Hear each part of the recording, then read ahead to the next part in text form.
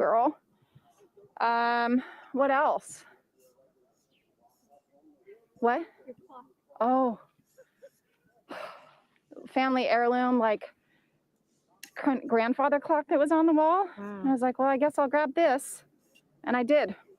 It was super. I took video of everything before I fleeing in a panic. Took video of everything I could before I left. Yeah, it's beyond. A lot to process. When you returned today, what was left behind? Were you able to salvage anything? My chimney. My chimney and a water fountain. That's literally, was there anything else? Nothing. Nothing. Like nothing. No walls. No, nothing. I could see in my basement, I could see like bits of metal furniture that was the support for what stood on top of it, but it's mangled and long gone. I had my dad's 1964 classic Jaguar that burned to the ground. So yeah, it's when people say there's no words, there's none. Yeah. It's overwhelming. It's overwhelming. Yeah. I have great friends though. I mean, I probably have 80 texts that I can't even, people are just like, whatever we can do, whatever we can do. I don't even know what that is. Yeah. But yeah. Just unbelievable. I'm so sorry you're going through this. I wish we could make it better. And dozens of neighbors, I'm sure you saw up the way. I'm not alone. It's what everyone says, like, you're not alone. You're not. And yeah, it's yeah. Are you able to stay with family?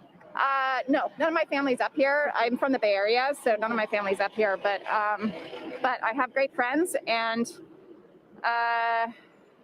you'll figure it out. I mean, I have to find a house. Yeah. It's literally today. I was like, find a house, rent a house. I have to have a house. I have to have the house. Yeah. I'm glad you have some support with you here. I'm so sorry you're dealing with this. Thank you for your time. You're so gracious to stop and chat with us. Of course. I can only imagine how difficult this is. Yeah.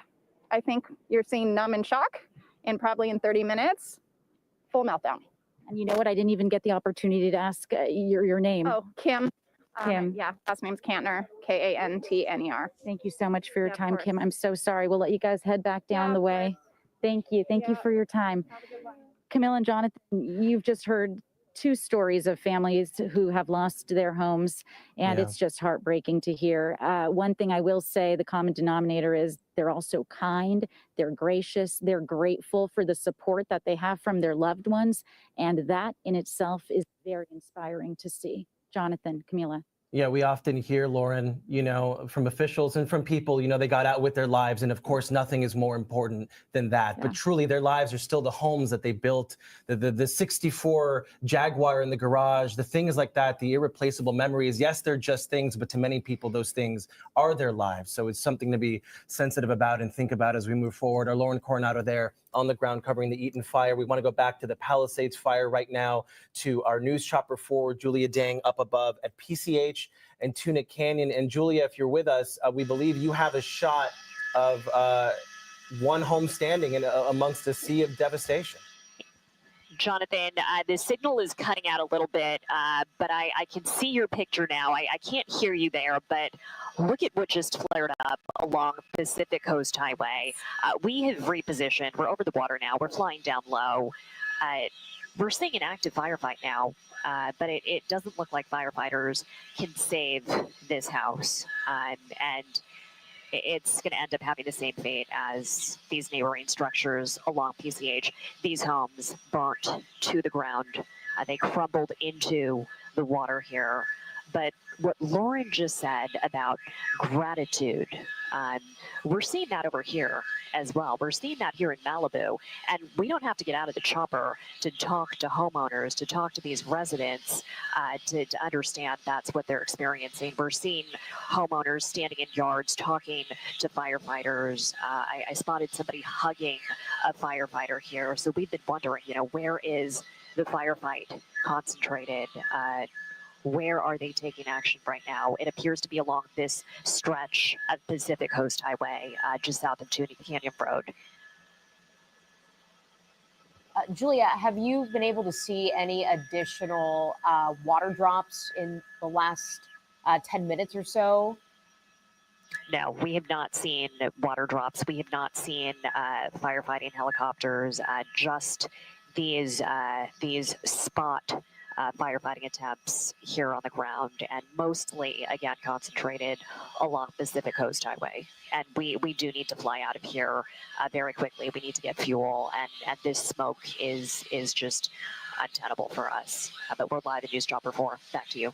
All right, our Julia Dang overhead in News Dropper 4. Continue being safe out there. Just a quick note for our viewers, the block that she was on was the 18,800 block of PCH. We believe that house that was still standing was 18,860 Pacific Coast Highway.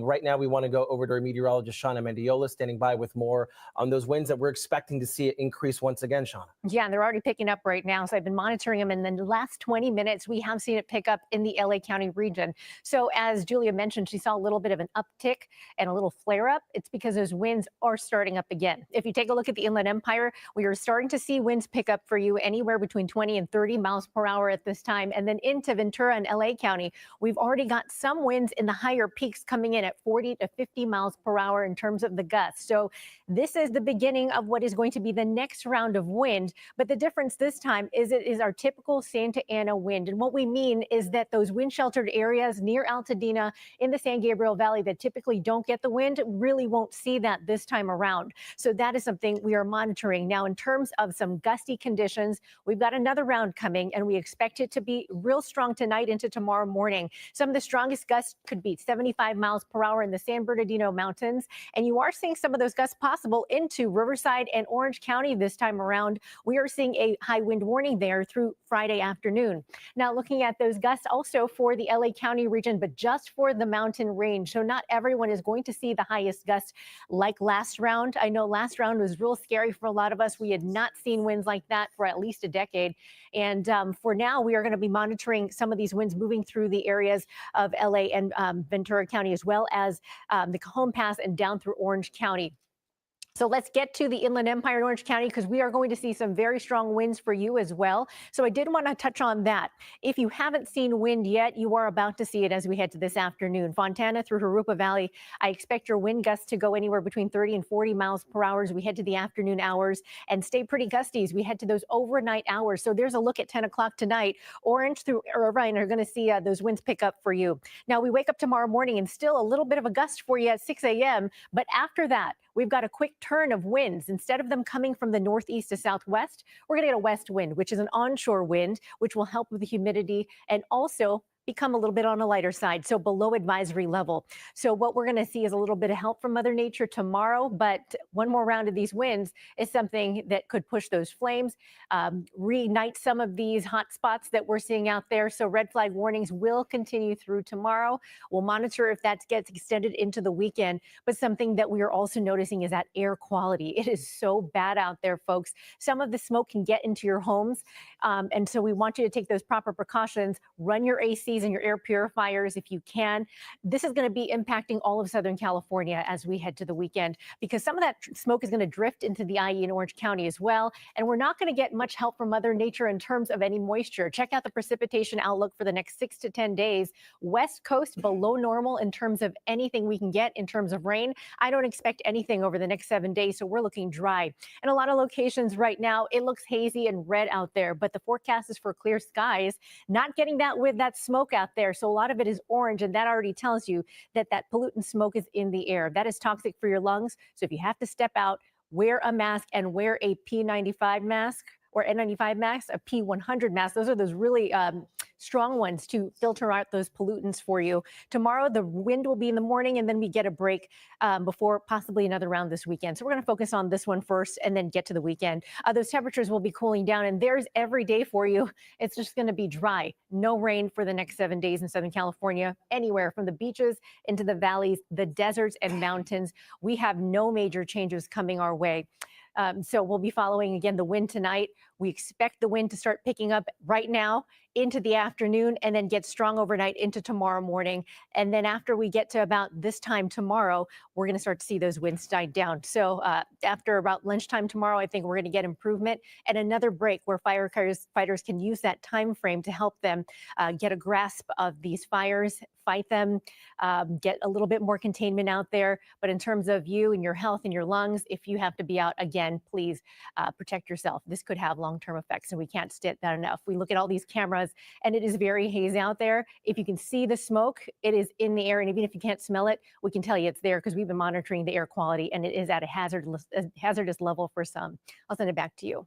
Shauna and our team of meteorologists have been keeping us covered. We want to remind our viewers that the QR code there at the bottom of your screen here on the corner, you can scan that with your phone to get the same information that Shauna was just giving us, as well as other updates about evacuations and other vital information during this fire. Just scan that QR code there in the corner of your screen. Yeah, such important reminders from Shauna. We now want to get to our John Geddes CLEMAC in Pacific Palisades on Galloway and Cary. And I understand, John, that you are seeing, we can see from your shot, some of those water drops. And earlier, we heard nobody was flying. So this is a good update. Right, Julie.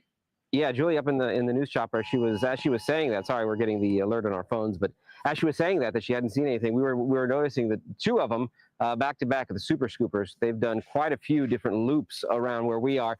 We haven't actually seen them drop anything from our vantage point, but we are seeing them fly around. We'll keep an eye out to see if we can show them to you again. But where we are here at Galloway and Cary, this neighborhood right behind the Palisades Village, if you're familiar with the area, this neighborhood is just decimated. Everywhere you look, it is destruction. Every single home on every single block is destroyed. Every once in a while, you'll see a car that survived, but beyond that, we just don't see much of anything left in this neighborhood.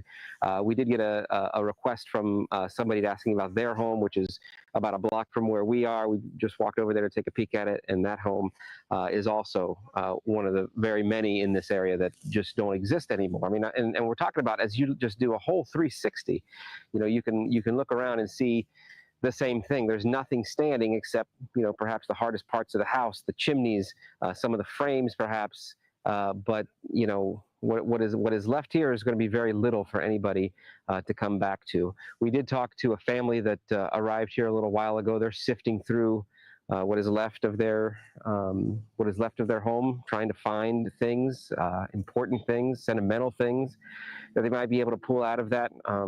So far, that what I've noticed that they've been able to pull is just a bat, an aluminum bat for their son, who they say even through all this, they've been making sure that he's been getting into his baseball practices. Here comes the super scooper, Enrique coming behind us right now. So there's another round. This time it looks like he's coming by himself, but they're up and they're looking and they're doing the work. Oh, here comes the other one right behind it.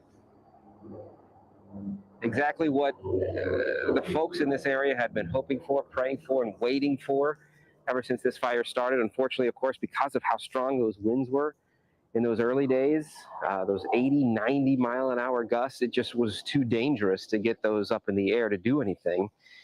Fortunately, in that time is when all this destruction happened. So now, the hope is to be able to get some containment around this and try to stop any forward spread on this so that in the event of any other wind event that comes down the line, that we're not still dealing with this. Luckily, the wind here has been dying down throughout the day. We are feeling a pretty significant breeze that's been pretty constant here in this neighborhood, but as of now, it feels good. We are still wearing our masks, obviously, because the particulates in the air and the fumes that still come from whatever burned inside these homes is very dangerous. And it's good to see the folks who have made their way in here to look through some of this stuff. They're wearing the masks as well to make sure that they're doing their due diligence to keep themselves healthy and safe through all this. But again, this neighborhood behind Palisades Village, it's just block after block.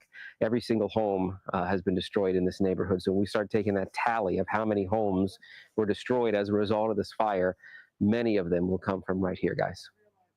Yeah, John, as we Your shot is just unbelievable to see. And yet, in the same breath, where John is, there's no active fire. Yet, down the way, just miles from you, John, there is still a very active firefight happening right now. In fact, I want to give you a live look from our Mount Wilson camera that I believe we have right now that our directors are trying to get to. Here you go. And yet again, this is now the Eaton fire. We believe this is now approaching a specific area there. Again, this is from our Mount Wilson camera. You still see that smoke billowing in the air. This part of the fire is now approaching our broadcast towers up on the hillside there. A very, again, active situation. Earlier, we did hear LA County Fire Chief Anthony Maroney say that much of the forward progress had been significantly stopped. But this is the issue, especially as the winds potentially start to kick back up during the afternoon hours today. That there's still a very active firefight. And this is, we're not out of the woods by any stretch in either the Eaton fire nor the Palisades fire. Yeah, and Jonathan, just another example of how quickly things can change because of those winds. So it's just a wait and see of what happens later this afternoon. But you can just see the intensity of that smoke billowing into the air at this hour in Altadena. The Eaton fire is already burned more than 10,000 acres, and it remains at this hour at 0% containment. So still a lot of challenges that firefighters are facing today. Absolutely. Our Conan Nolan continues our team coverage on the ground there in Altadena. He's at the intersection of Athens and Santa Anita. And Conan, we just saw this shot of active fire again, just, a couple hours after we heard that most of the significant progress had been stopped. And this is the reality for firefighters. They're not out of the woods until this thing is officially over. Right, and that could take days. The question is, where is the active fire? If it's in the wildland and there's no, there's very little wind, or there's no advancement of the flames like we saw, 48 hours ago, there's no active flame here other than the continued burn of gas lines on this stretch. Our Conan Nolan having some signal what issues. You've seen go here ahead, Conan. is, I'm sorry, we're breaking up here because so many. Yeah, they've been having cell phones, and so it's intermittent. It's Conan, we're it's still very with you. difficult. It's just breaking up a lot. Yeah, like here, and this is an issue we've seen throughout both fires up in the hillsides, where people are complaining of zero cell phone coverage or very little, which is how our signal is up. We want to go back to Mount Wilson because Conan made a good point earlier about whether this is burning in the wildland area, and we can assume that it is right now. In fact, we did hear from the Angeles National Forest Fire Chief earlier that the Angeles National Forest is closed. And that is significant given that the Angeles Crest Highway is a significant thoroughfare for people who travel back between the desert and our area here on this side of the hill. Is our shot locked up? We can hear Conan again. Hopefully we can try to get back to him as soon as his shot is stable. But again, he made a good point. This is burning in the Angeles National Forest, but it is threatening the broadcast towers up there. That is what gives us the ability to broadcast, to hit those towers, to get some of these live shots up. But yeah, the smoke billowing into the air once again, as the winds are only going to continue to intensify over the next several hours. And this is not what firefighters wanted to see, Camilla.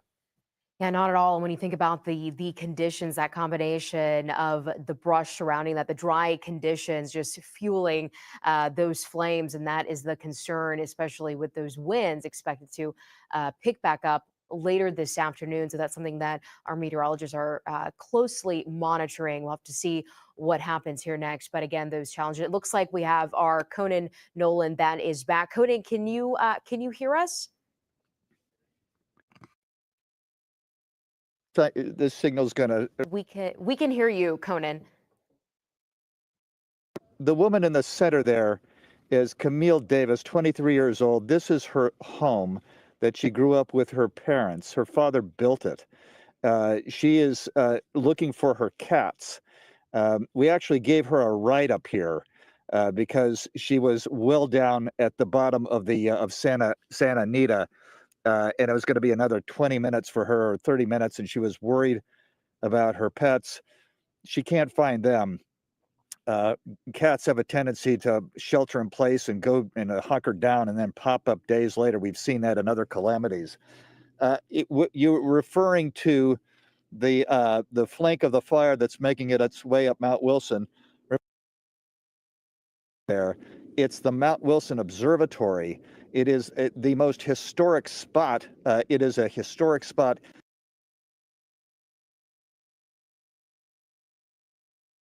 It's difficult to hear Conan out there just due to the.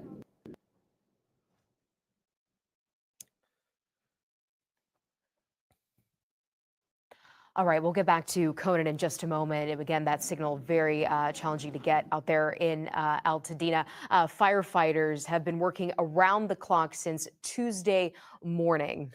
All right, Brittany Hope talked to an LAFD captain to really show us the extent of the damage from the Palisades fire. How you doing? How you holding up? We're holding up okay. It's been a long couple nights, couple days, but you know our firefighters are tired, but they're out there and they're doing their job, and they've been keeping very busy through the last few days. Let's walk a little bit. I know we both have these flashlights. There's obviously no power here. The sun isn't up yet, so you can really only see all of this destruction with the help of these. As we're walking, I know you said you have friends who are personally dealing with this, fighting it, who have lost things. I have friends who have lost everything. Yeah, I think there's hardly anybody in the LA area who doesn't know somebody that's been affected by this. So you know, we all have people that are out here, and so this is just devastating on all fronts. You know, this is a very fast-moving fire. We had the 99-mile-an-hour winds, so erratic wind conditions. But yeah, we've all been affected by this. You know, this was really all hands on deck. You know, myself, I had to pick up a lady who had 2 cats. She had to walk back into her house because she couldn't get in. And I've talked to numerous other fire companies that was putting people inside their fire engine just to get them out. And when something's moving this fast, that really is when, you know, we have to take extreme measures.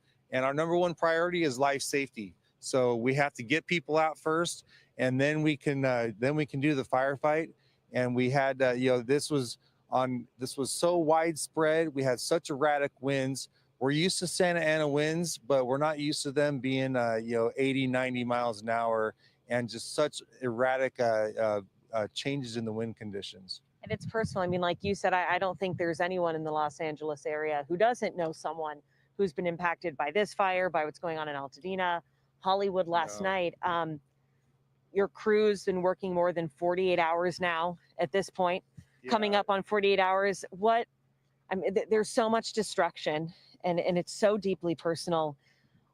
What is keeping your crews going at this point? Well, this is what our crews train for. We are used to working long hours, but you know, what's keeping us going is that there's still work to do.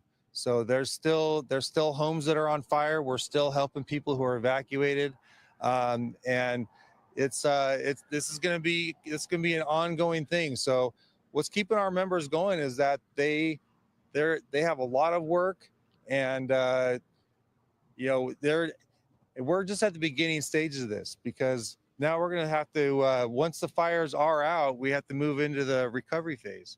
But right now, this is still a very ongoing, active incident. Our firefighters are not going to be leaving here until, you know, until this fire we have 100% containment. Right now, we're at 0% containment. So it's, you know, the amount of destruction that is out here, I have 25 years on. This is not something I've seen on this scale. And, you know, people were coming down across the PCH with injuries because that was the only place that they could go. You know, people had to abandon their vehicles with how fast moving this fire was. And, you know, we put out warnings, and that's also why we say, you know, when you get an evacuation order, that's when you do need to leave, because if you don't, it might be too late, and it could hinder our firefighters getting in there for firefighting operations, and it also hinders people when they're trying to evacuate. So it's, you know, we have firefighters coming in from all over the state now. So we're continuing to keep on adding additional resources. You know, we had to ground some of our aircraft because of the high erratic winds. So that's, you know, our aircraft did an outstanding job. We had fixed wing and rotary wing So they're just doing continued drops when they can. But once the winds get too erratic, they can't fly in that either. So it's not safe for you guys. I know we couldn't fly our chopper. You've been so generous with your time, Captain. So thank you, because I know that you're going up and down PCH. Just want to wrap with your final message to the community. I know folks have been peeled to their TVs, to their phones for days now. Yeah, I mean, our final message is, we just, safety. We just want to make sure that everyone still stays safe. There is a lot of down power lines all throughout this. There's a lot of hazards that are in the debris. So as people start coming back, we still have ongoing firefighting operations. So, that's safety is always our #1 priority. And so we want people to still be safe as they if they come into the area. And that was our Brittany Hope at the Palisades fire. Right now, we want to go back to our Lexi Suter visiting us from our NBC station in Chicago, helping us out with our continuous coverage. She's live at the Eaton Fire in Altadena. The information I have, Lexi, you're at Glen Rose Avenue in Crosby. Yeah, that's correct. In this stretch of Altadena, badly damaged. There's really nothing to salvage here. You can see this property behind me. What we talked about earlier was how remarkable that it is still smoldering despite the water, despite all the efforts of the firefighters. You can see there's really not much to grab from this property, but a lot of hot spots still here and a lot of smoke that's adding just to the soot and the ash in the air.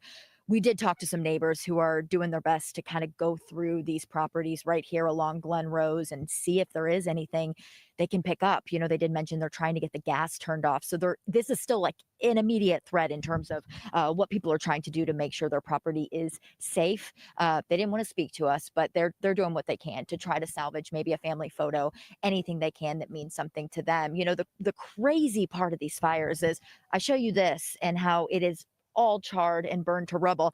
And then you see right here, this perfect white fence and this Christmas decoration, which is just such a stark reality and a reminder of what people were doing just a couple weeks ago. And just a few days ago, they were in their homes. We did talk to a man who was walking down the sidewalk. He said he grew up here. He said this is families of generations and generations who live on this block. So it's really just heartbreaking to see and to hear these stories as people are starting to return, most of them not seeing what they want to see when they return. Some do have their homes, but they are damaged from the smoke. So a lot of people still coming here just to get that initial reaction and to see. I've also been getting a lot of messages on social media of people saying, hey, can you check out this address on Fair Oaks? Can you check out this address on Glen, this address on Lake? You can tell that people are watching. They're trying to get as much information as they can because they are heeding those warnings from firefighters and from police who are actively patrolling this block and trying to keep everyone safe, keep people out of here that should not be here. So a lot more information to come, but certainly right now people are kind of just taking this in and trying to grapple with this new unfortunate reality. Back to you guys. Lexi, we have you're in a side-by-side with a shot of Mount Wilson there. We want to let our viewers know that the Eaton fire has picked back up the active flames. Do you see anything from your vantage point? We're seeing a ton of smoke coming now from the top of the hillside. We know you're more towards the base of the foothills, but we're seeing, you're in a place, Lexi, it looks like where there's smoke everywhere, but is that the plume? Looks pretty much the same. I would say that's the plume you're talking about. We've been out here for about an hour now, and I have noticed the smoke thickening. Just being out here since early this morning when it was even dark, there is so much smoke just lingering in the air. There's ash, there's soot, but it certainly has felt heavier. The one thing I will say is the wind is still very calm. It's almost eerily calm because, right, these fires really continue to grow because of the wind. It is still very calm, but I have noticed heavier smoke coming from the mountain. Yeah. I cannot see any flames with my eyes, but that certainly doesn't mean they're not there. And Lexi, have you been seeing any water drops in that area at this point, or any additional crews out there? No, great question, because that's what I think everyone is really looking for, right? While the winds are calm, as we're expecting higher winds to move back into Los Angeles County, no water drops. We have seen firefighters and emergency vehicles coming through, looking more like they're patrolling, though. Certainly not fighting any active fires where I'm standing. Doesn't mean they're not doing that up there on the hillside, but have not seen water drops, have not seen really anything. It's oddly quiet. It's just some people who've been able to get back in, or maybe live up the road and are walking down to just take a look, check on things for their neighbors. But no active resources being used right here where I'm standing. All right, our Lexi Suter visiting us from our Chicago station, helping us out with our ongoing fire coverage as we approach the end of our 48th hour. We want to let you know that the Eaton fire has picked back up. That is the screen there on your right that you see that giant plume of smoke now billowing back into the air. This is a massive, massive flare-up that is now threatening the Mount Wilson Observatory area. There are also several TV towers as well as radio towers for local TV stations and local radio stations, and this site just getting worse by the moment. We want to check in now with our meteorologist, Shauna Mendiola, because Shauna, we talked about the winds. They've been calm overnight, or at least more calm than we had seen, but the threat continues clearly. You know, earlier, fire officials had said that the forward progress on this fire had been significantly stopped, and yet here we are seeing it yet again. Right. I mean, it's good that they were able to get some forward movement with this and a little bit more of a stop of this fire spread. But the wind at this time, to verify what they're looking at right now in the Eaton fire, it's actually on the calm side. This is an area that typically gets wind sheltered. So yes, we're waiting for the wind to pick up, but I think that it's going to be a little different for the Eaton fire. But nonetheless, even though we are looking at less of a wind, it is so dry out there. We've got percentages in the teens from Loma Alta Park through Altadena. Eaton Canyon Park and Sierra Madre are 4 locations where we're monitoring the conditions, and they are all reporting very dry air. So any ember that flies or any hot spot that restarts, it can grow regardless of the wind or not. It is dry on the ground and dry in the air, and that is just a recipe for bad news there. So I'm watching that, but you'll notice that a lot of the smoke is heading up. It's going straight up. It's not getting pushed anywhere right now because those winds aren't pushing it anywhere, and it is going to settle in the ground and add to the pollutant air. A lot of the skies that we're seeing out the door right now in Southern California are orange. We're looking at cameras, and you're seeing thick clouds of smoke, and it looks like orange fog. That is all pollutant activity from the smoke that you're seeing. Again, chemicals get burned up in this as well, so it can be toxic for your lungs. You need to really be careful if you're going to be out there today, folks. Please limit your time outdoors at this period. We're seeing some spots with really toxic air outside. Keep your windows and doors closed and avoid exercising today, walking around and breathing in this type of air. It can impact you in the long term. We're going to be looking at, again, bad air quality, possibly filtering into your home. So you want to use your air condition and your air purifiers to filter that out. And if you have to be outdoors at any time, please wear a mask, N95 or P100 masks, to really filter out those pollutants. Now, looking at the current conditions in terms of air quality, I did mention some spots with very unhealthy air quality. That's mainly LA County right now, from the valleys of where the Eaton fire is originating and pushing out towards the coast. This is towards LAX. This is towards downtown LA, Long Beach. This is where we're seeing the worst air quality. And you can even just look off in the distance and the visibility is poor because of that smoke. Notice how Riverside and Ontario, you're in the green at this time. You might not be noticing any smoke, but as we head to tomorrow, there is going to be a change in the wind pattern that will drive that smoke in your direction. So there is a wildfire smoke advisory that'll be in effect through tonight, but I wouldn't be surprised if that's extended through tomorrow, because the wind movement is going to drift that smoke inland for you here tonight and push it your way. Here's a look at the smoke feature cast that we have. We've monitored, again, the Eaton fire and Pacific Palisades and where that smoke is coming from. And with a northeast to southwest direction of wind, that is going to push that smoke offshore near the beaches. But the Eaton fire is right in the San Gabriel Valley, and the smoke will drift and continue to push its way into LA County. This is where the worst air quality is going to be for now. That's where you're seeing the dark smoke. Now we get to tomorrow morning, you can see that it kind of lightens up a bit, but it is getting pushed inland because the wind is going to take a shift, and it is going to come onshore from the west and push it into the IE, Riverside, and Orange County. So it's going to be within the next 12 hours, we're going to see a change the wind, and it's going to push that smoke your way as well. All of us still under a red flag warning. So this means that the fire threat continues to be high. We know that, especially because we don't have any rain in the forecast, and the wind is expected to pick up once again. But what we have been talking about is the change in the wind and why this is different from last round. Last round, we had some wind through those wind sheltered spots.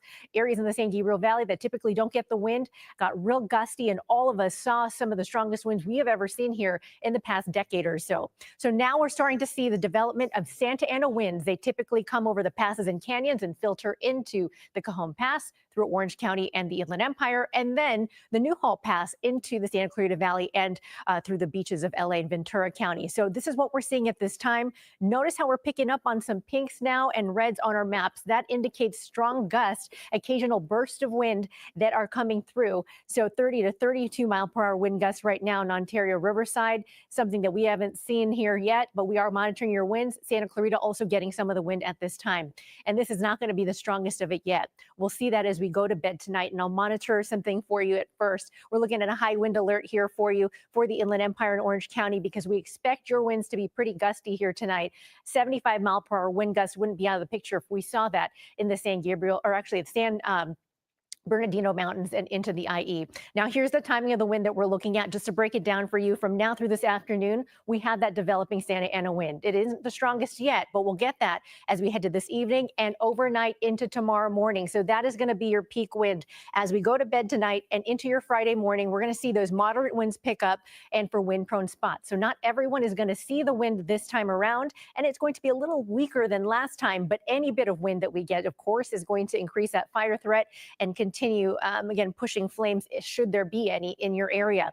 Looking at Friday morning and midday, we're going to see a change there. That's when the wind starts to weaken, and then we'll see it shift to an onshore direction, and that's going to push that smoke inland to those areas that haven't seen them yet. So looking at the futurecast for you, there's that wind gust futurecast as we head to the afternoon. Like I mentioned, developing Santa Ana winds. You notice the horseshoe shape of these colors. That is the pattern that we get typically here when those winds develop. From northeast to southwest, we head to tonight, and that's when some of the strongest wind gusts pick up. We'll take that through tomorrow morning at 7 a.m. And then after that, the wind shifts to an onshore pattern, and you'll notice it weakens and it will completely go away as we head to 10 o'clock on Friday, pretty much sticking around in the deserts, but the lower elevations will start to calm again. So that's when we'll get our next break from these winds. Looking at that 7-day forecast for you, 0% chance of rain from now through the next 7 days. Temperatures will stay cool, mornings will stay cold, and those winds will pick up from Thursday to Friday, again tonight into tomorrow. And then we have a possible chance, possibly again this weekend. We haven't put it on the 7-day forecast yet because we want to narrow down the timing for you. So far, we're going to focus on this round, which is already starting to develop right now, but not get too strong till we get to tonight and into tomorrow morning. That will be the peak of this event. Looking forward, valley forecast, dry for you. The sun is shining outside right now, but if you're in downtown LA and you look off in the distance, it is orange outside, covered and blanketed in smoke. Please protect your lungs. That will continue for the next few days. Mountain forecast also looking clear and dry. We do not have rain, at least for the next 7 to 10 days. We've looked at the long range futurecast, and that is also something that we're monitoring. So unfortunately, no help from Mother Nature there. Right now, if we could say there is a little bit of help, it's the fact that those winds have calmed a bit before they pick up again this afternoon. So we'll be watching that for you. Stay safe, everyone. And Shauna, thank you. As we this shot on your right, it's just a precarious situation here. The Eaton fire flaring up once again near the historic Mount Wilson Observatory, built in the early 1900s, continues to have several different observatory sites, observation sites there, still used to this day, as well as our TV tower and the TV towers of other local stations, radio stations, all being threatened by that smoke plume you see back up here, the flare up here in the Eaton fire. This is in the Angeles National Forest. We don't anticipate there are any homes or really any people in this area at this time. This area had been evacuated. Angeles National Forest fire officials said today that the Angeles National Forest is closed. Highway 2, major thoroughfare through the forest there, remains closed. But this is not what firefighters wanted to see, Camilla, especially We haven't seen any airdrops, and there's tons of green, fresh vegetation to burn. And what's worrying me about this shot here is that we've seen this fire explode over the last, 30 minutes or so, and it's moving uphill. And as we know, fires move fastest uphill. And so this is just an ongoing dangerous situation. We do see some vehicles out there. We anticipate, or we hope, there are no people in this area. This area is not, immune to fires. We've seen fires threaten this part of the Angeles National Forest before, as our operators of the camera up in our news operations center are panning around to give us a better vantage point of the real scope of this flare up. I mean, the Eaton fire, Camilla, they had said earlier, the significant progress had been stopped. It shows you how dangerous these fires are. This is only continuing. Granted, it's not near any homes, but it is threatening some significant sites for space observation as well as local television and radio. Yeah, especially with those winds potentially kicking back up this afternoon, as Shauna was talking about. So that's what we're closely monitoring. But you can see from your screen there just how intense the smoke is that's billowing into the air. It's definitely intensified over the last few minutes. So it just gives you an idea of just how quickly things can change because of these conditions. You can also see some of those active flames there that glow.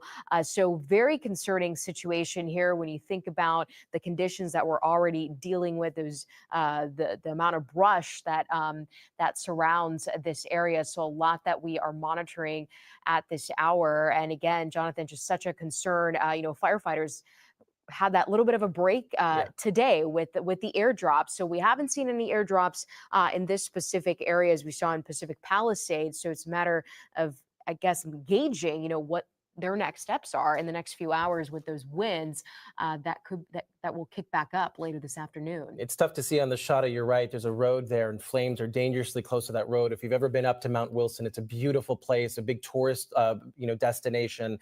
And that road is one of the ones that you take up there. There's a big loop up there, and it's just scary to see. I've driven with my family along that road, and now the flames are just feet away, continuing to, go faster uphill, threatening those buildings. Let's go to Lolita Lopez. She's down below where we're seeing this flare up where the Eaton fire really began and took out, entire communities. Lolita, we know that you're driving through that neighborhood. Give us your location right now and a little bit about what you're seeing. Listen in. Listen in. Do you hear this? Yes, we do. Do you hear that? There's that alert. Yeah. Yeah, we're just getting an alert right now. It is that alert just coming right now as you're hearing it. Fast moving wildfire in your area. An evacuation order has now been issued. This now from LA County on the phone, tracking because we are here at this location. Let me take you outside so you can see what we're seeing here. This is the camera, and we are at Woodbury and Lake Avenue as we are approaching some of the most devastated areas here. We are driving through several blockades, police, sheriff department out here making sure that only the people that need to come up to this area, we as media are allowed to go in, are going in. I don't know if you can see, there are cars leaving this area. No one is being allowed to come back through. We're now on New York Drive as we go. And if you look forward and up ahead, you can start seeing that smoke from that big plume that you guys were showing from your visual on top. This is us showing you what we see in this direction. Fire trucks and engines moving around here. We see people on the side of the road looking up, actually looking to see what they're looking at as this new plume of smoke has popped off here in Eaton, in the Eaton fire. We are making our way through this area that obviously so many people are worried about. They're devastated. People have already lost their homes. People just making sure that they're aware of what's happening there. And as you heard, they're on the spot. We did get that. They're having us check for our media credentials here as we go up. And now we're moving forward. Y'all, I don't know if you can see there up ahead. Do you see how there's the plume of smoke that is like building there way past in the distance? That's where we're driving into. That is part of what we believe is some new activity that's happening right now. Do you see that up there? Yeah, guys. Lolita, we do. And that's the flare up that we're following right now up at Mount Wilson, just feet away from the roads up there. We do have you're side by side with another shot of that giant smoke plume. And that's the concern, Lolita. As you can see, too, there is,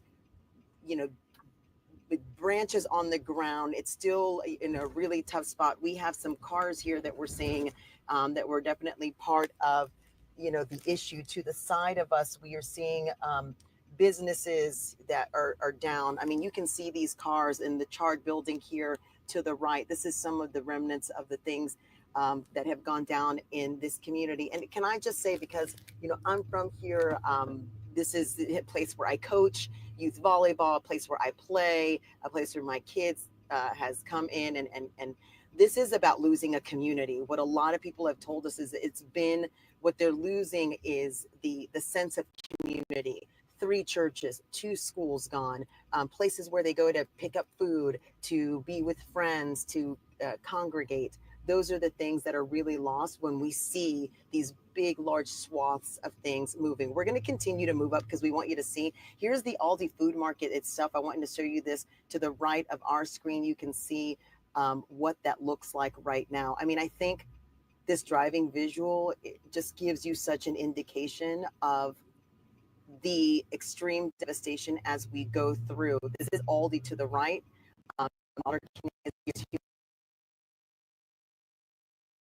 Can you still hear us? We may have lost her shot as she moves up further. We see that damaged grocery store there. And the thing we're keeping an eye on right now is this flare up that we're following of the Eaton fire. Just Camilla, something, firefighters did not want to see.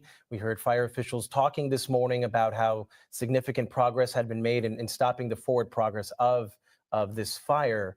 And certainly down where the homes are, certainly down where Lolita is, there is no real active flame right now or active fire, but now we're seeing this threatening the Mount Wilson Observatory area where there are TV towers and radio towers as well. It's also a tourist destination. Meanwhile, the Angeles National the Angeles National Forest does remain closed right now, as well as Angeles Highway, Highway 2 up into the hills there.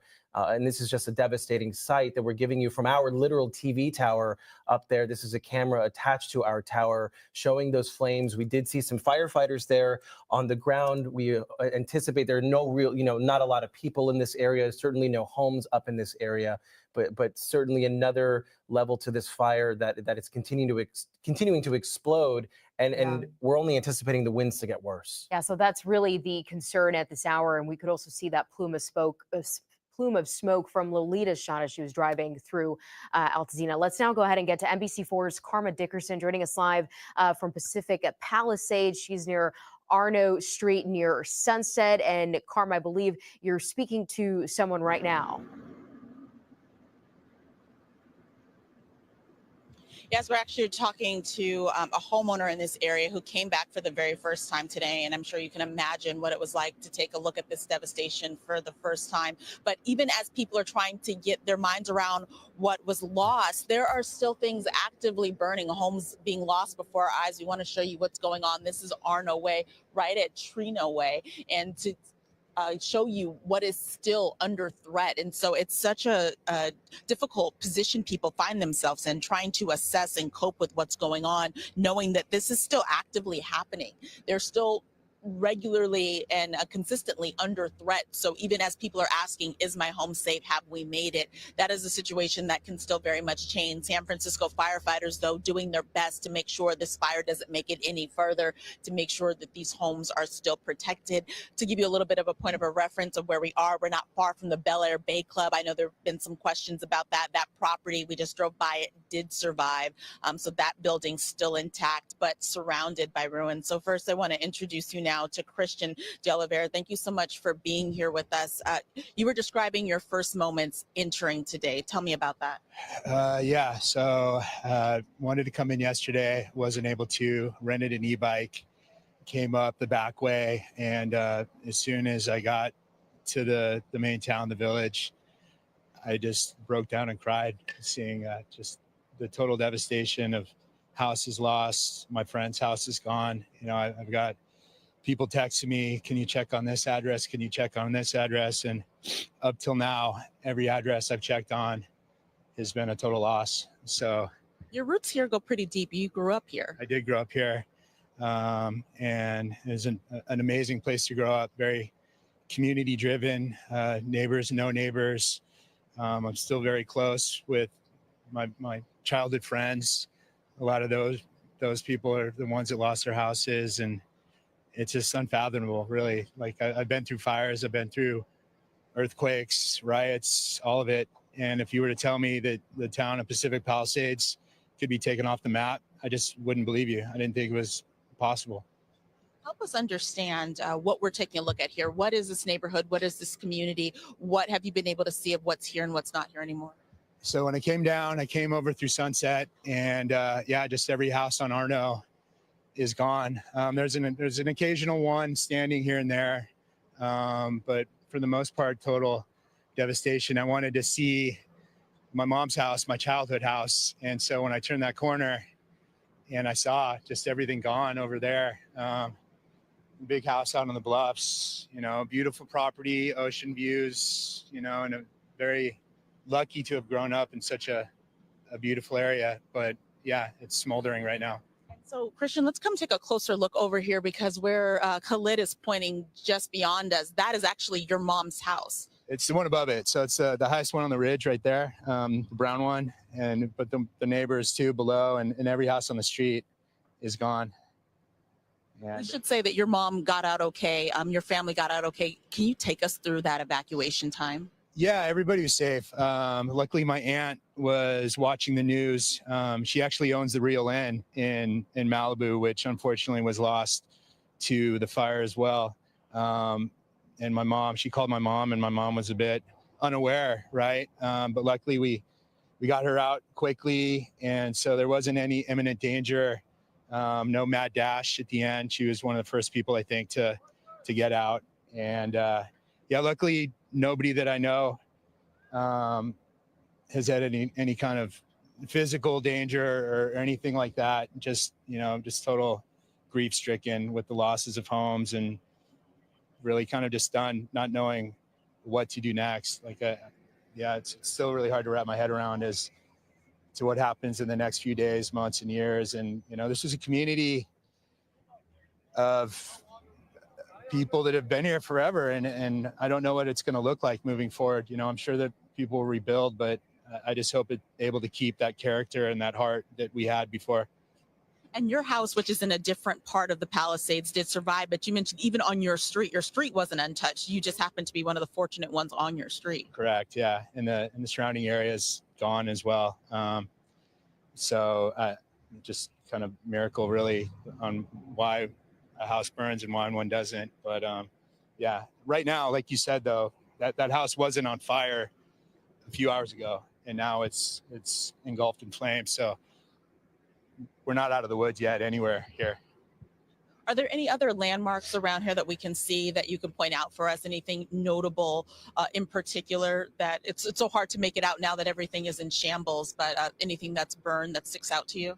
Well, this house was a famous old house, belonged to Michael Richards from Seinfeld. I don't know if he currently owned the house, but I know, and maybe he still does, but I know at one point he, if he's not still a current resident, was living there for a long time.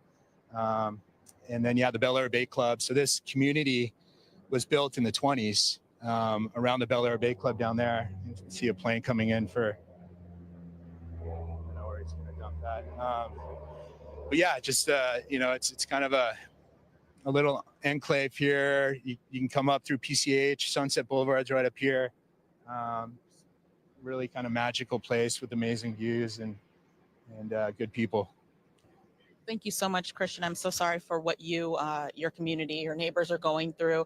I am sure they're very grateful that you're trying to help them assess, you know, what's left. That's one of the biggest questions we're getting from people is what's still here? Is my house safe? But again, because of the changing circumstances, everything that we report comes with a little bit of an asterisk because we have new fire that's still burning and still threatening homes out here. So that is the latest. We're here on Arno, right at Trino Way, watching yet another home burn, and another homeowner coming back to find a community is just not what he left it and not what he remembers. And so again, thank you so much, Christian. And that is the latest from the Palisades. I'll send it back to you in the studio. Thank you. Our Karma Dickerson reporting from the Palisades fire on Arno Street near Sunset there. You can just see from your screen just another home that's burning and that additional smoke that is taking over this area, completely engulfing that home. So just the threat of the winds picking back up this afternoon. Top of mind right now for firefighters as they jump back in to contain this additional flare up. And it shows you guys these fires are not done. We've shown you a lot of live shots from our reporters on the ground, showing you neighborhoods that have been decimated by these fires, but the firefight is still very active. It is still continuing and continuing to pour smoke into the air as well. We have a team of NBC and Telemundo reporters from across the country helping us out with this fire coverage. Right now, we want to go to Sarah Wallace in Malibu with more on the devastation from the Palisades fire. You've been talking a lot about the capriciousness of these fires. This is the La Costa neighborhood in Malibu, and I just want to give you an example. Look at all these charred out vehicles right here. That was once the house, and you can still see that it's smoldering. But then look up behind me on that hill. You can see this house unscathed, that house unscathed, other ones untouched, and then just above from where I'm standing, you can see another home that is destroyed. And that is what we're seeing, not only here in Malibu, but all across the area. These fires, just unpredictable. We've heard the word catastrophic, and that's exactly what we're continuing to see. Back to you.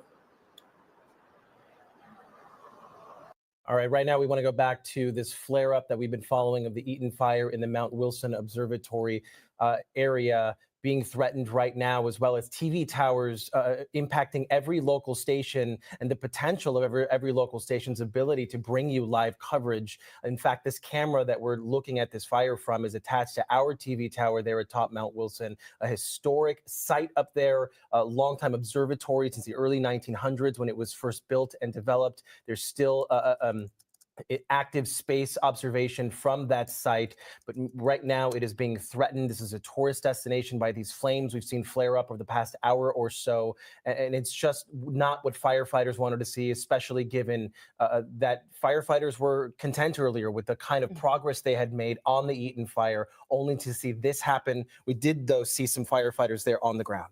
Yeah, and they had that window this morning to really help with the firefight here. And now these new images now of this fire here at Mount Wilson just intensifying, Jonathan, as we've been on the air. You can just see how close those flames are approaching those towers.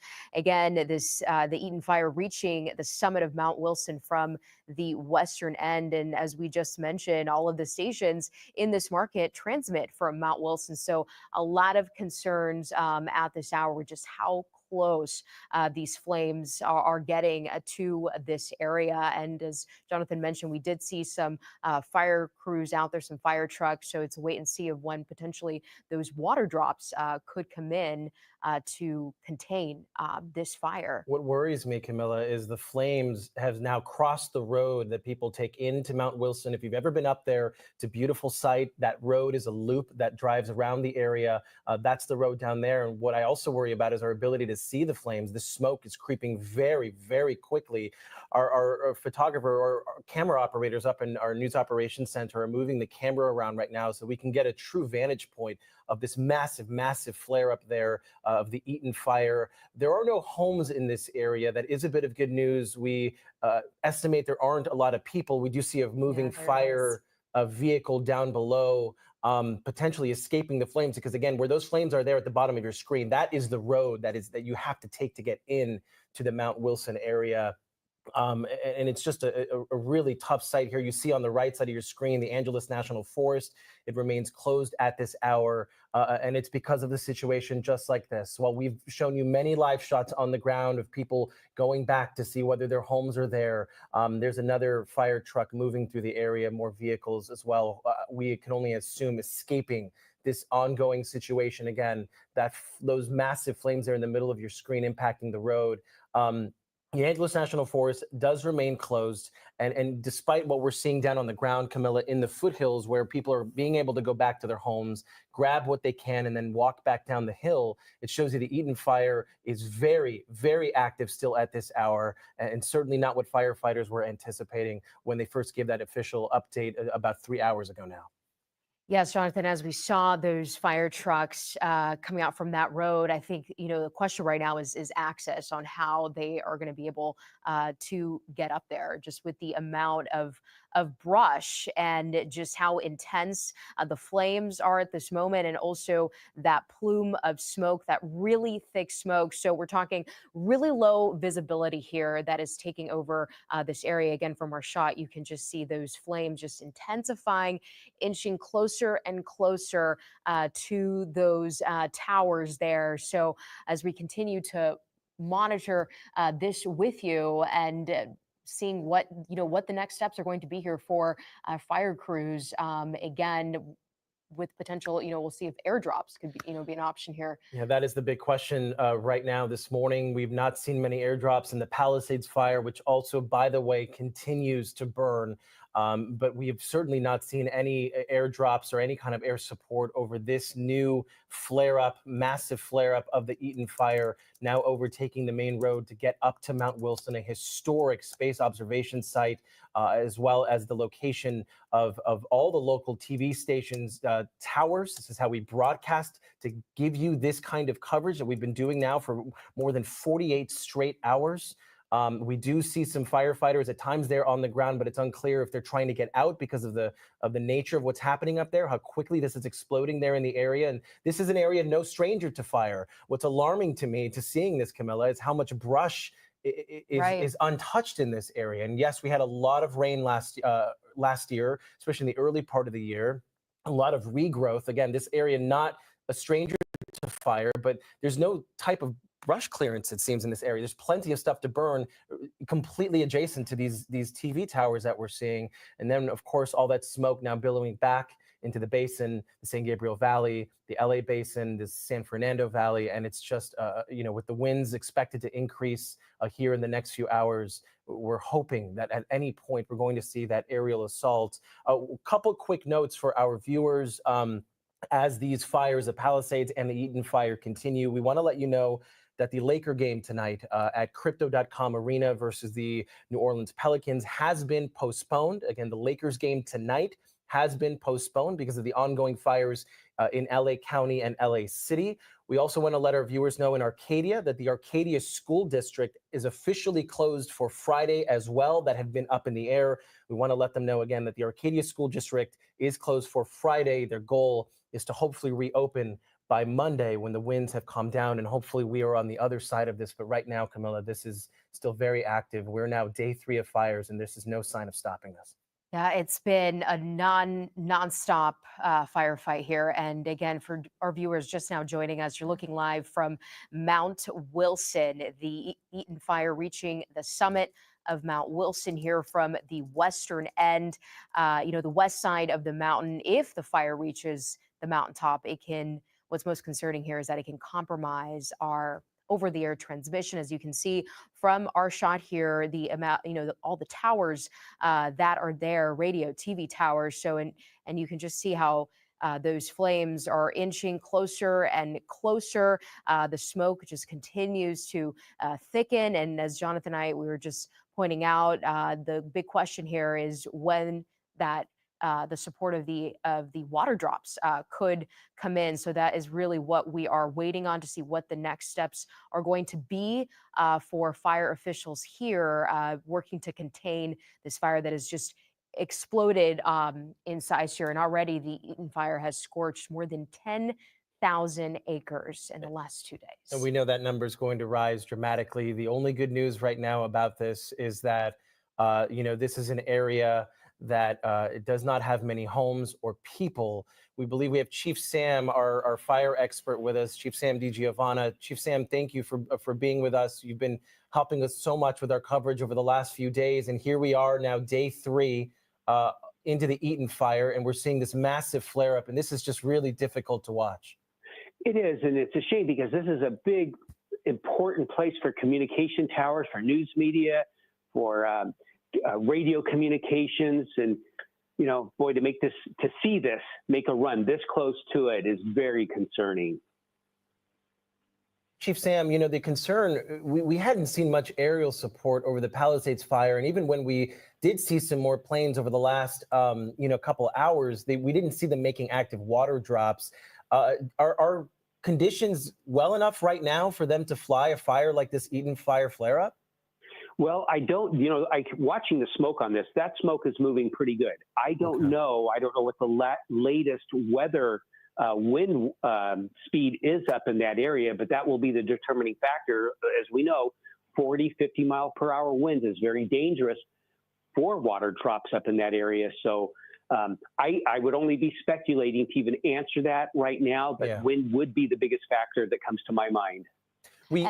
Oh, sorry, forgive me. As we pan the shot, our news operations center is panning the camera. There looks to be a line of fire retardant there on the ground. I don't know if our NOC operators can hear us as they pan up to see the smoke plume, but it almost looked like for a moment, Chief Sam, there was some red possible Phos-Chek there that maybe had been dropped on the ground. There's what I'm talking about. I don't know if you can see our vantage point, which would hopefully that's what we need to see happening over the next few minutes, because this is getting dangerously close to these towers and, of course, the historic Mount Wilson Observatory. And you're right. That is fire retardant. It's not an extinguishing agent. We know that. That's just going to slow, the spread of the fire. And it's very hard for these helicopters and planes just because of the height of the mountains, and navigating through those canyons and hills and those hilltops, much less the smoke that's going to obscure their vision. But I'm glad to see they got a retardant line down there. That should be hopefully good enough to help slow that fire down. And I can't see through the smoke, but hopefully we've got some ground resources in there doing protection on that. And Chief Sam, right, you were talking about the winds just a moment ago. What is your biggest concern right now as you're learning more about this fire here over Mount Wilson? Well, just what's in the forecast. And it kind of threw me by surprise when I woke up this morning and found out we are in for more winds this afternoon and through for tomorrow. That is a concern. And when you think about the evacuations right now in the Altadena area and looking at these new images and how quickly this could change, I mean, this, Jonathan, could mean more additional evacuations for people in this area if this continues to spread. Yeah, thankfully, there aren't a lot of homes in this area. Chief Sam, we talk about TV towers, radio towers, and of course the observatory. We can only assume that, law enforcement, first responders, that you guys also have towers up there as well. Yeah, we do have a lot of up there and Verdugo Peak, and there are areas. So it is a concern. As you can see right now, that shot, my goodness. Those planes, right next to that building, they're getting awfully close. And it may be too, that's very dangerous, winding roads up there. We have to be careful for firefighters to not become in an entrapment situation. That's rough area right there to have personnel in there. So hopefully we could get more air support in there. I don't see any engines in there, but there could be. There were a few earlier that we saw some firefighters there on the ground on that road. It's precarious because it's one, really kind of a loop up there, Chief Sam. It's one way in, one way out, basically, just as a giant loop up at Mount Wilson. And can you talk a little bit more about how fire moves, because we saw this fire start downhill from the canyon. Can you explain to our viewers that fire moves fastest uphill? And just for your information, our meteorologist, Shauna Mendiola, just informed us that winds are light in this area. The issue seems to be, Chief Sam, so much of that fuel there at the bottom of the screen as well. We do see at least one truck. It's unclear what kind of truck moving through the roadway there. Yeah, and let's go back to the possibility of why. I mean, look how close the towers are to the fire. To bring a helicopter or even a fixed wing aircraft with that smoke, that would be awfully dangerous. The wings of the airplane could get hit, the rotors of the helicopter. That's very tight to come in and make a precise drop right on there. So that would be my biggest concern right now. If I was an air operations superintendent right now, that would be my big concern. What was the other question? I'm sorry, Jonathan. Yeah, no, I threw three of them at you. Forgive me, Chief Sam. But no, that's a great point. It is a dangerous situation to fly normally, but with the altitude and those towers, sticking straight into the air like that, it is a very dangerous situation for them to try to fly this, even though that might be the best tool to fight these fires as we continue to see the smoke billowing into the air. Chief Sam, my other question was just talk about and kind of explain to us and our viewers about how fire moves. It tends to move faster uphill. Why is that the case? Well, okay, so you have fire, and on a steep surface, it's a steep slope, it can move 16 times faster on a steep slope than on a flat surface. What happens is the fire below preheats the fuels ahead of it, and actually it just ignites it dries it out very quickly. That's already bone dry. And then the spotting of the fire also is going to create rapid rate of spread for this. So fire definitely moves way faster. You cannot outrun it, and puts it in a very dangerous situation. And that's even tough for ground personnel because very narrow streets up there, and they're going to there's a possibility of entrapment up there. So this is not good as far as the safety for personnel. So we're just going to hope that the fire retardant is going to hold the line and slow this fire down. But it's pretty dangerous looking right now, concerning. Very. Chief Sam, we're going to keep you on the line here as we bring in our Shauna Mendiola to talk more about the winds and the timeline here over the next couple hours and how this is going to impact the progress for firefighters as they work to contain this. Shauna? Yeah, so I got a current reading from Mel Wilson, and it looks like it's just at 5 miles per hour. Wow. Hard to believe because, right, we're seeing the wind start to develop within this fire. Sometimes fires create their own weather patterns, and I think that's what's happening right now. It is so hot, it's creating their own winds, and look at all that smoke. You can see how hot that fire is. The reading from the monitor is only 5 miles per hour, and we don't expect the wind to really gust in that area here this afternoon yet. It's considered wind sheltered, but because that fire is already burning and creating its own wind, you can see those sporadic directions anywhere here today. That's what we did see, Shauna, with those flare-ups. You see those, You can see how the fire is spotting from our vantage point. And a big credit to our News Operations Center for giving us a full scope of the situation here. We do have our News Chopper 4 headed to this area, but they're not able to get up there just yet. We also have some reporters. Oh, you know what? Julia Dang just is here with us. Julia, what can you share from your vantage point?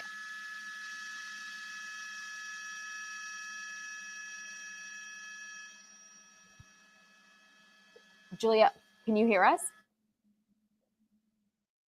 All right, we're having trouble.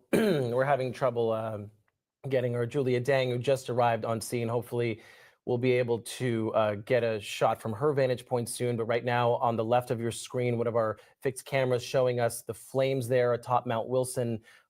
Just a really tough sight here. And then on the right, another vantage point from our tower up there, being directly threatened by those flames down below. And what's alarming to me, Shauna, you were talking about there's not real wind up there, but there's that fuel, and that's one of the key components to pushing a fire like this, especially fastest uphill. And it's going uphill. You can see the preheating that fuel on the ground, and that's how it starts to climb real fast, rapidly spreading in a uphill slope. And you can see those towers real close by. Not a lot of wind. It's not a wind-driven thing. I think this is because of that fuel. It's because it's so hot. And the air is dry, and we have red flag warnings for everyone. Doesn't matter if the wind hasn't picked up yet; those fires are already burning. And as you mentioned, with this fire already burning, it's creating its own wind here, as you were talking about earlier. So again, a live look here at Mount Wilson as these flames continue to pick up, and it's inching closer and closer to those towers there. That is the big concern right now as we continue to monitor this live. Jonathan, again, we talked about just the amount of brush that surrounds this area and how it just can continue to spread due to the conditions there.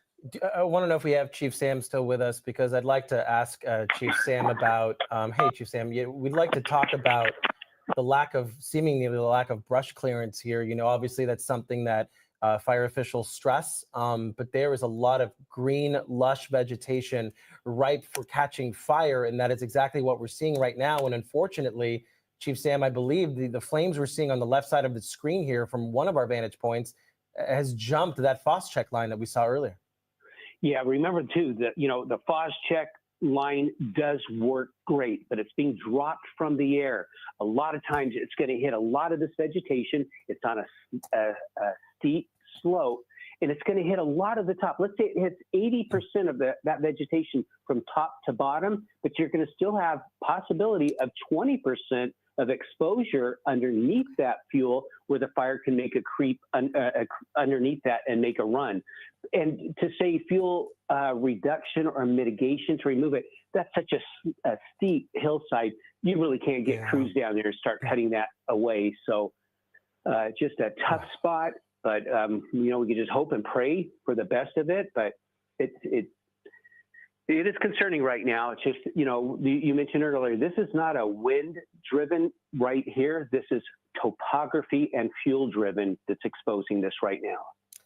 It's such a tough thing, Chief Sam, such a historic site there. And, you know, no stranger to fire threats. We've seen this creep close to Mount Wilson before, but certainly this area hasn't burned in enough time where we see so much of that lush vegetation.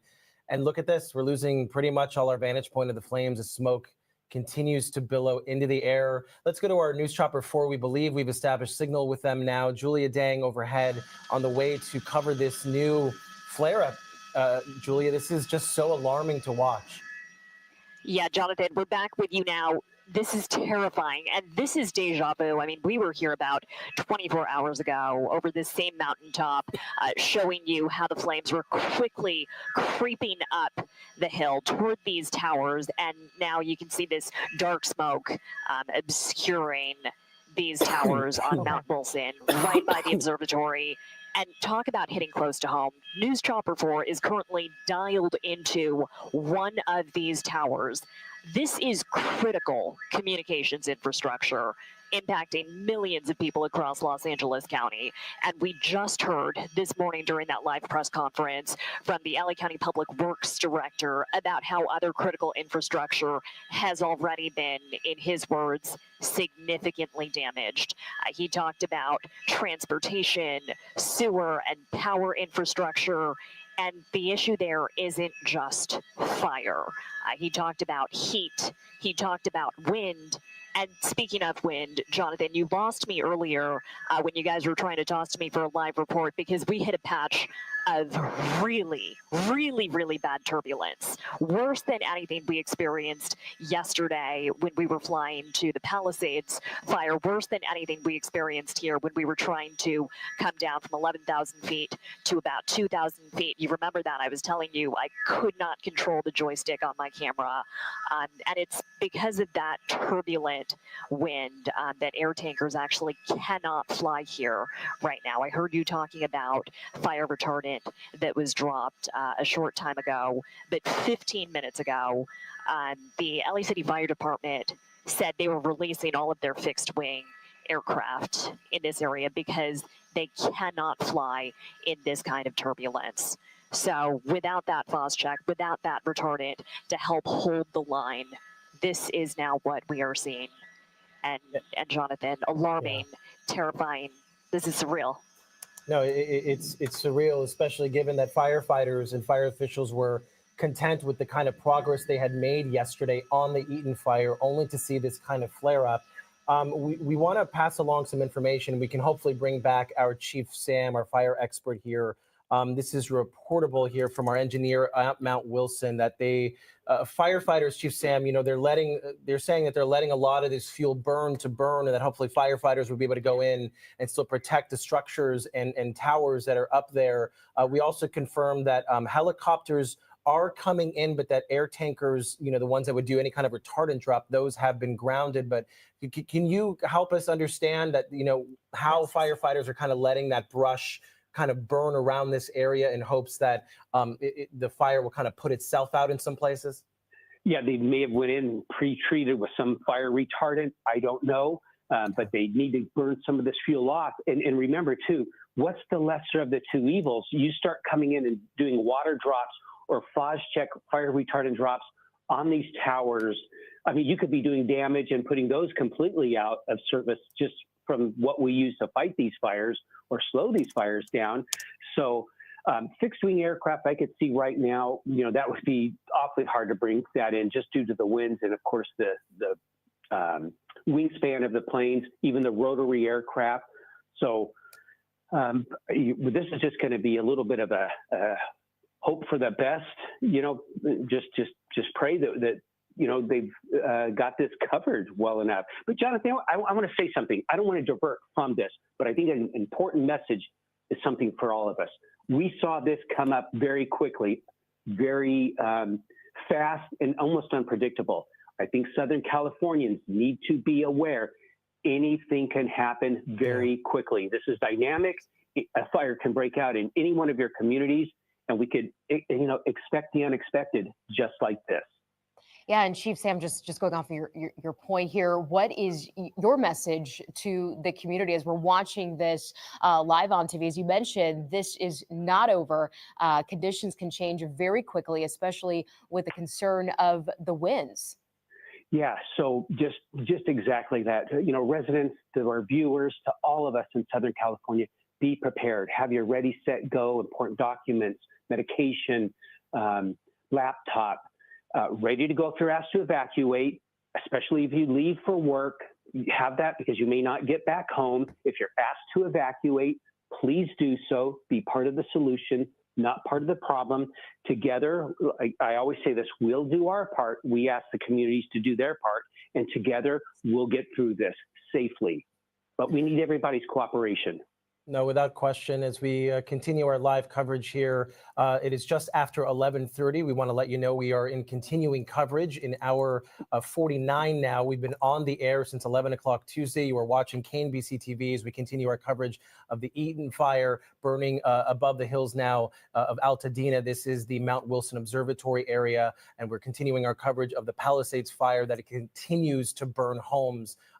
We are not out of the woods by any stretch. I'm looking at a shot from our Julia Dang up at News Chopper 4. She seems to be pointing at an aircraft. We can only assume she's pointing at a firefighting aircraft, though it's tough to see right now. And then the shot on your right, that is the Mount Wilson Observatory site, but it's also the site of several TV towers for all the local TV stations who are using these towers right now, including us, to bring you this type of live coverage. And the fire is threatening our tower. We have a camera, several cameras attached to that tower. That is what you're seeing being controlled by our news operations center right now. In fact, that building there down below is our NBC building attached to our tower. You see how close the flames are right now. And if our news operations center, if NOC can hear us, if they can pan the camera up, we did see, Camilla, some firefighters there on the ground. It looked like they had established some sort of, base camp.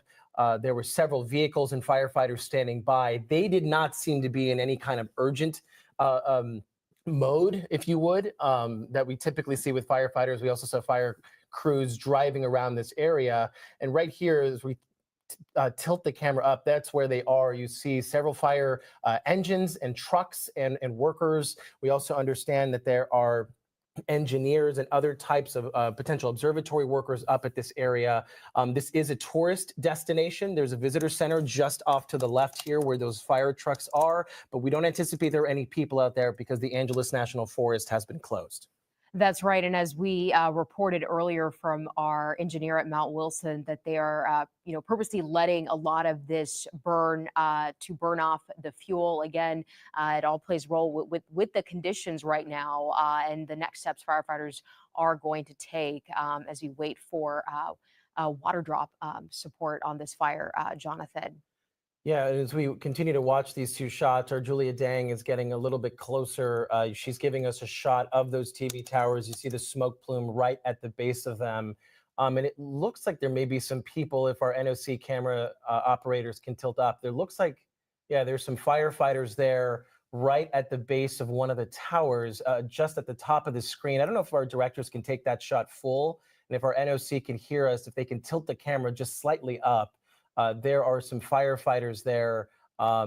Looks like, and this is exactly what we were hearing, hopefully letting the fuel burn, letting the fire, kind of put itself out, because there is enough brush clearance from where they're standing between that green lush, those bushes that are burning, and the towers itself right there. There's two firefighters right there. Yeah, Jonathan, we talked earlier with Chief Sam, I believe is still on the phone here with us, with just the amount of brush that surrounds this area. This is also a tourist destination. And Chief Sam, can you hear us? Actually, we're going to go to our NBC4 engineer, Dennis Dottie. He's actually at the tower out Mount Wilson. Dennis, are you with us right now? Yes, I am. Dennis, this is as bad as it gets up there. But you're no stranger to fire threatening this area. Tell us what you're seeing from your vantage point and how concerned you are right now. I'm not real concerned, to be honest with you. We've been preparing for this for a couple of days now. The winds are still in our favor, blowing off to the west, which is helping everything quite a bit. The current plan is basically to allow the light fuels to burn off and then start attacking the fire after those fuels have burned off. We've got a lot of bear support, although they have called off the fixed wing due to high turbulence issues, and they're bringing in some helicopter support here anytime. But we're in a good place up here. We've got a lot of assets that rolled in early this morning in preparation for what's happening now. And Dennis, can you describe more about your location right now? Well, if you look at the screen right now, you'll see a white F-150. That happens to be my truck. So I'm in that building you're looking at right there. And as you can see from that building, we have a lot of good brush clearance around us and a very secure facility. And Dennis, can you explain the significance of these TV towers, not just ours, but really the ability for local TV stations, local radio stations, and even law enforcement and first responders to use, the antennas up there and the towers to get vital information to our viewers now being threatened by this fire? Yeah, Mount Wilson is critical for most of LA County due to its location in the middle where it sees into the Antelope Valley as well as south, all the way down in Orange County, east into San Bernardino, Riverside, etc. So not only do we have a lot of TV assets up here, radio assets up here, we do have a lot of other assets such as, radar for LAX is up here. The Secret Service is up here with their two-way communications, postal inspectors, sheriff's department. Yeah. Pretty much every bit of communications that happens in LA County goes through Mount Wilson in one way, shape, or form. So it's a very vital asset to day-to-day operations for LA and the surrounding area. It's such a historic site too, Dennis. It is such a beautiful site. On a normal day, you can see all of Southern California. And we believe this shot that we're looking at right now is actually from atop the building that you're in right now, where we're seeing a lot of that smoke, the flames just feet from the building where but you said there's plenty of brush clearance there. And, we know firefighters are there on the ground. Dennis, can you describe maybe the last time you saw fire threatening this site, the last time and how close that was? The last two big incidences we had up here was the Bobcat fire. And then previous to that was the station fire. I believe that was in 2009. Both those fires, we had a little different take on them and playbook for them because we didn't have multiple other fires burning in LA County. With this one, we kind of had to say, hey, we're going to wait till it gets here and we're going to deal with it when it gets here. The previous fires, we've always done backfiring operations and steered the fire around Mount Wilson. But as you said, Mount Wilson is a very historic site, but it's a very current site that, is needed for a lot of stuff around LA County. And Dennis, looking ahead, I know when we spoke to you earlier, you mentioned you weren't so concerned about the winds. What is your outlook looking ahead here with the conditions? Well, what we'll do is as this starts to burn through and get the light fuels out of the way, what we call flashy fuels, they'll start coming in and turn it over and they'll start putting water on it and putting out all the little spot fires. But they really want to let what they can burn to take that fuel away and keep it from sparking back up, etc.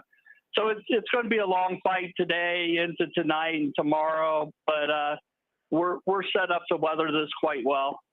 Absolutely. And Dennis, lastly, have you been in communication directly with any fire crews up there? Oh, yeah. I'm constantly tied in with LA County Fire, CAL Fire, and LA County Sheriff's personnel were constantly on the phone with each other, making sure everyone is safe and if anyone needs anything. Again, for our viewers just now joining us, we're continuing coverage here of the Eaton fire that has reached Mount Wilson, just an area of concern here.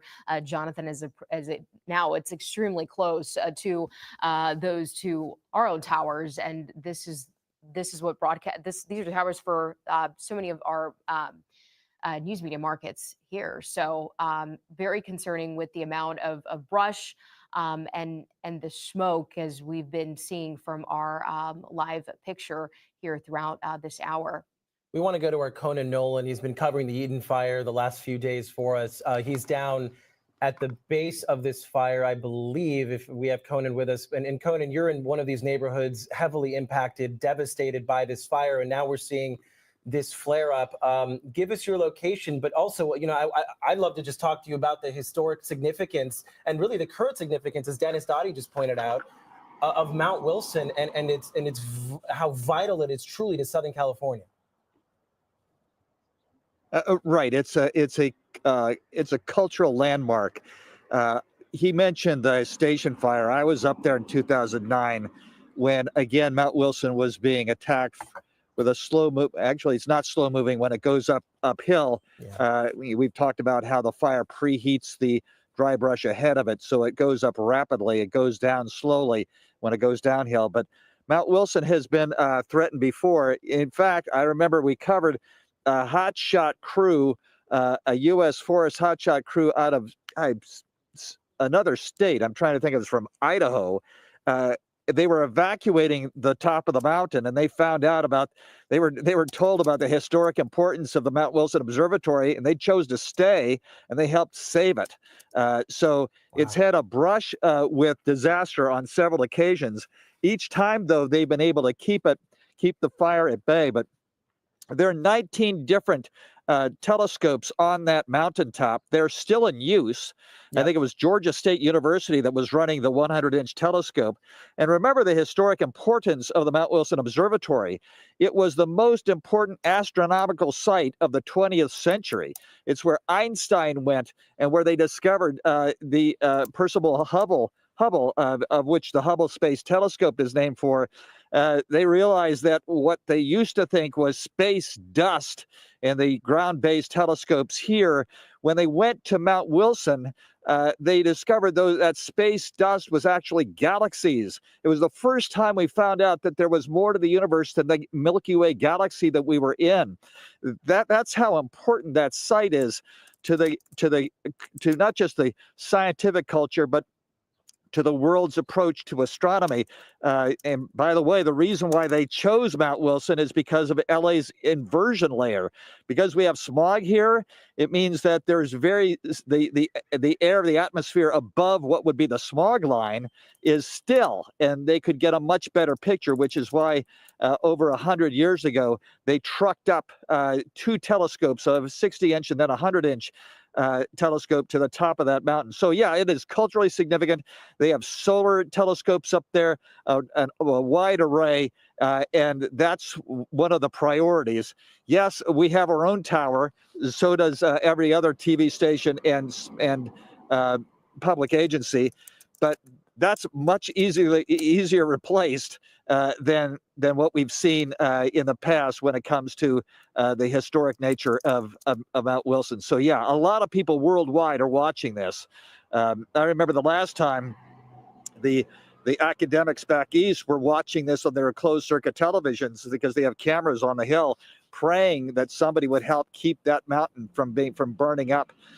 They were lucky then. They may be lucky now. We are not at the base of that fire just yet. We will be headed there soon.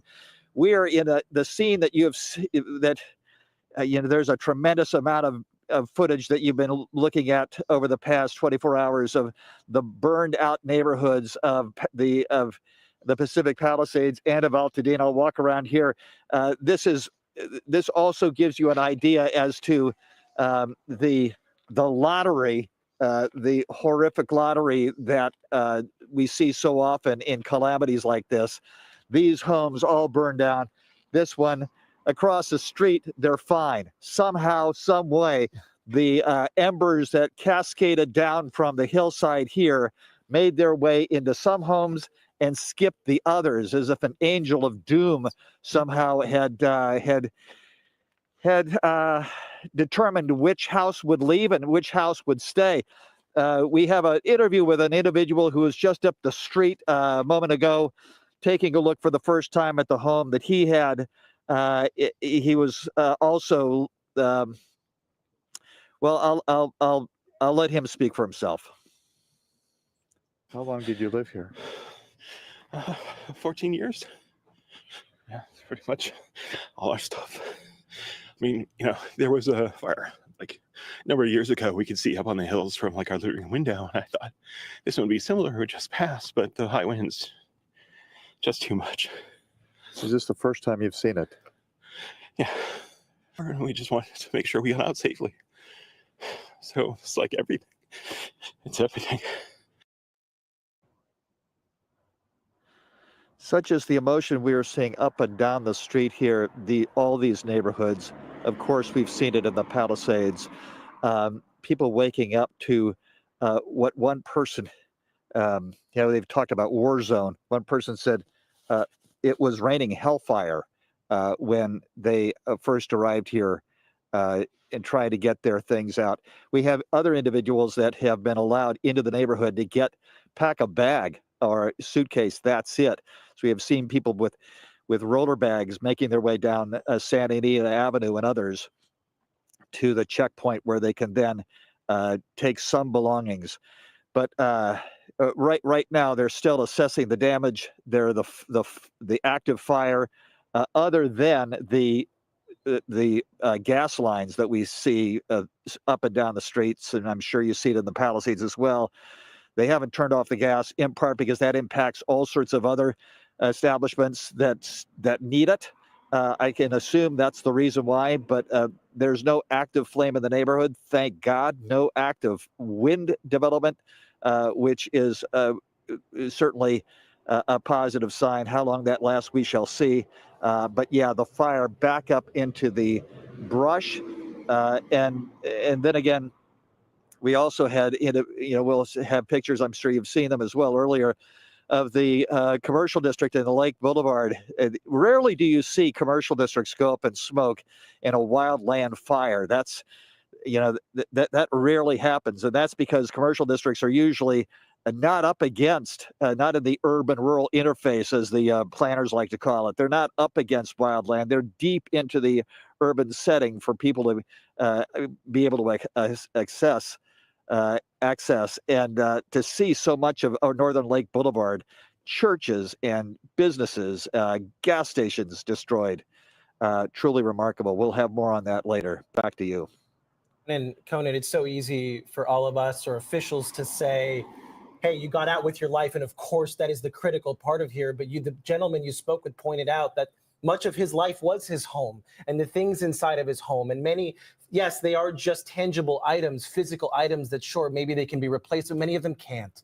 And these are things that they've built over years or decades. And truly what's lost here, Conan, like you mentioned, it's not just a few homes here. We're talking about an entire community here that has been lost in Altadena. Right. To that point, Jonathan, we had a gentleman next door who came over. His house is fine, but he said, what good is my home without neighbors? And to the other point that you made, yes, it's stuff, but a lot of this depends on, frankly, your age. How much of your life, which is past, was in the possessions that you own. Now you can say that they're only possessions, and certainly that's true. It's not your life, and it's not your physical health. But there is life in some of that which you have accumulated over time, which represents part of the investment that you made in labor, in love, in time over the course of that life. Yeah. And all that is gone. And so yes, given the option, people will say, "Listen, I'm going to survive. I will live to fight another day." But what if you don't have that many birthdays ahead as you did behind? That's that makes this, I think personally, more poignant. We talked with a young woman. We'll have her interview in a little while. 23 years old. She grew up in the house that she lost. It is devastating for her, but she has the rest of her life ahead of her, and thank God she has that. And she has time. For those who don't have time, this I think represents it's just even more somber. And putting it in those terms, it's difficult, but as for individuals that you can tell, they have put their life's work, and frankly, they're now headed towards the sunset of their years. There's just not enough time to rebuild and to recover everything that you had put together, and what you lost again represents the life that you had, the investment, the labor that you put into it, the labor that you put into the work that paid for it all.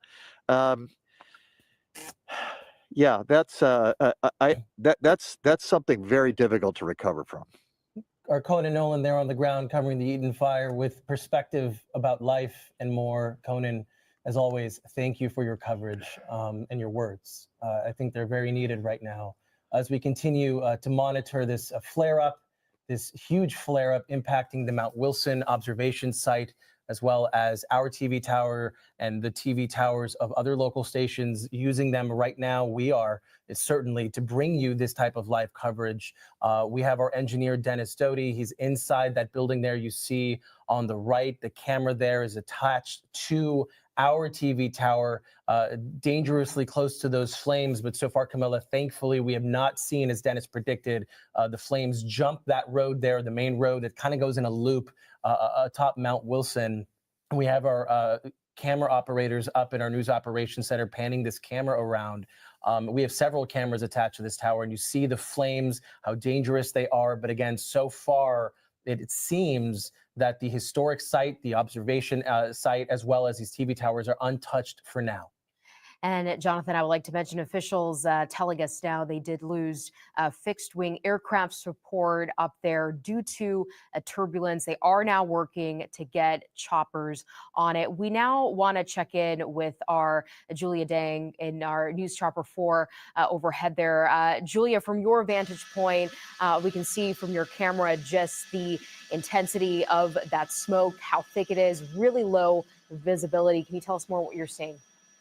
Hey there, Camilla. We can see flames now at the base of these towers, but I'm so glad the two of you got to speak with Dennis, the engineer, earlier. I mean, how reassuring was it to hear from somebody with that confidence, that sense of calm, somebody who could say, we had been preparing for precisely this. This is our plan.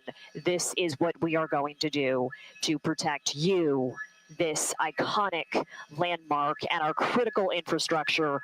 We are ready for this. This is going to be okay. I felt reassured listening to that, even though this is the live picture we are now seeing.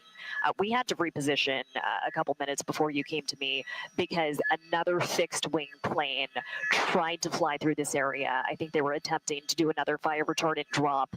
They couldn't make it through. It is just too turbulent for those planes. So I'm keeping an eye on flight radar right now. It looks like there's a helicopter now. There is a Sikorsky Sea King in the area, flew out of Lancaster, circling a peak right next to Mount Wilson. So we're standing by. It's coming in from the west. They might be getting ready to do a water drop, but you can see here, smoke is getting darker. Flames are now visible from our vantage point. We are shooting this from the south, looking north. That's what we've been waiting on seeing those water drops. Yeah, it's certainly not what we've seen, Julia. We did see, we assume, one fire retardant drop, but the flames we're seeing now on our screen already jumped that fire retardant. This is an extraordinarily difficult area to fly in because of the height of those towers, simply because of the sheer height of the mountain itself, and making it very difficult to attack this from the air, which is truly what they need to do. Our engineer at our NBC tower up there, Dennis Dottie, has been letting us know that he understands it to be that the case is that they're letting this fuel, this very lush vegetation, just burn and kind of burn itself out, especially that the winds are favorable for firefighters right now. There are fire crews there staged just feet away from where the flames are there in that parking lot. This is just down the hill from the Mount Wilson Observatory, a critical site for space observation and also a historic site and a tourist destination as well. And so it's just incredible to see this flare up this morning. We heard from the different fire officials, LA County Fire Chief Anthony Maroney. We heard from one of the fire chiefs of the Angeles National Forest talk about how the forest is closed and how they had made significant progress in the Eaton fire. And we've shown you plenty of live shots where we have reporters on the ground at neighborhoods that have been decimated and devastated by these fires. But this just shows you, Camilla, that the fires are still very active. The threat is still very real, as we assume that fire engine may be working to put out that hot spot right in front of it. But a lot of white smoke right now. But yeah, the flames continuing to burn there very close to these towers. There's just a small smidge of defensible space, but so far things are going the way that Dennis kind of told us they would. A lot of that green brush has burned. Those flames are decreasing in size, but still creeping slowly up the hill, which we know, fire moves fastest up against. Yes, and exactly. You can just see how close those flames are to those towers, and what Chief Sam was saying earlier, just due to these conditions, that can change so quickly. We can't let our guard down just yet. This fight is still not over, as we're seeing the Eaton fire flaring up here that has reached Mount Wilson, as we continue our coverage here on NBC4 and monitoring conditions there at this hour. So it is just almost noon here. We are continuing our coverage of the Southern California wildfire emergency. We've been live on the air since the Palisades fire broke out nonstop Tuesday morning at 11 o'clock. That is when we came on the air. We have not stopped covering these fires since. Right now, we are monitoring these flames from the Eaton fire burning dangerously close to Mount Wilson. It has reached the Mount Wilson summit, but so far we've not seen any structures burning. But this is the situation right now. Of course, Mount Wilson, home to many communication towers and equipment for all of Los Angeles and truly Southern California. We're talking about TV towers for all the local stations, as well as radio towers and important infrastructure for law enforcement and first responders. And of course, the historic home to the beautiful Mount Wilson Observatory, a vital and critical and historic site for space observation that is still very active to this day. And right now, winds are light in this area, but the steep slopes are covered in that heavy brush we've been showing you, which we know, unfortunately, is the perfect fuel for flames, even without those winds. And this location, really a challenge for fire crews, given the topography, such steep slopes. Right now, the roads going up to the summit are twisty and narrow, though they are closed to the public, which will help firefighters get up there. But this area makes it very difficult in general for fire trucks to gain access to these flames. We know that the Eaton fire first started in Altadena Tuesday evening. It has burned more than 10,600 acres officially, but we know that number will only continue to rise now, especially with this huge flare up. In the Eaton fire, 5 people have died. More than 1,000 buildings have burned, including homes and businesses, and evacuation orders remain still very in effect. And the other big fire that we continue to follow at this hour is the Palisades fire, burning more than 17,000 acres, more than 1,000 buildings burned, including a lot of homes and businesses that we've been seeing across all of our live shot from our reporters, and hearing some of those heartbreaking stories from homeowners returning back to see if their homes are still standing. And right now we're getting a bird's eye view of the damage along PCH in Malibu. Evacuation orders are still in effect at this hour. And as we mentioned earlier, the Lakers game scheduled for tonight has also been postponed as we continue to monitor these conditions of multiple wildfires that continue to burn across Southern California. today. And joining us live now is LA Fire Chief Kristen Crowley. Thank you so much, Chief, for being with us right now. We can only imagine how busy you are, and a kudos to all of your firefighters and the first responders. They're doing such a wonderful job doing, the best that they can right now. Can you give us an update on the Palisades fire, specifically whether it's still burning? We did see some homes still burning on kind of the western flank of the fire. Yes, absolutely. And thank you so much for having me.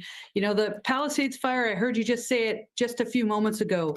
Do not let your guard down.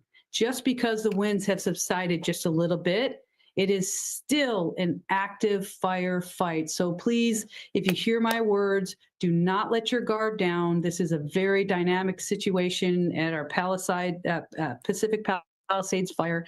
And I tell you, our firefighters doing everything in their capability to first and foremost make sure that we're protecting lives and property. And Chief Crowley, talk about that ongoing firefight there in Palisades, because we're covering the Eaton fire right now, which is unfortunately flaring up. But like you said, we're not out of the woods here. What kind of challenges are you facing in the Palisades fire, and are you able to fly that fire? We did finally see some aircraft within the last few hours, but we didn't see any specific water drops. Right. Yes. It's still very, very dynamic. And even with the winds, remember the gusts at the peak, we're up to 90-mile-per-hour gusts. We're still having very high gusts, but the good news is, as you just said, we do have air assets in the air, which is very, very helpful in something as significant of a fire like we have in the Palisades. Still very, very dynamic. Our firefighters are out there actively still engaged in firefighting. And I tell you, again, keep going back to it, but our firefighters are doing everything we can to protect life and property. Right now, looking ahead at the afternoon hours, are there any additional concerns that you have right now when you think of the wind and how that could change? Right. Yeah, absolutely. The wind, and we keep talking about it, but that's purposeful. The reality is it's so erratic. We think that at one point, the wind will move in one direction, and then in moments it'll change. And then strategies and tactics also have to change and adjust and adapt to whatever is happening before us. So yes, the winds are still very, very dynamic and are impacting our abilities, but there is a positive thing here, and that is that our air resources are out there and they're coordinating with our ground resources as well. Chief Crowley, what kind of obstacles are your firefighters facing right now on the ground? We know initially we heard about the hydrant issue and water pressure was a significant issue, but right now, what are some of the challenges that your firefighters are facing? And what is your message to those who are trying to get back to see if their properties are there or still standing? Is it a matter of just you still have to wait because firefighters, they need to get into that space? Right. Yeah, again, I can't overstress this enough. This is still an active firefight. So our firefighters are up against a lot, from the winds to, this is day 3, mind you. We're rotating firefighters in and out. With that, yes, there's been some challenges in regard to our water supply, but also I want to stress that our firefighters, normally in a day 3, we're always looking for our backup plans in regard to, if the water is limited, we're going to draft water out of pools. We're going to find some type of a water source, utilize water tenders, whatever our firefighters, they're coming up with a plan, I can tell you that. So they are up against the winds, and there are still multiple structures burning. So it's very, very, very challenging at this point. In regard to the community, thank you for bringing that up, because a lot of people, as we are well aware, want to know what's happening. They want to know if their homes, property are damaged, destroyed. But with that, patience, and that's a very hard thing to talk about right now, but there's very, very unsafe for the community to come up unless they're allowed to do so. So with that, we want the community to understand that it is active, and there's a lot happening within the Palisades as well as the other active brush fires that we have in the city. So please pay attention to the information that we are putting out real time. Forefront of our mind is always we want to repopulate and bring the community back in so we can start the rebuilding phases and recovery phase. But with that, we're still actively engaged in firefighting.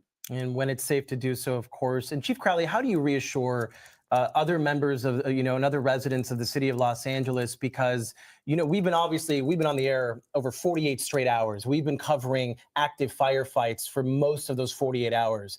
And yet we're talking about a windstorm that brought down power poles, that brought down trees in people's neighborhoods. It caused a lot of damage elsewhere that now we're just not able to really focus on right now. So how do you reassure the residents of Los Angeles that there is coverage in the rest of the city wherever they may need as you guys continue this really dangerous firefight? Right. So the community needs to understand that we've also brought in our firefighters from the LAFD. We've brought in firefighters from the region, our local partners, the state, and even on the federal side. So as these days go on, as we are again in day 3, more resources are coming, and they're actually even coming from out of state. As we continue to do this firefight, again, we're moving into 72 hours worth of active firefighting. We're starting to replenish those other fire resources to come in. And now we have our people who are rested, and we can also utilize these extra resources in case, as we've already seen, even yesterday, we've had additional brush fires break out within our region.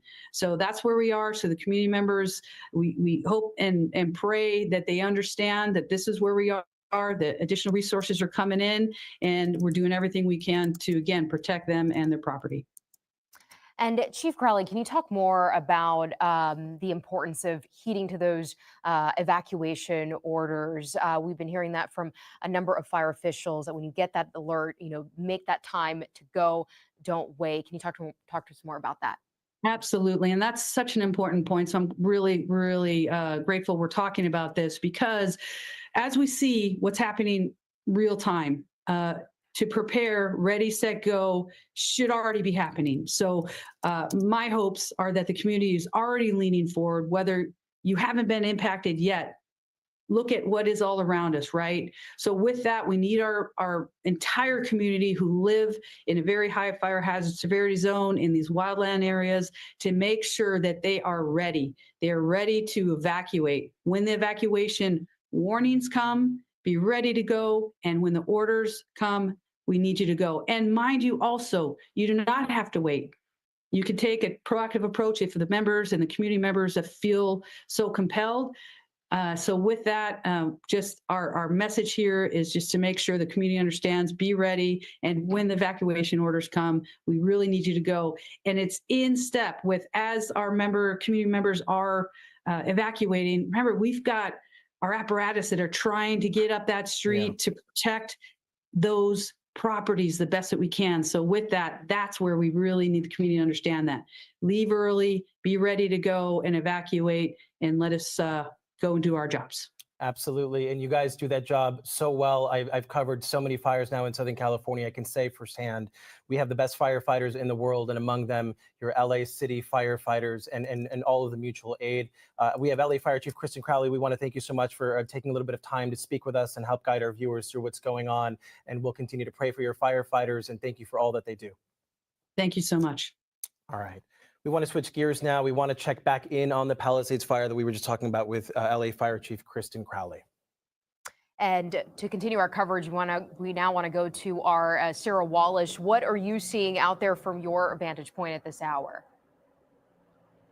Well, Camilla and Jonathan, you were talking with the chief, and she was saying stay out of the areas that have been evacuated because they are still so dangerous. This is the PCH, specifically Big Rock Drive, the intersection. And you can see here, look at this right over here. I mean, this is what you're seeing all over. Telephone poles down. And as you walk along here, as we walk carefully, because it's still so dangerous, you can see just these exposed wires. You can see nails on the ground. Now, keep in mind that this entire section of Malibu was houses, and you can see what we've been showing you all along. Charred cars just left, everything just burned to the ground. It is so dangerous here right now, and you can also still see smoldering. Let me talk to you a little bit about what we've been seeing also up in some of the canyons, as well as we have been here all morning. One of the concerns is those embers still flying around, and what we just saw a short time ago at one of these canyons is a house just on its own, out of the blue, just burning up. And the houses around it completely unscathed. Again, we've been talking about the capriciousness of these fires. You'll see one house fine, and then around it, just destruction. So, listen but Chief has been telling us and stay out of these areas unless you're allowed back, because it is still so dangerous. The first responders obviously still coming by. Look, I mean, we're seeing trucks coming because areas, hotspots are just popping up again. And there's also utility crews trying to repair some of the damage, but it's going to take a long time. Back to you. Our Sarah Wallace there helping us out with our coverage on the ground there along PCH. Camilla, it's so devastating to see the scene behind her. These are people who've built their homes, an entire community, right along one of the most beautiful stretches of water anywhere in the world. And to see the neighborhoods gone like that, it's just alarming. I will never forget the images of driving through there Tuesday night, returning from covering the Pacific Palisades fire there, and it's just your heart just breaks. Yeah. It was just one home after home, one building after building on fire. So just heartbreaking. It's on a magnitude we've truly never seen. Right now, we want to go back to our news chopper 4, Julia Dang, overhead following this latest flare-up in the Eaton fire. You know, Julia, we have a vantage point from up above our tower, and it's kind of playing out like Dennis Dottie had predicted. You know, had he been told, you know, that kind of fire, it's putting itself out, but we know they're still not out of the woods yet. Exactly. This is just like he said. You can see the smoke subsiding now. It's lightening up, moving over to the left, and you can clearly see these towers now on Mount Wilson. Last time I talked to you, they were completely obscured by smoke. What is concerning, though, is not so much what we're seeing on Mount Wilson. It's what we're hearing over the scanners and the helicopter. I'm listening to firefighters talk right now. They have attempted 2 water drops with helicopters, but they can't do it because of the turbulent conditions here. Just after 11 a.m., the LA City Fire Department grounded all fixed-wing aircraft in this area because they cannot fly due to turbulence. So far, no water drops here, and we have not had a fire retardant drop since that last one that we saw live on air. So this really is going to come down to a ground firefight. We've been covering this all morning long, seeing the development here. What would you say is just the biggest difference compared to earlier this morning, compared to now when you think about the visibility and the smoke? Camilla, I would say the biggest difference is how fast this is moving, how quickly this is developing. I'm sure you've seen the clips on social media where people put these fire live cams on time lapse. They speed it up. That's what this looks like, but this is in real time. We were over the Eaton fire yesterday. We flew right here yesterday, and we were watching flames climb uphill toward Mount Wilson. And we were alarmed then because we thought it was moving quickly. But this smoke, this is blowing even faster. And this situation has just unfolded within the last hour. Every time I talk to you, conditions change. Fortunately, this time it looks like conditions have changed for the better, just like our engineer laid out. And I just want to underscore again how reassuring it was to hear from Dennis and the LA City Fire Chief. You know, when they tell us they have a plan, they know what they're doing, they are prepared for this, and they knew because of the conditions in the forecast, it was going to be bad this week. I think we all feel better knowing our officials are prepared. And despite those conditions, you know, the winds are light here. That is good news. This is a, you know, topography and kind of brush-driven fire here, but the good news is the winds are light compared to what they were even just a few hours ago there atop Mount Wilson. I do want to, as we hold your shot, Julia, give our viewers an update. LAUSD schools, per a statement from the school district and the superintendent, Alberto Carvalho, LAUSD schools and offices will be closed for Friday, January 10th. Again, all LAUSD schools and offices will remain closed tomorrow, Friday, January 10th. Students will continue to have digital access to academic resources as part of the district's learning efforts there. And for any students and families who need printed materials, they're being asked to go to their regional offices from 8 to 11 a.m. tomorrow. But as of right now, LAUSD schools and offices will remain closed through tomorrow, Friday, January 10th. with no sign of reopening as of yet. I'm assuming we'll get another update tomorrow or the weekend about openings. And remember to scan that QR code there on your screen where you can get the very latest information, like updates to school districts, evacuations, and of course the weather conditions as we continue our coverage here. And right now we have NBC reporters from across the country helping us with our coverage. Dana Williams from NBC San Diego is live for us covering the Eaton fire in Altadena. And you are on Marengo and Calaveras Street, I understand. We don't believe we may have the wrong live shot up here. There's our Dana Williams. Dana, sorry, we tossed you. Can you hear us okay now? We see you. I can hear you, no problem. Can you hear me? Yes, we can hear you, Dana. Go ahead. Wonderful. Okay. So, like you said, we are standing on North Marengo, and our closest cross street is Calaveras. This has been a steady stream of people arriving this morning. It's incredibly somber. As they're arriving, they are wondering in their heads, is my home going to be there? At the end of the street, there is a CHP officer who isn't letting traffic through, but we actually just met a man. His name is Harry, and he just arrived. He is going to walk up to his house, and he agreed to let us walk with him.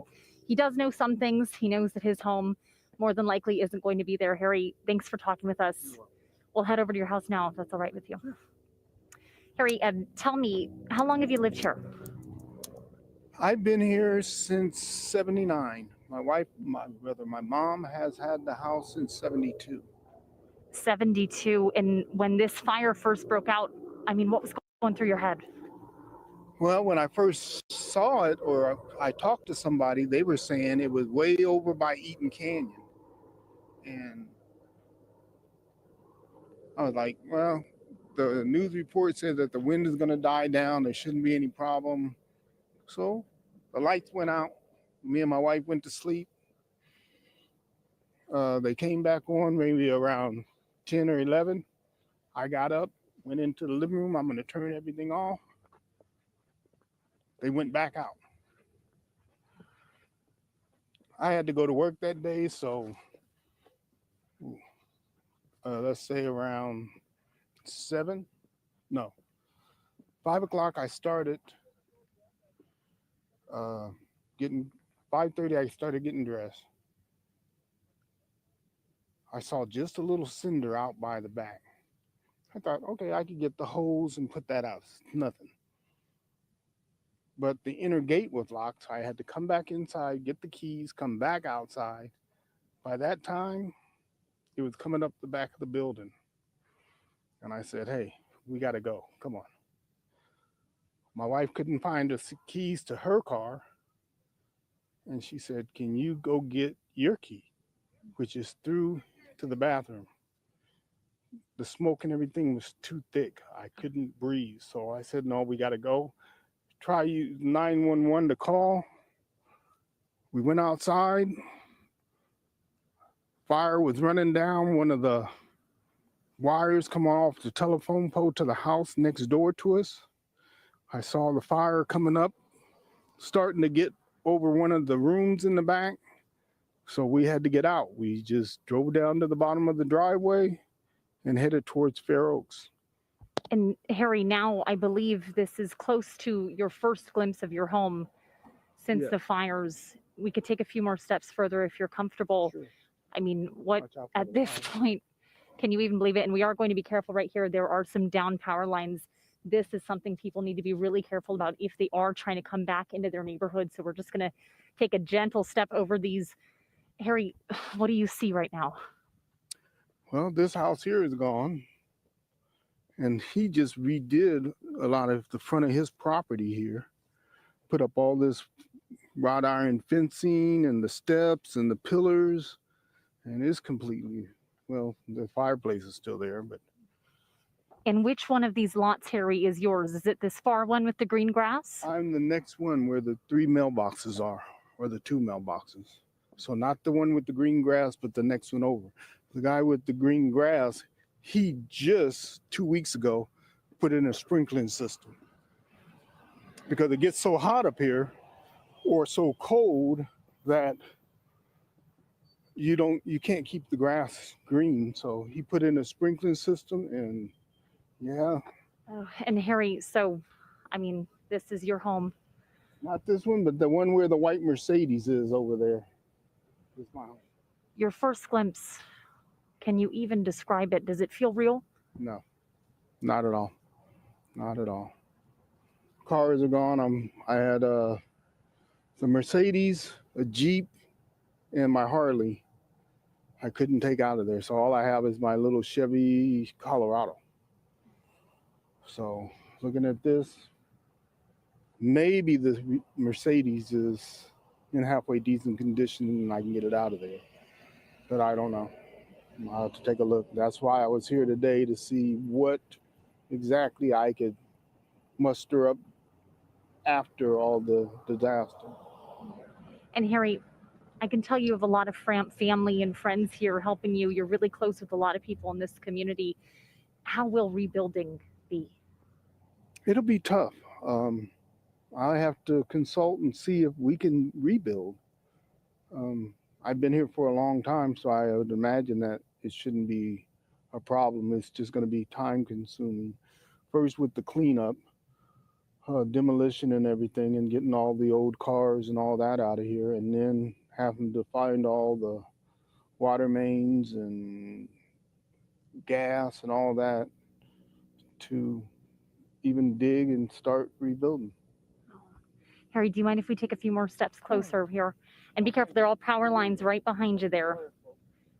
Again, guys, we are on Calaveras Street here in Altadena. We are taking a look at some of the destruction as people are just starting to arrive to look at their homes for the very first time. So many people are describing it as something that they truly have just never seen before. You hear it time and time again, people never expect it to be in their neighborhoods, but here it is in the destruction. It's difficult to even truly show you what it's like through video. Smell it. There's ash falling like it's snow. Harry, where are we now? Where was your front door? This is your driveway? My door was right across from the Mercedes. So just to the left of where the Mercedes is where the front door. Okay. All right. So the Mercedes, is that a miracle? Did that Mercedes miraculously survive being right there? Yes, it did. Yes, it did. Because there was trees on both sides of it, as you see. I have what they call a flag property. So I have two pieces of property. Well, they're not mine, but there's two houses in the back behind all these trees and stuff. Okay. Look at that, Harry. This Mercedes, this is really fascinating and something we're seeing throughout the neighborhood. This Mercedes. All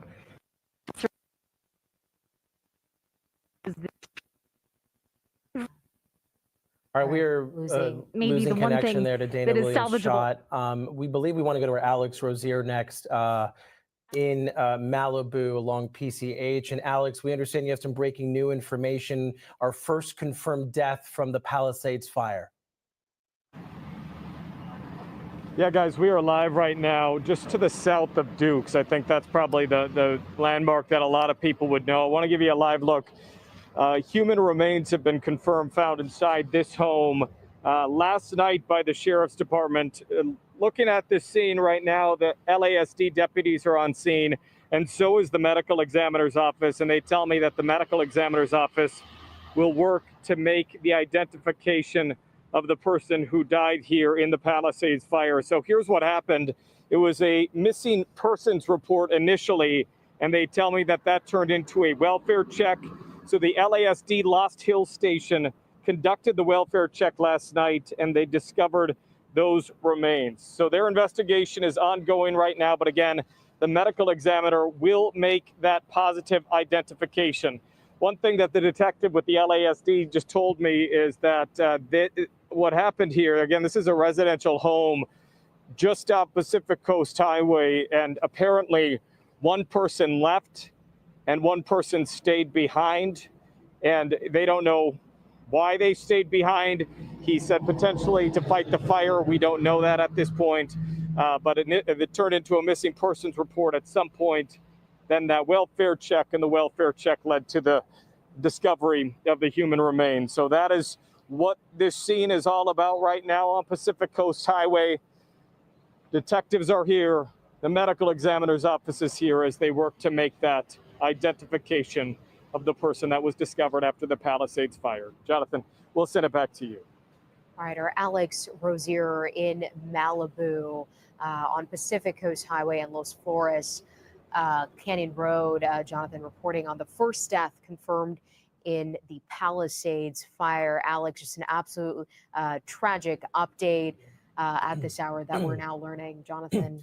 Yeah, as we stay with Alex's shot here, you see the sheriff's deputies out there. It was the Sheriff Robert Luna, LA County Sheriff, who said today that his sheriff's deputies will be conducting all death investigations. We know there had been at least 5 confirmed deaths in the Eaton fire burning in Altadena. He had said that he sadly anticipates that number to likely be higher when all things are said and done. But now this first confirmed death in the Palisades fire. And to reiterate, we don't know the circumstances about what happened in this particular case as we see those first responders bringing in a stretcher to that scene.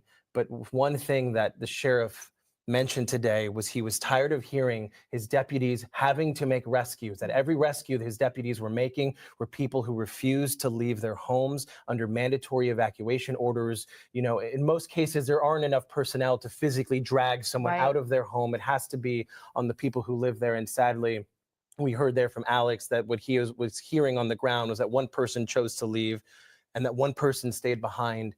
And so, we still have a lot of information to confirm before we can make that call, but that is something the sheriff pointed out this morning. Yeah, and it's investigation we're going to continue to follow for more updates throughout the day. It's 12:30 p.m. and we're continuing our coverage of Southern California's wildfire emergency live on the air nonstop since Tuesday morning. And right now, the flames from the Eaton fire burning dangerously close to Mount Wilson. Mount Wilson is home to many communications towers and equipment for Los Angeles, including the way that we're broadcasting to you right now. It's also home to the historic Mount Wilson Observatory and roads going up there to the summit. We know they are twisty, they are narrow. It makes it very difficult for access to fire trucks and fire crews. And our right firefighters are up against a lot, from the winds to, this is day 3, mind you. We're rotating firefighters in and out. With that, yes, there's been some challenges in regard to our water supply, but also I want to stress that our firefighters normally in a day 3, we're always looking for our backup plans in regard to if the water is limited, we're going to draft water out of pools, we're going to find some type of a water source, utilize water tenders, whatever our firefighters, they're coming up with a plan, I can tell you that. The Eaton fire first started in Altadena on Tuesday and has burned more than 10,000 acres. 5 people have died. More than 1,000 buildings have burned, including homes and businesses. And right now, evacuation orders remain in effect.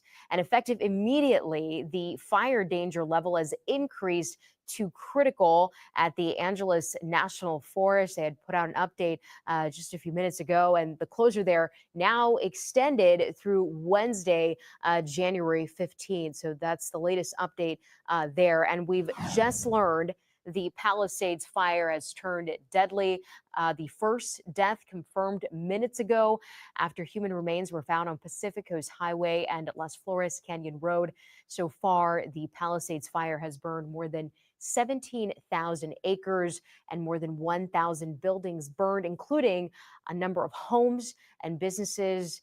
And we're getting a bird's eye view here of the damage along PCH in Malibu. Evacuation orders are still in effect, and the Lakers game scheduled for tonight has been postponed. And as Jonathan, you mentioned earlier, many schools are closed today, including every school in LA Unified School District, Pasadena, Monrovia, also among those closures. And there are several others that we have a full list for you. Make sure to go to our website, NBCLA.com, for all those updates. And we know we're bringing you a ton of information all at once. We want to remind you that the QR code right here on your screen, you can use your phone camera to scan that QR code. It'll take you to our website and our NBC4LA app, where you can get access to all of the information that we're trying to convey in real time. Also, an update to that LAUSD closure today. It has been extended through at least tomorrow. All LAUSD schools and offices will be closed Friday as well, in addition to today. Right now, we want to get over to our meteorologist, Shauna Mendiola, tracking the current conditions, because Shauna, especially with this flare-up is happening, the winds aren't really the issue there at the Eaton fire of Mount Wilson, but they may be an issue for the fire over in Palisades, which is continuing at this hour. Right, and we still see the wind picking up in certain areas. The Eaton fire didn't have much wind, but you know that there was a fire burning there. It's all the fuel that we're seeing on the ground, and with the added wind, that's not going to help for certain locations. I do want to get to the Palisades fire first, get an update there, because we are starting to see the wind pick up a little bit in certain spots near it. Santa Monica Mountains, 27-mile-per-hour wind gust there. Malibu Creek, 13-mile-per-hour wind gust, and even though that is not a strong wind, any little bit of wind that'll move through a fire region will fan flames and continue to cause it to spread. So that is something we've been monitoring very closely. And I'll take you to the Eaton fire in Altadena, a little bit of a different situation. The winds there, very light.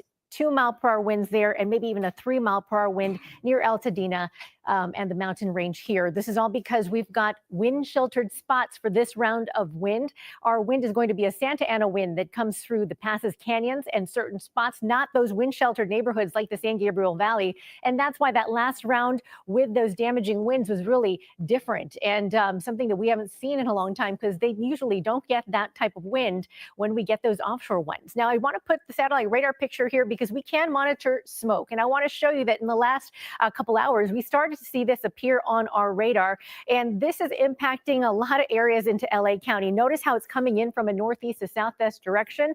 Not really obvious to you right now, but we can see some of the smoke drifting. And I do want to point that out because our air quality is terrible in LA County. Where you're seeing the reds here on the map, that is all because the Eaton fire is spreading that smoke locally into the basin. So if you live in Burbank, you live in Los Angeles, downtown, you look in the distance, the sky is orange right now. You are blanketed in wildfire smoke.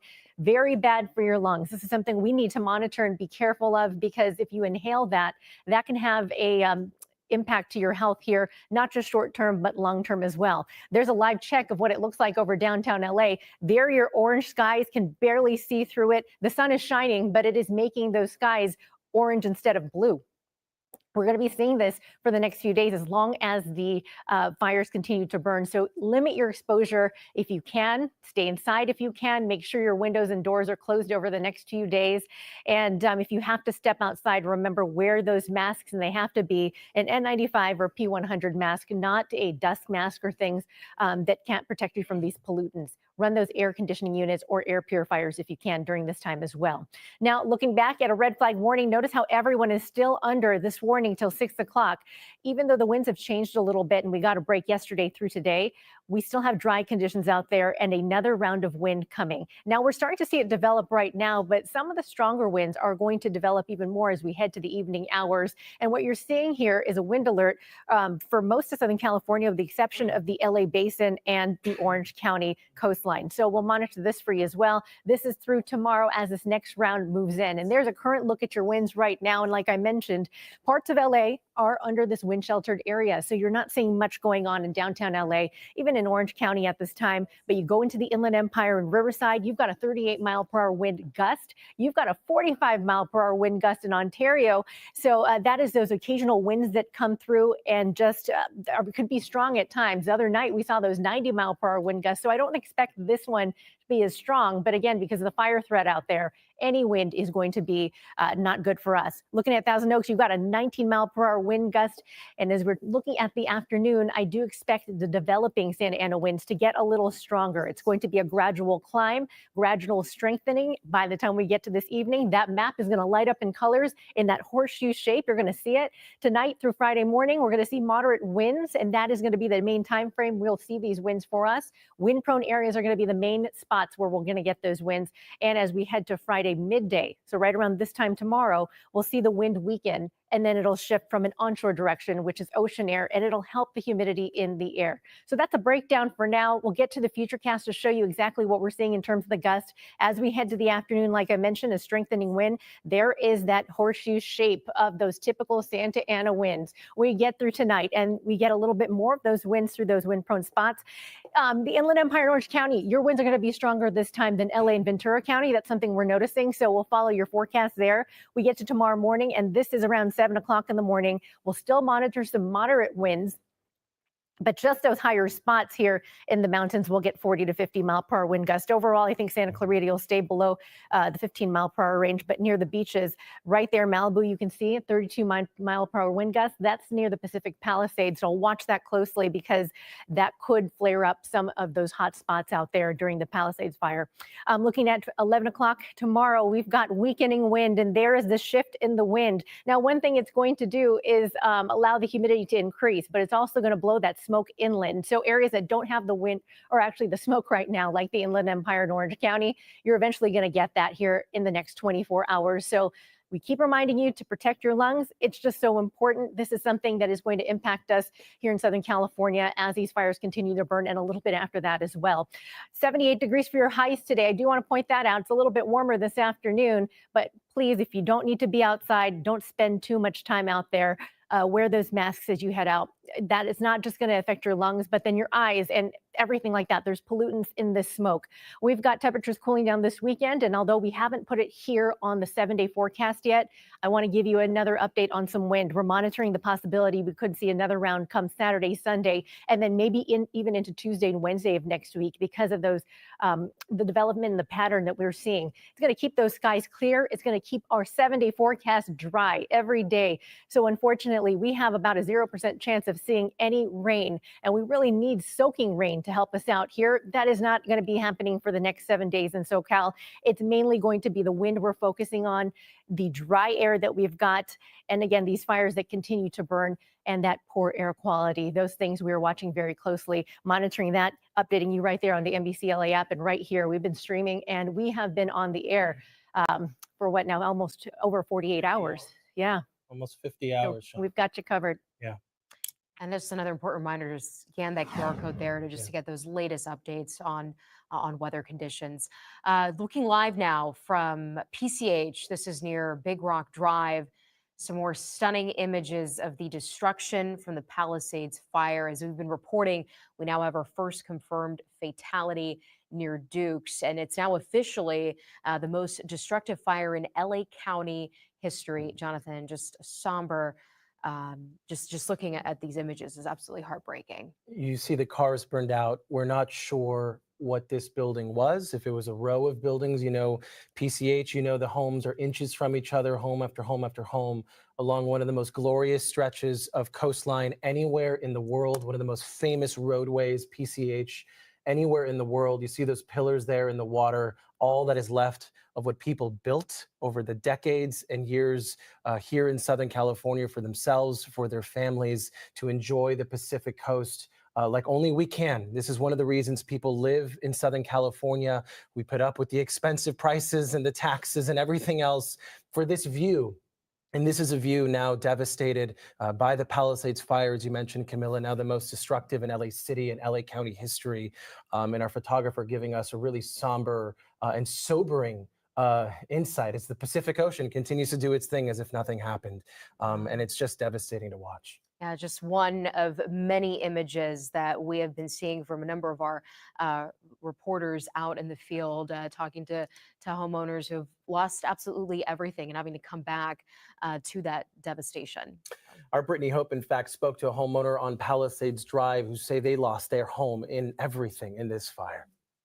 We've spent about an hour now driving through the Palisades Highlands, and this is significant destruction here. A man who lives nearby came over. He told us that these were condos. He said that they were referred to as the Woodies. He said that wasn't the proper name, but if you live in the Highlands, you know that's what they're called because their facade, the outside, was all wood, which definitely is probably a reason why this whole area is destroyed. About 30 minutes ago, we did see CAL FIRE come here to the Woodies because there were so many spots that are smoldering. Residents who live across, whose homes are still standing, tell us that they were really concerned. Here, let me get this branch from Joel's foot. There's still a lot of debris everywhere, as you can see. So they were really concerned. They came over. CAL FIRE started putting a lot of water on all of this, but you can just see what we're looking at. I'm not sure how many condos were here, but so many people lived in this. A lot of the Woodies, right? A lot of the timber and the lumber that made up that facade is here. And there's so much that's left over here. Different cages for gardening, pottery. We found these, and we're still on the sidewalk here, but they ended up on the plants outside. These seem to be yearbook photos. So whoever lives here, I hope you see that these survived. The Dines, Dolman, Dryden, Dye, Edelman, Irving. Trying to see if we know at all what school this was from, but I don't want to break it anymore. This hits you. This is an older yearbook as well, by the black and white. Makes me think that it was maybe someone older who lived here. Now, we've been hearing from residents that they haven't had any water, a lot of people coming.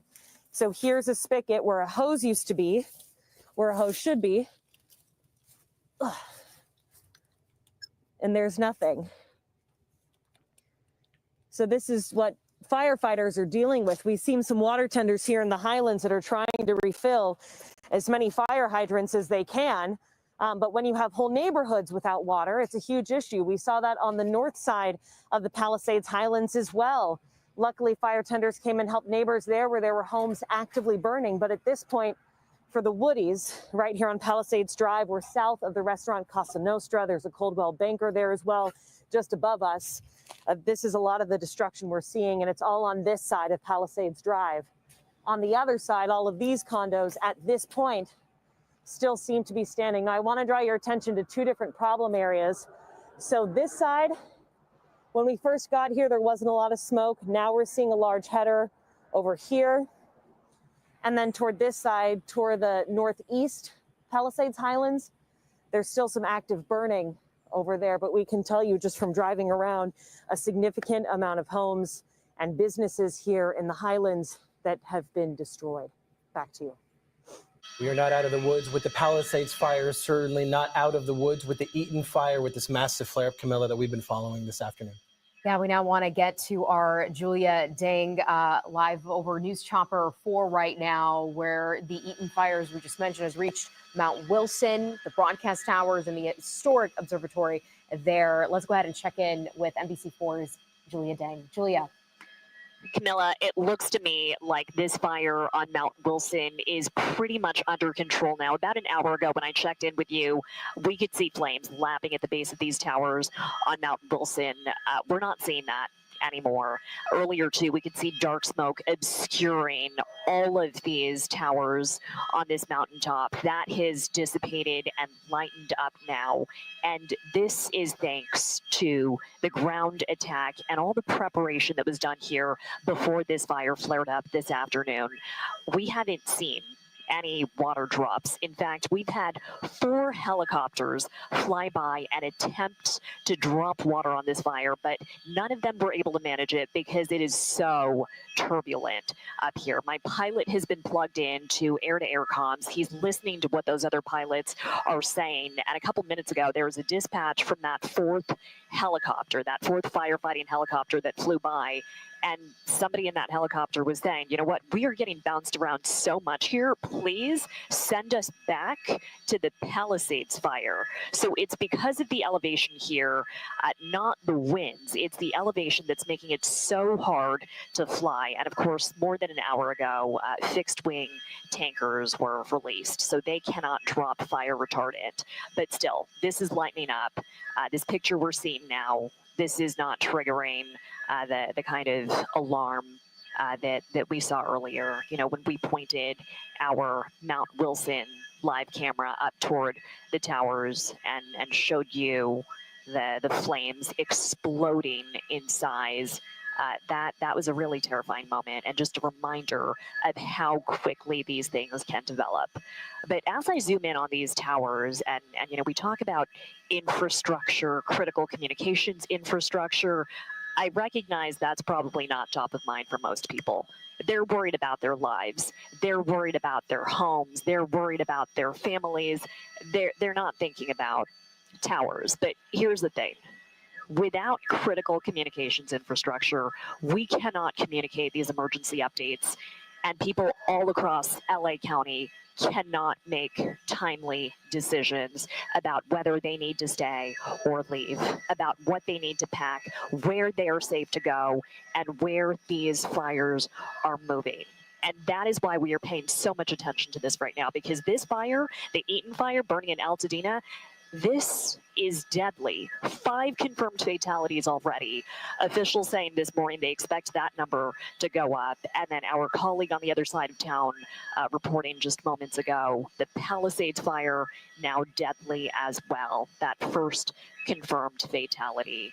This is not just about properties and structures and infrastructure. This is about people. This is about our fellow community members. Julia, we can't lose sight of that. That is absolutely right. As we continue our fire coverage, not to mention, Julia, your shot alone, I'm assuming, is being used right where you're pointing, right? I mean, the reason we had your shot up is because of Mount Wilson. As we continue to see this flare up, yeah, and let's talk about what Dennis Dottie, our engineer, who's up at Mount Wilson right now, had mentioned. He had been in good communication with the firefighters who had said they're just going to let the brush burn. And we don't have the shot up on our main screen, but I'm looking at it here in our studio on a different vantage point here from our tower cam, where you see the white smoke now, and it's just like firefighters predicted that they would let that lush vegetation burn. They had just enough of a gap of that defensible space between where the flames were and those critical infrastructure, those towers, and certainly the observatory. And so far, it's panning out exactly like they said it would. Exactly. And to hear that from Dennis, to hear him say it so calmly, so confidently, and then to see this play out, all of that is possible. We are able to broadcast all of that because of our tower that we are dialed into from News Chopper 4. So people who know that, people who watched that interview, they know not to panic. But on the other hand, information that is developing quickly that does prompt people to evacuate, like the fire that we shot yesterday in the Hollywood Hills, the Sunset Fire, that critical information too is made possible by this kind of infrastructure. And Julia, earlier the Angeles National Forest put out on X that the fire danger level had increased to critical at the Angeles National Forest, and also that they announced that they're extending that closure through January 15th, again, due to the critical fire dangers. So that just goes to show we're not out of this just yet. Those conditions with the winds are still in effect at this hour as we continue to monitor this fire in Altadena, and now that has reached Mount Wilson. And it is critical to understand how big this is. A lot of people use the Angeles National Forest to cut through the desert and the San Gabriel Valley. And so this is a significant update that the Angeles National Forest will remain closed through at least January 15th at this point due to critical fire danger. We want to go back to our Conan Nolan, who's down below where this flare-up is, covering the Eaton fire for us as it approaches Mount Wilson. Conan, you've been live all morning for us, and there's, I believe, your vantage point now of what we're seeing from News Chopper 4. That's right. News Chopper has a better shot. We're at the Pasadena High School parking lot. The flank of the fire is on the north side of the mountain. As from the distance, you can see that, yes, there's turbulence, as she was reporting, but we see the column going up for the most part, so indicating that there's little wind, there's little propulsion that would engulf the entire mountain in smoke. So that's a good sign. Yes, the towers are important, certainly, but so too is the 19 other telescopes up there and the historic value. We talked about that in the last hour. the historic nature of Mount Wilson and all the discoveries that were made that essentially represent the foundation of modern astronomy came from that mountain, from those telescopes that are still in use. A number of universities, including Harvard, a number of Ivy League universities, have a footprint on that mountain, still using those telescopes, including the solar telescopes as well. So they're very much interested in yes, the towers for KNBC and other emergency agencies are critical, but also critical to the scientific community and to frankly the culture of Southern California. Is the impact that Mount Wilson had, not just in terms of the discoveries that came from that mountain, but the scientists there and the import they had on the community. I mean, Caltech is here in Pasadena because, to a large degree, of the import and the importance of Percival Hubble and others at this at Mount Wilson Observatory. So it's one of those things there's an intangible connection to Mount Wilson and the rest of Southern California. You can usually see it from the ground here. You can see it during the Rose Parade, and it's been attacked before, as we mentioned. I think it was in 2004. And later there was the station fire. I remember being up there when they again were able to save the mountain, and the hope is that as Julie was saying, that the strategy will once again work. What is in their favor, of course, is the fact that there is the propulsion is not white of the flames, is not what we've seen before, fortunately, and this will give them an opportunity to have some kind of strategy in dealing with robbing it of the fuel that it needs in order for it to ascend even further up the hill towards these vital communication region and the towers, but also the scientific community, that is the astronomy and all the I should say the observatory and all the other observatories up there. We were just a moment ago in Altadena, which of course is so much of it, such as the Pacific Palisades, a hellscape. We saw people who were leaving from their homes. They were given an opportunity for those who still have homes to go up there and collect items that they were able to just pack in bags and just roll down the street, which is what they were able to do. Remember that, like the Palisades, the commercial district along Lake Boulevard has been wiped out. Use gas stations, businesses, even several houses of worship. Rarely do you see an impact of a wildland fire on a commercial district the way we saw in this episode, both on the Pacific Palisades as well as here. And of course, there are people who are for the first time laying sight to what was their home. We talked with one individual. She was there looking for her cats. How long did you live here? My whole life. My parents, I was born here, so my parents raised me in this house. My dad built.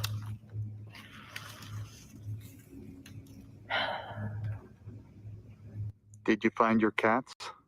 No, I think they're gone.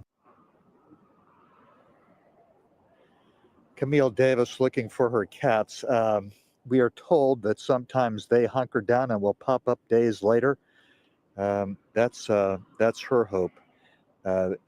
Everywhere, again, people trying to come to terms with the loss of their homes, their livelihoods in the business district, as well as the elements of their life that sort of many of the things you collect, many of the things possessions you have are manifestations of your life that are now ash. In any case, back to this live picture here, we're seeing as the smoke continues to billow above Mount Wilson, one of the most important mountaintops in all of Southern California, certainly all in astronomy. And Just we're hoping that the wind stays the way it is right now, extremely calm, and that can no doubt help give a fighting chance to saving this mountain one more time. Back to you.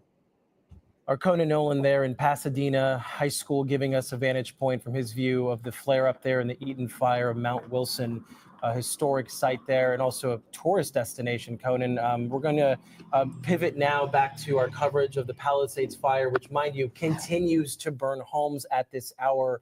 And as other properties smolder right now, we want to go back to Sarah Wallace, one of our reporters from across the country, helping us with our ongoing coverage. Sarah, where are you right now? I see you're close to the water, and kind of give us a look around where you are. Right, Jonathan and Camilla, actually, you can hear behind me, there are actually sirens going on right now. Fire trucks going past us. This is what we've seen on and off. We are actually at the intersection of Big Rock Drive in Malibu. And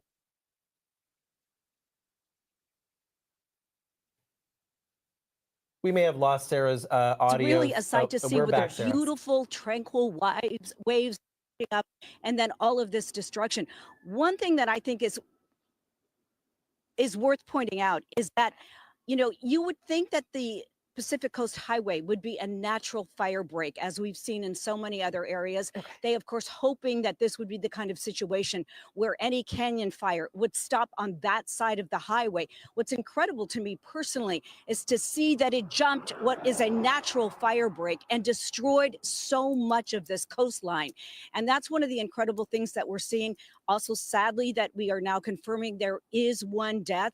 It's up the road. We actually had seen sheriff's officers gathered around a particular home, a multi-unit house, and they were waiting for additional investigatory officers to confirm what we now know. So sadly, now this Palisades fire has also turned deadly, but it is very dangerous. And, you know, we heard the fire chief earlier talking about the fact that, please, if you are not an emergency responder or a utility crew, do not come back into the area. And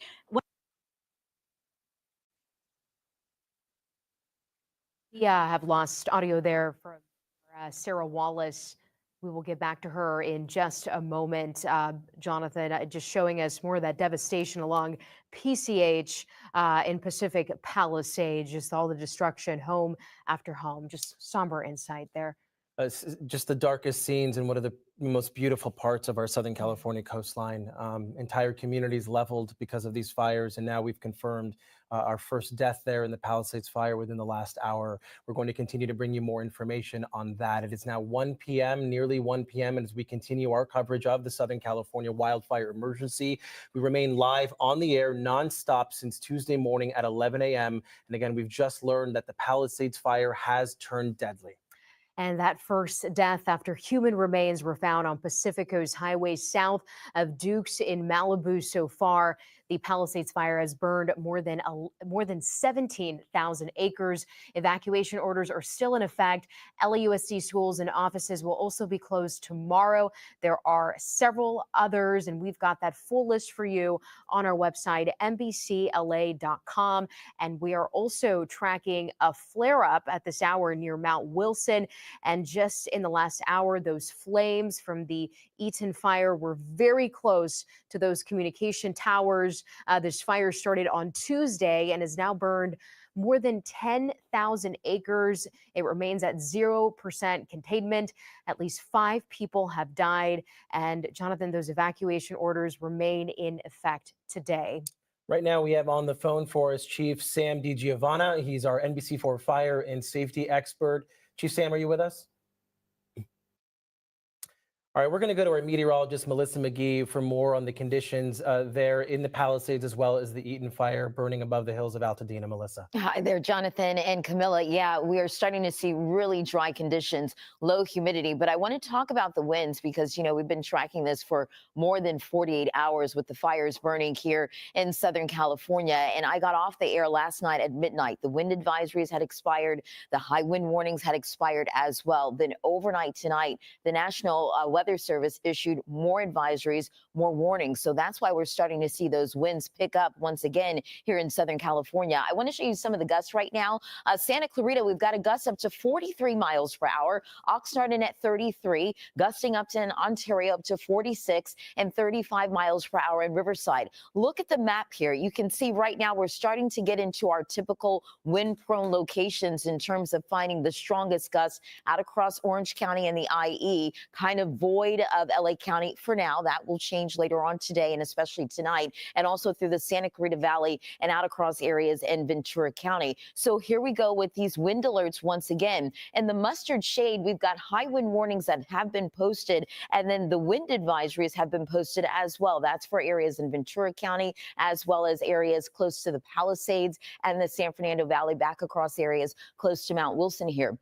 So the Palisades, for example, later on tonight, you'll have winds gusting anywhere from 20 to about 40 miles per hour. But overall across our region, the highest gust 50 to 60 miles per hour, and then some isolated gusts for the San Bernardino County mountains up to 75 miles per hour. Also, it is very dry outside. We've been talking about the Santa Anas and how these winds really come through the mountains, down through the canyons and passes with that northeasterly wind. It dries out the atmosphere, and the problem is that it's already dry at the surface. It's been more than 8 months since Southern California has had any measurable rainfall. So looking at the relative humidity, we're down into the teens and the single digits. 7% in Van Nuys, 9% in Thousand Oaks. We've got relative humidity dropping down to 12% there in Anaheim and Orange County. So the red flag warning once again has been reissued. This will stay up until 6 p.m. on Friday. Low relative humidity and these winds that we're still fighting and battling is leading to some critical fire concerns across the region. An update on the fires that we're tracking, the Eaton fire. This broke out in Altadena a couple of nights ago, and you can see winds are calm, so that's nice. But the relative humidity, as we've been saying, dropping down into the teens and the single digits here. Also, an update for you on the Palisades fire as we're looking at weather conditions.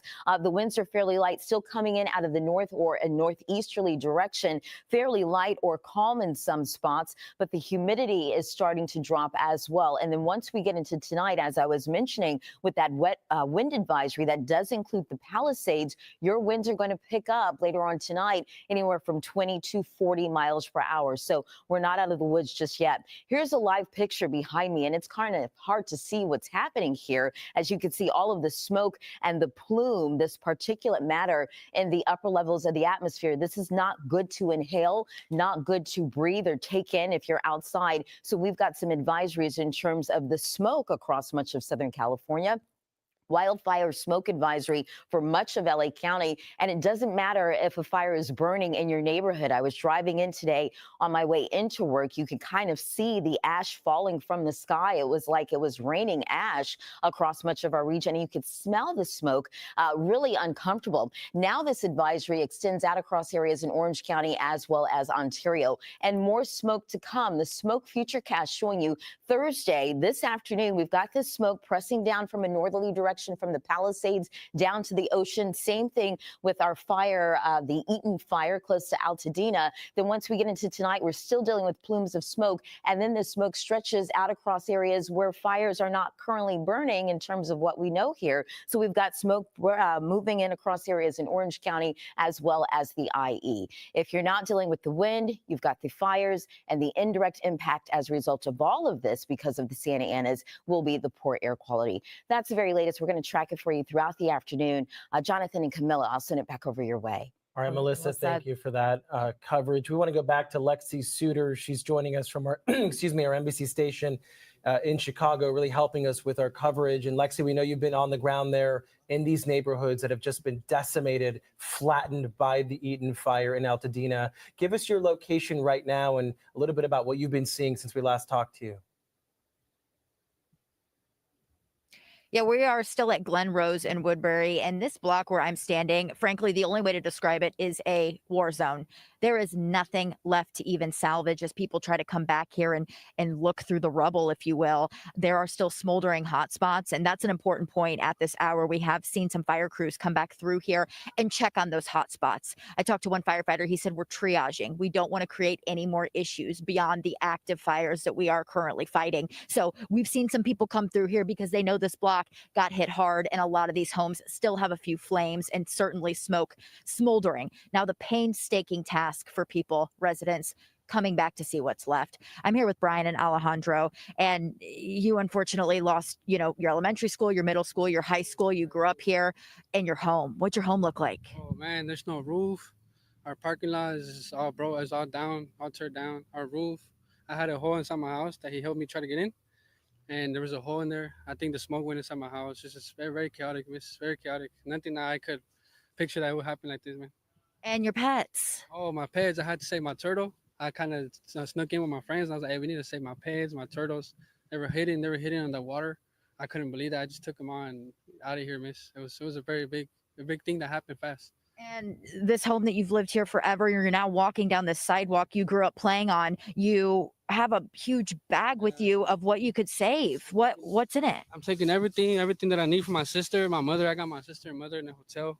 I didn't want them to come. I have my shampoo, little things that I can, stuff like clothing. But I couldn't really take everything, miss, because there's a certain too much smoke going on. I couldn't even see no more, miss.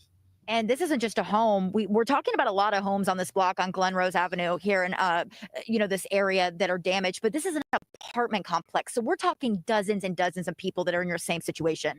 There was a 50 apartment complex, man, and everybody left, miss. Everybody, all the families couldn't believe it. We all grew up there, miss. It was like a big family. We were united, very. And you said it was hard to leave. You were one of the last to evacuate. It was like around 3, we got the notification, and we were kind of sleeping through it. Around 5 minutes, everybody already had left. We were the last ones to leave, man. It was very, very sad, miss. Seeing my sister and mother almost getting burned by the fire boss. Something I don't wish on nobody, miss. Very bad, very bad. And now seeing my block, I've always passed through here. I went to school everywhere, and now everything's gone, miss. It's very hurtful to see, to be honest. Well, Brian, Alejandro, we're glad you're safe. Thanks for sharing a little bit of your story. And unfortunately, this is a story of thousands of people, and that number may even grow, not just in this area, but as we know, there are fires burning across Los Angeles County. So this gives you a little preview of what we're watching here today, beyond just trying to take this site in, seeing people come back and carry their life down the street, a bag of clothes, anything that they could save, their pets. It's a really difficult situation out here. We'll send it back to you in the studio. All right, Lexi Suter helping us out from our NBC Chicago station there at Glen Rose and Woodbury. Just such a devastating sight. Lexi, thank you for that coverage. We now want to show you a live picture here from News Chopper 4. This is over the Eaton fire that has now reached Mount Wilson at this hour as we continue to monitor that white smoke there. And this is, we've been covering this for the last would say a couple 2 to 3 hours. 2 to 3 hours as it approached those communication broadcast towers there. It got very, very close with those flames. But as we learned earlier from our engineer there, the winds weren't as much of a concern at that time. But again, this is a fire that we continue to monitor at this hour that has reached Mount Wilson. We want to go ahead and check in with Chief Sam Giovanna. Are you with us now? Yes, I am. What can you tell us now when you look at the conditions and the developments that we've seen over Mount Wilson with the smoke right now?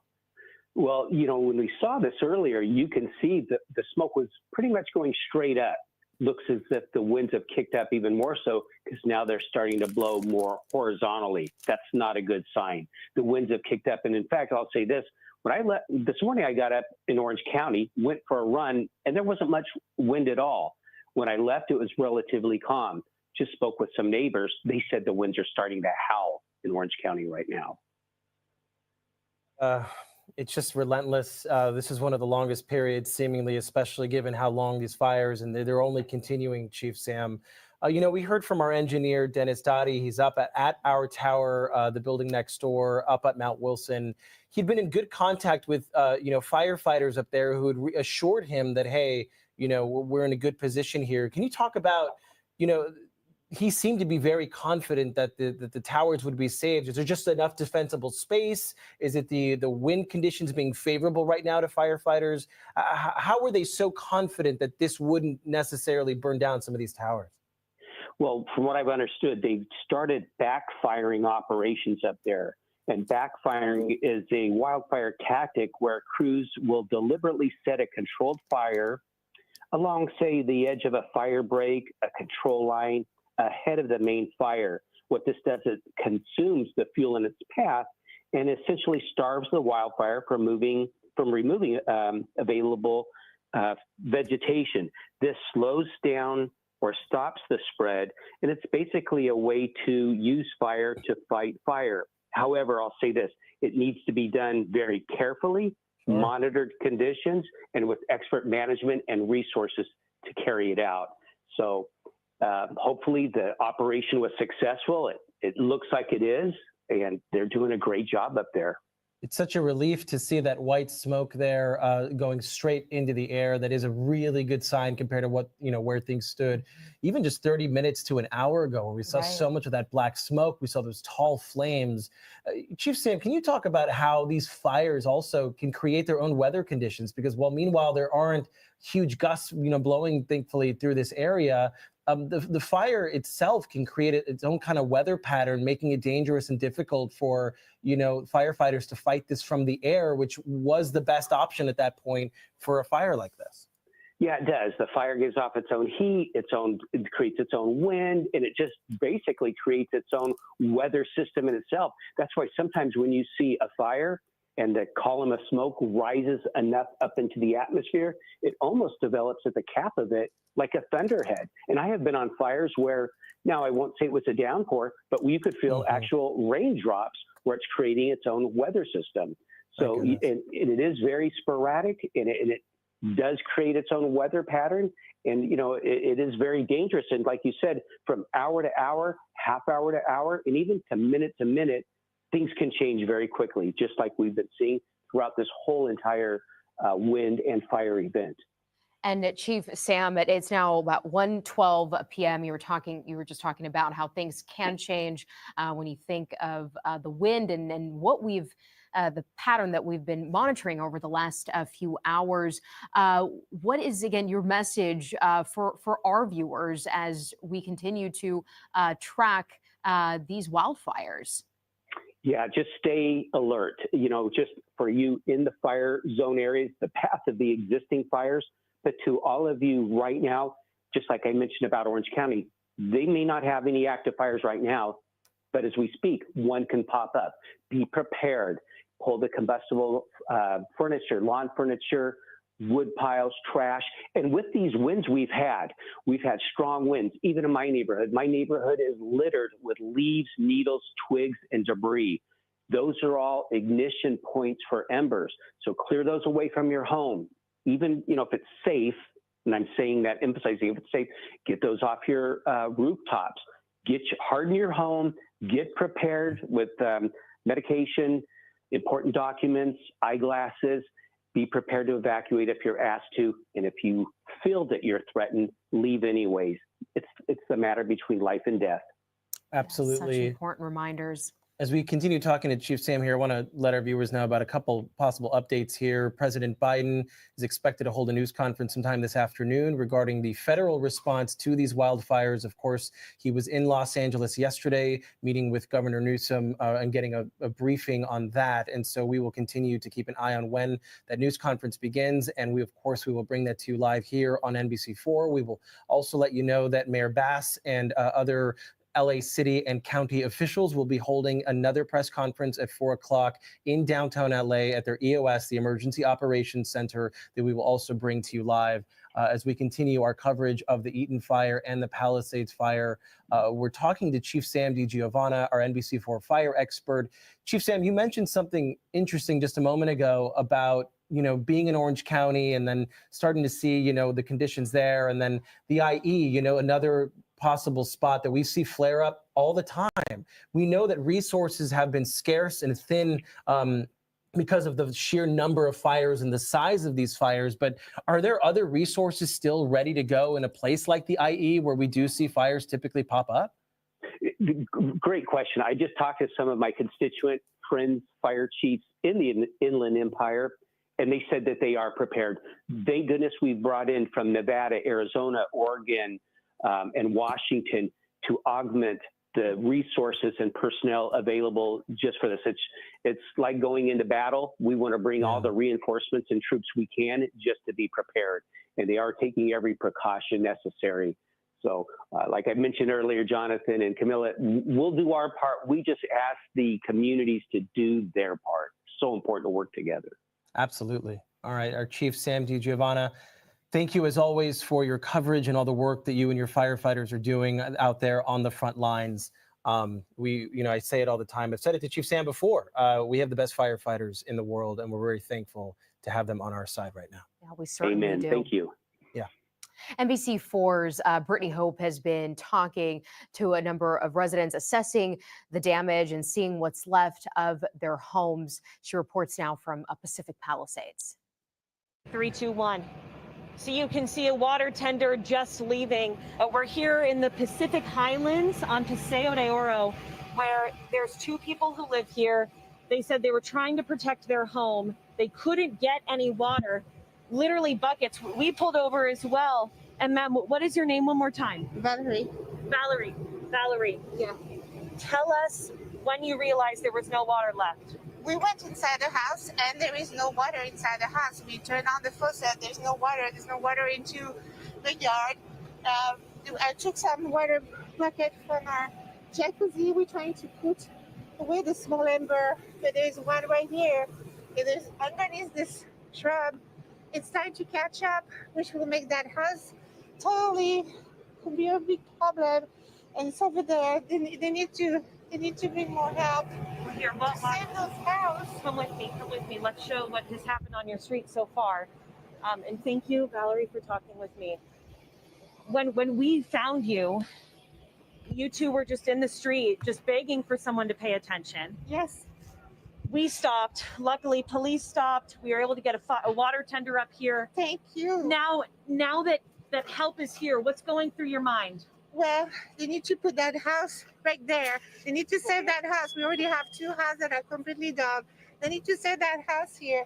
And then they need to pay attention here because there is fire that started with a small ember, but all this vegetation right here is ready to burn right here. Oh. My husband is using the fire extinguisher, but it's not enough. So literally residents using a fire extinguisher because until 3 minutes ago, there hasn't been water in this neighborhood.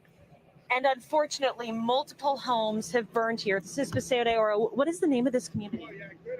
This is the Highland and this is the Paseo de Oro street. Okay, so we're still in the Highlands on Paseo de Oro. Everybody is so helpful and kind and all together.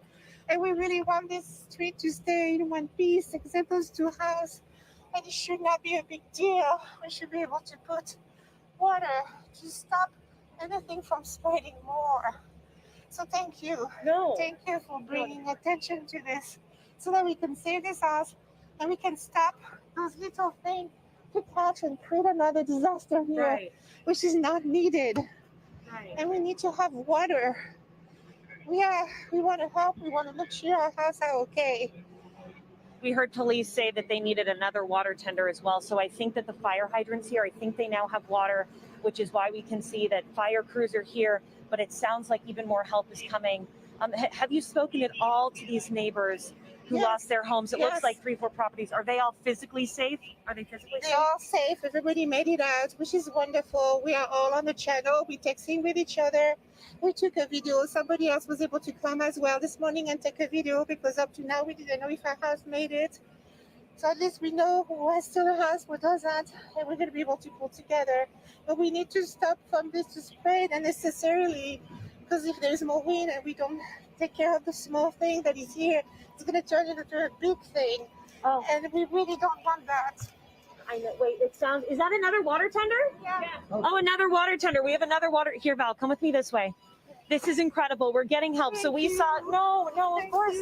Don't. This is It's everyone's job. So we had seen down the hill from us here along Palisades Drive. Thank you guys so much. I want to pay attention to this one Yes, here as well. we had seen down on Palisades Drive a few water tenders that were there. And so Joel and I, my photographer, we were all together. We were talking with police. We said, we saw a tender at this intersection. Is there any way? Well, the two officers we just talked to just returned. They sprinted down the hill. We have another water tender here. That means we have more water. Thank you, thank you. Oh my God. And I know it's small, but if we can at least save those houses that can still be saved, yes, it is worthwhile. Please. Well, and there's so many homes in the highlands that have burned. So many. Yes. And you it's never horrible. know what's going to happen. And we may lose those houses, but if at least we can still try, that would be really great. Because if there's a resource, we should use those resources. Since we know it's happening there. So thank you. So appreciating. And I really pray that we can save the street, if possible. And my heart goes to everybody that have lost their house. It's just so horrendous. I really. These are your neighbors.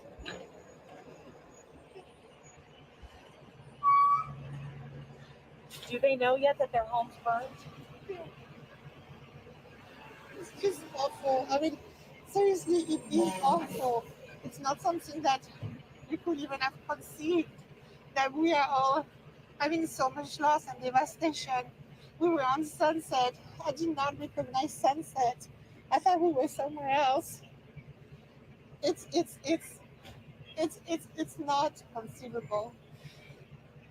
I'm sorry. No, please don't apologize. We've been trying to find the words. Thank you. I don't know if I have the word for it, that it's so big and so many people lost their house. But if we can still save some that can be saved, that's all. I think any house that can be saved is worth fighting. I'm so happy that we have people here. I was so nervous when we saw you coming out of your house with buckets but no water. And it's, what do you do? But that's a situation for so many people. Are you saying now it's poison in water? And those things need to be attended to. Yes, yes. Why losing an entire street? I know we are stretched thin, but if we can still prevent more loss somewhere, it's worth the fight. Yeah. So thank you. Thank you for so sharing much. the water. I hope they're going to take those out, and they're going to take this one here as well. Yeah. And I hope that the house does not burn. Thank you. Well, thank you so much. I appreciate it.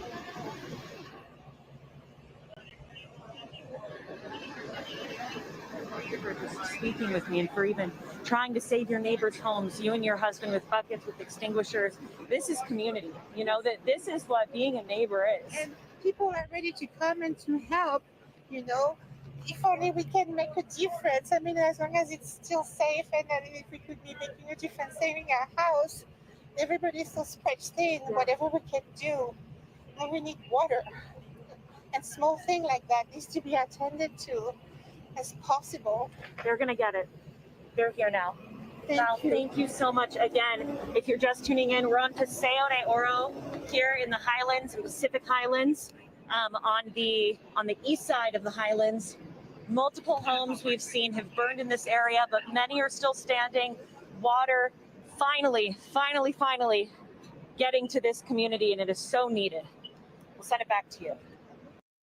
Wow, the storytelling from our Brittany Hope there, making sure they got what they needed to, just everyone really coming together right now to help anyone as much as possible. We want to let our viewers know that right now we are awaiting an update from President Biden about the federal response to this ongoing firefight happening here in Southern California. We are expecting that news conference to happen at 1:30. These things tend to change. These things tend to shift. So, of course, we'll keep you updated on the time. And when it does start, we will bring it to you live.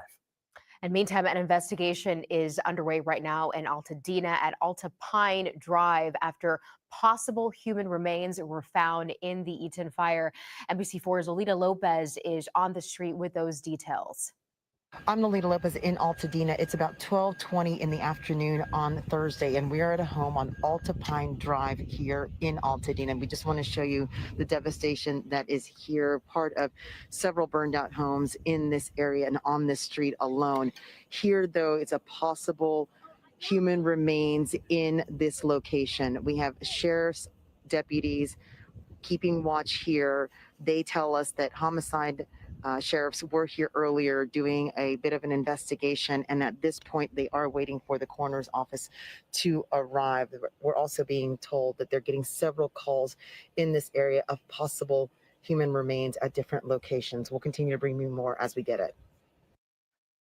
And what Lolita was just referring to is what the sheriff, LA County Sheriff Robert Luna, mentioned this morning. We have 5 confirmed deaths there in the Eaton fire, but they did anticipate that number, sadly and tragically, will go up throughout the day and the days to come as their investigators continue to work. And another tragic update, we want to get back to the Palisades fire. That's where NBC4's Alex Rozier is live in Malibu on PCH and near Dukes with that breaking information. And sadly, Alex, this is the first confirmed death from this tragic fire. Yes, and human remains were found inside the home. The sheriff's department just confirmed they've been out here over the last couple of hours working this scene. They're working with the medical examiner's office as they work to identify the person whose remains were found inside this home. They just have told me moments ago that they initially got a call for a missing persons report. That turned into a welfare check, and then the LASD Lost Hills Station, they conducted the welfare check last night, and that is when they discovered the remains. Again, the medical examiner will identify the person. But we are told this is a home along Pacific Coast Highway, again, just to the south of Dukes, about a quarter mile south of Dukes. The detective who was working this today told me that one person on Tuesday night left the home and one person stayed behind.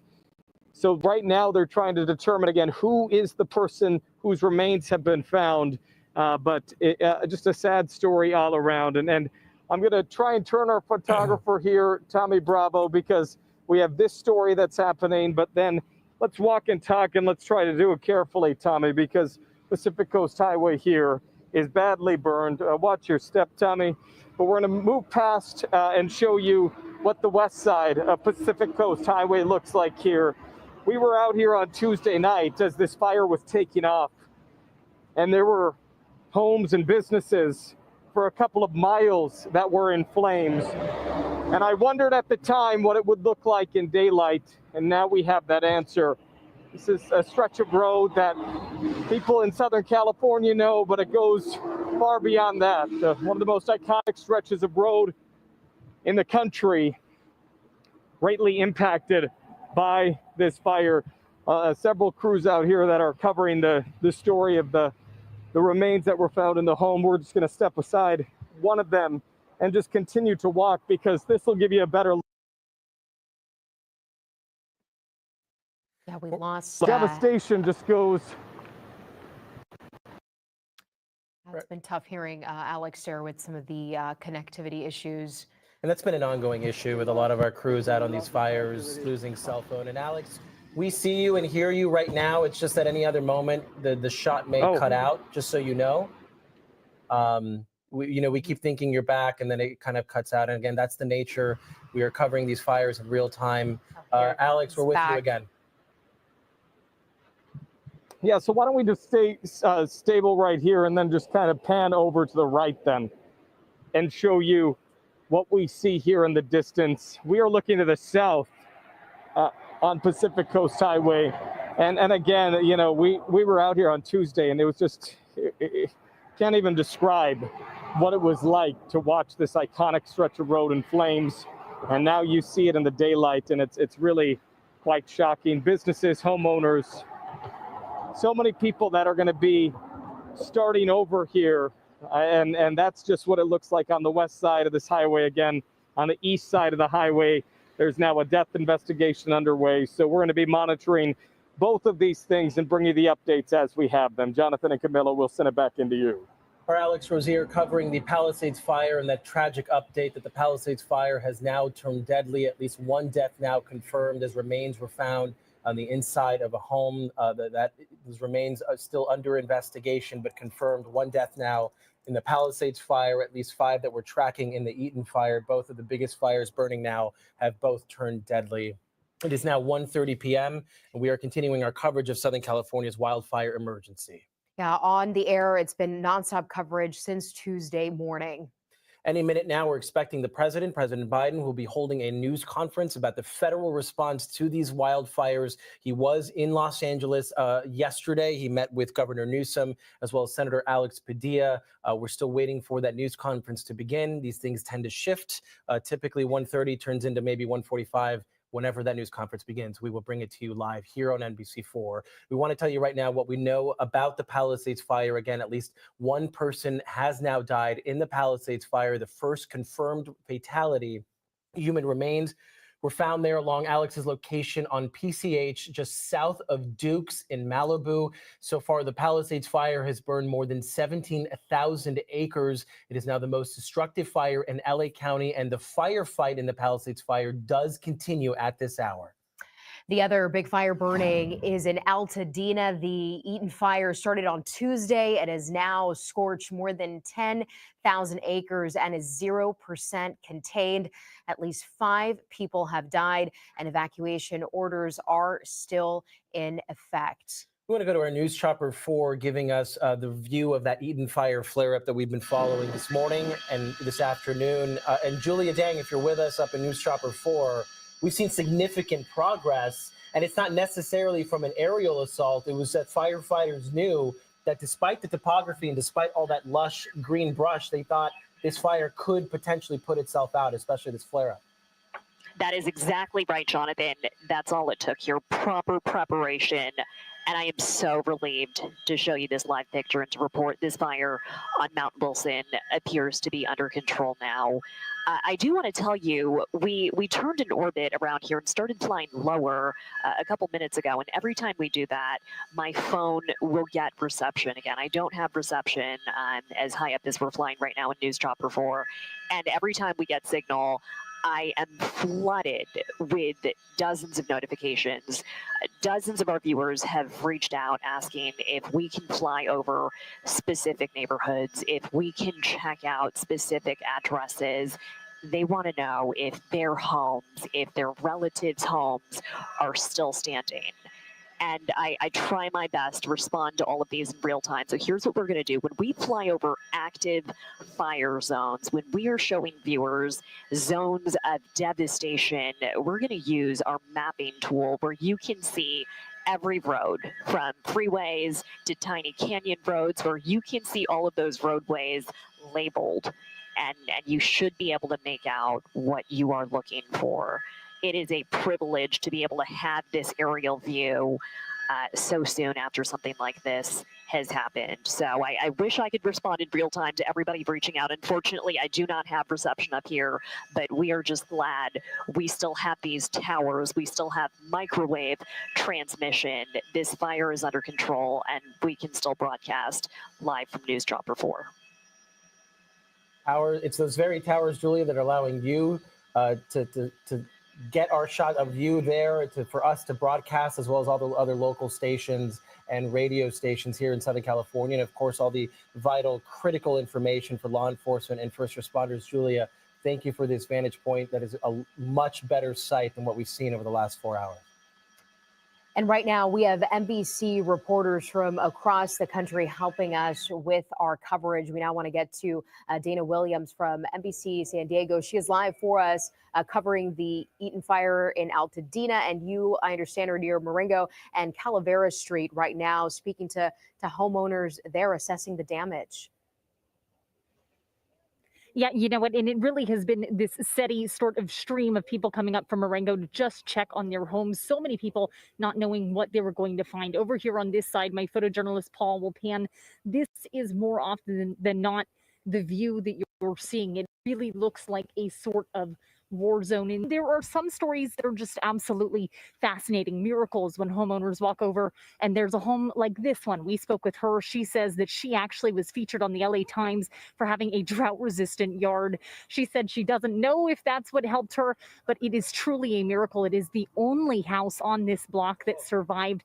It was also that homeowner's birthday, and she came home to find her home still standing and her birthday cake left in the oven. So that was a really, really impactful interview.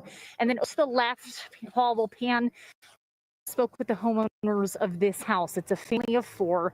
They say that they've been here for generations. And when they came here to check on the destruction, one of the things that they saw that really, really struck them was that they had figurines of angels around their property. They say that they have lost a son, also lost elderly parents, and it was a sort of sign that they were looking out for them despite all of this mess. This is obviously just one of these stories. There are so many. Every single home, people are going, they're digging through the rubble, trying to see if there was anything left over. Some people finding family photos, some people finding a car that is still here and working. Again, it is incredible to be out here, incredible to hear these stories. And we again are on Calaveras. This is 35 Calaveras. The Fair Oaks Burger did survive. I don't know if you could see it over the hedge there, but I know that that's a popular place for folks in this area. We are going to stay here and we're going to see more people coming to check on their homes. It is bad news. Sometimes it's good news, but we'll be here nonetheless. I'm Dana Williams. Back to you. And Dana, we continue to follow the Eaton fire that has now reached Mount Wilson. Luckily, now we're seeing some of that white smoke. But what are you seeing in that? And from your vantage point, are you seeing that plume of smoke near you? Yep, you know what? I appreciate you asking. Right here, it is eerily still. There is not a breeze once in a while. There's still ash falling. There is some kind of dissipating smoke in the distance, but it really is nothing different than what we were seeing earlier today. People who live here say that this is so much different than even when they were evacuating. And they said at one point they felt 80-mile-an-hour wind gusts, rubble, rocks hitting their windshields of their cars, the windows of their homes. I would say we do see that little bit of smoke still, but really it is eerily calm, and still probably why larger amounts of smoke aren't coming over here. All right, our Dana Williams from our sister station in San Diego helping us out with our coverage. Dana, thank you. We will come back to you a little bit later this afternoon. Right now, we want to check back in with meteorologist Shauna Mendiola. And Shauna, you were with us when that flare-up, that massive flare-up broke out near Mount Wilson. But thankfully, the conditions there were favorable to firefighters. Yeah, so no wind coming in. We tracked it. It was only about 5 miles per hour at the time. However, there were reports there was a lot of turbulence within that area, so they couldn't do any airdrops. And that's because the system was making its own weather. That fire was burning so hot that it was sending clouds of warm smoke up in the air. And that was acting like those little towers of barriers for those choppers to get overhead. So they couldn't do that because the wind was headed up from their own system in that fire. So that was really interesting to see, but good to know that they got control out of it and it kind of burned out on its own and that the conditions were favorable. Now, I do want to tell you that we're still monitoring the wind. Last night we got a break. We also got a break this morning, but those winds are starting to develop at this hour exactly like we expected them to. And wind alerts are still going to be in effect till Friday afternoon because we're going to see some stronger winds through the Inland Empire, Orange County. Some of your gusts could get up to 75 miles per hour in the San Bernardino Mountains. And then for LA County, we are looking at 50 to 65 mile per hour gusts in the mountains as well. Locally in the valleys could be as high as 45 miles per hour. So these aren't as strong as the last round, but any little bit of wind, of course, is going to aggravate any fires that are burning at this time. And we're continuing to see very dry conditions out there. So without any rain, we are looking at trouble out there with any bit of wind. So developing wind right now, you can see out the door, these are your gusts, 21 miles per hour right now in Thousand Oaks. So not too strong there, but some of these purple colorings on the map, I'm monitoring because they're the highest peaks of the mountains that are getting anywhere between 40 to 50 mile per hour wind gusts right now. So that's something that's very concerning at this time as well. Any little bit of wind is something that we're really on high alert for. So now I mentioned, this is your timing, developing Santa Ana wind. We're watching for the next round, and this is going to be a little different because it's not going to be quite as strong as last round, and certain locations won't get the wind because it'll be your typical Santa Ana wind where those wind-prone areas get the wind. And if you're wind sheltered, not going to see much this time. This evening, you will see those winds strengthen, and then tonight through tomorrow morning is going to be kind of your peak time where we're going to see those moderate winds pick up. Wind-prone areas are going to see that the most. So if you live in Orange County, the Inland Empire through the passes, as well as some of the Newhall Pass areas and into Santa Clarita, you definitely get those winds. We'll get that through the first half of the morning. And then once we get to midday, right around 12 o'clock, there is going to be a change. We're going to see those winds start to weaken, and then they're going to shift from becoming offshore, which is towards the ocean, to onshore from the ocean inland. And that's going to help with humidity. And it's also going to do a thing with smoke. If you don't have any smoke in your neighborhood right now in Orange County and the Inland Empire, because it's kind of centralized right over LA, it's going to come in your neighborhood starting tomorrow. So be prepared for that. Get those masks ready, because we want you to protect your lungs. This smoke has a lot of pollutants in it, and you don't want to be breathing that in. So what we're looking at right now is that wind map futurecast. We do have those winds picking up for those wind-prone spots. This is a look at tonight, 10 o'clock. We'll see a wind going through those spots that we typically get, those winds from the Santa Anas, those northeast to southwest winds, again, typical through these areas, Big Bear, San Bernardino, Riverside, and Irvine. You're all going to see a wind pickup there, and you're also going to see that through Santa Clarita, Ojai, Oxnard, and Malibu. This is a critical area right here, especially near the Palisades, because that wind gust could hit anywhere between 40 and 50 miles per hour. Another strong round. We get to tomorrow morning, 7 a.m., still seeing some of those winds, and then they start to back off as we head to lunchtime tomorrow. So that's good news. And like I mentioned, they turn onshore. So we're going to get a little bit of help from Mother Nature, I think, tomorrow with some humidity. It's not going to be much, but we do need those winds to die down. That helps in the firefight. Smoke is going to head towards the inland areas. That's going to be one thing we'll watch too. So again, please be on alert. Watch your newscast here. We're going to be monitoring your forecast every day with the wind for now. Notice how we didn't add the wind for the next coming days. That could change. I am looking at a potential for maybe seeing that again Saturday to Sunday, and then again next week. And that's why we've got clear skies. Clear skies, we say that because we don't have any clouds in the way, but we do have a lot of smoke. So even though those skies are clear at this time, skies can be orange right now. If you look into downtown LA, our live cams are showing all that haze, those pollutants in the air. And if you don't smell it, it's still going to be there. So please protect yourself from that. We're going to see a couple rounds of wind here next week that, again, could be concerning if there is no containment within these fires. But for now, again, it's today and tomorrow where the wind we're going to be focusing on. Tomorrow by midday, I think there's going to be that change for the onshore winds to come up. So your weather team has been here. We've been monitoring this, and we've got you covered. Everyone, please stay safe.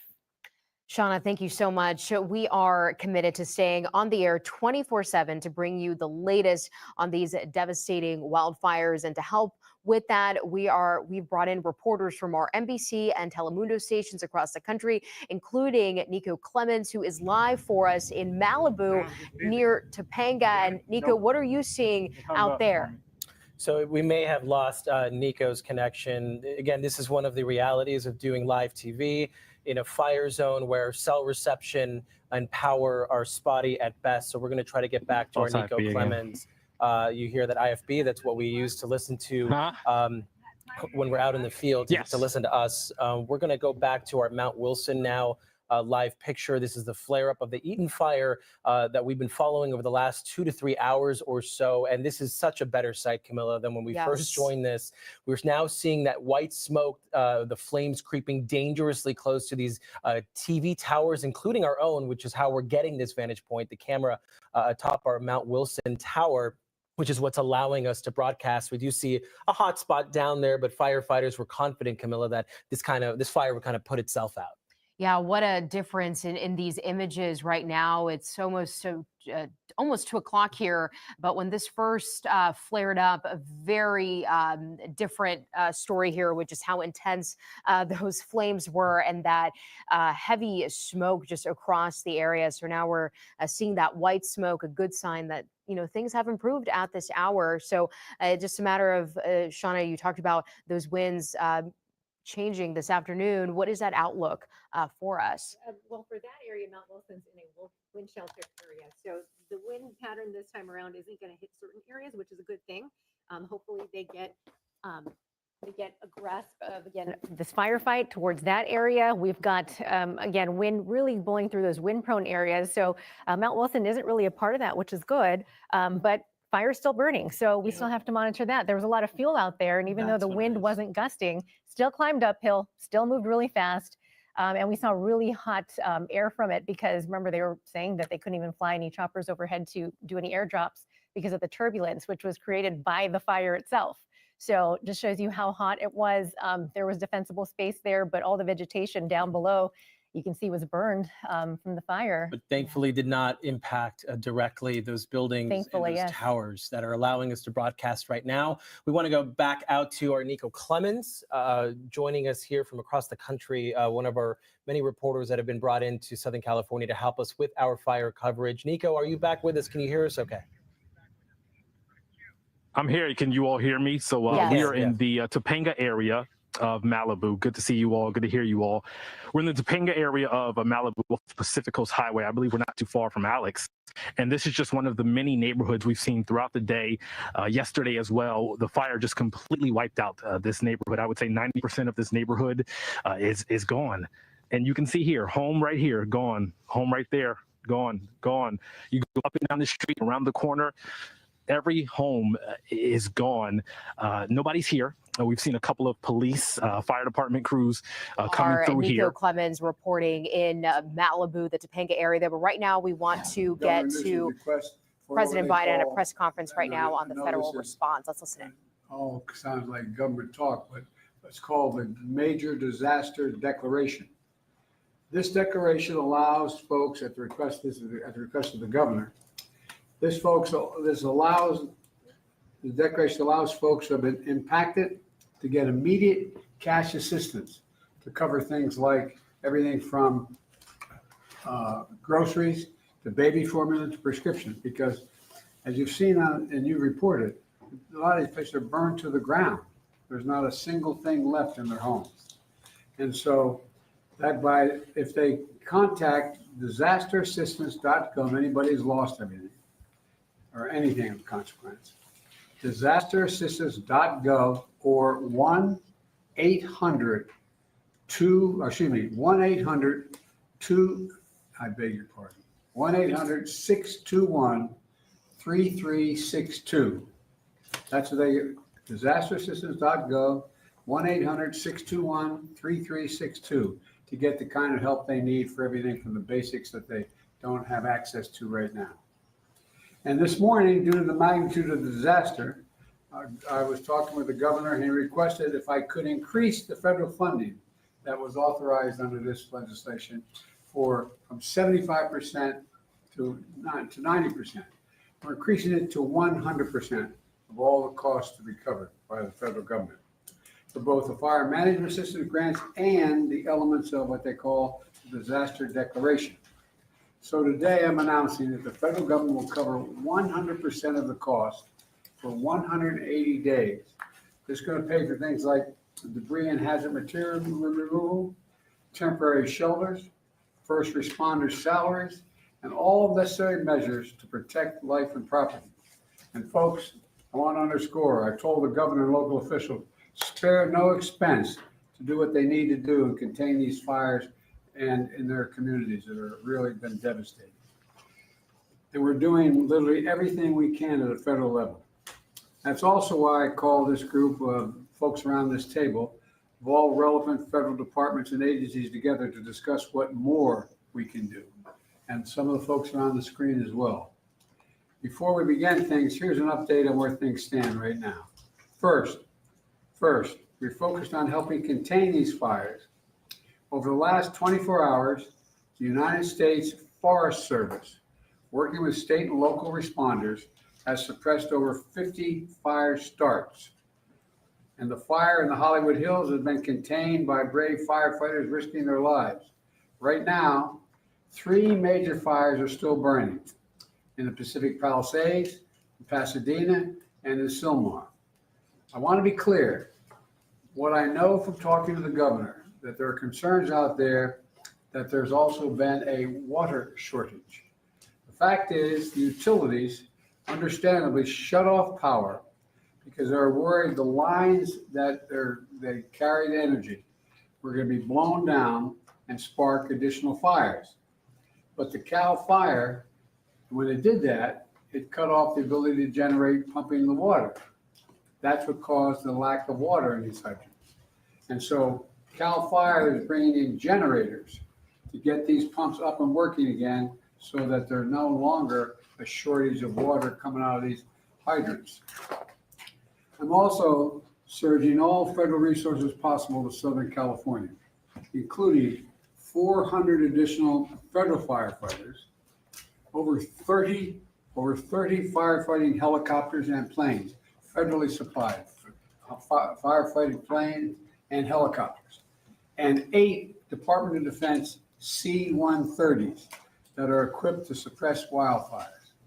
Today, the Secretary of Defense also authorized 500 wildfire ground clearing personnel from the Defense Department. And I've directed the department to continue working with Governor Newsom to identify additional resources that can be provided for public safety and security. And we've secured additional firefighters and firefighting aircraft from our ally in Canada as well. I also want everyone in Southern California to know we're going to keep at it. We're sticking with this. We expect there may be a temporary break in the winds, but in some areas, the winds are likely to continue well into next week. And so we're going to continue to sending everything, literally, every resource we can find that's appropriate to help the governor and the first responders. Second, we're focused on helping people who have been displaced or in many cases lost everything. You reported on, you've seen the homes just burned to the ground, whole areas burned to the ground, large areas.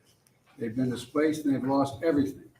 As I said, since the fire started, FEMA has been working with the state to help residents get shelter, groceries, prescriptions, and other critical goods like baby formula.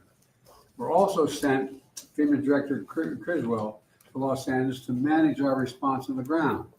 She was supposed to be on this call, but we have the deputy here because she is out in the field with the governor right now, surveying what's going on. Let me close with a message to the people of Southern California. We are with you. We're not going anywhere. To the firefighters and first responders, you are heroes. Many of these firefighters are out there risking their lives and some, well, I won't go beyond that, but risking their lives, and while their own homes are in danger, their families are in danger. To the firefighters and first responders, you really are, it's not hyperbole, you're heroes. You're genuinely heroes. And the worst, this is the most widespread, devastating fire in California's history. It's amazing. And there's nobody understands it better than the press been covering this on a minute-to-minute basis. And you literally have to run into the flames, these firefighters. You know, that old expression, God made man, then he made a few firefighters. Who runs in the flames? You know, in doing so, you're leaving your own families and who may be in harm's way as well. So we owe you. And we're going to make sure you get every resource you need, every possible resource you need. You know, to the families who have been impacted by this disaster, you're living through a nightmare, I know. And I promise you, we're going to help you get through this and eventually recover and rebuild. I'm going to turn it over now to the Vice President before we go on to the folks in the various cabinet positions as well as agencies that control these issues. Madam Vice President, I know you're directly affected, so you fire away. No pun intended. Indeed. Thank you, Mr. President, and also for the work that everyone around this table has been doing with the appropriate sense of urgency, because this is an urgent matter. What we have seen in California, and in particular in Southern California, is apocalyptic in terms of the nature of it and the unprecedented nature of it as well. And what we are seeing is a situation that is extremely dynamic. It is very much in play, and to some degree unpredictable, because we are literally waiting to see which way the wind blows. And I cannot praise enough the local leaders, most of whom I have talked with, and in particular our firefighters, who, as the president has said, they are working around the clock. They are working 12-hour, even longer shifts, and they are doing it with a sense of optimism, but also with an understanding of how serious this moment is and how important their work is to real lives and real people. Thousands of families have been displaced. Many of those families with young children with nowhere to go. And what we know is that this is a matter of current urgency, but this is also something that is going to have an impact for months and years to come. And on that point, I will also make note of the fact that sadly, many insurance companies have canceled insurance for a lot of the families who have been affected and will be affected, which is only going to delay or place an added burden on their ability to recover. And I think that is an important point that must be raised, and hopefully there can be some way to address that issue, because these families, so many of them, otherwise will not have the resources to recover in any meaningful way. And many of them have lost everything. In the midst, however, of all of the trauma that has occurred, we have seen extraordinary acts of heroism. I am hearing countless stories of strangers helping strangers. People who are opening their homes where they are intact and have not had to evacuate, opening their homes to neighbors, to friends of neighbors, feeding them and providing shelter for them. And I do think that it speaks to the best of who we are as a country, which is in times of crisis, we find the heroes among us who we may not have known before, but act out of a sense of courage, but also a sense of community. And I applaud all those who are approaching this crisis with that spirit. And the bottom line is this: there are incredible heroes every day who are working right now in California on the front lines of this fire. And in particular, I want to thank the firefighters for all they are doing. They are, as the president said, putting themselves in harm's way, and they are doing the work that is about helping people who are perfect strangers to them and doing it in some of the highest moments of need that anyone could face. And with that, I'm going to turn it over to Liz Sherwood-Randall. Turn it back to me. Okay, back to the president. Look, I've had a chance to speak with a lot of the elected officials, including the senators, some of the congresspersons of the region, as well as the vice president as well. And I want to be clear that one of the reasons I've asked this larger group to get together is because they control the very agencies that are needed from the federal level to get things done. And, you know, we're in a situation where the U.S. Forest Service Chief, Randy Moore, is here. And he's going to provide an update in the fire situation in Los Angeles and discuss how the U.S. Fire Service, the U.S. Forest Service is assisting Los Angeles and the state of California with fighting the wildfire, including the action his team has taken to suppress new fire stars. So, Chief, why don't you fire away? Thank you, Mr. President, Madam Vice President. It's great to see you. I, too, consider California my home. Yes. And so it's great to be here to talk about this dramatic situation that we have. So the Forest Service and the Department of Interior are actively engaged in supporting the response to the wildfires in Southern California. And there are 4 major fires that we currently have going on. The Forest Service is in unified command with the LA County, as well as other local city agencies. We are looking at the Eaton, the Hearst, and the Lydia. And if you look at that area there, that's the northernmost part of that area where the fires are taking place. The Palisades Fire, which CAL FIRE is in control of. And then we have a new start, which is this Sundown Fire that just started last night. And it also has potential to expand quite significantly just based on the location it's at, but also the winds that are expected to continue. Right now, when I look at the mutual aid system in California, I want you to know that it's second to none in terms of how that system works and how it really moves to activate the federal firefighting community and how it is activated and engaged. You know, every year we prepare for these Santa Ana winds. It's just that what is happening now is happening sooner. It's happening at a time now where we normally are at our lowest point in the fire year. And the fact that these fires are taking place now, it says that there are things that are going on in our climate that is creating truly year-round fire situations. And it's something that we all need to be mindful of. And this is a good indication of that. To give you an example, if a fire starts from any ignition source during these Santa Ana winds, it has the potential for explosive growth and spread. And when that happens under these wind-driven conditions, it's very difficult to control. Now, in addition to this, when these winds are high, the aviation resources cannot fly. So it limits a lot of the potential area of support. As of this morning, there were over 4,000 firefighters that were assigned to these large fires. 600 or so were currently federal work, which means Forest Service and Department of Interior. And it doesn't include many who are assigned to their home units to provide initial attack. To give you an idea of the unsung heroes in these fire type conditions, in the last 24 hours, we've had 50 starts, and the initial attack success has been wonderful. So we've stopped the potential for 50 additional fires to be added to these 4 significant fires that we currently have. And that's what I mean by having initial attack crews stay put or pre-positioned across the state based on intelligence that we're gathering.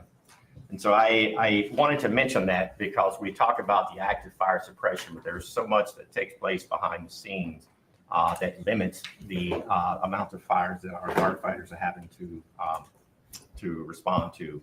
The president did an excellent job of mentioning all of the resources that's available and that are assigned to the fire.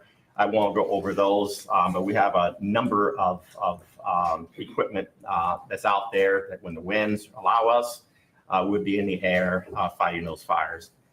We also have a number of private contract crews that we're working with. We're working wonderfully with the state, county, and other federal firefighters, also the tribal firefighters as well in the communities. And we're looking at these maps, which we call the Marginal Area Firefighting System Air Tanker. There's 8 of them. And there were, like I said, this time of the year, we're not ready for that. But within the next 24 to 48 hours, we'll have all 8 that's available for assistance. These aircrafts require lead planes to lead them into these fires. And so we're having to go through that whole process and ramp up really quick to get the inspections in, the check rides, so that these are qualified and are able to go. We're also working with our Canadian partners to mobilize 2 CL-415. These are water scoopers. They will clear customs on Monday, and they'll be available after they clear federal inspections and the check rides. An important thing to know is that these aviation resources require a lot of support in the form of mechanics, airport space, helicopter managers, area supervision.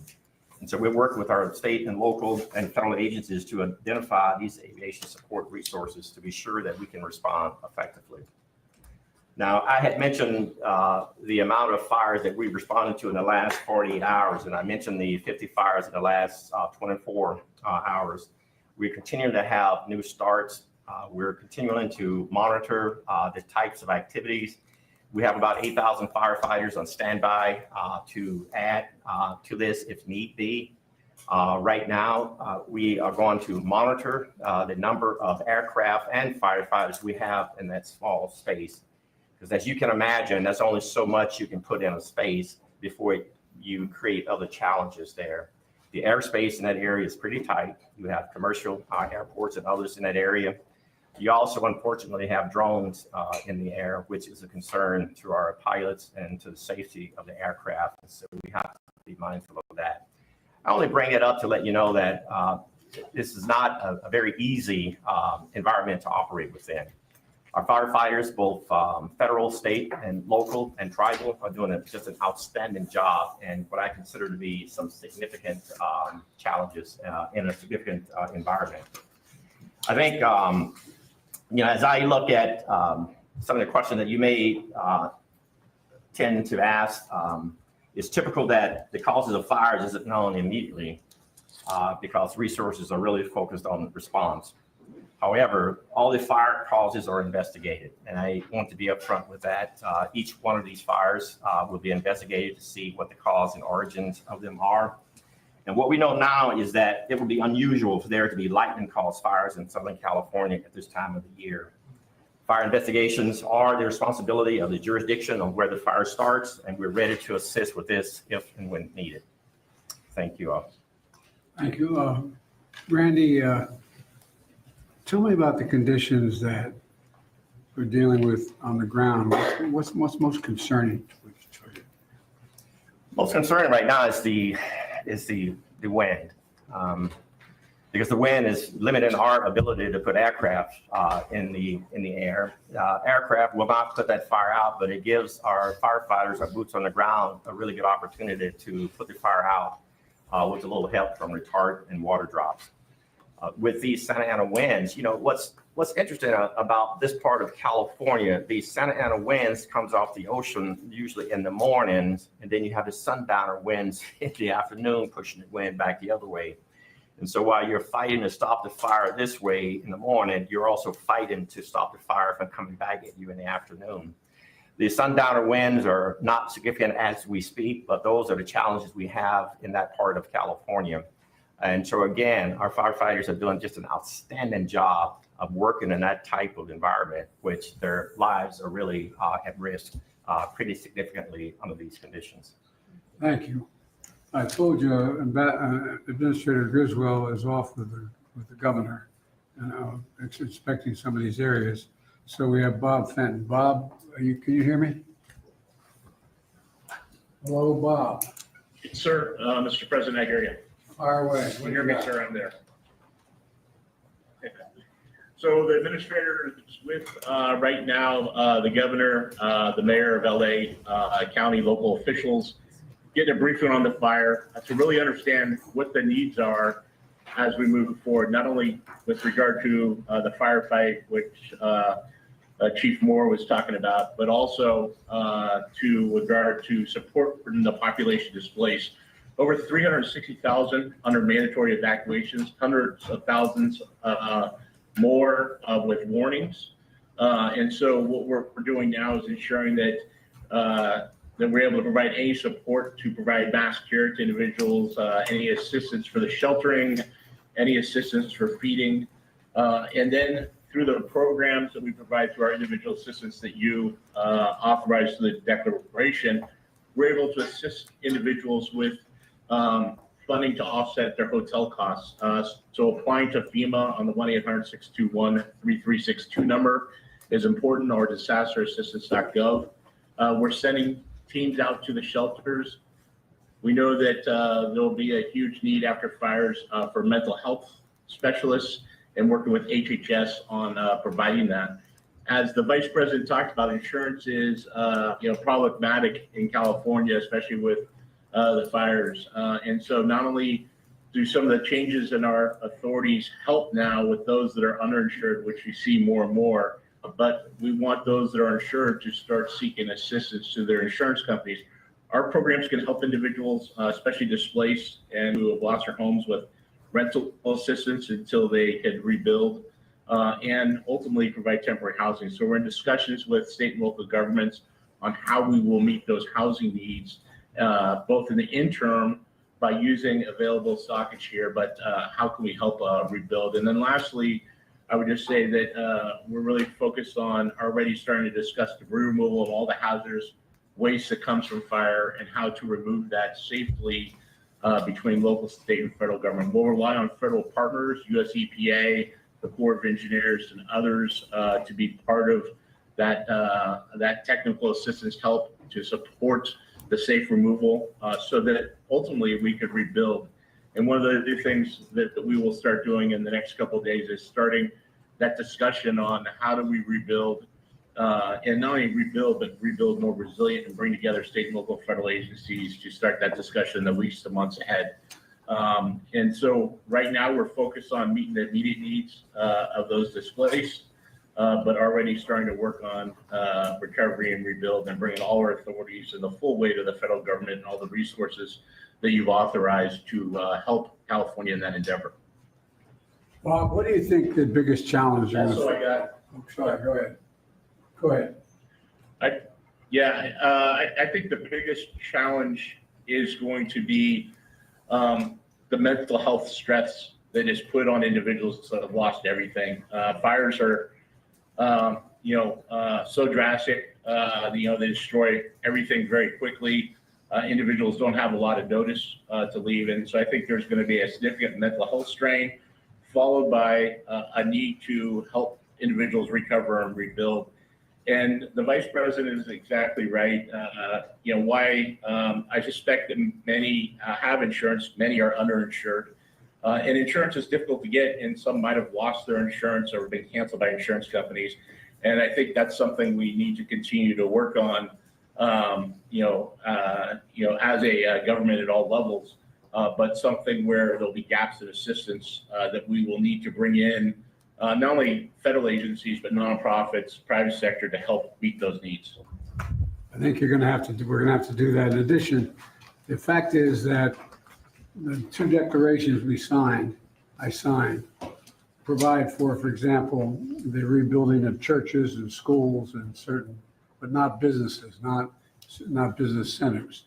And so that's going to be a gigantic cost as well. But the debris removal is a big deal. And that's going to take a long time, isn't it? Yeah, it will take some time to remove the debris. In California, unfortunately, we've had a lot of experience with fighting fires and removing debris. And so it will take months to a year. This is a very widespread with significant damage to infrastructure. And we want to not only immediately remove the hazards, things like propane tanks, some of the power cells that are there, and other contaminants that may be in households, and make sure that they're safe to re-enter, and we look for personal effects. But then the second part is removing that ash, and what we've done before is help people with the removal so that we could get down on the grade and then immediately start rebuilding. All right, I appreciate what you're doing. And those, like you said, 360,000 people have been evacuated so far. Sure, appreciate. Go ahead. What were you going to say? Yes, sir. I just want to let you know I'm on also with the fire administrator from FEMA, who's been working with the local fire chiefs, and I didn't know if you had any questions or if you want to add anything to this discussion. Chief Lori Moore is on. Well, I've been talking to them. So, Chief, you want to add anything to this? I will, sir. Thank you very much. And as you might know, I've been here, got here last night. It was important to get here on the ground with the fire chiefs and the firefighters that are here. So I've been with LA County, LA City Fire Chief since last night. We're at the Palisades EOC right now, as Regional Administrator Fenton just said, with the governor, with the FEMA administrator getting the brief. The coordination of resources, it helps for us to be here, U.S. Fire Administration, as part of the response, because we're on the ground. We're able to explain ground truth and coordinate resources, streamline the communication between federal. We're also here checking on the firefighters on the front lines, and I really appreciate what you and the Vice President both said about the boots on the ground, because these are their communities, and nobody wants to fight the fire and save these communities more than these firefighters who are boots on the ground from the very moment the ignition began. So we're checking on them. I will tell you, they're exhausted. Obviously, many of them have been more than 6 hours on this now. They are able to take a quick nap sometimes in the truck, but they are on the job, and they keep fighting. And so they need to know that they matter. And so it's important that I show up with them, to see them, to say thank you, and to let them know that we are watching, that we know what they're doing. We want to make sure that we're here when injuries happen. And so we did have an injured firefighter in LA County, fell through a 3-story roof just about 2 hours ago. So several major injuries, but in the hospital. I'll be going to check on him shortly. And it's about the response too, because often while we're in the midst of the response, these chiefs can't explain everything that is happening. And there's a lot of questions, as you might imagine, and are addressing.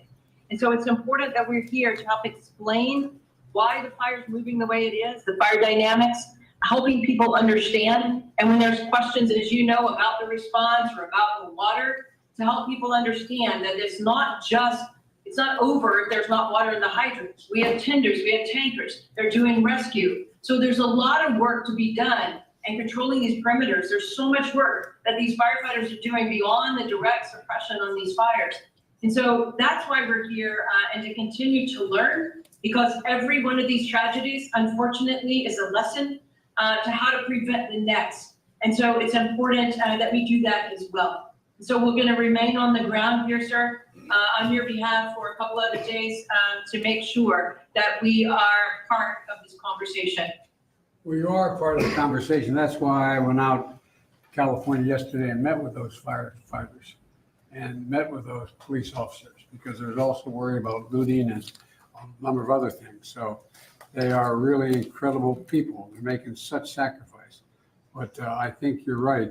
We have to provide them all that is humanly possible for them to be able to do their job.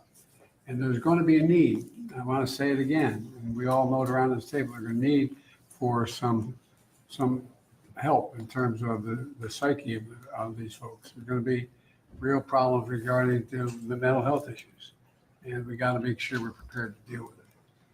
All right, now Deputy Secretary of Defense Kate Hicks.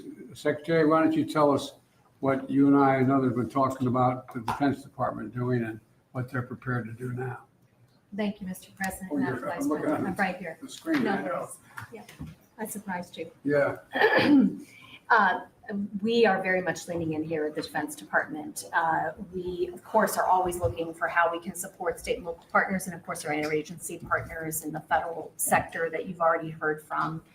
And that includes every tool that we believe we can leverage that causes us to always lean forward to make sure our partners understand what we could bring and be responsive to requests that they're coming forward with. And we have been in receipt of some requests.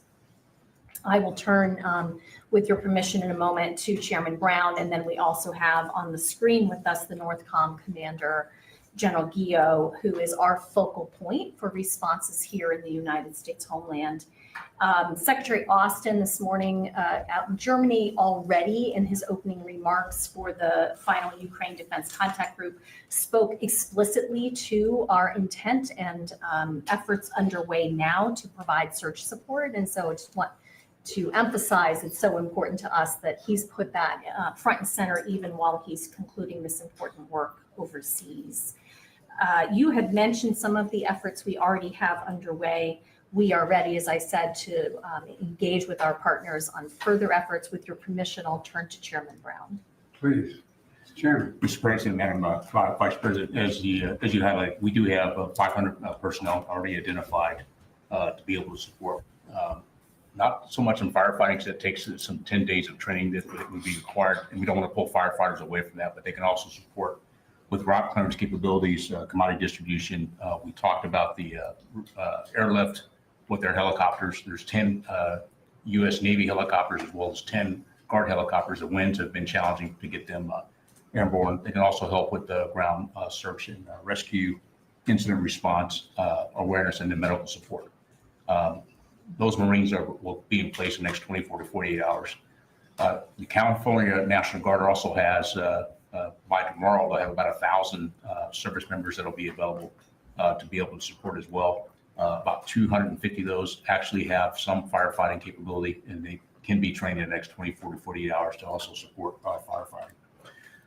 As was mentioned, the C-130s with the modular aerial firefighting system, 2 of those are already channel. Explain what that means to the average listener. Yeah, so what it is, it's a C-130 that's modified. It has a system that's put in a modular system that's put into the back of the C-130, and so it's able to push out either water or the slurry retardant associated with. And as was highlighted, they are usually prepared to do this during the firefighting season. This is several months prior to when they would typically do this. And so there's 2 C-130s that are already at Channel Island. They're in just northwest of Los Angeles. The other 6 will be there within the next 24 hours or so. The first flight will start tomorrow, and then they will continue to be prepared to be able to support.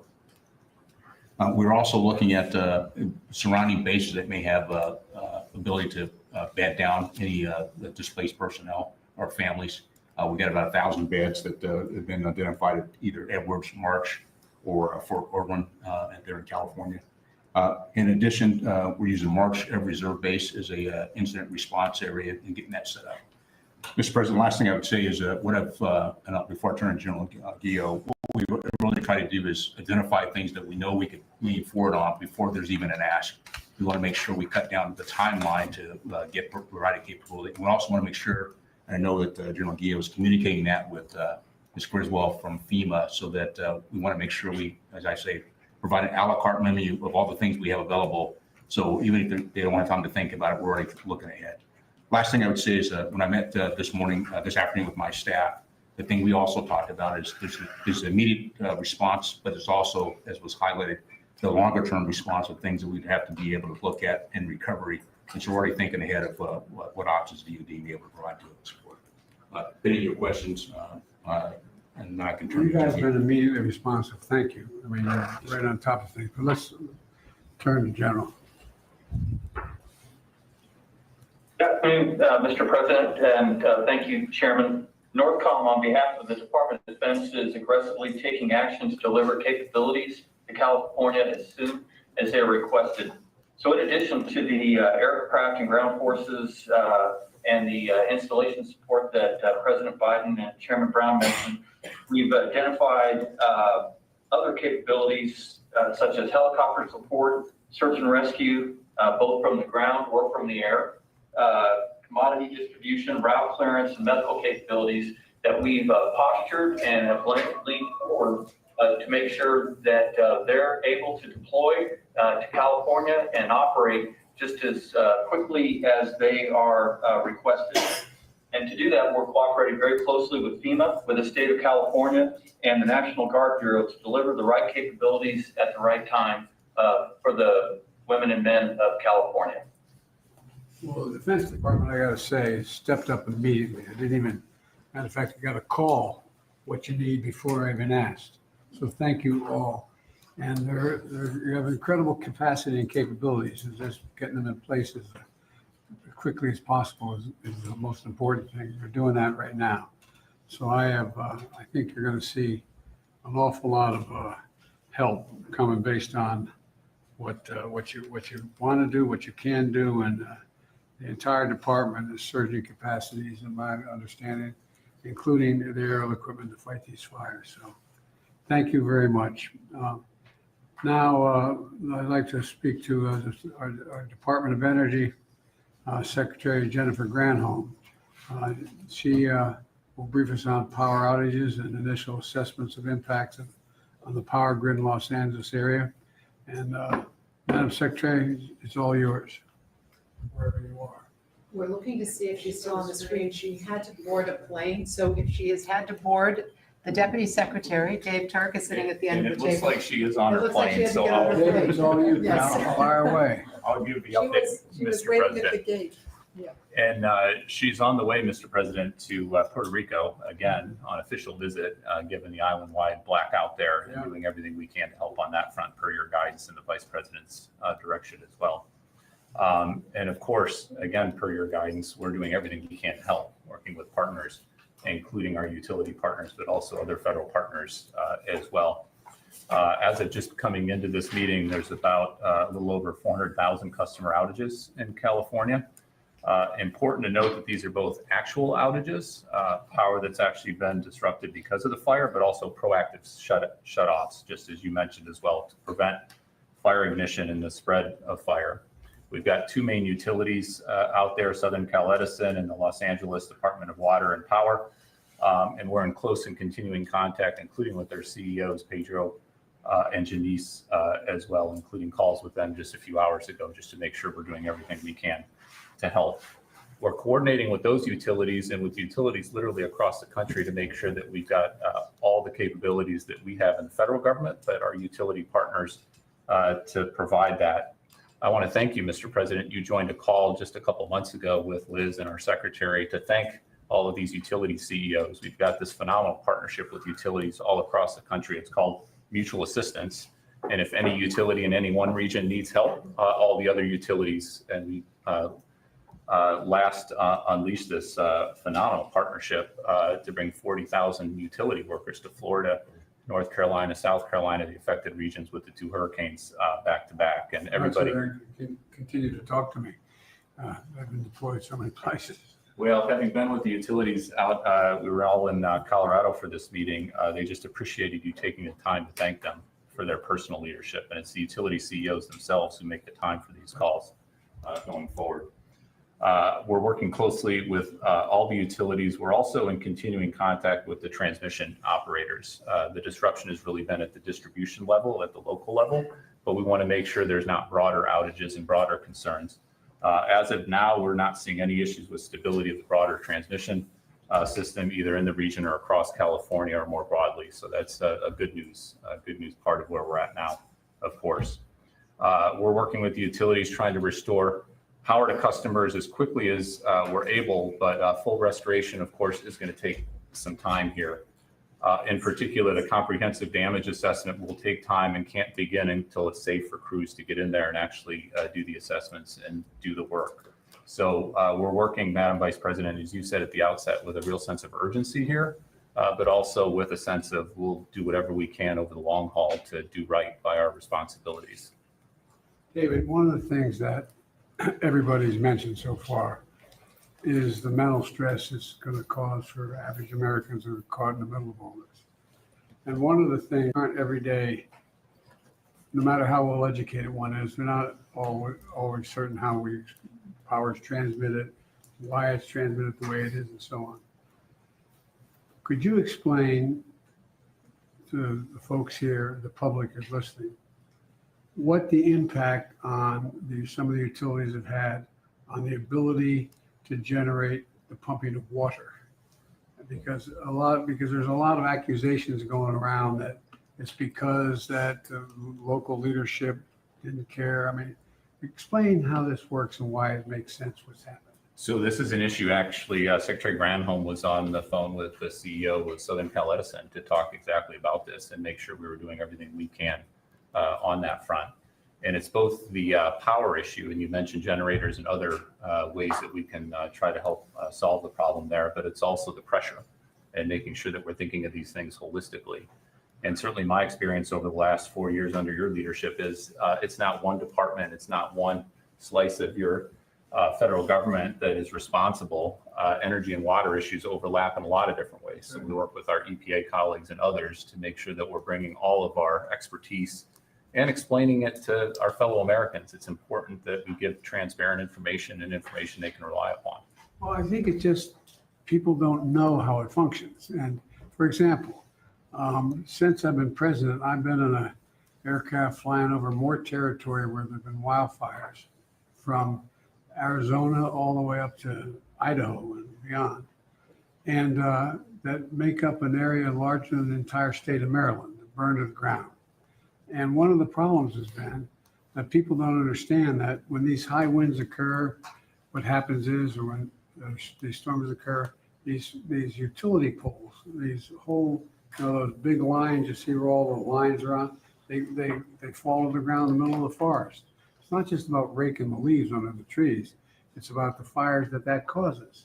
And so utilities have to shut down the ability to continue to transmit on those lines.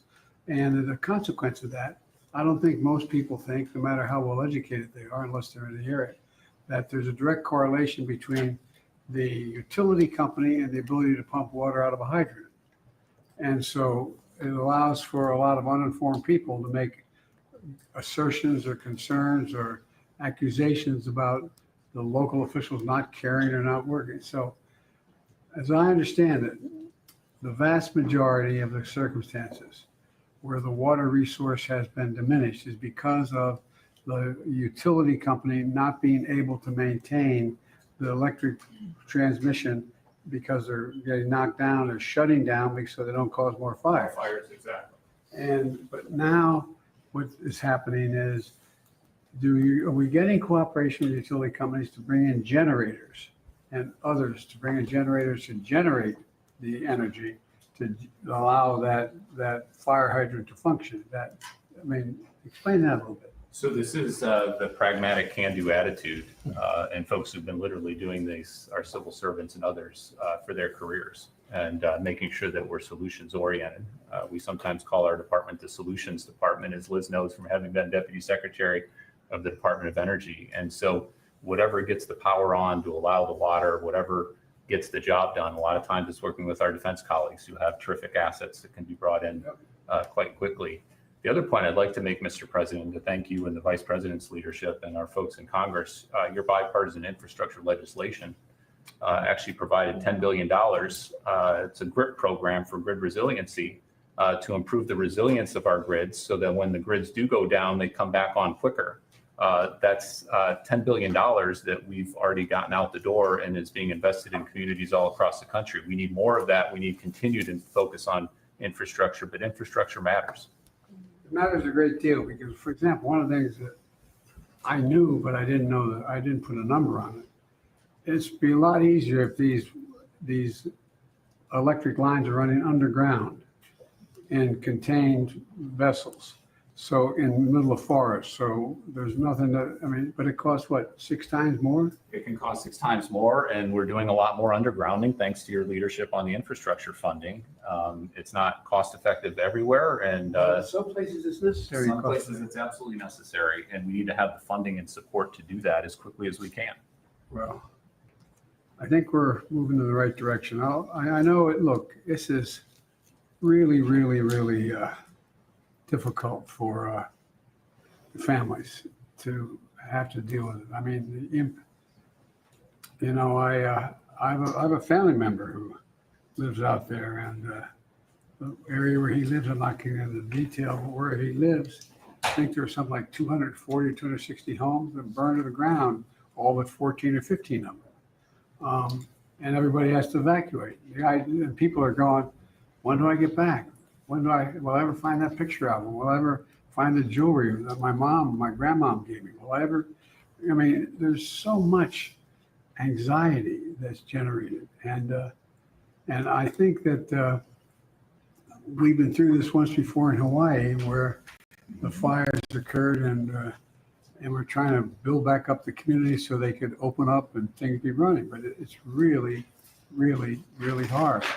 So I'm going to make an appeal right now to the United States Congress. They're going to have to step up when we ask for more help to get these people the kind of shelter they need, to get the kind of help they need, because it really does matter. And you guys I'm not being solicitous, you all do a hell of a job. And we've learned, unfortunately, so much. And there is, in case you haven't noticed, there is global warming. It does change weather patterns. And as you explained, Randy, winds going in and winds coming out. You get the one going in, but you don't want the one coming back out. And so my point is that I think the more we can explain to the American people in plain, straightforward, honest English or whatever language that of us understand what exactly is happening, the more likely we're likely to get the kind of support and not make a political deal out of this. I'm leaving this office very shortly, but it's not about the politics. It's about giving people some sense of security that we're going to be able to get this under control, but it's going to take time. And it's going to take time. And like I said, in the next little bit, we're going to be going back to Congress asking for some more help on some of this stuff. And I hope they're ready to step up because we can afford it. And like I said, we have a little infrastructure bill that's over $1 trillion. It's going to be able to help a little bit.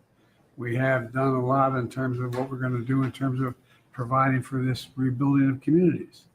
And so I think the most important thing we have to do, those of us sitting around this table and on the screen, is explain in simple, straightforward language what the capacity we have is, how we're using that capacity, and what capacity we don't have that we need.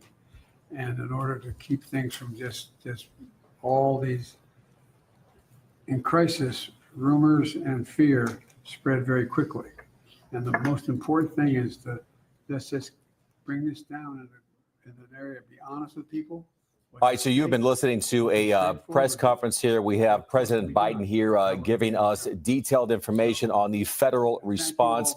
As we know, the president has declared a major disaster declaration that has been approved. His message to Southern California: we are with you, and to first responders: you are heroes. And Michael, one of the things that he said in this news conference, CAL FIRE is bringing in generators to help with the water supply. We know there's been a problem with supply and with pressure. That's right. This is all part of a major disaster declaration that I just mentioned that the president approved at the request of Governor Newsom.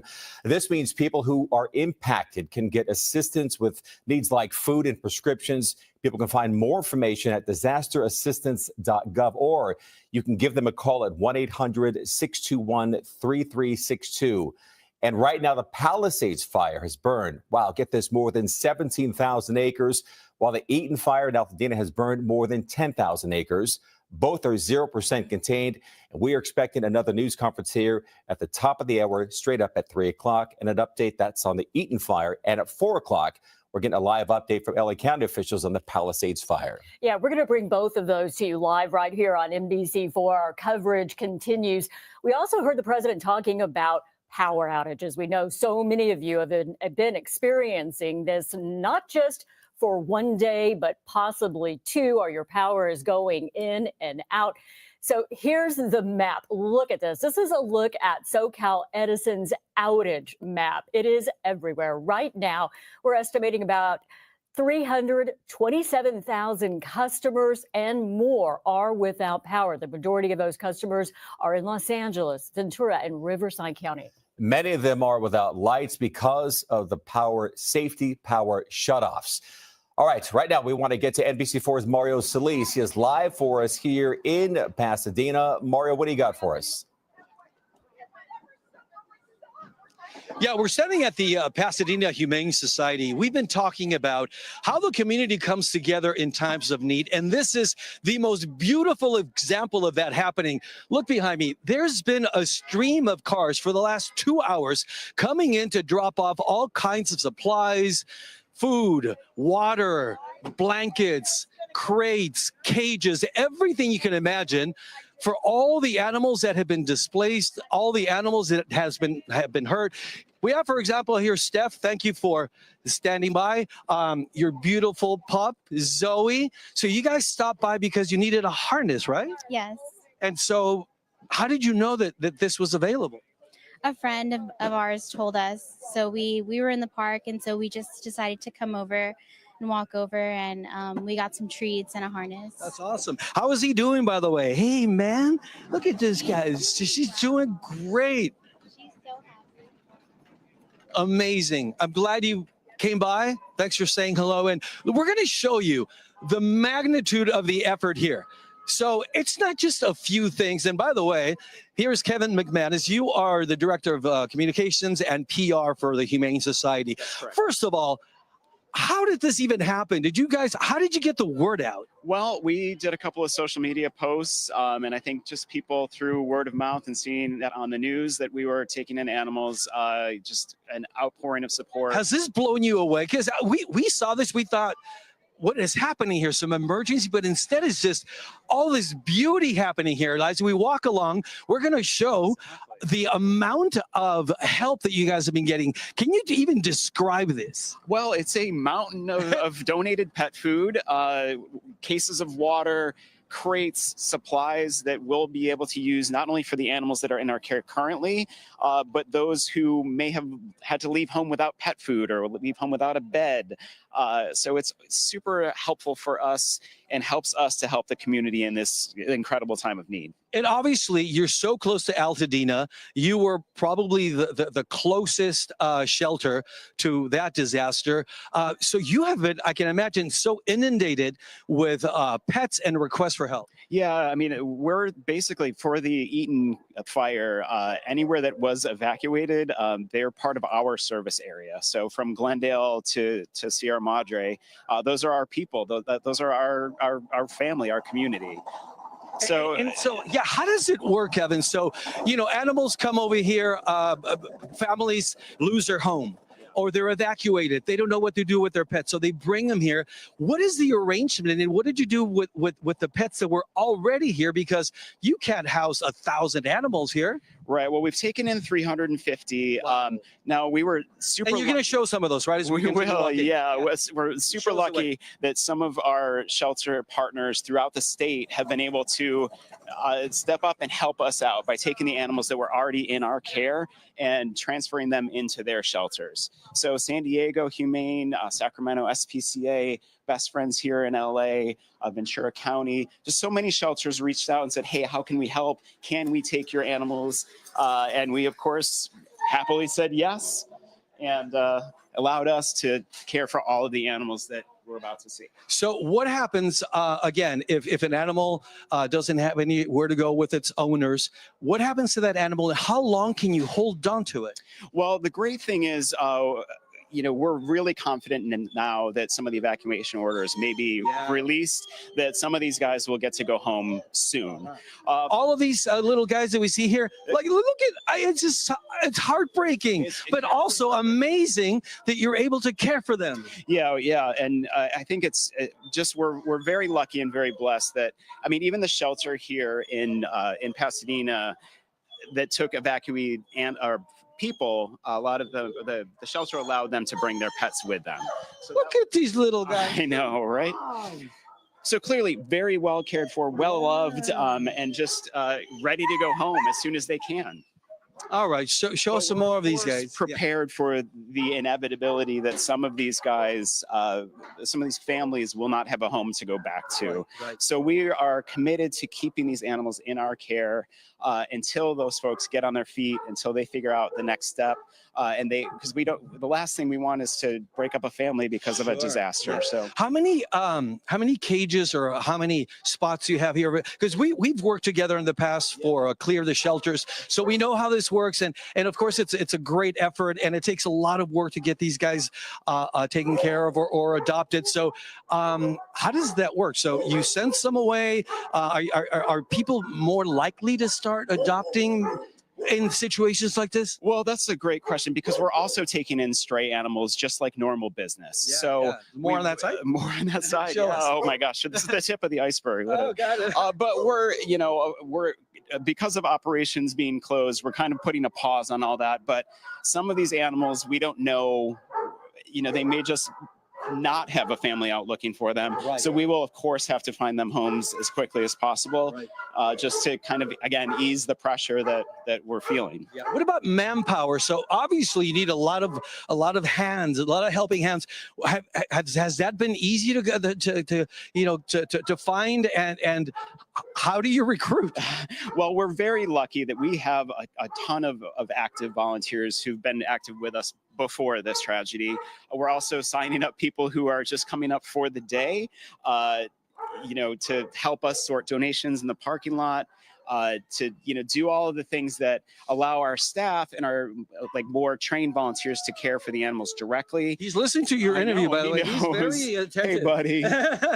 But you can again say he's got a tag, he's got a collar. This is an owned dog that just as soon as his family can come reclaim him, he'll be back home. And more on the other side. Have you found any animals that have been just wandering around the streets, picked up by one of the animal services in the city? Yes, we have. And that's kind of the scary thing is we've seen a lot of animals that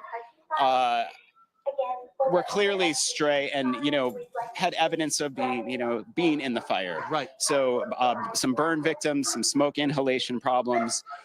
We've been able to care for them because we have a really great vet staff and a lot of great equipment. And that is, of course, made possible because we're donor based. And so, we've already put out an ask for financial donations, which is the easiest way and the quickest way to make us or to help us make a difference for these guys. But the stray animals who are coming in, those are the ones who we're really concerned about. Hey, bud. Because, if the family had to leave the pet and, the pet either got out of the yard during the windstorm, hopefully the family's out there looking for them. We just a couple of hours ago had this little, what we thought was a gray poodle come in. And it turns out that he was actually a white poodle and just covered in ash. So we're very confident that, once we give him a little bit of TLC, that he'll be able to go back home this quickly. Yeah. My final question. You talked about vet care. We saw an animal come in a few minutes ago with some injuries. How prepared are you to, sort of address those emergency situations and long-term care, I guess? Well, I mean, I think this is good. We've been around for, as you know, like a long time and part of this community. So it's easy for us to kind of leap into action, mobilize our resources, and really triage who needs the help as quickly as possible. And like I said, we have some great veterinarians here on site and a great support system of RVTs, vet techs, so they can really quickly assess everybody and get them what they need as quickly as possible. Yeah. Kevin, thank you so much for the time and, of course, for the work that you're doing here for the community and for those who've lost pets, who've needed help with their pets. Thank you so much, and hopefully the word will get out there. Come out here and adopt some animals. This is the best time to do it. You need the help. This is when we're supposed to step up. Absolutely. And I just like this overwhelming support from the community already. It's so touching and brings tears to my eyes. So yeah, I love it. Yeah, it is absolutely heartbreaking, but also such a beautiful sight that these animals are being taken care of so well by you guys. All right, that's all we have. Let's go back to you. Mario, not that we don't like looking at you, but the animals, we just can't get enough of at this point. Quick question. The word went out via social media. Thank you. The word went out via social media, but what struck me was the amount of donations that folks have come through with, that huge mound of bags of dry dog food out there. I mean, and that's just for starters. Yeah, it's overwhelming, Michael. The moment we drove up, like I said, we didn't know what was going on. It almost seemed like some sort of emergency situation, like someone was hurt, but instead it was just an endless a line of cars. It was just back to back to back, people dropping off everything you could imagine. Like you saw out there, food, water, even things you couldn't even imagine. Like they brought in this like a little cage for cats, right? Azucena. I didn't know what that was. And apparently it's for cats just to hang out and, have fun in there. It's just been unbelievable to see this kind of response. Again, the community coming together and showing love when it is most needed.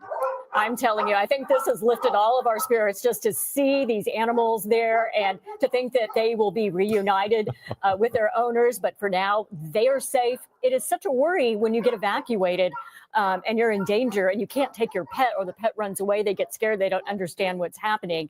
And so the fact they're doing this and providing medical care, I think Mario's we're going to have to watch you, because you're going to end up taking one of these home. Maybe a couple.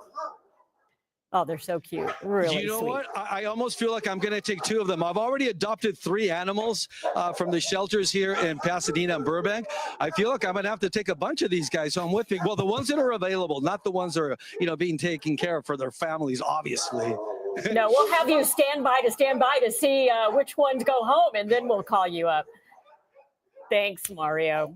Thank you so much. All right. Well, right now, an investigation is underway in Altadena at Alta Pine Drive after a father was found in the Eaton fire. NBC4's Lolita Lopez is live. Such a sad story. Lolita, you have details for us. Go ahead.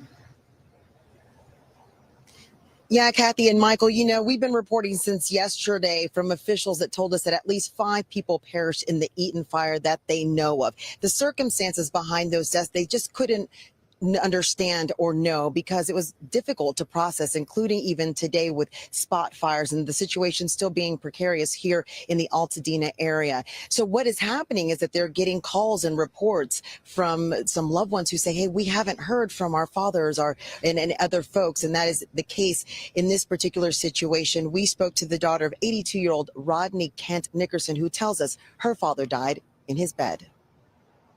He's been living here since 1968, and he passed away in his home. Did he just not want to leave? Had you been in communication with him before? Oh, well, he was preparing to leave, but it didn't seem that bad at the time. And he was actually sleepy. He was 82, and it was late after 10 o'clock, way past his bedtime, and the threat wasn't that bad at the time.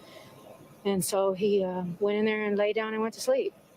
When was the last time you talked to him? At about 10 o'clock at night. He was moving around here on FaceTime with my son. My son was like, Papa, we got to go. And he's like, it's not that bad yet. And he was like, no, Papa, we need to go, though. It might get bad. Was he the only one in the house at the time? At the time, when the house burned to the ground, he's in the house in the bed. by himself. When was the first time that you realized something could be wrong? At about 4 a.m. the morning after the 8th. So this was on the 9th? Yes, on the 8th. On the 8th. 4 a.m. on the 8th in the morning. Yeah. And what happened? Were you just trying to text him? And the phone was just going to like a disconnect. Yeah. Thinking about your father here and going through this, just your thoughts and your feelings. Just devastation. The whole neighborhood is gone. I've been living here my whole life. And my whole life is gone. Tell me about your father. He worked at Lockheed Martin for 45 plus years, and he bought this house in 1968. And we've been here as Altadenians. He's been going around the Rose Bowl every day, Monday through Friday. Taught me the same thing. And we've just been living here in Altadena and Pasadena my whole life. How was he as a father, as a grandfather? Great person, funny, the life of the party, loved sports, and loved people. Very intelligent man, loved to read. How will he be remembered by you and your family? Laughs. We got to keep reading and keep watching NFL football. That'll help him keep going in our minds.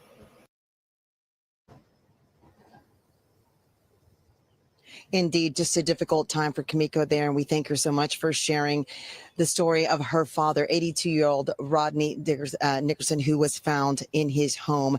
And this is from the family member confirming to us that that is the case. Still no confirmation from the coroner's office from LA County, because as we were saying before, it has been a difficult moment to try to process these scenes and get to these locations, get interviews from loved ones, and then be able to confirm any remains that are found in any of these homes. But we do know that homicide investigators from the sheriff's department are going around the area as they're finding new information from different family members to see if they could get closer to identifying officially these folks. But a lot of people are in these areas. They are going around to their homes, not just looking for what is left of their homes, but seeing if their loved ones are still alive, if they cannot reach out to them. It's truly devastating to come across situations like this in this area. And we know at least 5, according to officials, they believe have perished in the Eaton fire alone.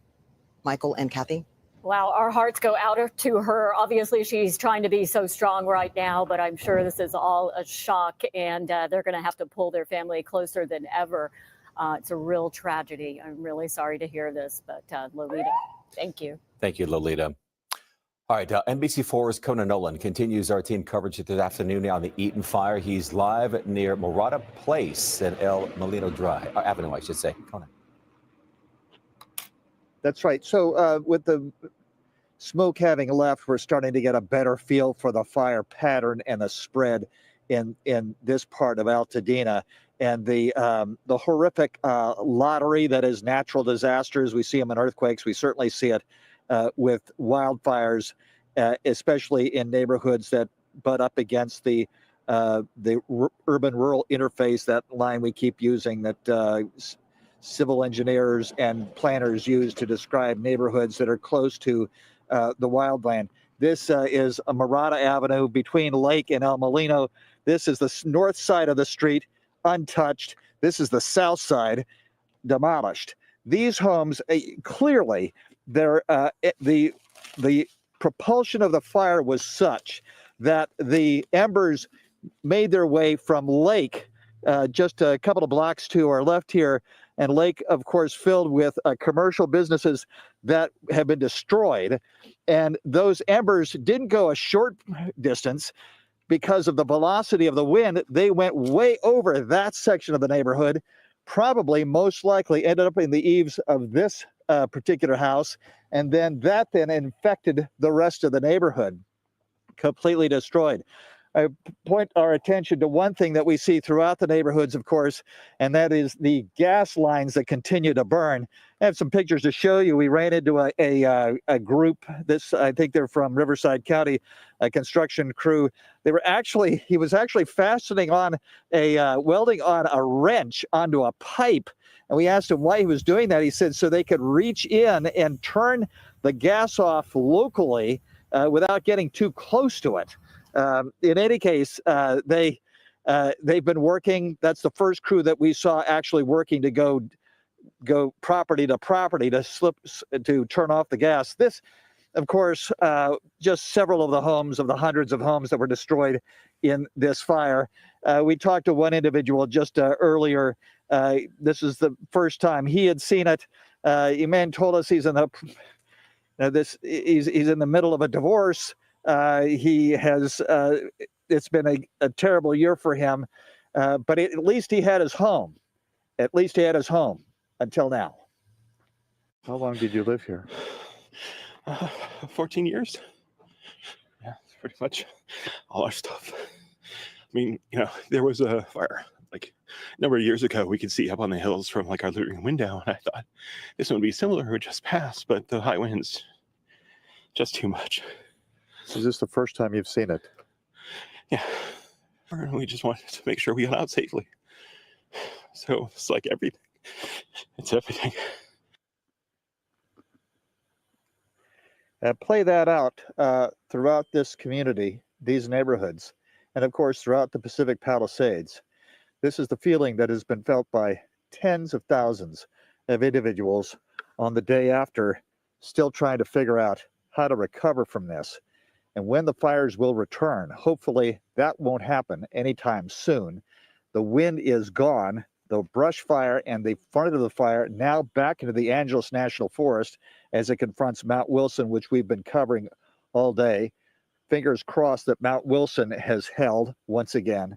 But that is a distant thought for the people that are arriving once again and finding what is left of their homes, which is very little. Back to you. Yeah, Conan, it's one thing to see the pictures and the images, and it's one thing to, deliver a death toll. But now we're getting these faces, and we're getting these names, and we're now putting these faces and names to the pictures that we're seeing and to the people who have been affected by all of this. Right, and as we've said before, it's almost cliche. You survived. It's a matter of life and limb, and it's just stuff. But in reality, it's not just stuff. But your home and the property within it is an extension of your history, of your personal life, and it's also the result of your labor over the course of a lifetime. And we had this discussion earlier about how, I don't want to put an age on this, but when you're later on in life, there's really not that much time left to rebuild. And the accumulation of what you have, and I'm not talking about appliances, I'm talking about the things that really mean something to you, including the property itself, that is a physical manifestation of your life, and that is gone. And for those, you feel particularly sorry for those who have spent so much time building that life, and the representations of which, including the property itself, is a statement of that life. If you're younger, you can come back. If you're older, it's pretty depressing. It's your identity, your whole life. You put it very well, Conan. Thank you so much. One other concern we're having as we move forward is the air quality. It's really bad. You can probably at least smell it if the fire is not near you. It's now permeating everything. Joining us now is Dr. Jamie Kajihara. She is a pulmonologist. Thank you so much for being here. What's the number one concern right here? Can we protect ourselves? The air quality index is a measure of 5 different air pollutants, one of them being these particulate matter. That numbers to look at are 100, which can affect sensitive populations, those with cardiovascular disease, children, those who are pregnant, the elderly, any type of COPD. Once you're looking at 100, you really want to try to stay indoors, wear an N95 mask if possible, limit any outdoor activity that you can. And for, otherwise healthy individuals, we look for the number of 200. Once we see, readings up into the 200, anyone is really susceptible. And I think the last I looked, Los Angeles, at least downtown LA, we were in the 150s. Doctor, not that I want to, bring up my 15-year-old daughter, and she'll probably hate me for bringing this up, but she is not suffering from any symptoms of a cold or a flu. Mm-hmm. Woke up this morning, sore throat. We said gargle with some salt water. Perhaps that will help. Is that good advice? What should these teens be doing? What should we all be doing at this point? Right. So, I think the big things to look out for are any type of headache, dizziness. Oftentimes we say your symptoms will mimic the flu. Once you see those symptoms, I think at least some medical care is prudent. A lot of folks will think that, hey, the fires are miles and miles away, but this soot and particulate matter can travel for miles. And then one thing to note is that we'll see these flames go out and a lot of people will think they're safe. But especially in wildfires, trees and shrubs that don't fully kind of combust or burn will produce pollutants for, months to years while they decay. I think just being very sensitive to symptoms, especially in children, and that includes all those other than the age of 18, not just toddlers and, infants. Now, I know people like to get outside, and you said it yourself, maybe it looks clear in your area, but you get outside, start running or walking, you're just taking in more air. So probably no one should be out there doing that right now. Listen to the public health officers, stay indoors, evacuate when you need to, and then no strenuous physical activity. Like you said, one of the reasons children are so susceptible is they have a higher respiratory rate. Adults, when they do activity or taking in deeper breaths, breathing quicker, and all of those air pollutants are having a much more concentrated or severe effect on our lungs. All right, Dr. Kajihara, we appreciate your time here this afternoon. Great advice. Thanks for being with us.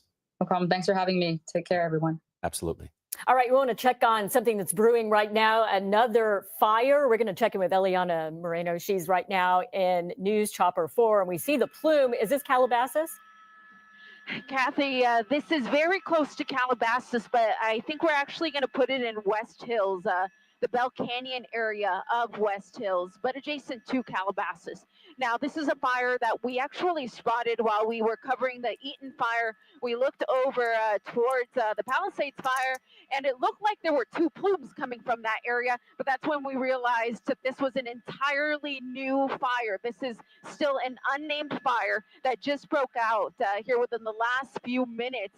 And again, this is going to be right off of the 101 freeway. The nearest cross street looks like it's going to be Las Virgenes. Now, initially, when the fire department responded on scene, they were clocking this at about 20 acres, but it only took us about 8 minutes or so to fly over here from Altadena, and it already looks like it's going to be more than that. Now, this is going to be the LA City Fire Department on scene. I have already seen them making water drops. I've even already seen a tanker making fire retardant drops on this one. And as we get a little bit closer, my pilot James Pollard here at the controls of News Chopper 4 is bringing us around. We, of course, are battling winds. We're battling TFRs and just trying to get a little bit closer to see just how close the nearest homes may be. And hopefully none are threatened here by this new unnamed fire that has just sprung up here in the West Hills area. We are going to have to dip out from where you are in the Bell Canyon West Hills areas. We're getting over now to a press conference. Supervisor Catherine Barger at the podium there. More information on the Eaton fire. Let's listen in. In their time of need.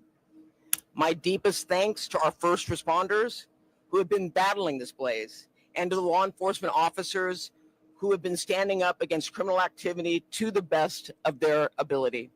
I am confident that these steps we are taking today will give us extra leverage and support needed to really crack down on this important issue.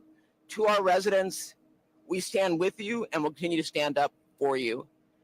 It's frustrating to me when we ask people to evacuate, their greatest fear is, am I going to come back not only to a home that's standing, but if it is standing, have people come in and burglarize my home? They shouldn't have to make that choice. So with that, I would like to introduce our Los Angeles County Sheriff, Robert Luna. Thank you, Supervisor. Just so all of you know, her leadership's amazing. And we've been on the phone consistently with a lot of the challenges that we're facing, but we remind each other we're facing them together, and we have a lot of good things going on.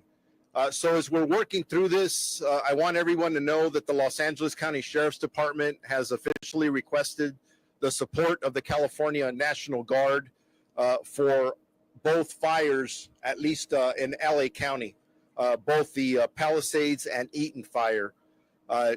We are in the process and will coordinate deployments for any additional request through the county. And just so everybody's aware, in order to request mutual aid, at least for law enforcement in Los Angeles County, I'm the primary regional coordinator for that.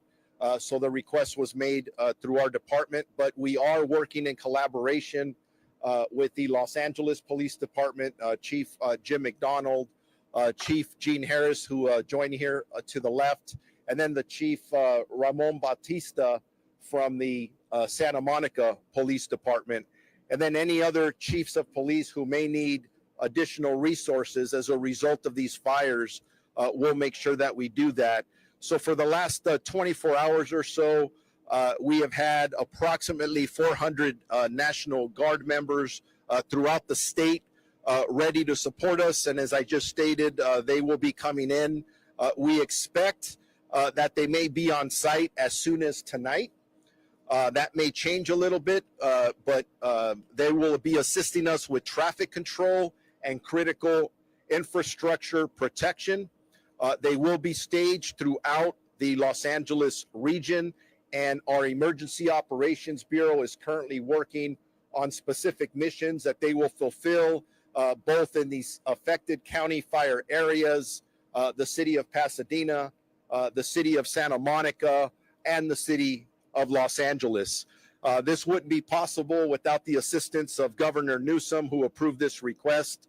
He's been consistently on the phone with our leadership asking what that we need, and we're very grateful for that. This effort will allow law enforcement to free up our resources and move personnel to other critical areas throughout the county, in a sense becoming a force multiplier. I'm going to switch gears a little bit now. Earlier, there was a lot of questions, as there should be, about the death toll here in Los Angeles County as it specifically relates to the fire. Anytime I talk about numbers, whether they are fatalities or we're talking about potential looting arrest, I'm going to tell you something. The number just continuously fluctuates, and it's because we're still in a very chaotic scenario. And just to give you an idea, and I'm surrounded by a lot of firefighters, and the fire chief will come up and talk next. We're still working in a very fluid and active environment, meaning that there are still spot fires going on in areas, there's gas leaks. So when people are asking us for numbers of fatalities, we want to give them to you, but we have to wait until it's safe for our personnel to be able to go in there and do this right. Because to some people, the death toll may just be a number. To us, on our side of the fence and public safety, each one of those numbers is a family member. We're going to have to make notifications with our partners at the coroner's office to let them know that they're not going to see their family members anymore. So just again, it's preliminary and it's absolutely going to change. But as of right now, and we stated this yesterday, we do have a confirmed 5 deaths between Palisades and the Eaton fire. But that number, again, is going to change as more information comes in and when we start to get into the damaged area. The homicide detectives for the LA County Sheriff's Department are trying to get into the locations to process the scenes, but they've been delayed for the dangerous conditions that I just spoke about. But once homicide is able to get in there, they'll do the death investigations, and then we'll have more complete information that a lot of people are asking us for. I also want to mention that our team has been working on a curfew. Our goal is to attempt to implement a curfew within the specific impacted areas around the 2 fire areas, both for Palisades and Eaton. As we work through the legal process to get that done, the goal is to try and implement it tonight. If we're not able to do that, that may happen maybe by tomorrow night. That curfew looks like it'll be from 6 p.m. To 6 a.m. Again, 6 p.m. to 6 a.m. That will be the goal. We will be enforcing that. I think if most of you heard our press conference earlier today, We had a number of looting arrests throughout the entire county region. That is unacceptable behavior. Having additional resources, having the National Guard with us, which will augment those resources, will help send a stronger message, keep people out of the impacted areas so we don't continuously victimize the people who have already been victimized, who have lost their homes. So we'll continue to work on the evacuation orders as soon as we can. We'll give you more specific information, because a big legal part of that is that we have to notify our community of what it is and how that works. And just to wrap up for us, we have increased resources for our burglary and looting suppression. Unfortunately, there have been crimes out there that have been reported to us by residents who have evacuated their homes.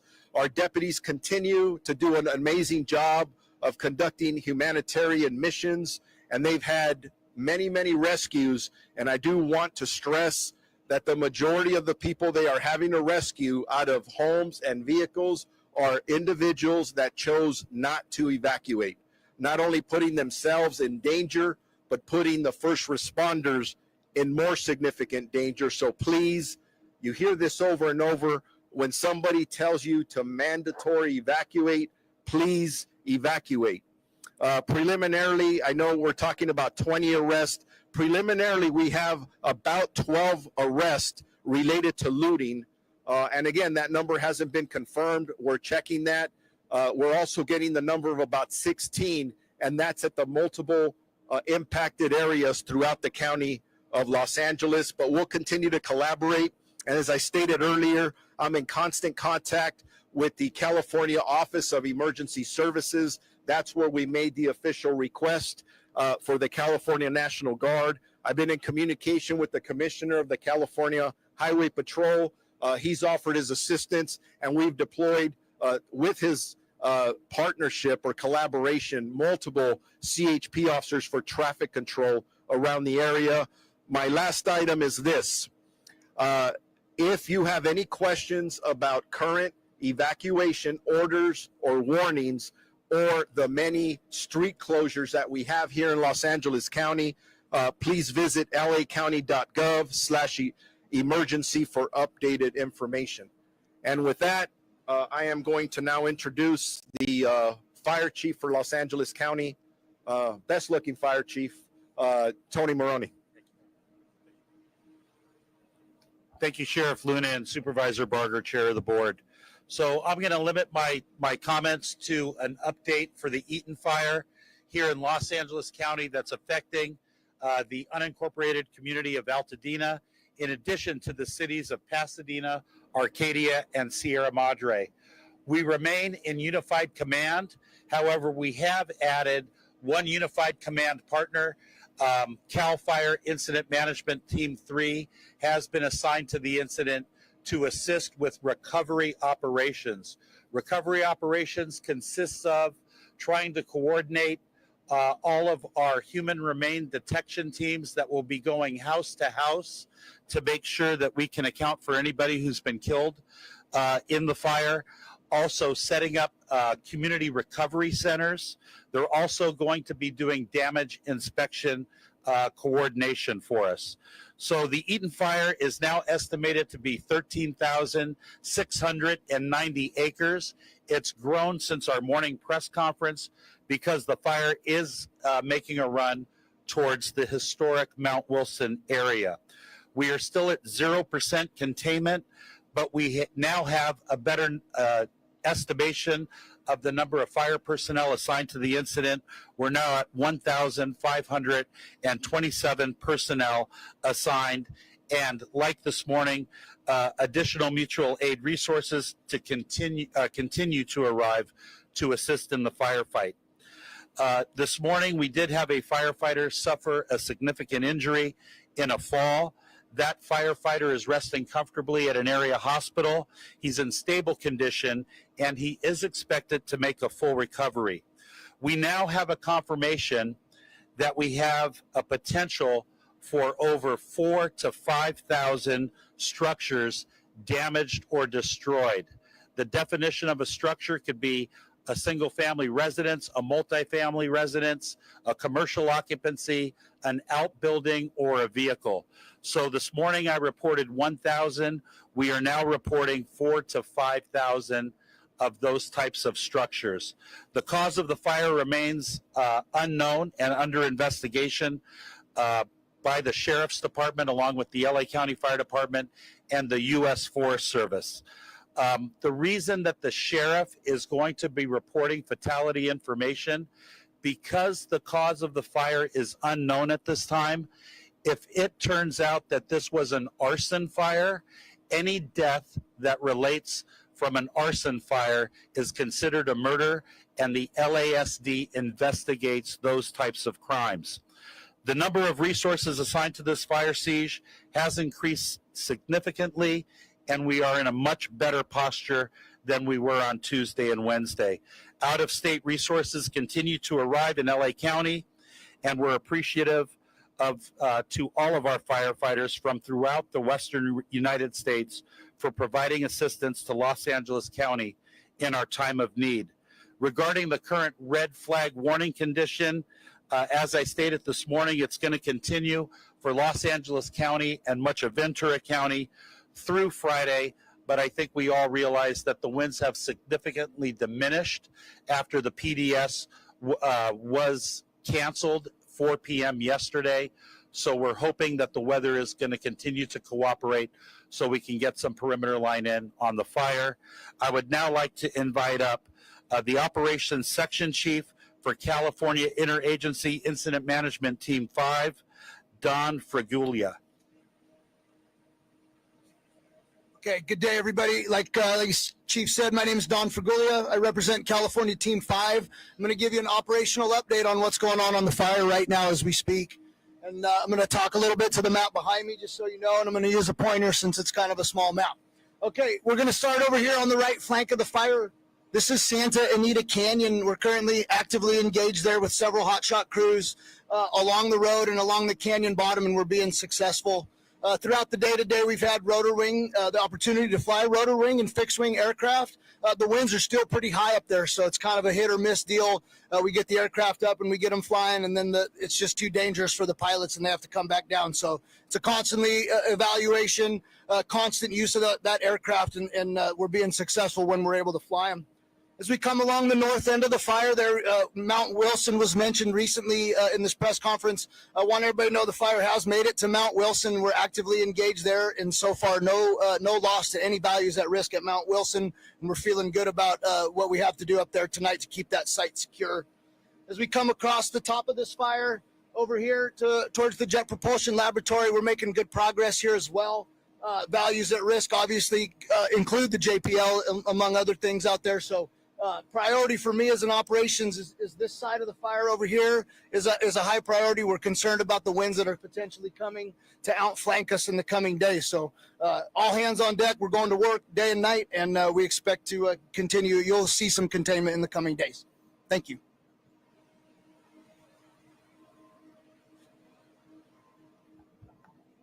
Thank you from the Operations Section Chief. So next up, we'll have the Arcadia Fire Chief, Chen Swin. Hello, my remarks will be brief. My name is Chen Swen, Fire Chief for the City of Arcadia. I just wanted to express my deepest gratitude and our deepest gratitude to our community, to our public safety partners up here, many who are standing up here just for their work on the East End. I wanted to provide an update, a website for our Arcadia residents and businesses.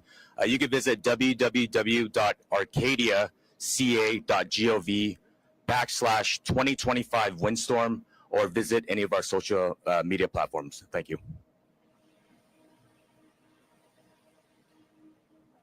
Now we'll have Pasadena Fire Chief Chad Augustin. Chad? Good afternoon, Chad Augustine, Pasadena Fire Chief.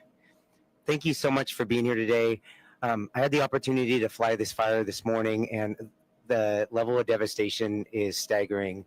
We're extremely thankful for all of our partner agencies here, local, state, and federal. We could not get a handle on this fire without them. And for my residents, we're committed to get back to full restoration as long as that takes. And you'll have the continued support of everybody here in order to do that. Thank you. And then Sierra Madre Fire Chief Brent Bartlett. Good afternoon, Brent Bartlett with the City of Sierra Madre Fire Chief. Again, as my peers have already mentioned, thank you goes out to our partners in the efforts to managing and getting this under control. As far as for my community as well, future information can be found on the city's website, Sierra Madre, city@sierramadre.com. And our next move is going to be looking at recovery and repopulation after we are getting a better assessment of the damage within our area. So again, thank you for the opportunity. I'd like to introduce Congresswoman Judy Chu for our next speaker. I'm Congressmember Judy Chu, and I just took a tour of the destroyed areas led by Mayor Victor Gordo, and I could not believe the destruction of Altadena and Pasadena. Mariposa Junction, which had so many thriving small businesses, gone. Institutions like the Altadena Library and the Altadena Community Church, destroyed and gone. The homes that, so many homes that we saw with so many memories, gone. But one thing I have to say is that I have to really appreciate the first responders for making sure that the destruction was not even greater. I also want to say that there is help from Washington, D.C., and President Biden just announced something very, very important, which is our area has already been approved for the fire emergency management grants. It provides reimbursement for 75% of the firefighting costs. He just announced that he will reimburse 100% of the costs over the next 180 days. This is so important. The other thing I want to announce is that FEMA worked overtime to get their website going so that now you can go to disasterassistance.gov, input all your information, and you can see what you are qualified for and can get your place in line for disaster assistance. And then the third thing is that the FEMA administrator, Deanne Criswell, is coming out here from Washington, D.C. She toured the Palisades site, but she will be coming here later today to see what destruction occurred here at Eaton. And this is very important because FEMA has so many resources that individuals, small businesses, but also cities and locations can take advantage of, such as the clearance of roads. So help is on the way, and I know that we will get through this. And now I would like to introduce Mayor Victor Gordo of Pasadena. Thank you, Congressmember. Let me first just say on behalf of the city of Pasadena and our residents that our thoughts and prayers are with all of those affected in the county of Los Angeles, including our neighbors in the Palisades, and certainly our community of Altadena, which we consider to be very much a part of the city of Pasadena. I'd like to thank all of the first responders with the county of Los Angeles, with the state, and those that are continuing to come to assist us. And it's not just those wearing the badge that are first responders. We have many civilians. We have Red Cross workers, volunteers, who we also consider to be first responders. In Pasadena, our police chief and our executive leadership team is considering a curfew, and we'll have more information as it relates to a curfew. But we certainly will welcome the augmented services and additional assistance of the National Guard. And again, thank you to Sheriff Luna, thank you to the supervisor, chief, all chiefs for the work of your departments individually and collectively. We're asking if you are under a mandatory evacuation order. Those orders have not been lifted. And so we're starting to see people go back into those areas. And our message to you is stay out of those areas until you hear officially that the orders have been lifted. And you will hear that official word from the county and in the city of Pasadena from the city of Pasadena. Thank you very much.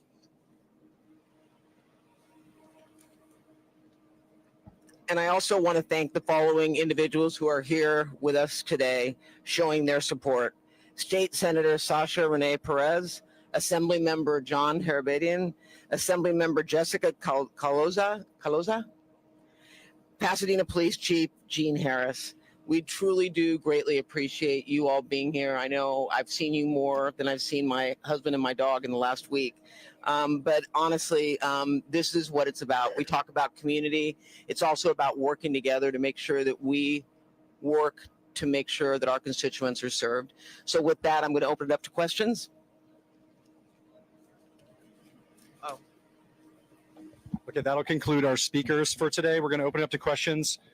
Pono Barnes will be walking around with a microphone. So just state your name, who you want your question to be to, and what media outlet you're from. Okay, yes. Amy Powell from ABC7. Question for Sheriff Luna. I know you said the details about the curfew are still being worked out. We've been listening to an update here on the Eaton fire. We've heard from speakers such as LA County Fire Chief Anthony Maroney to LA County Sheriff Robert Luna. Some new numbers here for you. The Eaton fire now stands at 13,690 acres. It has grown since the morning press conference. And as you saw during our coverage earlier today, made a run at Mount Wilson. Just over 1,500 personnel assigned to this firefight right now. A firefighter in the hospital, we're told, after a serious fall, but it is expected to make a full recovery. And we have an increased number of structures from 1,000 reported this morning now to 4,000 to 5,000 structures damaged or destroyed. Also, the Sheriff's Department, we learn, has requested support of the National Guard. 400 members ready to help out. They will assist with traffic control and protection because we understand homes have been looted. They say unconfirmed right now. 12 arrests connected to possible looting, and it will also free up local officers. Also, in case you're wondering, homicide detectives have been assigned now. They're trying to conduct death investigations. They're delayed because of the conditions out there. The Sheriff's Department is the one investigating because they say if the fires are determined to be arson, any death associated might be investigated as murder. All right, we want to bring you these live shots now from News Chopper 4, showing us now a new fire burning in the West Hills area. Officials are calling this one the Kenneth Fire. Evacuations have just been ordered now, and specifically it's for Van Owen south to Burbank Boulevard and from County Lane Road east to East Valley Circle Drive. Eliana Moreno is in News Chopper 4. Eliana, this one has exploded in the last few minutes. It has, Kathy. We first spotted it when we were over Altadena looking at the Eaton fire, and then we looked towards the Palisades fire and realized that there was a second plume to the west of the Palisades fire. So we made our way over here, and by the time we arrived, the fire was already at 20 acres. It has since grown significantly with the potential for 1,000 acres here in the West Hills area, touching on Agora Hills as well, and possibly Calabasas as well. It's difficult to tell with all of the smoke just how far this fire has extended, but we're north of the 101 freeway. We're west of Valley Circle, and this is a fire that's being fought with a mutual aid assignment. So we have LA City Fire, LA County Fire, and we also have Ventura County Fire on this one. I'll show you some of the aircraft that are fighting this one. We've already seen multiple water dropping helicopters. This is the LA County Fire Department coming in for a water drop, but we've also seen fixed wing aircraft making fire retardant drops. They're really focusing their attention on a lot of homes that are in this area. And these are very large homes that are just off of, looks like it's going to be Woodland Hills is going to be the locator off of Iliot Street and Norland Drive. In fact, let me throw up my map because I think that will be helpful to our viewers to be able to see exactly where this is located. Now, again, we are seeing these very large communities of homes, and just beyond that is where we're seeing all of that smoke and flames.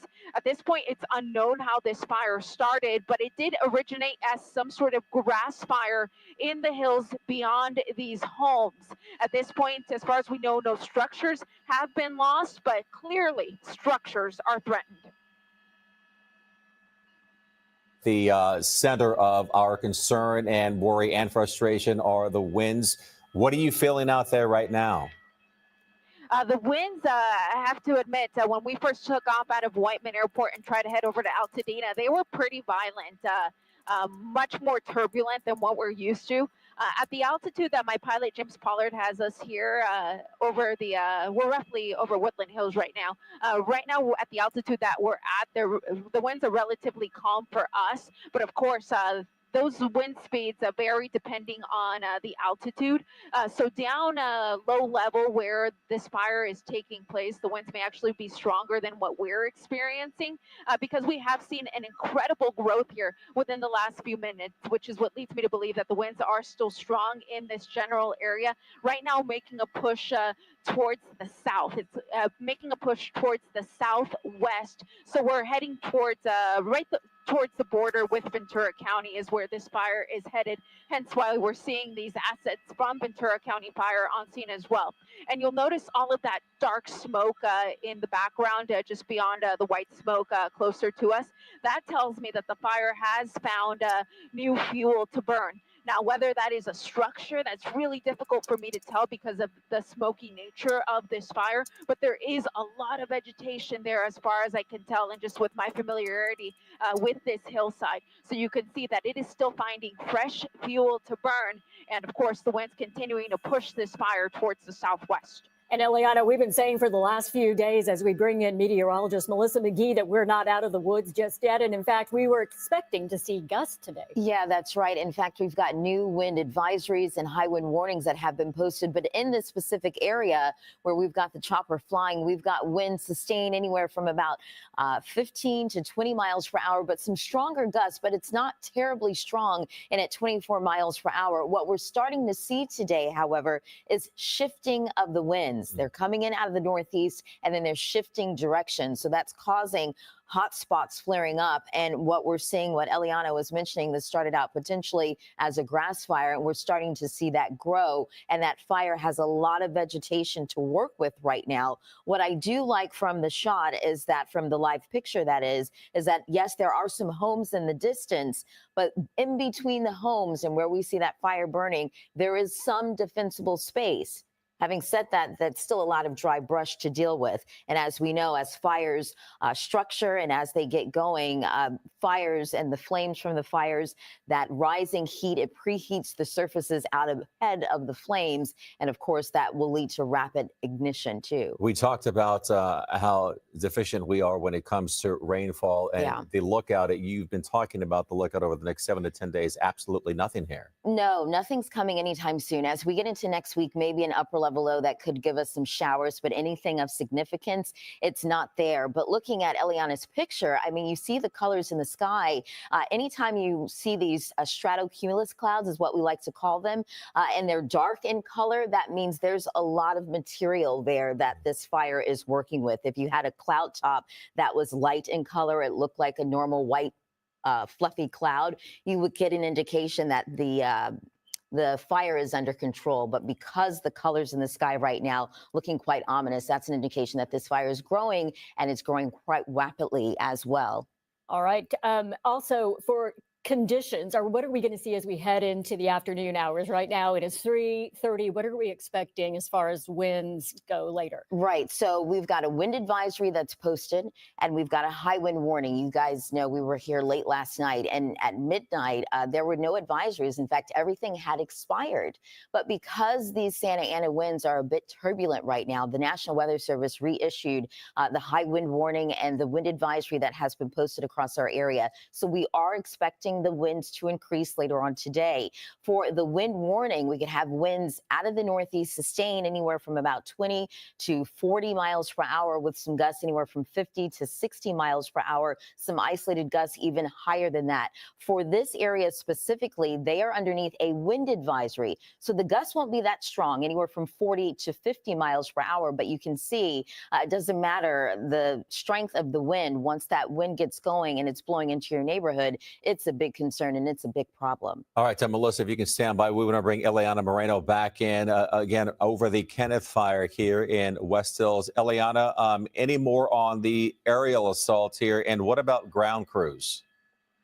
I'm really impressed by the aerial assault, Michael, because as soon as this fire broke out, there were already aircraft fighting it. So understandably, because of what we've experienced the last few days, the fire departments didn't want to wait even a moment before getting aircraft on this one. And fortunately, the winds are right now in their favor. You can see the trees are bending, though. Look at those palm trees. So you can see just how strong the winds are at the level that they're flying at. But of course, they are so highly trained that they're able to navigate in these strong winds. Sometimes those winds, though, are so strong that they can't fly. We're not in that situation at this point. So that is what allows these water dropping aircraft from City Fire and County Fire, as well as Ventura County Fire, to continue to make water drops on some of these homes here, at least the brush adjacent to some of these homes, because we are actually hearing that people in the area are evacuating. We are getting reports that some people say that their backyards are now on fire. And that is why that brush clearance is so important in these types of situations, to try to give your home the best chance possible of not catching fire. You need to have that brush clearance. At this point, of course, it might be a little bit too late for some of these residents. At this point, all that you can do is, if you have been told to evacuate or are even under that evacuation warning, it would be a good time to go, especially if it's going to take you a little bit longer to leave your home. For example, if you've got pets or you're elderly and you need a little bit more time. If you are under that evacuation warning, and even though it's not mandatory, it might be a good time to start gathering your things and getting in the car. At this point, the fire does appear to be moving away from the homes, but of course, fires can create their own weather. So there's always a possibility that this fire could turn around and come back east to all of these structures that we are seeing here on the bottom of the screen. Yeah, we hate to hear that. No fire. Go ahead. Go ahead. Go ahead, Eliana. No. Oh, I was just going to say, at this point, no structures have caught fire from what we can tell, but I do need to mention the 101 freeway is just south of here, and we are hearing on the scanner that there's a possibility that the fire will be heading in the direction of the freeway. If that happens, so that of course will affect visibility on both the north and south 101 through the area, so the California Highway Patrol will likely be shutting that down should the fire continue to head in that direction. Okay, yeah, sorry, Eliana, that was much more important information. But what I wanted to know is, when we look at a fire like this, and it's really growing, we saw it when it first broke out, you said possibly as a little wildfire there in the yard. How do these aircraft plan their assault? They look like little flies going into this vast area, and yet we see them. They're so strategic.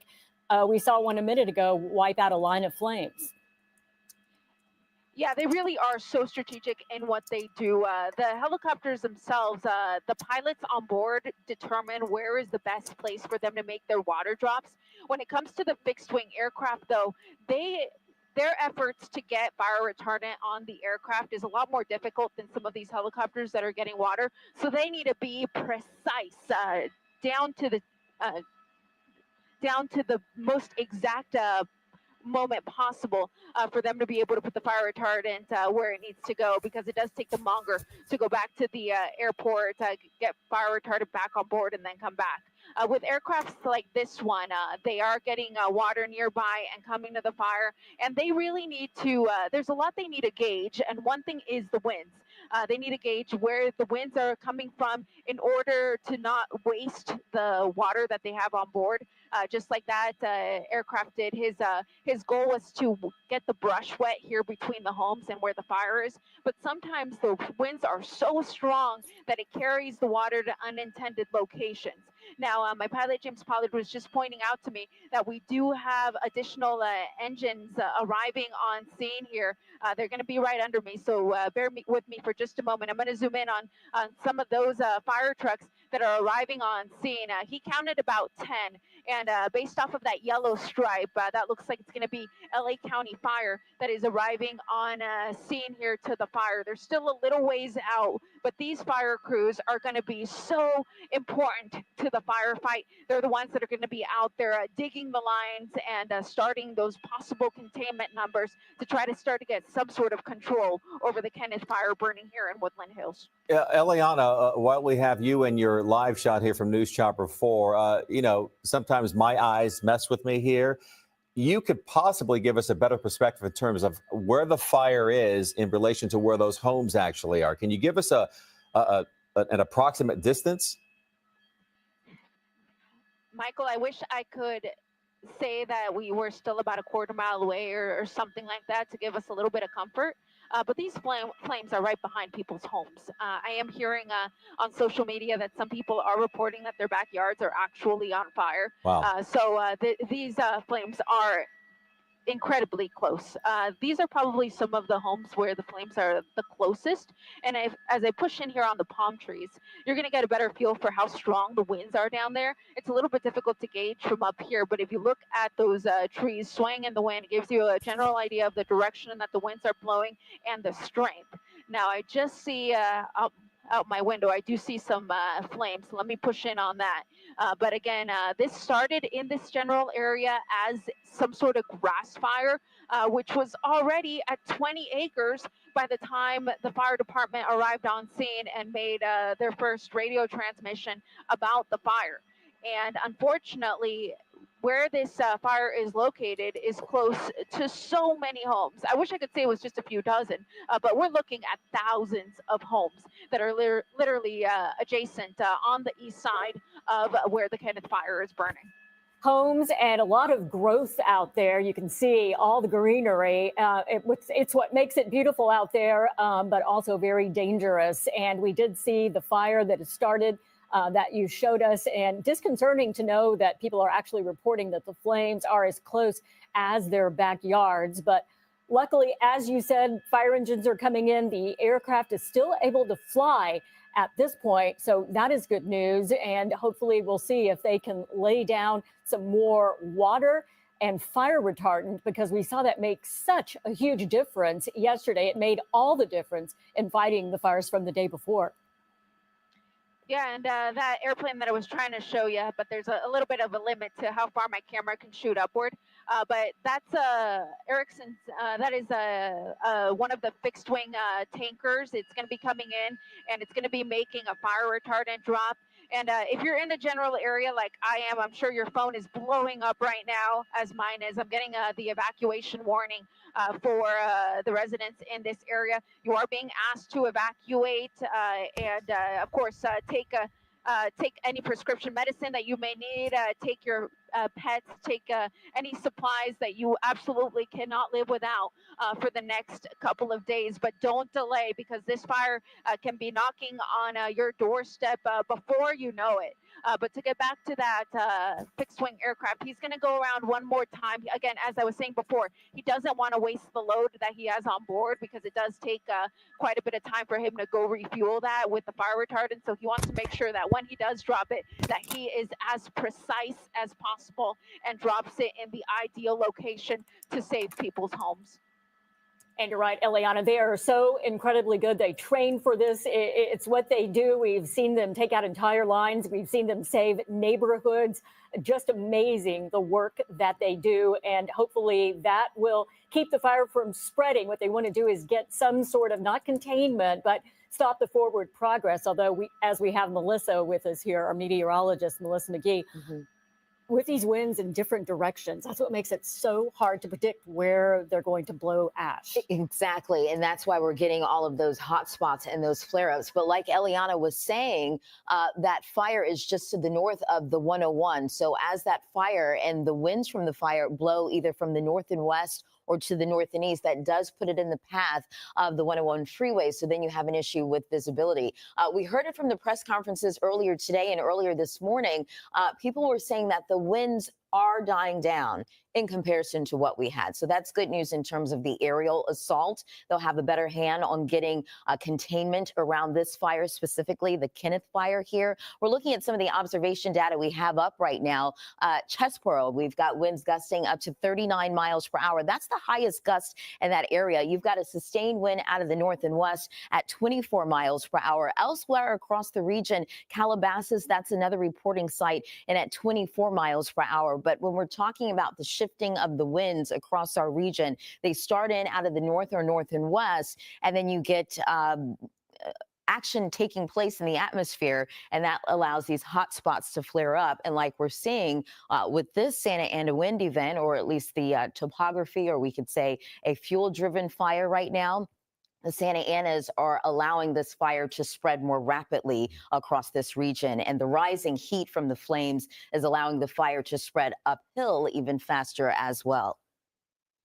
Melissa, we saw Eliana's shot. She pushed into some homes where we saw those palm trees sort of swaying back and forth, and it was reminiscent of those strong gusts we had a couple of nights ago. But that's not necessarily from the atmosphere. That's from the fire itself. That's right. Sometimes fires have a tendency to create their own weather patterns. So you have all of that heat, and that allows things to spread even faster and faster out ahead of the original point of where the fire originally broke out. But we're seeing a lot of vegetation as well in that area. And we talk about it a lot of times when we're dealing with brush fires and wildfires. You've got the Santa Ana winds that help to fan the flames around. You've got the fuel. You can see from Eliana's picture as we're watching this airdrop take place, there's a lot of dry brush and a lot of dry vegetation on the ground. And then the topography, this is right behind these homes. It's just to the north of the 101. There are a lot of hills, as you can see there, a lot of slopes, a lot of foothills as we watch that airdrop take place right now. They're doing a great job out there. It's remarkable to see the difference when you get air support. We do have some information we can share on evacuations that are coming in. The ones that have just been ordered for the area are Van Owen south to Burbank Boulevard, and then County Lane Road east to East Valley Circle Drive, which is a major road in that area. That's right. The area between the 101 and the Ventura County line from Chesbrough Road to Fairhaven Avenue, Ellenvale Avenue, Oralville Ave, and Long Valley Road. Eliana Moreno, again, catching these great stellar water drops live from News Chopper 4. Eliana.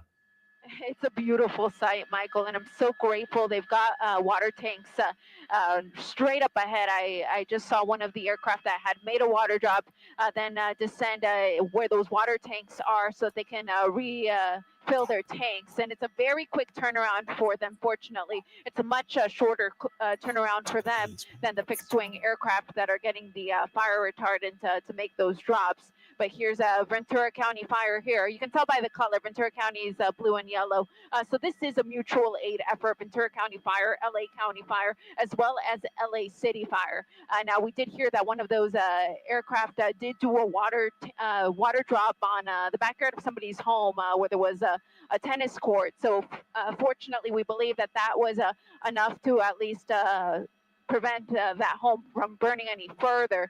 In terms of actual structures that have burned, we have not heard of that, but we have heard about people evacuating because, of course, this area is under a mandatory evacuation order now, and the flames are getting that much closer to people's homes. Now, I'm going to go ahead and do something real quick with my map because I want to show you what the terrain looks like. To show you what the area looks like that is actually burning.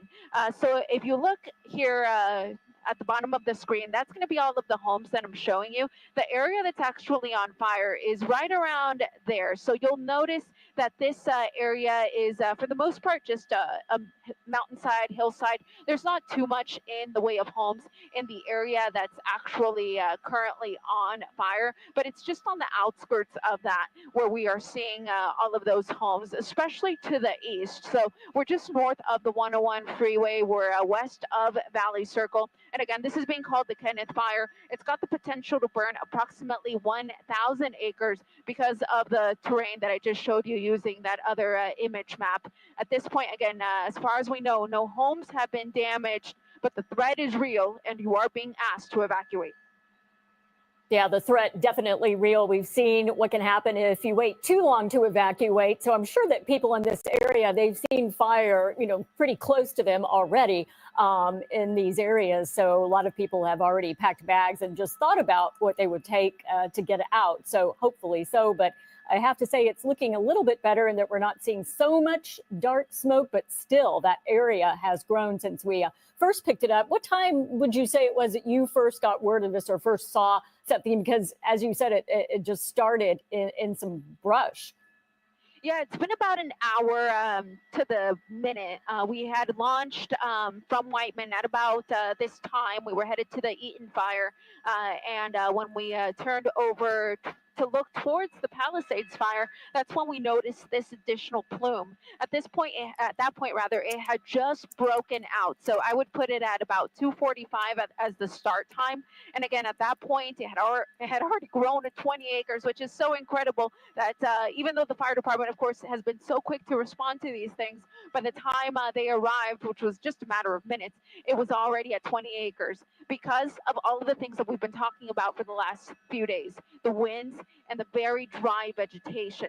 Now, because of the terrain, this fire does have the potential for 1,000 acres, but considering the immediate aerial assault that we have witnessed over the Kenneth fire here, I am hoping that they'll be able to just keep it to at least a couple hundred acres at most. At this point, we don't have an update on how many acres this may be. The way we figured that out is there's usually an aircraft that does a reconnaissance flight over the area, and they're able to map it with their special system to give us a more accurate acreage. So at this point, the official number is 20, but I can guarantee you it's going to be a lot more than that. All right, Eliana, we're going to keep your shot here from News Chopper 4 and bring in our fire expert here, Chief Sam DiGiovanna. Chief Sam, thanks for your time here this afternoon.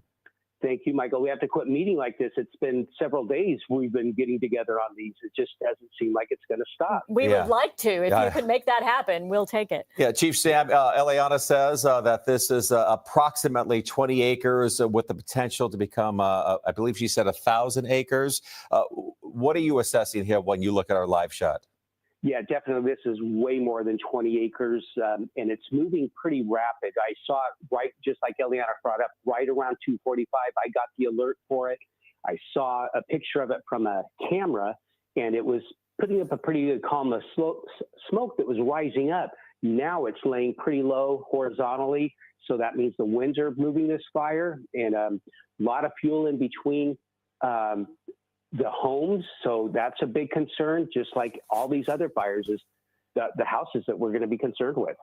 And when you look at the situation, the winds and the topography and where this fire is burning, what's your best advice to the people who live closest to the fire, maybe who haven't gotten an evacuation order? I'm sorry, Kathy, I feel like I'm a 45 record playing the same song over. People should get their belongings right now. Even if you're near this fire, if the smoke's coming towards you, get your medication, eyeglasses, important documents in your laptop, and why don't you leave now? Find a friend's house to leave. And one thing I'm going to bring up to that is I talked to a lot of the fire chiefs and personnel in the Pasadena area. Most all hotels are totally booked. So I wouldn't rely on a hotel if you're going to be evacuated. Find a friend's house somewhere else and get out of town. You know, Chief Sam, you talk about the evacuations. You talk about building in areas such as this. I believe, correct me if I'm wrong, you wish they wouldn't build so much in areas like this, but people are attracted to the beauty of the lands like this. We have a lot of dry brush. We have a lot of shrubbery. We have these are the suburbs, if you will. This isn't going to stop anytime soon. What can folks do? What should they be doing in order to protect themselves and, of course, their properties? Well, if you're an immediate threat of this fire right now, I mean, like if it's knocking on your back door, evacuate. In fact, if you're even close to it, evacuate. But these homes right here and these people and anyone watching this in the hillside areas, move those combustibles away from your home, patio furniture, trash cans, wood piles. Those are those ignition points for embers. And with all this wind, we're also seeing a lot of leaves, needles, and twigs everywhere around homes, on rooftops. These are also ignition points for embers. Clear those away. You start doing that now. We're focused in on LA right now. I just got home in Orange County, and the winds are howling down here. I'm sure they are in the Inland Empire. So this message goes out to everyone in Southern California. Right. And we're so happy to see, though, the aircraft flying. We've seen fire retardant being laid down, water drops. That's the good thing. But how do firefighters really attack a fire where the winds are so erratic when they start moving in different directions? Yeah, it's like I said before, it's kind of like a train coming down the tracks. You don't want to stand in front of it because it's going to run you over. You got to run along the sides of it as much as you can. so you can get control around the sides of the fire, and then eventually stop the forward progress of the fire, and then start building your containment lines around it so it doesn't jump, and that we can isolate it in a particular area. This is going to take a little time just due to the fact of the wind. I think we'll probably be on this for a little while, but thank goodness we've got aircraft up right now. You know, we have aircraft right now. Not too long ago, Eliana zoomed in on a couple of ground units making their way to the fire. Where will they be positioned, and what role will they play ultimately when we look at the air assault? Well, whoever the incident commander is, they will likely be putting them, identifying areas where the path of the fire is moving and assigning them for structure protection groups. That's what the assignments will be for the ground resources. Right now, we'll let the fire burn. Our primary concern is get people evacuated, saving lives, and doing the structure protection. And right now we have all these fires burning. So I'm sure resources are wearing thin. They are working long hours. Will there be mutual aid? Will we see that expanded? Yes, like Chief Maroney brought up earlier, we brought resources in from Nevada, Arizona, Oregon, Washington, and I would not be surprised if we bring more in. And to your point, Kathy, you know, you look at these personnel that have been on here since Tuesday, you know, they're beat. I've been on these fires. This is some of the most hardest, strenuous work ever, and they're out there fighting these fires relentlessly. Yeah, we also heard a firefighter was injured, I think, in the Eaton with a fall. So we hope that firefighter will recover. I think that was a pretty serious injury. So we know you're out there. They are out there risking their lives in these situations. I'm also curious about who these pilots are. We watch them all the time and we cheer when they come in. People are so happy when we are able to fly and we actually start to see some progress on these fires, because it seems so hopeless when we don't have the water drops and we don't have the fire retardant. Who's up there flying these these are professionals. You know, I mean, in the years past, there used to be pilots, a lot of them from Vietnam era.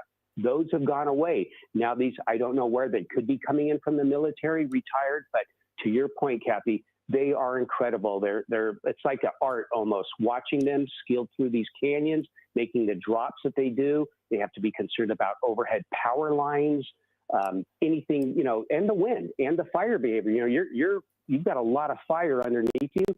That's creating drafts and updrafts underneath the helicopters and the fixed wing.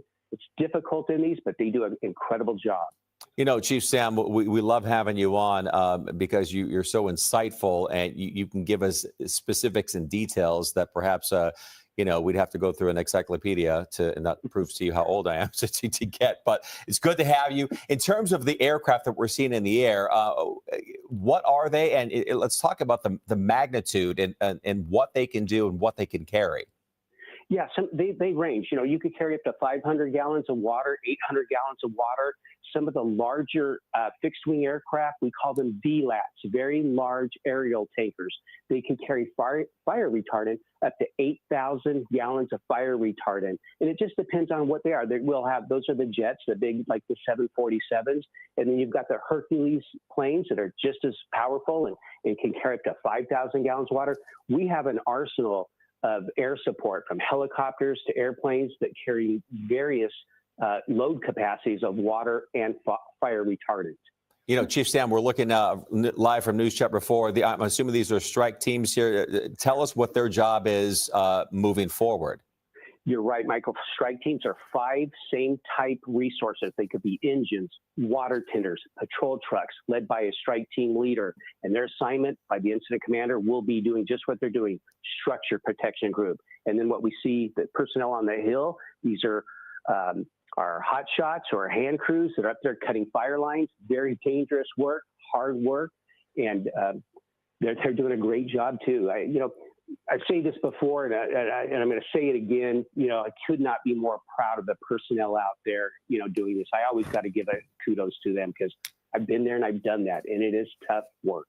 Talk to us about that. I was just looking, I was impressed by how fast the hot shots got there. We just were talking about the engines. There were about 10 engines Ileana was showing us, and they're staging in the area of that neighborhood. And then now we see the firefighters actually on the hill. What's it like up there? Those are difficult conditions. And right now our alarms are going off here to tell us evacuation orders. You probably can hear them right now. Well, if that's for you guys, I don't know if the alarm's going off. Is that for you in the studio? I guess it's the area. It must be an area close to us. I've had the evacuation warning here. Yeah. Okay. Well, yes, these hand crews, they could either be brought in by their hand crew, the trucks, and we call them buggies. They could be brought in, and a lot of times they're brought in by a helicopter. They'll bring in the crew, drop the crew off. The helicopter will go to wherever the helispot is and fuel up for their water or a reservoir where they can pull it right out of there. And it is hard work. They're carrying a lot of gear. It's steep terrain. Rocks are falling. They encounter rattlesnakes. It is probably one of the toughest jobs and most valuable. And the sad part is we're losing a lot of these hand crews. It's been a big concern with the feds, the federal government, they need more pay, and there's been a shortage of them, and we're trying to do a lot more. We need better efforts with recruitment and retention of these hand crews. Chief Sam, what I find remarkable is that we, as Kathy mentioned, we saw about 10 fire units making their way to the scene. But the immediate and just quick nature, I mean, they waste not a single second to get where they need to be. And it's remarkable to see them already on the Hill, handling business, and this was what we saw those units about, 25 minutes ago. Happened. Yeah. Yeah, even you see this dozer. I mean, to bring a dozer in, I mean, this is all within an hour. To have a dozer come in, you've seen those dozers on the freeways. They're slow moving, but they brought it in. That dozer's already out cutting lines. The hand crews are out. The strike teams are in position. Air support's in there. It's so well choreographed, and we train doing this all the time. And this is what we do because we know, living in Southern California, this is what we're up against. Typically we talk about the choreographed nature of the aerial attack, but again, it works very much the same here on the ground as well, Chief Sam. Sure does. It sure does. Everybody knows what they're doing, from the engines doing strike teams to patrolling the area for hot spots. And then, of course, our law enforcement agencies, let's give them credit for doing the evacuation to get people out of there in a safe way and clear the roads so that we're not impeded by what we saw in Palisades, where people were, blocking the access for fire trucks coming up. Absolutely. They did what they had to do and they got the cars out of the way, and they do the same with the roads. They block off the roads, and it might be an inconvenience, but they do what they have to do so that they can try to get their operations underway and keep us safe. And Ileana's showing us right now, once again, where they're staging. They're in that neighborhood, and we see a lot of trucks out there, a lot of personnel there getting ready. And at the same time, you mentioned the choreography, and we see air support flying by in our live picture. And, Kathy, not only that. Sorry. Go ahead, Chief Sam. I was going to say, real quick, we have a lot of fires burning. And we know, Michael, you and I have talked about this over the past couple of days about resources getting stretched thin. But yet we're backfilling, and agencies from Orange County, San Diego, Ventura, they're coming in to assist. White crews are out there. They're assisting on these fires, and they're backfilling the stations. How quickly, look at the amount of trucks are here. We're not going to miss a beat. We will protect the communities the best we can under these circumstances. And there are times we get outgunned, but they're doing a great job. All right, Chief Sam, if you can just hold tight here for a second. I want to remind our viewers it's now 4 o'clock, and we continue to follow breaking news here. Currently, we are on the Kenneth Fire. This is in the West Hills area. Ileana Moreno live for us in News Chopper 4. Ileana, we put this approximately at 20 acres, but obviously this could be much larger. And Michael, when I checked in for work at 2:30, this fire wasn't even on the radar. It didn't even exist yet. We were planning on heading over to the Palisades fire for the top of the 4 o'clock and the Eaton fire prior to that, but we didn't even get to either one of those from the helicopter because of this new Kenneth fire that literally came out of nowhere. It started at about 2:45. The cause of it is under investigation, but it started as a grass fire behind some homes north of the 101 and west of Valley Circle. At this point, we don't have the exact acreage, but as you said, it was first reported as 20 acres, but with the potential for 1,000 acres because of the area that is on fire. It's essentially the Bell Canyon area, and as I wind out the shot, you're going to see that mountain there at the top of the screen. That's where they're getting the 1,000-acre potential because the smoke and the fire was heading towards that westerly direction. But because of this fabulous aerial assault. I don't think it's going to get anywhere close to that. We had fixed wing tankers on it immediately. We had multiple water dropping aircraft, like the one that you see here from Ventura County, on it within minutes. And I think that has really made a huge difference in this firefight, to the point to where we don't believe any structures have caught fire. Structures have gotten close, but at this point, as far as we know, there haven't been any structures lost due to the cannon fire. Also unknown if anyone has been injured. That is still under investigation. But a good thing that is working in on the side of the firefighters are things like this, these water tanks that are amongst the homes. This aircraft can go down there, get some water, and be right back on the fire within minutes. And he's actually waiting in line because his buddy over here is currently fueling up, getting water right now to return to the firefight. But of course, we also have to give credit to the hand crews that are out here, and they got out here quickly. They do incredible work, as we were just talking about. They're out here. It's very hot conditions. It's windy. They're carrying so much equipment, but they're down there in the trenches trying to do whatever they can to protect people's homes here in West Hills. Ileana, as we continue to watch this, we want to let you know as well, we're hearing from our reporter in the field, Robert Kovacic, that they are evacuating the Commons area in Calabasas. We understand people may have been stocking up at Ralph's. They are being asked to leave the store as well. We also want to remind people there are mandatory evacuations in this area, and we want to spell that out for you right now. This extends from Van Owen south to Burbank Boulevard, County Lane Road, east to East Valley Circle, and the area now between the 101 and the Ventura County line. As you mentioned earlier, Ileana, because this is right on the border with Ventura County, you're seeing a lot of Ventura County fire assets involved in this as well. Yeah, we have Ventura County, we have LA County, we also have LA City Fire. Those are all the helicopter on scene. But of course, we also do have that fixed wing aircraft, which has been so vital to this firefight because they're able to make those fire retardant drops, and they can handle a lot of fire in a little bit of time, which has been so important to protecting people's homes. Again, we haven't seen any structures actually go up in flames. We'll keep our fingers crossed and hope that doesn't happen. At this point, it looks like it's just going to be the brush behind the homes that has caught fire. But I'll also mention that there was there were a couple of hikers that were hiking in the area. This is a very popular hiking spot in these hills behind these homes, so it's understandable. I believe it's just off of the Victory Trailhead is where you enter to set off on your hike. This is not the day to be hiking anywhere. No offense to those folks. We hope they're okay. I believe they have already been rescued. But really, anyone who may be thinking about going out and hiking anywhere in our general area under these intense weather conditions, today is not the day. Tomorrow is not the day. Just think about your own general health. Breathing all of this toxic air in, you don't want to put your lungs under that, and then you also don't want to put your life in danger, because even though this area wasn't under any sort of evacuation warning, even there wasn't even the thought that these hills could catch on fire. And look at what happened. Just within an hour's time, we have what looked to be now a couple hundred acres that have burned here. So you definitely want to stay home if possible. Keep your windows and doors closed, and let's just let these firefighters do their job and prevent further action for them having to come out here and rescue you as well. You know, Eliana, if we can just keep your shot here, and I believe our viewers heard this emergency alert that we all seem to have gotten on our phones. And from what I understand, it's a very generic alert. Of course, my wife actually sent me a copy of it as well, with very few specifics other than the fact that it says an evacuation warning has been issued in your area.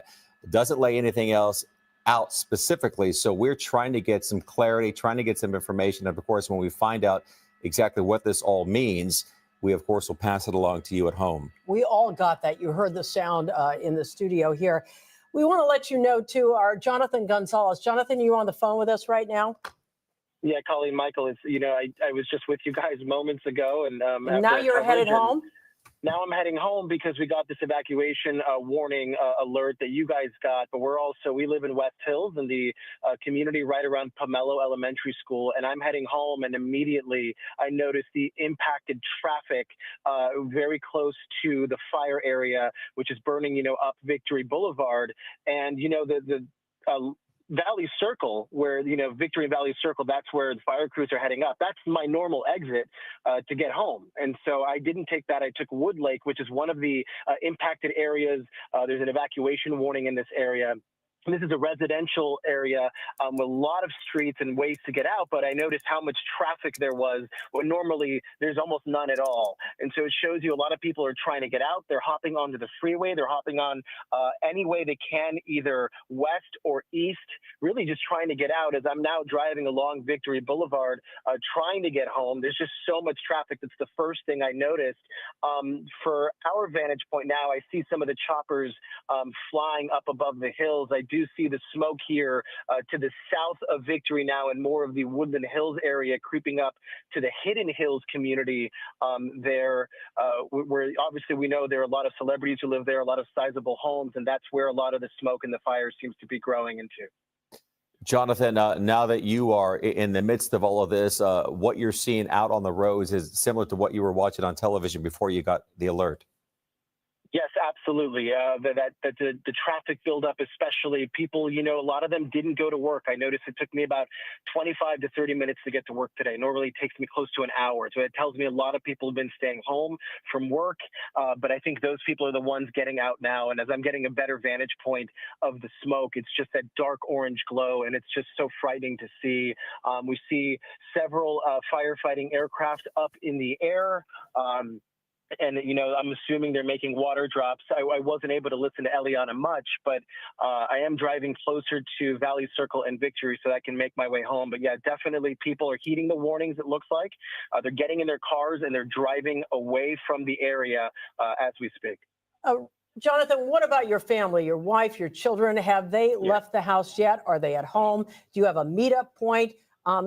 What's going on? What's your plan? So I called my wife immediately. We have 3 young kids, and they were actually in a different part of Woodland Hills. There goes an LAPD cruiser speeding by me along Victory Boulevard towards Valley Circle. We spoke. They were already out. So the plan, because we're just outside of the evacuation warning zone, is for us to go home, collect our most important items, just like we've been stressing, our fire experts have been stressing all day. We're now going to have to practice what we preach and make sure that we're ready to go. I'm thankful to everyone who's reached out already. In fact, someone reached out before I realized there was a fire in West Hills. They were paying attention. I was taking a moment after our coverage of being on the anchor desk, and they texted me, if you need anywhere to go, let us know. And so I'm thankful to our friends and family who reached out. There's a road closure here at Valley Circle, a lot of looky-loos, but I can't stress enough, officers here are trying to direct traffic, and these people aren't necessarily helpful. There are a lot of cars on the road right now, people trying to head east and south just to get away from this fire. All right, Jonathan, if you can hold tight here for a second. We have some new information on that, what we are calling a generic alert that went out here not too long ago. You heard the buzz here on our air. Supervisor Janice Hahn has issued a statement. She says, I have been informed the evacuation warning that many of us just received on our phones was mistakenly issued countywide due to a technical error. She informs us that a correction will be issued shortly. So what we've received, obviously, Janice Hahn is telling us it was a mistake, a technical error. And of course, a correction will be issued here not too long from now. We continue to look at these pictures from the Kenneth fire right now burning in West Hills. Jonathan, we watched your coverage. You were on for several hours this morning. And I looked at it, and you could almost get a false sense of security that the winds had died down. We saw the flare-up at Mount Wilson. We saw a couple of the flare-ups in the Palisades, but the winds were not nearly as strong as we've seen. And then all of a sudden, we see this. Yeah, our meteorologists have been warning that the winds could pick back up. And we've been talking about those record winds that we saw when these fires initially broke out Tuesday, and then overnight, those horrific hurricane level winds. But what our meteorologists keep pointing out is when we say the winds are diminishing, they're really going just down to typical red flag levels, which are already enough and strong enough to push a fire in the, in the manner that we're seeing here with the Kenneth fire. This is not an area of any stranger to fire. Bell Canyon is just down that hillside. Bell Canyon has seen many fires in recent decades, and so unfortunately we're seeing this area flare up again. And it's the same thing. It's not just the wind here. We see the fire system create its own weather pattern, and then there's plenty of fresh fuel to burn. We had all that rain last year. We had those lush green hillsides for months on end. We enjoyed it then, but now we're paying the price for some of that. That's what we're seeing burning as we speak too. Jonathan, how much comfort does it bring to you that we see those that air attack happening? We see those strike teams already been deployed. It's got to bring you a little bit of comfort, perhaps. Absolutely, guys. When I left Universal City, where our station is, I could see the smoke from the 101 in Laurel Canyon. And it was dark, it was black, and it was billowing into the air. And that's a good 18 to 20 miles as the crow flies away. As I get closer, and I'm getting closer to home, so my vantage point, it's actually behind me now, I'm seeing a lot of that white smoke that you're mentioning, Michael, and that is such a big relief. I'm seeing a lot of erratic driving. I'm sure people are nervous. They're panicky. A lot of them are just trying to get home. And then there are people who are home who are trying to get out. And so there's a lot of kind of chaotic nature here on the roads, definitely more than normal. But, just a reminder to everyone to continue to drive safely, heed the warnings, listen to officers. That is the critical thing right now. We're watching LA County fire right now. Just a moment ago, if you saw the chopper with the double rotors there, the double blades on top, that was a Sikorsky going in and dropping. We want to stress to our viewers again, we all received that alarm just a few minutes ago, and it was alarming because it was a general message that talked about evacuations in our area. We want to let you know that was a mistake. We've received information once again from Janice Hahn, Supervisor Janice Hahn. She says the evacuation warner that we received was all because of a technical error, a glitch there. They do plan to issue some sort of a correction, and that should be coming to your phone shortly. Of course, we have been getting calls from folks from Long Beach to Whittier, to the Stake area. Folks have gotten this. They're obviously scared, as my wife put it, freaked out. I'm not going to lie. It was alarming when I got it. I was walking into the studio here and my phone went off and I thought, we're pretty up to speed on everything that's happening in Southern California now when it comes to fires. And I thought, what in the world could this be? Right. What does this mean? Obviously, as Supervisor Janice Hahn has pointed out, and will continue to reiterate, this was a technical glitch. And of course, a correction will be issued here shortly. We want to bring in Chief Sam here once again. Chief Sam, you were live with Kathy Avara and myself when that alert went off. Kathy was frantically trying to turn her phone down, the volume of her phone down, but it was generic, no specifics, and it freaked a lot of people out. Yeah, but Michael and Colleen, I'm going to say this. There are no accidents. It is an alert, and really it should be. I think everybody in Southern California should be on alert. Capture the attention, because even if you're not in the fire danger areas, the hillside areas, these winds are damaging winds that bring down trees, power lines, flying debris on the roads, power outages. So in some ways, this alert, we should all be on alert. And to Colleen's point earlier, just when we thought, okay, the winds are going to subside, they're kicking back up and they're going to be unpredictable. We should be more specific about, yes, we should all be on alert here, Chief Sam, but this was an evacuation warning. And that carries a completely different set of baggage. So, again, when you receive something like this, in fact, in all caps, folks are going to freak out. I understand the point of being on alert, but this said evacuation warning. I just want to clarify, again, a technical glitch, as Supervisor Janice Hahn has said, and of course, a correction is on the way. Yeah. Well, good. Glad it's not too severe. Right. I didn't know where I was going to go. Well, I have to tell you, initially I thought it was an Amber Alert because we get the same sort of messaging with an Amber Alert.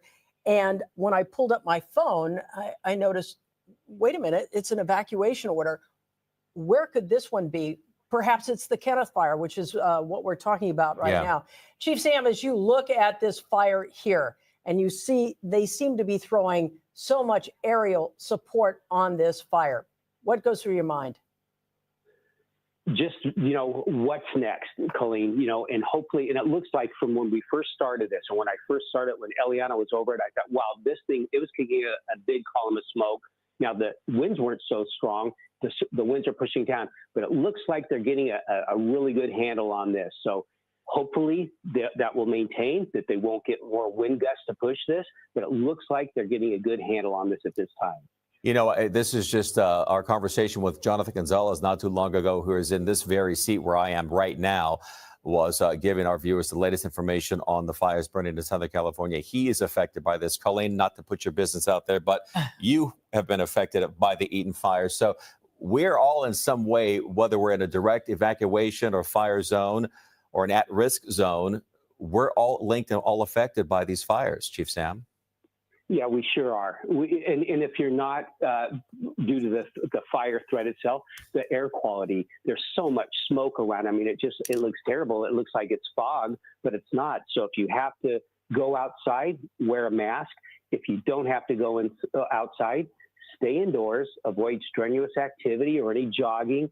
Just hunker down until this, we'll call it a storm, because that's what it is in essence, until it calms down. Chief Sam, this morning, and we talked to a pulmonologist here this afternoon about the air quality. And what I've noticed here, I live on the west side of Los Angeles, on the other side of the valley. The ash and the particulate matter was much more intense today than I've seen over the last couple of days. And I mentioned it to my wife, and our 15-year-old daughter, in fact, says she had a sore throat. She wasn't feeling well. So right away I said, okay, I'm going to change the HVAC filter in the house. That's step one. Go gargle some salt water. So again, we're all feeling the effects of this. Again, if not a direct impact of the fire, an indirect impact by the fire. And as we speak, here is this. We receive another emergency alert telling us to disregard the last evacuation warning. It was for the Kenneth fire only. So that was the technical glitch that Supervisor Janice Hahn spoke of. Again, the evacuation warning, which was in all caps initially, is for the Kenneth fire only, the one, in fact, we're dealing with right now, which we have an aerial shot of from News Chopper 4. Chief Sam, if we could go back out there and take a look at the smoke. You see a lot of smoke rising off the areas where they're doing the water drops right now. What does that say to you as somebody who's an expert on fires? Well, a lot of people will think, oh, it's turning white just because the smoke is white. But really, light grassy fuels actually create white smoke. So part of it is from the extinguishment of the fire. There is a lot of the white smoke from the light grassy fuels. When you see the darker smoke, that's heavier brush and full of oils in it, and that's going to create darker smoke. And what about problems? They've thrown a lot at this. This has been burning, for about an hour and a half, Michael. What are the problems they're going to encounter as they head into nighttime here? Well, the big thing is the good thing is we have night vision capability with the helicopters, so that's going to be good. But do the winds tend to pick up at night when we're talking about strong winds like this? Your guess is as good as mine. I don't know what the winds are going to do tonight, but they can pick up. That is a concern. And the other thing is when power is out, if this was if they had a planned power outage, or if the power did go out, it's difficult maneuvering around in there. And even if you're asked to evacuate when it's completely dark, that's a big concern. Chief Sam, if we can just put you on pause for a second. We're going to bring into the conversation meteorologist Melissa McGee, because we do have the questions. What do the next couple of hours and into nightfall look like in terms of winds and weather? So we were talking about the winds, and we've got more wind advisories. All of these were expiring yesterday at 6 p.m. When I got off the air late last night, they were done. So we've got wind advisories for areas in Calabasas. So we're still anticipating winds for this region, for Calabasas, for the West Hills area, anywhere from 40 to 50 miles per hour. And we also have a high wind warning. That's for areas in Ventura County, up through LA County Mountains, down across San Bernardino County, and the Inland Empire. Those spots, they can have winds gusting anywhere from 50 to 65 miles per hour with some higher gusts. But in relation to this fire specifically, there close to West Hills, we still have this wind advisory through Friday. So that's a big concern. And we've got those northeasterly winds. And what we're seeing this afternoon is that the winds are shifting and turning directions here. So that's causing these hot spots and the flare-ups like we saw with this fire that popped up earlier today. Our First Alert Radar Network has the ability to show you the smoke in the atmosphere because of this fire that's burning.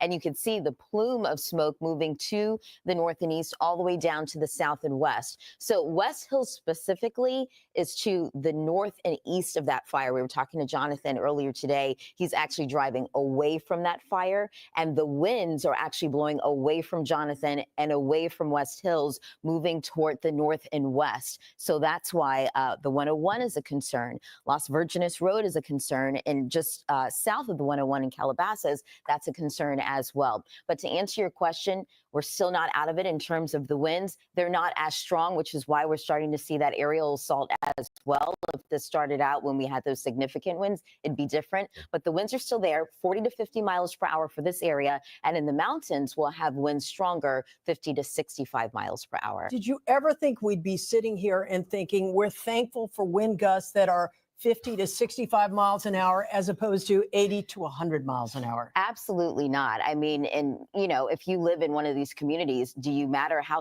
care how strong the winds are? Yeah. If the fires are coming toward you, it's a concern. So I never thought we'd be saying something like this where we're thankful that we've got winds up to 50 miles per hour rather than 100 miles per hour. You talk about that wind shift. Again, if you can just remind me, when do we expect that wind shift here? And the winds coming in from the coast, correct? Well, they're coming in from the north and east right now. Right. Yes. And so what we're starting to see with the fires, they create their own weather system. So it's causing these flare-ups. So anytime you have a fire, it's kind of circulating around itself.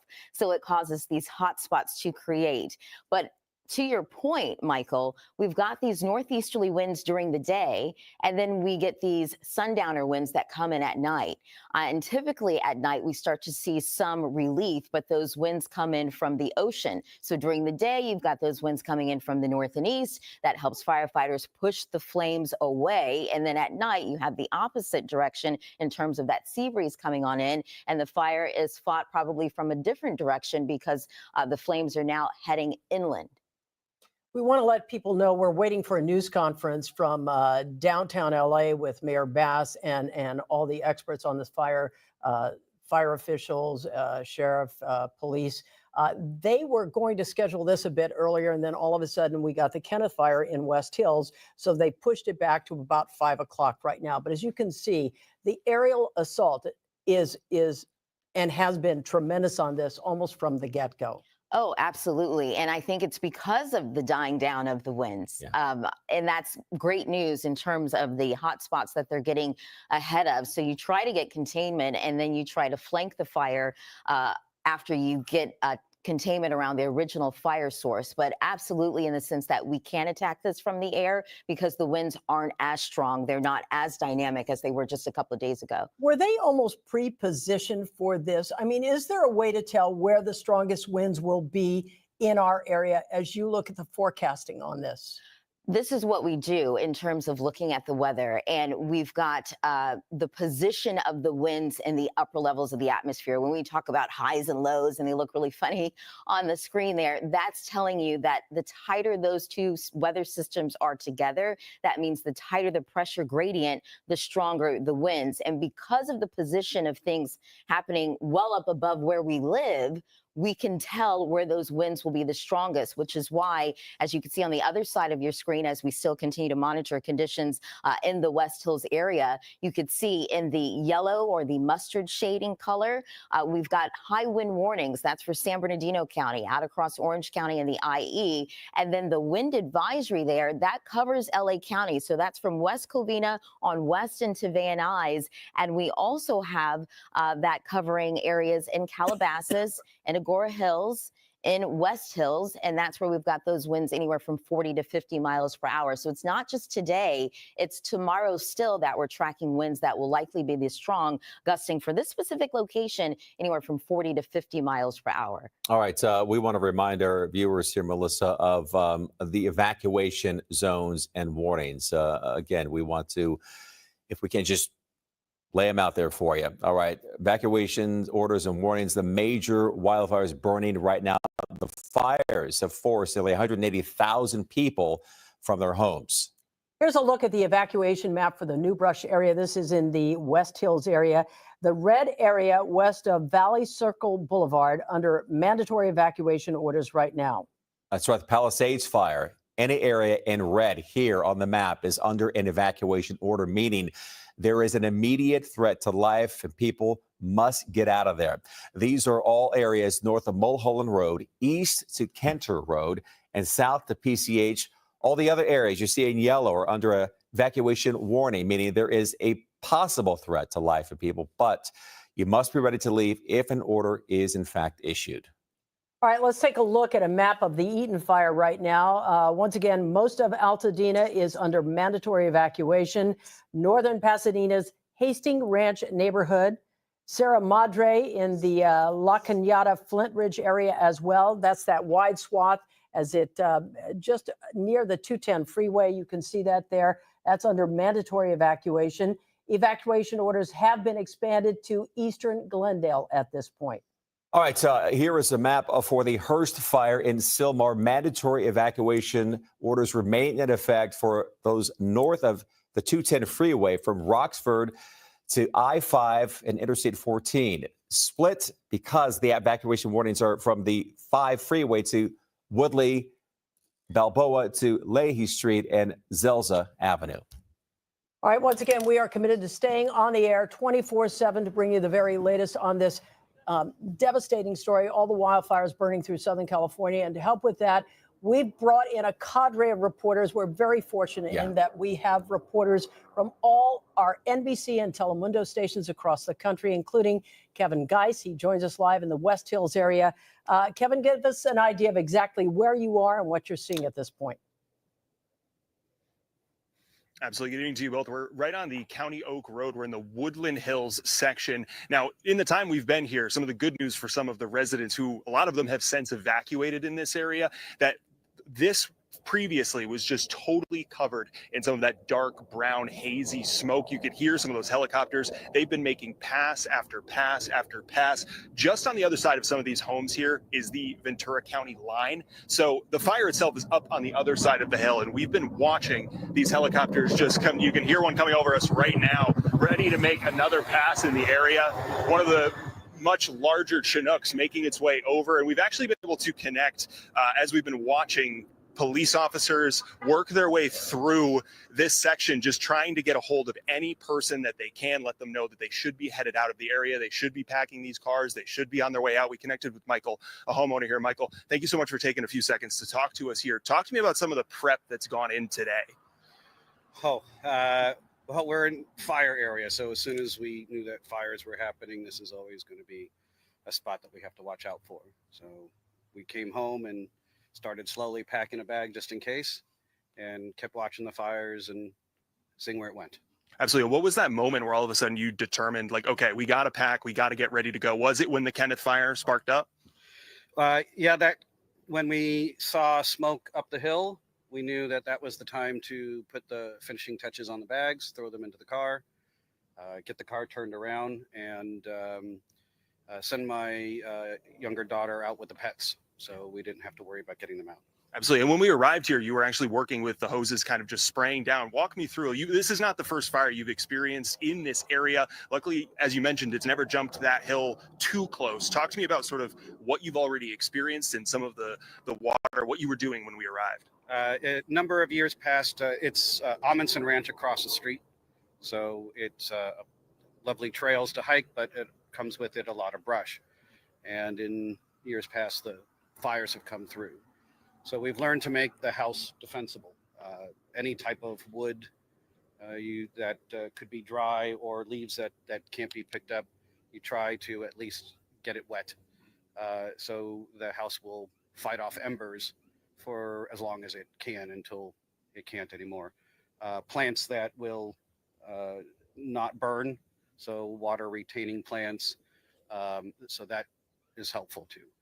And we also brought in all the cushions from all the furniture outside because that's material that is flammable, but the metal chairs outside are not.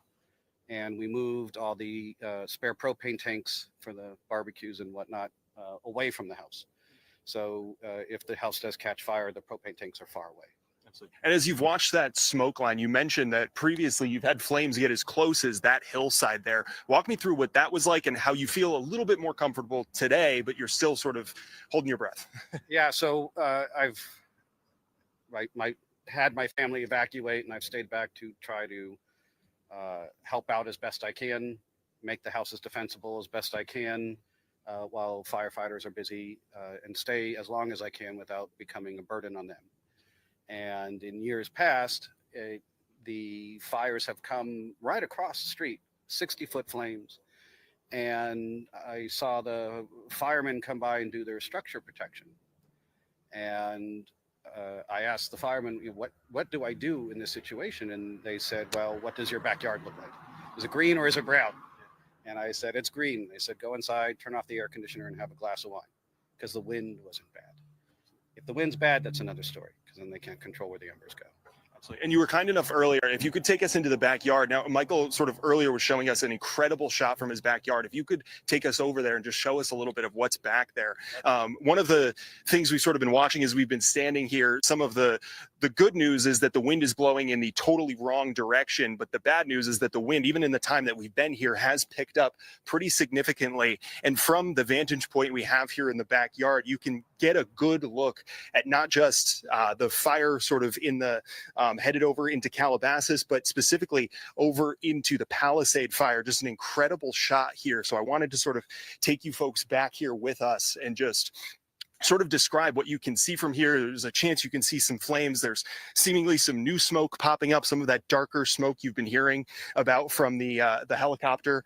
So walk me through a little bit of sort of, what you're seeing here and what it's even looked like this afternoon, and sort of the concern with what's going on sort of in the distance over by the Palisade fire. So you can see the smoke back there from the Palisade fire, and the smoke actually was more to the left and further back the other day, and at night you could see the orange glow, and you watched as it progressed and moved with the wind. It is now significantly further to the right, which means it's coming into the Topanga Canyon area and maybe beyond. You can see these little puffs of white smoke close on the ridge. So to me, that's more concerning, because that means it's coming more into the Valley Calabasas area. Or at least the wind is blowing it that way. And I've noticed these all the way to the far right, even more puffs of smoke as it travels closer in the Malibu direction. Our concern is when the wind changes and it blows here more into the valley, then again, we have this Amundsen Ranch corridor, and nothing stops it once it gets in there.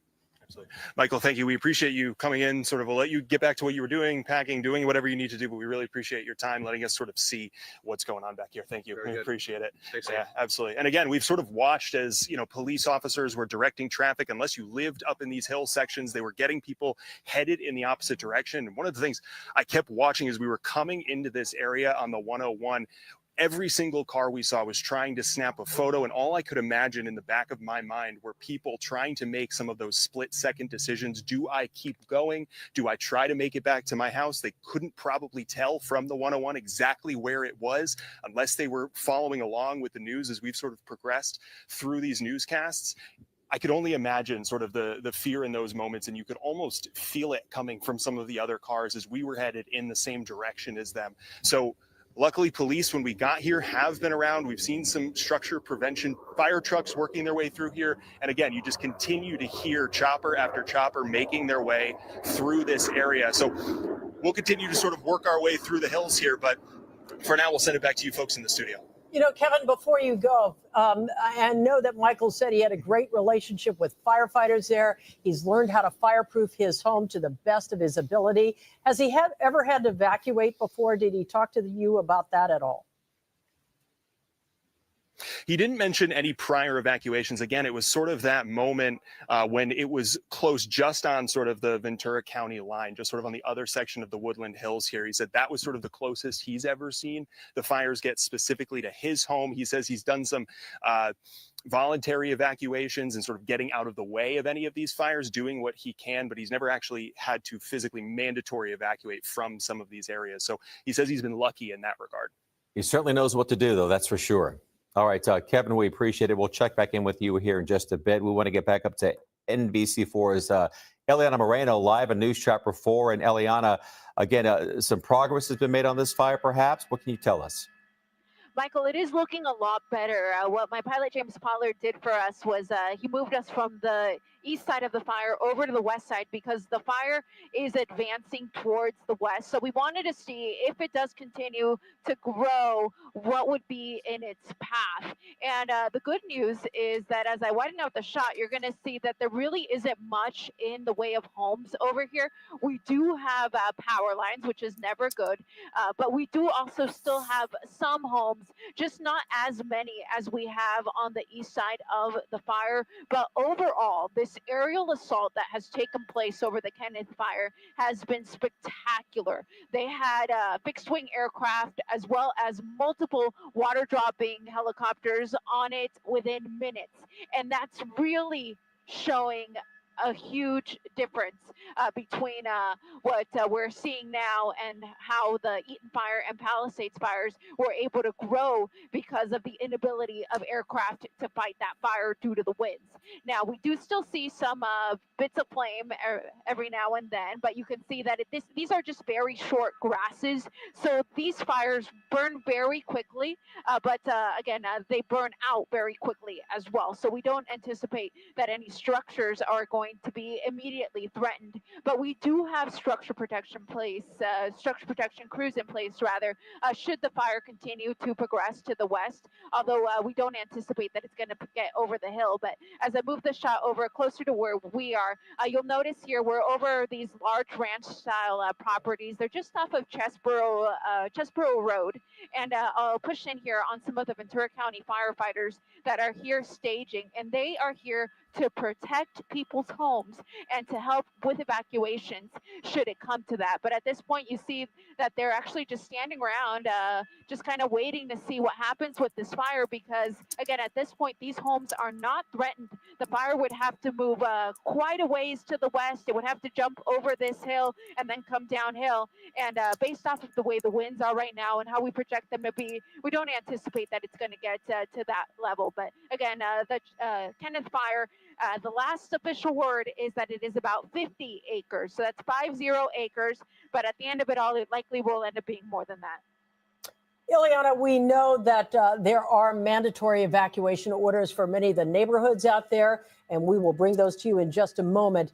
But we heard from our own Jonathan Gonzalez that traffic was an absolute mess out there in terms of people trying to come and go. What are you seeing when it comes to traffic and people trying to leave the area? Colleen, I'm so glad you mentioned it. I can't quite show you all the small little streets surrounding the fire just because we're on the other side of the hill, but I'm going to move over to the 101 freeway, and that's going to be the 101 freeway right around there. A little bit difficult to tell with all the smoke, but I'll give you the map because then at least you'll be able to see it that way.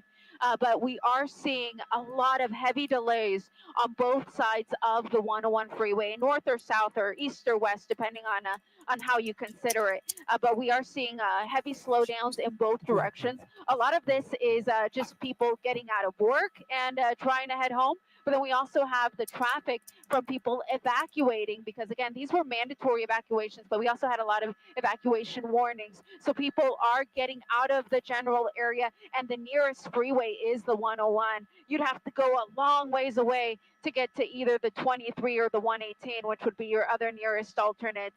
So the 101 freeway will be heavily impacted here through the Calabasas area, Agora Hills area, and into the San Fernando Valley. So if you don't have a reason to be on the road and you have no reason to be anywhere near these fires, the folks who are trying to evacuate could sure use your help if you could just stay off the road. All right, Eliana, we want to let our viewers know exactly what those evacuation orders and warnings are. But in the meantime, we have just gotten word from LAUSD that all LA Unified schools and offices will be closed tomorrow because of what we're in the midst of here now. Of course, the wind, the fire, and all that smoke out there. Michael, you mentioned the evacuation orders. I'm going to bring those up for the Kenneth fire. This is burning in West Hills, as we've said. Mandatory evacuation order for Van Owen, south to Burbank Boulevard, County Lane Road, east to East Valley Circle Boulevard. And the area now, we've been talking about the 101, which is heavily impacted because of this. The area between the 101 and the Ventura County line from Chesborough Road to Fairhaven Avenue, Ellenvale Avenue, Orville Avenue, and Long Valley Road as well. We, of course, will continue to repeat that as we look live here at the Kenneth fire. Eliana just filled us in that acreage has gone from 20 preliminarily now to 50 acres. And, of course, we've witnessed that aerial assault made by firefighters out there. Let's bring in NBC4's David Biggert to talk more about the conditions out there and, of course, all across Southern California when it comes to, again, those winds and that dry atmosphere. Yeah, it is incredibly dry still out there right now. And we do have some of that pretty gusty winds in a few spots. So here's a look at the areas around the Kenneth fire. It's burning through all of this open space here. Eliana was just showing you that neighborhood, one of her camera shots. I believe it's this one down here as you get a little bit closer to the 101, which is still pretty far to the south. Right now, some of our observation sites, like this one right here within the open space, is reporting gusts at about the 30 to 35 mile per hour range. Otherwise, around Las Virgenes Road, around Calabasas, it's a lot of 20 to 30 mile per hour gusts. So still pretty gusty. This is still to be very concerned about whenever we're talking about fires, just not nearly as strong as we had the other night. And the other concerning thing, look at the humidities here. Single digit humidity around Calabasas, Las Virgenes Road, around the observation sites, around the rest of the fire as well. So this is one of the concerns, that just the air is so incredibly dry right now. It would only take a small spark or a single ember to just start another fire, another spot fire. Also, the other thing we've been noticing as we've been watching from Chopper, and Jonathan also mentioned this a little bit, he was talking about some of the green hillsides we've had over the past couple of years. Well, we've had a lot of rainfall, and that rainfall has contributed to new growth, which then eventually becomes fuel. So after all of the rainfall we get, you get all these green grasses growing in. Sometimes you also see the shrubs recover a little bit and they start to get green. But all this new growth, when we go through a period like what we just had, where we haven't essentially had any rainfall for a while, that all dries out very quickly. This is the kind of stuff that it rains, it immediately turns green.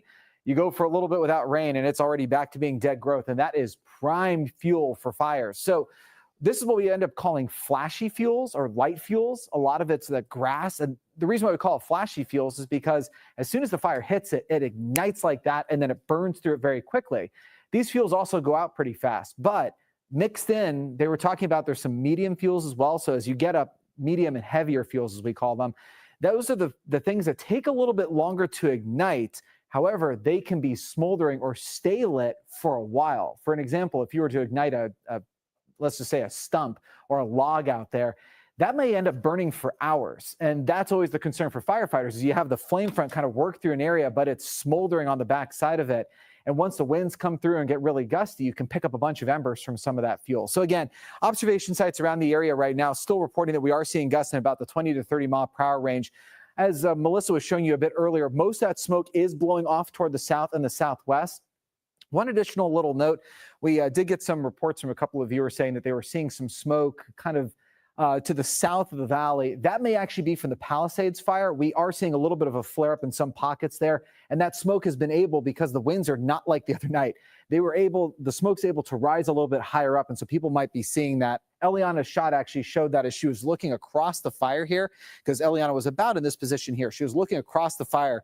You could see all the smoke from this blowing to the south. And then you can actually see the Palisades fire smoke off in the distance. So it's just a little additional note here as we continue to monitor fires around the area. Back to you. All right, David, thank you. Now, we are committed to staying on the air 24/7, as you've seen over the past couple of days, bringing the latest on the wildfires. We are so fortunate to have the resources we do to cover these stories. And here to help with that, we have brought in reporters from our NBC and Telemundo stations all across the country, including, you see him there, Nico Clemens, live at the Victory Trailhead there in West Hills. Nico. Right off Victory Boulevard, a very popular area where people come in and walk. I want to show you really quickly how much crews have already tackled. They've already tackled this area right here. Still some hot. Hand over a little bit to the left, Brandon. So they tackled this area pretty well, but that's the area right back there. And you all have been showing over the last hour or so all the smoke, all the fire that crews are still trying to put out. Exactly where we're standing, right at the foot of the trail, Victory Trailhead. We're seeing tons of fire crews going over our head.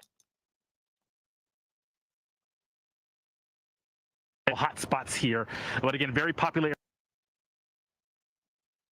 We understand they've already evacuated a few people in this area, but thankfully this area is taken care of. I want to show you all that, or tell you all rather, when we came up in here, which you all have heard already, we saw several fire trucks, several police speeding past us to get here, move as quickly as possible to put this fire out. But this area where we're at right now, the very beginning of Victory Trailhead, the fire's pretty much out over here, just a couple of hot spots, just some smoke, but they're really now working to tackle beyond this hill right here, beyond where we are right now. So we'll go around the area, drive around, see if we can get a little bit closer to where the majority of the fire and the smoke is. But right now, this area seems to be pretty good, pretty clear. They have done a pretty good job clearing out this area. So I'll send it back to you all. You all can probably hear the fire crews still flying over us, trying to get those water drops in the areas that need it the most.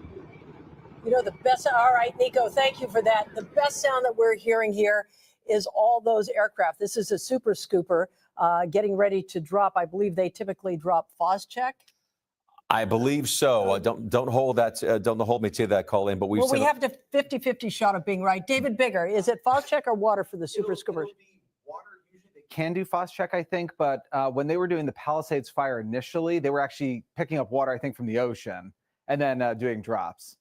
But you'll have to just watch to see, I guess. Yes, we will. These are the planes that are typically on lease from Canada during fire season. But as we've seen, the fire season really knows no end here in Southern California lately. But again, that was a super scooper just about to make a drop there. Obviously, a welcome sight for those who live in West Hills. Joining us now is John Lippian. You live in this area. And John, you were on a mountain bike ride when you noticed this fire igniting, huh? Yes, that is correct. So at the top of Victory Trailhead, I just had started a bike. There was only a few hikers up there. And looking out into the distance, I immediately started to smell what had smelled like campfire.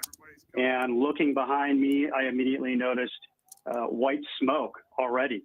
So as quick as that was, I decided to return to the trailhead, obviously. And by the time I got to the trailhead, I could see the start of the fire.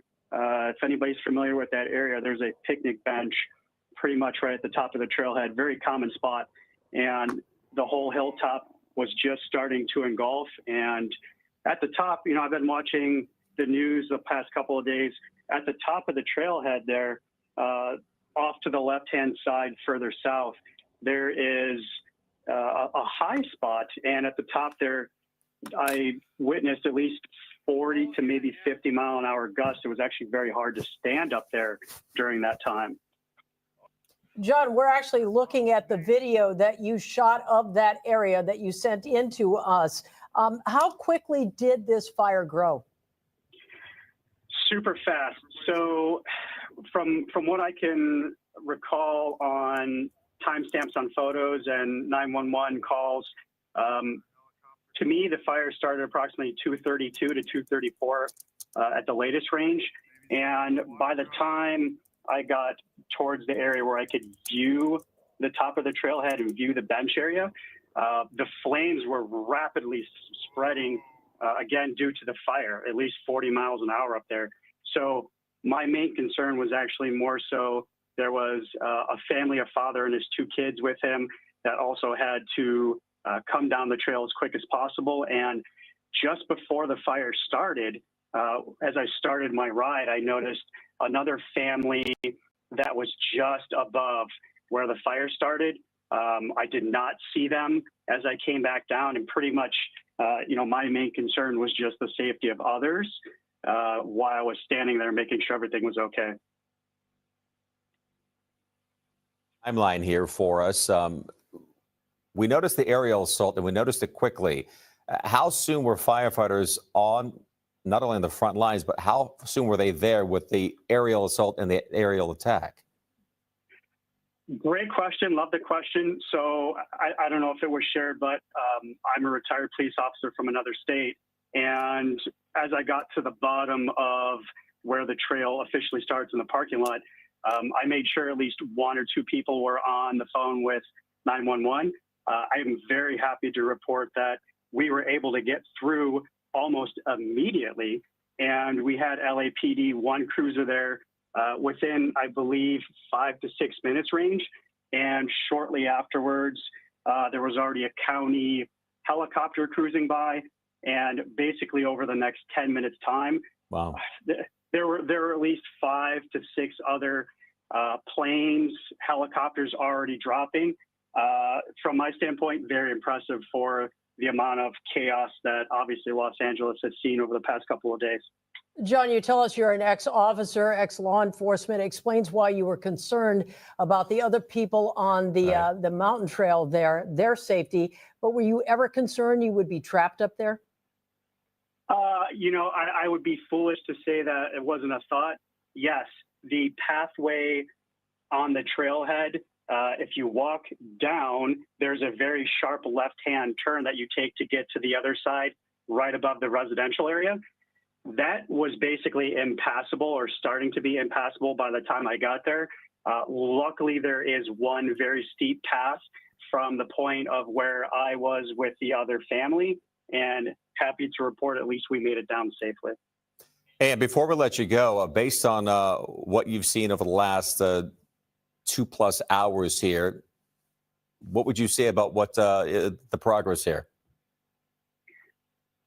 So I just got back home maybe a half hour ago. Happy that at least at the trailhead, it seems like the fire is down.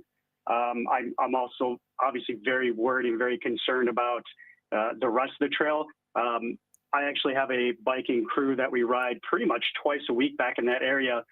And over the past couple of years, we've noticed, the immense growth we've had of the vegetation, and now the lack of rain, unfortunately. Everything back there is very dry, and it's very concerning for everybody that lives in the area. John, as a lot of people awoke this morning here in Southern California, they looked at what was going on. They felt that the wind situation wasn't as dire as it was the past couple of days. They sort of had this false sense of security. Were you in that group as well? I mean, you went biking today. So as a rule of thumb, always stay alert, always be prepared. My plans and my original intentions were actually never to drop down into the valley area there to go biking. It was basically just like all the other families that were there. Everybody's very curious. They're very concerned. Across the valley, I have an uncle that lives right by the section that's closed off by Topanga. I have another friend in Encino, and sort of a recon mission. Hey, let's make sure friends, family, colleagues, building structures are all as safe as possible. So I went up there and spent a few minutes, and unfortunately, all this is happening. All right, go ahead. John Lipiani, I was just going to say, we certainly thank you for your time. Thank you for the video, and thank you for your witness to what you saw out there today. No worries. Happy to be a resource. All right. We want to now take it up topside to Eliana Moreno. And Eliana, we heard about the traffic from Jonathan Gonzalez. Now we have a bird's eye view of all that traffic out there.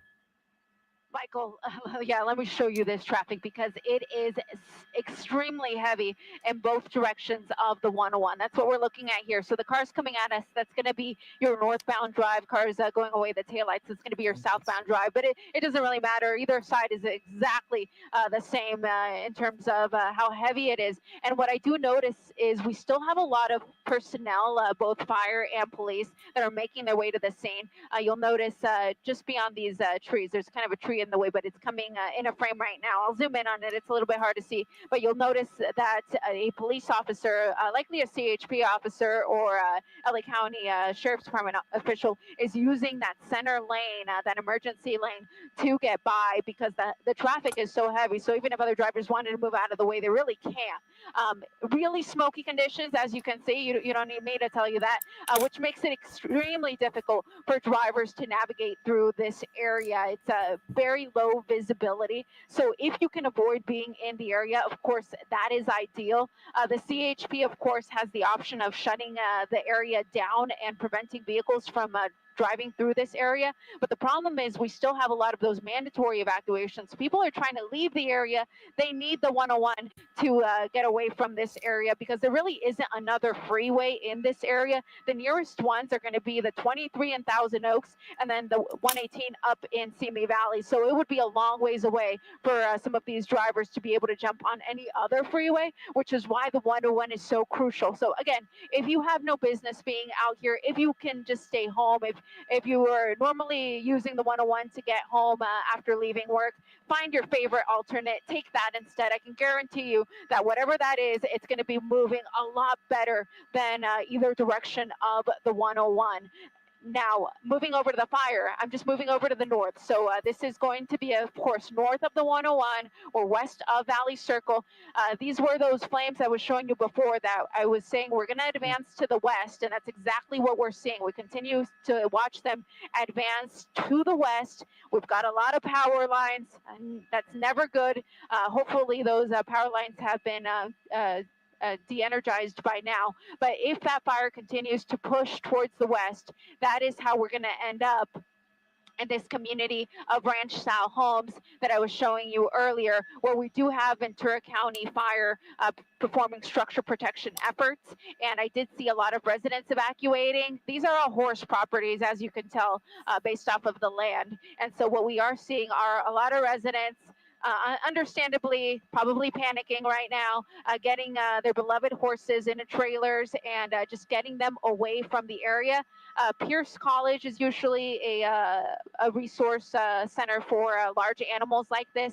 The fire is currently to the west of Pierce College, so I can only assume that it is still open and accepting large animals. But of course, if you can call in check before you make your way that way. Again, this fire continuing to make that push towards the west, and it had the potential for 1,000 acres. And this is really where they're getting the 1,000 acres, is this entire hillside. If the fire continues to push this way, these hills would burn. But fortunately, due to the very effective aerial assault that we have seen, both fixed wing and rotary wing, this fire has really had its growth slowed. There's a tanker coming in right now. He'll stay high. He'll survey the area, figure out where's the best way to make his fire retardant drop so that he can be as precise and effective as possible. Someone used to liken that to aerial ballet. I mean, when you think about the skill that's involved in that, you've got all the fixed wings there. You've got the choppers dropping water as well. It really is something to see. Absolutely. They are so highly skilled, and thank goodness that they are out here this afternoon and evening, because they're definitely needed on a fire in this type of terrain.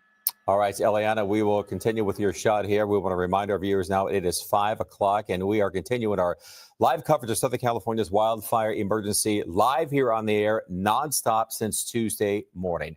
Good evening, everyone. I'm Michael Brownlee. And I'm Colleen Williams. The newest fire we've been covering all afternoon, the Kenneth Fire. This one is burning near West Hills. It has burned nearly 800 acres so far. As we've been telling you, evacuation orders, mandatory evacuation orders are in place for Hidden Hills, parts of Calabasas, north of the 101. All right, this is the very latest here on the fires in Altadena. The Eaton fire is burning more than 13,000 acres and is 0% contained. At least 5 people have died, and evacuation orders are still in effect. Pasadena City's PIO says more than 1,000 people spent the night at the shelter. That's located over at the Pasadena Convention Center. We're also getting new information on the Palisades fire. LA City Fire estimates more than 5,000 buildings have been destroyed in that fire. Not only Pacific Palisades, but the Malibu areas as well. That's up from the 1,000 we knew about here as early as this morning. And today, we also learned that one confirmed death along PCH near Dukes, Malibu. The Palisades fire has burned more than 17,000 acres and is 0% contained. Now, as I mentioned earlier, we're waiting on a news conference with city leaders from downtown LA. You can see they're moving into the room right now. That is supposed to begin at any moment, and we will take it live as soon as it does. Meantime, we're going to go back topside with Ileana Marina, live in News Chopper 4. Once again, she's over the Kenneth fire. And Ileana, I wanted to ask you, what are you feeling in terms of the winds out there right now?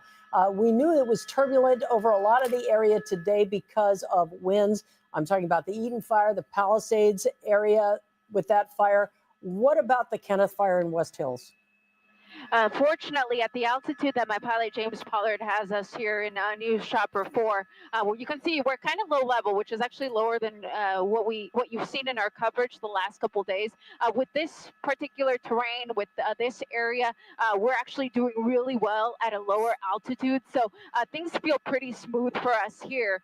But when we first arrived to the Kenneth fire at about 2:45, the palm trees were almost bent sideways. The winds were pretty strong in the area, which is what caused it to grow as quickly as it did. At first reports, it was about 20 acres. It started as a grass fire, and grass fires, they burn very quickly. There's a fire retardant drop there. That's the guy we were watching before. We were waiting for him. There he goes. Beautiful. I always love watching these because I love seeing how effective they are. And you'll see it won't necessarily knock out those flames, but the goal here was to lay the retardant ahead of those flames. So what should happen is that should be the very last line of flames. It shouldn't be able to go beyond that because all of that area has now been wet down by that fire retardant. That won't stop embers, of course. Embers don't respect fire retardant lines, but fortunately at this point it seems like the winds are starting to calm down in this area, so we're not really seeing too much of an ember cast, and hopefully, cross our fingers, the fire will hold to those 800 acres in this what's almost like a gully. All right, that was Ileana Moreno live for us in News Chopper 4 over the Kenneth fire. We want to get to NBC4's Lolita Lopez. She's in Altadena at Lake Avenue and New York Drive. Lolita. Yeah, Michael and Colleen, I just want to tell you, we're waiting for the city officials, but a little over an hour ago, county officials did speak, and they talked specifically about arrests of looters, people they do not want in these areas, especially after dark. Since that time, we have seen, look at this, closures, at least in this location and others. We saw a truck full of road closed signs that had come through. They are really ramping up the closures of this area with sheriff department and deputies here, making sure that no one that is not supposed to be up here does not get up here, including even residents who are trying to either come back to see their homes, trying to figure out where they are, and if they can come back. At this point, they want no one, even those who may be connected to this area, to come here. We have seen a little bit of spot fires in this area, but really it is about protecting property and community. We've also seen firefighters from Sacramento, San Jose, as well as water trucks, these storage water trucks here in the area. They're laying low at the bottom of the foothill, just making sure that if something does happen, that they are ready. We're here in Altadena. I'll send it back to you in the studio. Lolita and Michael, to that end, I want to let you know that we've had Sheriff Luna announce that he will be calling in the National Guard and implementing curfews to help with the looting situation. Michael, the last number I had, Lolita, maybe you have an update on this. If not, we expect to get one from city leaders when they have this news conference. The last number we had was 20 Or has that grown? 20 That well, looters arrested? he actually said the preliminary number right now, and those numbers have ranged. He gave us a number of 12 at the last press conference. 12. And he talked about that curfew. The goal is to implement a curfew around the 2 fire areas. And of course, we're talking about the Eaton fire over in Altadena and the Palisades fire. They're hoping to do that by tonight, but there might be some legal issues that they have to. So they said, if not then by tomorrow. And that curfew is going to run from 6 p.m. to 6 a.m. Yeah. All right, our Melissa McGee is standing by with more on what we can expect in terms of the winds and the weather this evening. Just know that we will break away as soon as this news conference starts. Yeah, so just let me know when that happens. But we're tracking that latest fire, you guys, the Kenneth fire that's burning next to the West Hills area. And you can see the First Alert Radar Network showing you not only can we detect that with our smoke and our radar network here, but we're also picking up smoke from the Palisades fire. But this is the latest one coming away, moving away from West Hills from the north and west, all the way down to the south and east, all the way down to the beach. So the latest observation data showing you the winds are fairly light in that spot. We do have some gusts. Palo Camado Canyon, we've got gusts up to 34 miles per hour. Las Virgenes Road gusting up to 23 miles per hour. So the winds are certainly a factor. The Santa Anas are fueling those flames out ahead of where the fire is currently burning. But the relative humidity dropping down into the low teens and the single digits. It is incredibly dry, and there's a lot of dry vegetation on the ground as well. Wind alerts to tell you about. A lot of these did expire yesterday, and they're up once again this afternoon because of the positioning of this area of low pressure that's really responsible for creating a tight pressure gradient and allowing those winds to funnel in here in Southern California. So a wind advisory is up for areas in LA County from West Covina back across Van Nuys, Agora Hills, West Hills is included in that, as well as Calabasas. So you are anticipating winds anywhere from 40 to 50 miles per hour. Then the high wind warning, that's the mustard shaded color. We have gusts later on tonight, right through your Friday, anywhere from 50 to 65 miles per hour, and some isolated gusts a little stronger than that. Current gusts across our region. I want to show you what's going on. They're void here in LA County, but we're starting to see those winds in those typical wind-prone spots where we always see them this time of year. 30 miles per hour in Santa Clarita. We've got a gust up to 31 miles per hour there in Ontario. But I want to show you the wind gusts futurecast for areas in LA County, and specifically out across areas in Topanga, Malibu, and up across areas in Calabasas. You can see Woodland Hills. We're tracking those gusts. We'll continue to do so as we go throughout the rest of tonight. I'll send it back over your way, guys. All right, Melissa, thank you for that. We want to get to NBC4's Robert Kovacic. He's live for us covering the Pacific Palisades fire. Robert. And Michael and Colleen, let's explain to you what's going on here now. We are at Mandeville and Sunset. The line of cars you see right here, it is a little bit confusing. So what is happening is the LAPD and the various agencies they've contracted with, for instance, this is someone from Airport Police, they are allowing people back into their homes, but only to get medicine. So you need to show your ID, and you need to have like a proof of medicine that you need to pick up. And it doesn't end there. Then you have to wait here for the LAPD or for another member of law enforcement to escort you to their home and to your home. They do not want you staying inside of your home. They don't want you to remain there. This is still a very active fire scene. They still have a fire that is moving actually into this area. They're watching it creep. They're standing by. They are still in an active firefight. So what we have here are some people who are trying to just get in, check in on their homes. But here's the deal. They are going to turn you around. They are not going to let you in unless you have proof of ID, and unless you can explain to them that your purposes of needing to go home are specifically for some type of medicine or for something that you need for your health or your family's health. Also, what we have seen, which has been really impressive and heartwarming, is a number of people have stopped by to bring food and water to these first responders that have remained at these roadblocks that we see here. So when you try to come into the Palisades, you ain't going to be able to come home yet, guys. It's not happening. You're not going to. and just it's a very complicated situation, and you don't want to tie up traffic by just saying I just need to go home, make sure my home is okay, because I know that is something everybody wants to do. But you see here, this is an officer trying to explain to a gentleman that he needs help. And let me take your hand. It's okay. I won't put you on camera. I know you don't want to be. This poor woman is trying to explain that her ID is a PO box number, and so she doesn't have a proof of a specific address, but she needs to get her medicine. So we are escorting her to go and talk to an officer. You can lean against my car right there, and somebody will be able to help you. Hey, sir, this lady, she's got Spectrum on the phone, and they can give you proof of her identification and her address.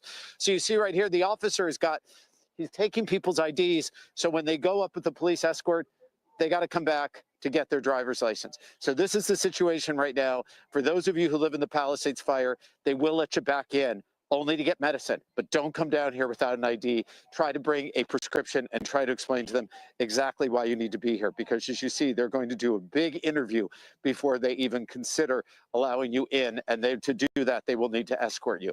Let's go back to you guys. And of course, one more thing we do want to point out, in about an hour's time, we have a curfew that's going to be in place as well. So we're going to watch how that plays out for you, and we'll have more for you after the news conference and when this curfew is enacted. All right, Robert, thank you. And of course, once again, we are waiting for that news conference. As you can see, this is going to be a long, tedious process of checking IDs, then getting escorts up into the hills.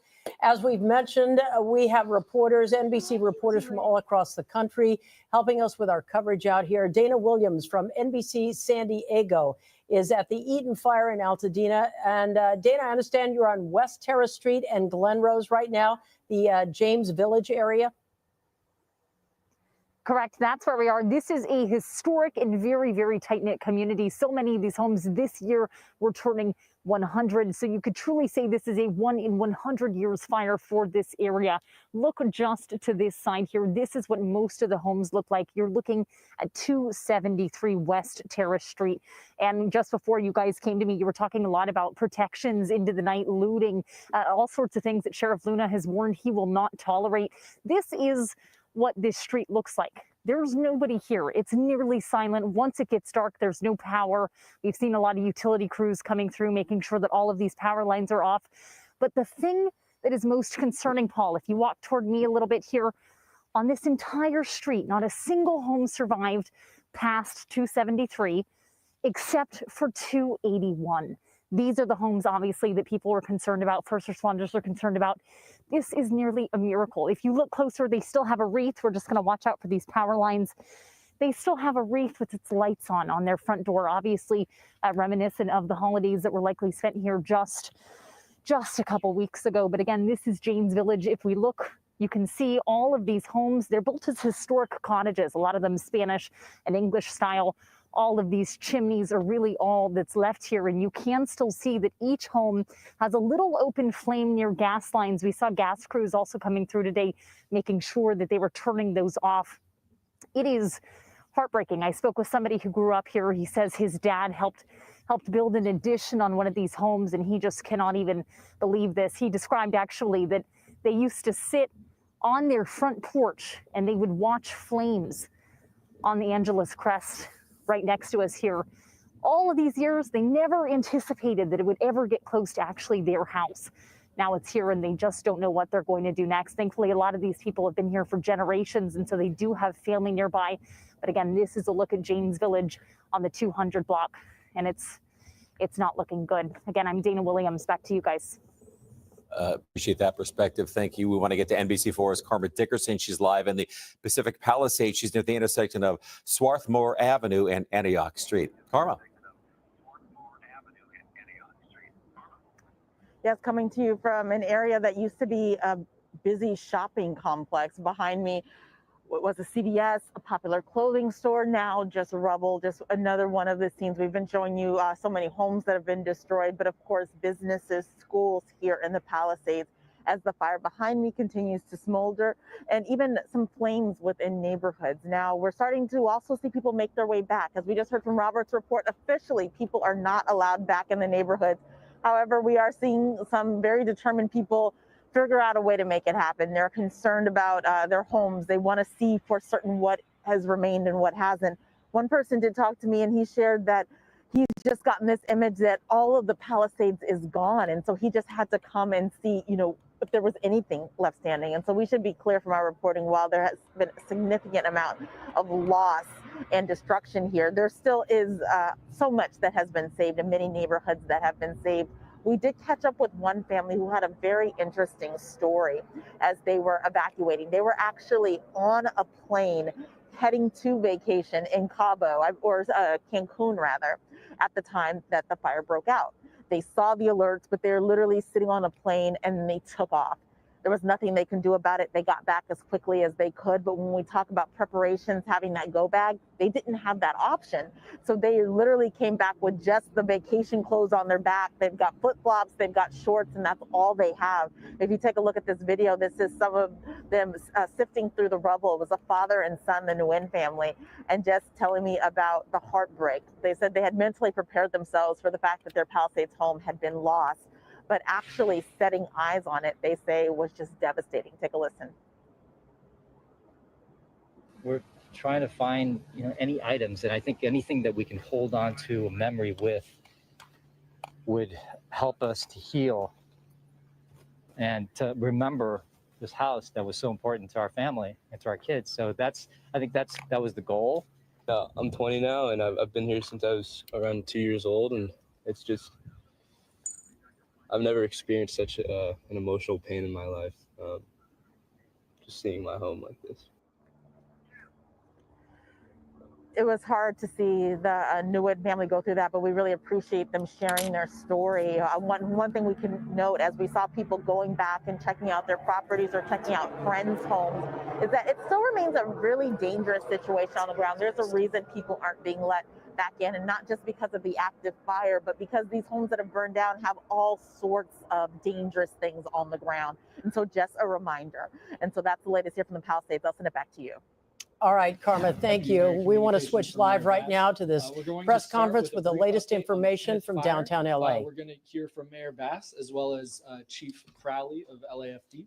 Following that, Mayor Bass will come back to the podium and provide remarks. We'll hear from FEMA Administrator Deanne Criswell, Senator Adam Schiff, Supervisor Lindsay Horvath, Sheriff Robert Luna, County Fire Chief Deputy John O'Brien, Fire Chief Crowley, PD Chief Jim McDonnell, followed by Superintendent Alberto Carvalho.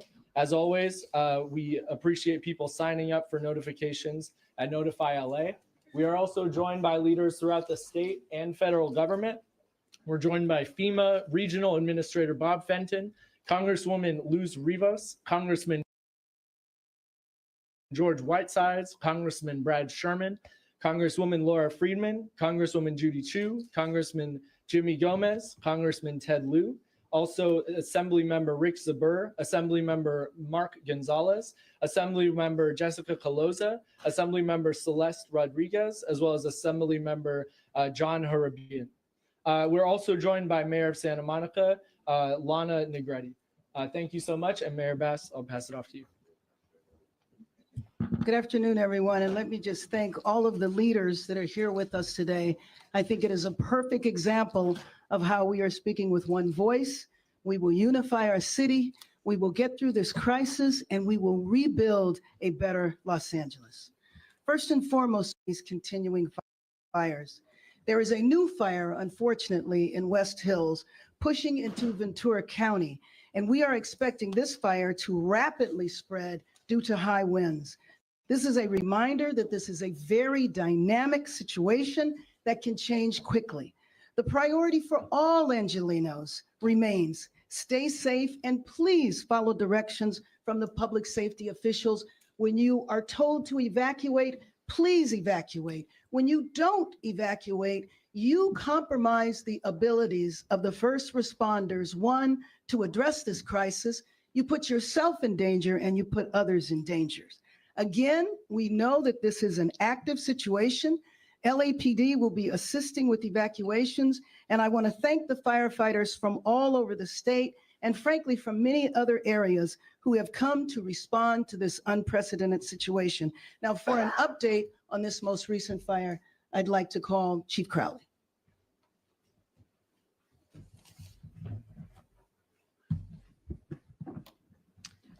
Well, good evening, everyone. I'm Kristen Crowley, Fire Chief of Los Angeles City Fire Department. We are now actively engaged in a new brush fire. We're calling it the Kenneth Fire in the West Hills area of Los Angeles on the border of Ventura County. This fire was over 50 acres upon arrival, with the potential for rapid growth over the next hour. Over 60 fire companies from the Los Angeles City Fire Department, LA County Fire Department, and Ventura County Fire Department were initially dispatched to the specific incident. Additional resources have been requested and are en route. The fire started in the city of Los Angeles and burned rapidly into the county of Ventura. Los Angeles County Fire Department and Ventura County Fire Department are in unified command. The LAFD is now an assisting agency. There are currently immediate evacuation orders in place south of Van Owen, north of Burbank, east of Valley Circle, and west of County Lane Road. An evacuation warning is in place west of Valley Circle, north of Satakoy, east of Woodlake, and south of Burbank. I will now be providing a quick update on the Palisades fire. Current acreage is 19,978. There are currently 5,316 structures that were damaged or destroyed. And unfortunately, our thoughts and prayers go out to the families. We do have a confirmed 2 fatalities that are now due to this incident. In closing, I want to make sure that we thank the residents of Los Angeles for remaining vigilant. And this new fire shows that we are absolutely not out of this extreme weather event. I personally want to take and show, I should say, my thanks and gratitude to all of our firefighters, our first responders, and for their families for all the sacrifices, their relentless efforts in battling this historic fire. And I should make that plural, historic fires. Next up, we're going to bring back the mayor. Thank you, Chief Crowley, for your leadership, and thank you for that update. We'll have critical updates on the state of this emergency broadly, including resources for Angelenos who have been impacted. Again, the priority of all Angelenos remains to stay safe and to follow directions from public safety officials. I was at the command post for the Palisades fire with Governor Newsom and other federal partners earlier today, and we talked about strategies to provide relief. First, I just got off the phone with President Biden, and right before this press conference, I also spoke to Vice President Harris earlier today. Earlier today, the president announced the federal government would pay for 100% of disaster response costs from the wildfires in this area. This is unprecedented because usually it is not 100%. As the FEMA administrator, Chris Wall, will discuss, new resources are also available for impacted Angelenos to recover from this emergency. So thank you, FEMA administrator, for being here today and for your continued partnership on behalf of the White House. Second, as you heard from the update from the county, at the Eaton Fire Post, in coordination with the County of LA, we have requested the National Guard, along with the sheriff, and the county has implemented a curfew in all burn areas. And actually, let me correct that and say that the county is looking at a curfew, but has not implemented it yet. In Los Angeles, we have had evacuation orders in place in the Palisades and in Sylmar. Those evacuation orders have the force of a curfew, meaning you must leave and you cannot come back into the area, period, 24 hours a day. We have to protect the area, especially from those properties that remain. I've joined the sheriff in inviting the National Guard to take on non-emergency roles and provide us with resources to keep the burn area secure so that our frontline firefighters and police officers can focus on saving lives. So let me be clear, there's going to be zero tolerance for anybody that would be, I don't even know how to say this, but that would dare to enter houses or loot property or anything from the individuals or from structures that remain standing. I was with DA Hochman this morning, and he made it very clear that if anybody is involved in looting or any property damage, that he is ready to prosecute to the full extent of the law. So my team is in coordination with the Adjutant General who heads the National Guard, and I've spoken with the governor about the National Guard to take on specifically non-emergency roles to free up our firefighters and officers to do the life-saving work that they do in the city so that we are sure to have enough resources to surge our first responders so that they can focus on the life-saving work. Third, we're already looking ahead to aggressively rebuild. The city of Los Angeles will lead in this effort in the areas that are impacted by the city. We are going to clear the red tape and unnecessary delays and cost and headaches that people experience in ordinary times so that we can rebuild your homes quickly. We're going to clear the way to rapidly rebuild our neighborhood infrastructure, which means roads, sidewalks, street lights, and utilities.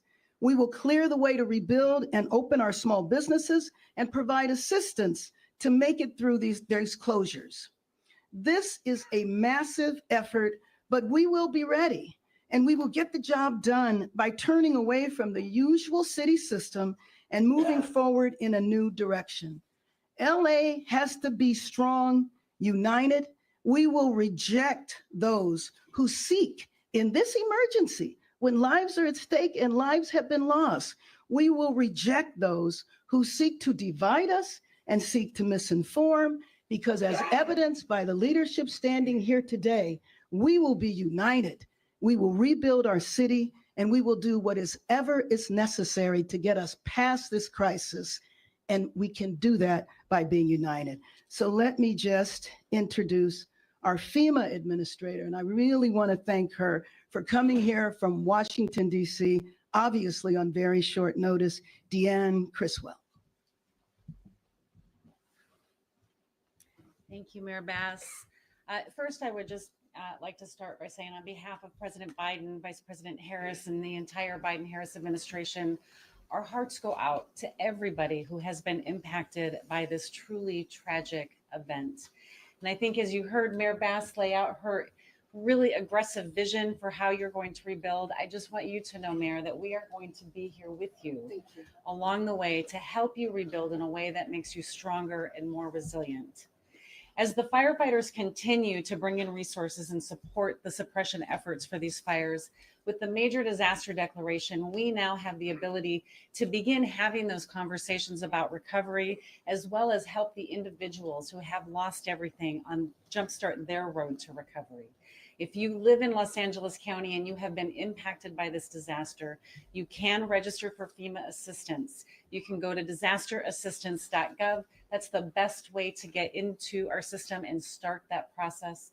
You should also contact your insurance company because we will need that information as well as we start to work with you on your claim. Some of the things that you're going to be eligible for: if you incurred costs for temporary lodging as you evacuated, if you're going to need longer term lodging because you're displaced from your home for a period of time. If you need repairs to your home, we have some financial assistance that can help there. If you lost other things like a vehicle, we have some financial assistance. We know that everybody's situation is going to be different for each person. It's going to be unique to them. We want to be able to work with each of you individually to help you on that road to recovery, help you get to the right resources, whether it's FEMA resources, complementing what your insurance company may provide, or bringing in our nonprofit partners to help make sure that we have a holistic recovery for everybody that's been impacted. But we'll also work with you, Mayor, for things like temporary schools, temporary road repair if you need that, all these temporary measures that are going to be needed to help stabilize the community as you start to rebuild, and especially with the debris removal. And as President Biden announced, we're going to cover that debris removal and all of your emergency protective measures at 100% for 180 days, because we know it's going to take a long time to get that debris removal out. I think what I'll just say in closing here is we know that recovery is complicated, and for something as catastrophic as what I have seen so far here across Los Angeles, we know that this recovery is going to be complicated. But it is doable when we all come together with the city, the state, the federal government, our nonprofit partners, when we work together, as you can see behind us here, anything is possible, and we will help you rebuild in a way that makes you stronger, Mayor. Let me introduce now. First of all, let me just say that the President Biden and Vice President Harris just could not have been more supportive, and various members of the cabinet. Let me introduce our Senator, Adam Schiff. Madam Mayor, thank you. Thank you for bringing us all together, and thank you for your leadership. I want to begin also by acknowledging those that have lost their lives and lost their homes. I was on the phone much of the early part of the day talking to people that lost everything, and for so many, because of the nature of these fires, they not only lost their home, they lost their whole neighborhood, they lost their whole community. They lost their school and their place of worship. It's all gone. And I just want to express the heartbreak I know we're all feeling over those massive losses, unprecedented in our state's history. I also want to, as the mayor was alluding to, take this opportunity to thank the Biden administration for what they've done.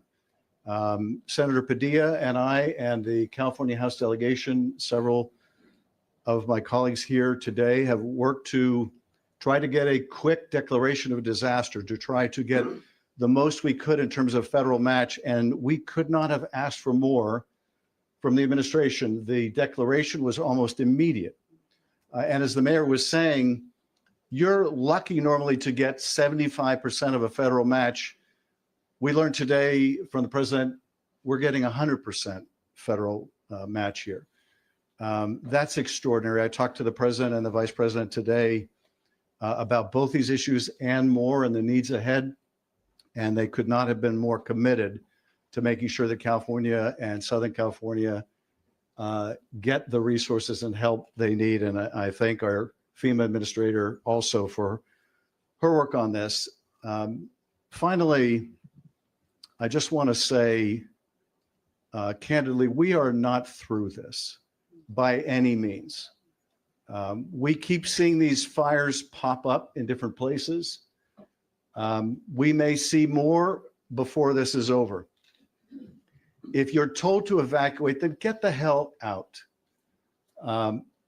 You might think you can outrun a fire. You are not going to outrun these fires. You're just not. The way they are moving, the unpredictability of how they're moving, the swiftness with how they're moving, you are not going to outrun these fires. If you stay, you're going to die in them, and it's not worth it. So if you're told to evacuate, get the hell out. Save yourselves. You can rebuild because we are going to rebuild. We also, I think, have to be mindful of the risks that will follow these fires. And that is when the rains come and the risk of mudslides. So I say that because we need to know what we're looking forward to ahead. But I want to underscore finally what the mayor was saying also. We're going to get through this. We're going to get through this. We're Californians. We will bounce back from this. We will rebuild from this, rebuild our neighborhoods and our schools and our places of worship. We will come back from this. And once again, I thank all of you that are on the front lines of this, all of the first responders who are out there every day putting their lives on the line, doing heroic work. I'm grateful to all the other jurisdictions that are providing personnel and materiel. Just going through some of the fire areas earlier today, you see one truck from this county, another from that county, from all over the state, the country, and indeed other countries as well. So thank you to the first responders. Thank you, Mayor. Before I bring up our supervisor, let me just acknowledge City Councilman John Lee. He wanted to be here today, but because of the latest fire, he went to that situation. Supervisor Lindsay Horvath. Thank you, Madam Mayor. Our West Hills, Hidden Hills, Calabasas residents are under evacuation order and evacuation warning for the Kenneth fire. As you heard, it just started over 2 hours ago, and at the rate of spread and the density of the communities in this area, it is serious. Please act swiftly, move quickly, evacuate now. to protect your life, the lives of your community members, and the lives of our first responders. A shelter has been established at El Camino Real Charter School at 5440 Valley Circle in Woodland Hills. Continue to stay updated at emergency.lacounty.gov to ensure we can protect lives during this critical time. I've been in touch with most of the elected leaders in this area, and we are united in our commitment to keeping people safe. Our independent cities have lived through this before. They are resilient and they are strong, but they must stay informed. Your partnership is critical to our success in keeping you safe. To those impacted by these devastating fires, my heart is with you. The grief that we have witnessed out there is immense as we see homes and neighborhoods changed forever. And as the time goes on, it feels heavier. We are weary, but we will not break. The county is here for you, both in the crisis and on the road ahead. For my 3rd District communities impacted by Palisades, Sunset, and Hearst fires, the Pacific Palisades, due to the President's major disaster declaration, impacted community members can start applying for relief now. As you heard, please visit disasterassistance.gov or call 800-621-FEMA to get started. For my residents in the Topanga Canyon, I've been in contact with Chief Maroney and Captain C2, and Topanga Canyon is the #1 priority for Palisades fire area today for them. Personnel, both aerial and on the ground, are being deployed to protect our Topanga Canyon communities. And we are here for you, and every resource is committed to you and your safety. To our residents in Malibu, be on alert for additional evacuation instructions due to the Kenneth fire. We know you are already suffering so much, and we are fighting even greater devastation. We are here for you. Santa Monica's curfew remains active from sunset to sunrise, and their evacuation orders are unchanged today. Santa Monica Mayor Lana Negretti is here with us this afternoon, and we stand strong with all Santa Monicans. Hollywood, the Sunset Fire is contained with no structures destroyed. All evacuation orders have been lifted. Please continue to stay alert and move with caution as you return to your homes. Crews are still working, so your safety is their and our priority. I want to especially thank Senator Schiff and FEMA Administrator Criswell for their support. Alongside many present here, I was able to join so many in visiting and learning from our extraordinary firefighters, our law enforcement officials, and first responders at the Palisades Fire Incident Command Post earlier today. They are digging even deeper, despite treacherous conditions and long hours. Help is on the way for them, but we know you will have our back until then. Shortly after that, President Biden called me personally to offer his additional support. His compassion knows no bounds, and his deep understanding of our pain means he has our back too. With that, I want to close in talking about the devastation that people are feeling. Mental health supports continue to be available through the county's Department of Mental Health, 800-854-7771. We have sent mental health professionals out to many of the shelter locations to ensure that while people are waiting, they are beginning their healing process and getting the support that they need. The Disaster Distress Helpline is also available for crisis counseling. You can call or text 800-985-5990. Our county is doing everything possible to respond to these fires and to work towards containment. But please continue to follow evacuation orders and stay vigilant.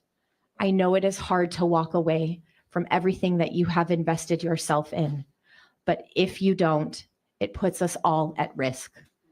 Please follow these evacuation orders. Take care of yourselves and each other. The only way we get through this is together. We will protect our communities and come through this stronger. And next, I'd like to introduce LA County Fire Chief, Deputy Chief John O'Brien.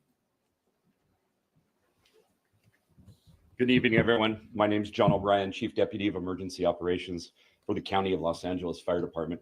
Tonight, I'll start by giving an update on the Eaton fire affecting the communities of Altadena, Pasadena, Sierra Madre, Arcadia, and Monrovia. The Los Angeles County Fire Department remains in unified command with Pasadena Fire, Sierra Madre Fire, Arcadia Fire, United States Forest Service, and CAL FIRE, as well as the Sheriff's Department and our local law enforcement agencies. The Eaton fire is now over 13,609 acres and still remains 0% contained. We have 1,527 firefighting personnel assigned and mutual aid resources from across the state and nation arriving to assist with this fire. We have had several firefighter injuries reported and estimate that over 5,000 structures have been destroyed. This is based on aerial imagery that's been provided. We expect those numbers can change, either go up or down based on additional mapping of the fire, as well as when our damage inspection teams get out there and complete their thorough damage assessment of the burn area. We also had one firefighter injured today who sustained injuries battling the fire and is currently at a local area hospital. The cause of the fire is unknown and remains under investigation. As soon as the cause is determined, we'll be sure to get that information out to all. As Supervisor Horvath and Chief Crowley mentioned, the Kenneth fire started just after 2:30 p.m. today in West Hills and has grown over 800 acres in that short period of time. We have a significant augmentation of ground and air resources assigned, with evacuations currently in the communities of West Hills, Hidden Hills, and Calabasas. Additional information will be provided as this incident develops, but I encourage all to be vigilant and visit lacounty.gov/emergency for the latest incident information. The number of resources assigned to this fire siege event has increased significantly, and we are in a much better position than we were earlier in the week. Out-of-state resources continue to arrive in Los Angeles County, and we are appreciative of our fire partners from throughout the Western United States for providing assistance to Los Angeles County in our time of need. Regarding the current red flag warning, the National Weather Service predicts the warning will remain in effect for Los Angeles County and the majority of Ventura County through Friday, with another likely event impacting both counties earlier next week. I encourage all residents and communities to remain vigilant as we weather this fire siege together. And again, visit lacounty.gov/emergency for the latest information on all incidents. And lastly, I want to acknowledge the tireless efforts of my Los Angeles County Fire Department personnel and all the firefighters who are here assisting, both on the lines and those behind the scenes who continuously place themselves in harm's way to protect the residents and property of this great county. Thank you for always being there and continuing to be a safe and take care of yourself, those around you and the people who need us most. Thank you. And with that, I'll now turn it over to Los Angeles Police Chief Jim McDonald. Good evening. Los Angeles Police Department extends our deepest sympathy to those who've been affected by the devastating fire. Our community is facing significant challenges, and ensuring the safety and well-being of our residents is our #1 priority. The department is fully committed to protecting lives, property, and critical infrastructure during this crisis. I want to also, as you've heard, I don't know that we can thank enough the members of the LAPD, the Sheriff's Department, all of our fire partners, and then others that don't get recognition, the Department of Public Works, Department of Water and Power, so many others that are out there on the front lines and doing the job to try and restore order to everyone. There was a fatality reported earlier today around 10 a.m. Officers were notified of a death investigation in the 15,300 block of Friend Street in the Palisades area. LAPD investigators immediately notified LA Fire Department arson and the Los Angeles County Coroner's Office, who responded and determined the death to be fire-related. The LAPD and our law enforcement partners are actively maintaining law and order in areas impacted by the fires. Officers are patrolling these areas to try and deter criminal activity and ensure public safety. Protecting homes and businesses in the evacuated and vulnerable zones is our priority, ensuring no one takes advantage of a difficult situation. As the mayor said earlier, there will be zero tolerance for looting. Looting or exploiting this disaster will not be tolerated. Individuals caught looting or committing crimes in affected areas will be arrested and prosecuted to the fullest extent of the law. There are no reports of looting at this time tonight. Our people remain vigilant, and patrols in burn areas have been increased to prevent and respond swiftly to such activities. To enhance public safety and allow first responders and recovery teams to work effectively, a countywide hard curfew is in effect or will be in effect from 6 p.m. to 6 a.m. in the affected burn areas. Anyone violating this curfew order or that will be in effect or the current evacuation order without valid reason may face legal consequences. The measure is essential to protect residents and support recovery efforts. The support of the National Guard is invaluable during this emergency, and we're thankful for that, enabling law enforcement to focus on crime suppression. The National Guard will be assisting in the following areas. Traffic control to maintain roadways and ensuring access to affected areas is restricted only to authorized personnel.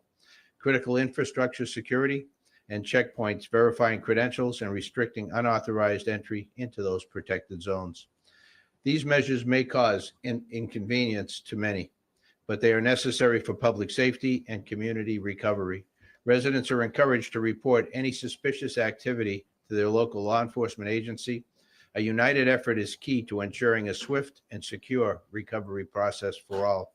Law enforcement, the National Guard, and other first responders are here to support the community during this difficult time. The commitment remains steadfast in restoring safety and normalcy as quickly as we can. Cooperation and resilience from the community is greatly appreciated, and we're thankful for the cooperation that we've received to this point. Thank you. Let me now introduce, following me is LA Unified School District Superintendent Alberto Carvalho. Before the superintendent, we'll hear from the sheriff. I'm sorry, my mistake. Now my partner, Los Angeles County Sheriff Robert Luna. Thank you. Forgot about me already. Just a quick overview. We have close to 500 sheriff deputies working throughout the county, working on evacuations, working on traffic control, both ingress and egress. And we are also working what we call looter suppression. It's unfortunate that we have to assign people to do that task, but we have, and we have made arrests behind that. In regards to resources, on the way to this press conference, our Northern Command made a request for 100 more deputies, or roughly 100 more deputies. So we are in the process, from a mutual aid perspective, of sending what we have internally and then requesting resources from counties around us as we are working, as you see and hear, many different priorities. Because this event continues and we continue to get new fires, the mayor mentioned it, Chief McDonald mentioned it. I've been working with the state, the Office of Emergency Services, for the last several days in trying to estimate the California National Guard and how they would be utilized. We made the official request earlier today, and I'm happy to report that they have been staged and ready to go. They're going to get deployed to specific missions. The first missions will be at the Palisades fire, at the Eaton fire. They will be supporting the city of Los Angeles as well. Mayor Bass and Chief McDonald made that request to us. There are several other cities that have requested National Guard resources. The city of Santa Monica, the city of Pasadena, the city of Arcadia. And I'm sure as time goes on, there will be others. Our Emergency Operations Bureau will distribute not only mutual aid resources throughout the county as needed, and then we may have to redeploy people, whether it is police officers, deputy sheriffs, or National Guardsmen, as we see. And then the state, again, I can't say enough about the Office of Emergency Services and the support of Governor Newsom, who has basically called and said, what do you need? What else can we send you? I also received a call from Commissioner Sean DeRee from the California Highway Patrol. We have been utilizing their resources and using them through a mutual aid response throughout the county. I want to switch gears momentarily. You've heard the word curfew come up a couple of times. We as the county are in the process with our attorneys and our Office of Emergency Management of drafting that curfew paperwork. And as we're doing that, I cannot tell you if the curfew will be enacted tonight. The goal is for it to be enacted tonight, but once we get everything done, we may enact it tomorrow night. That being said, I want to make sure, and we've said it a couple of times, in the areas that have been evacuated, do not go in there unless you have specific business. And right now, the only people who have business in there are firefighters and law enforcement, or some kind of worker that's trying to put utilities back together for us. You will be detained. You will be arrested if you're doing there and you're up to no good. And as the mayor said, we've all talked to the district attorney who says that they will prosecute without hesitation. So please make sure everybody understands that. And just going back to the curfew for clarification is not county-wide.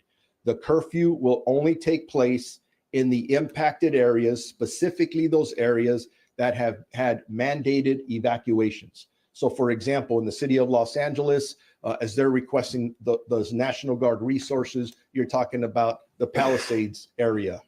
For us in Los Angeles County, it is also that Palisades, Malibu, Lost Hills area, and then the Altadena area. Pasadena, self-explanatory. Santa Monica, self-explanatory, and the other cities that are requesting the assistance. As you see, with all of our partners from a mutual aid perspective, we are second to none anywhere in this country. Whether it is fire resources or it is law enforcement resources, we are able to depend on each other to make sure that we provide the best service we can to our community. Just the very last thing, if anyone has any questions about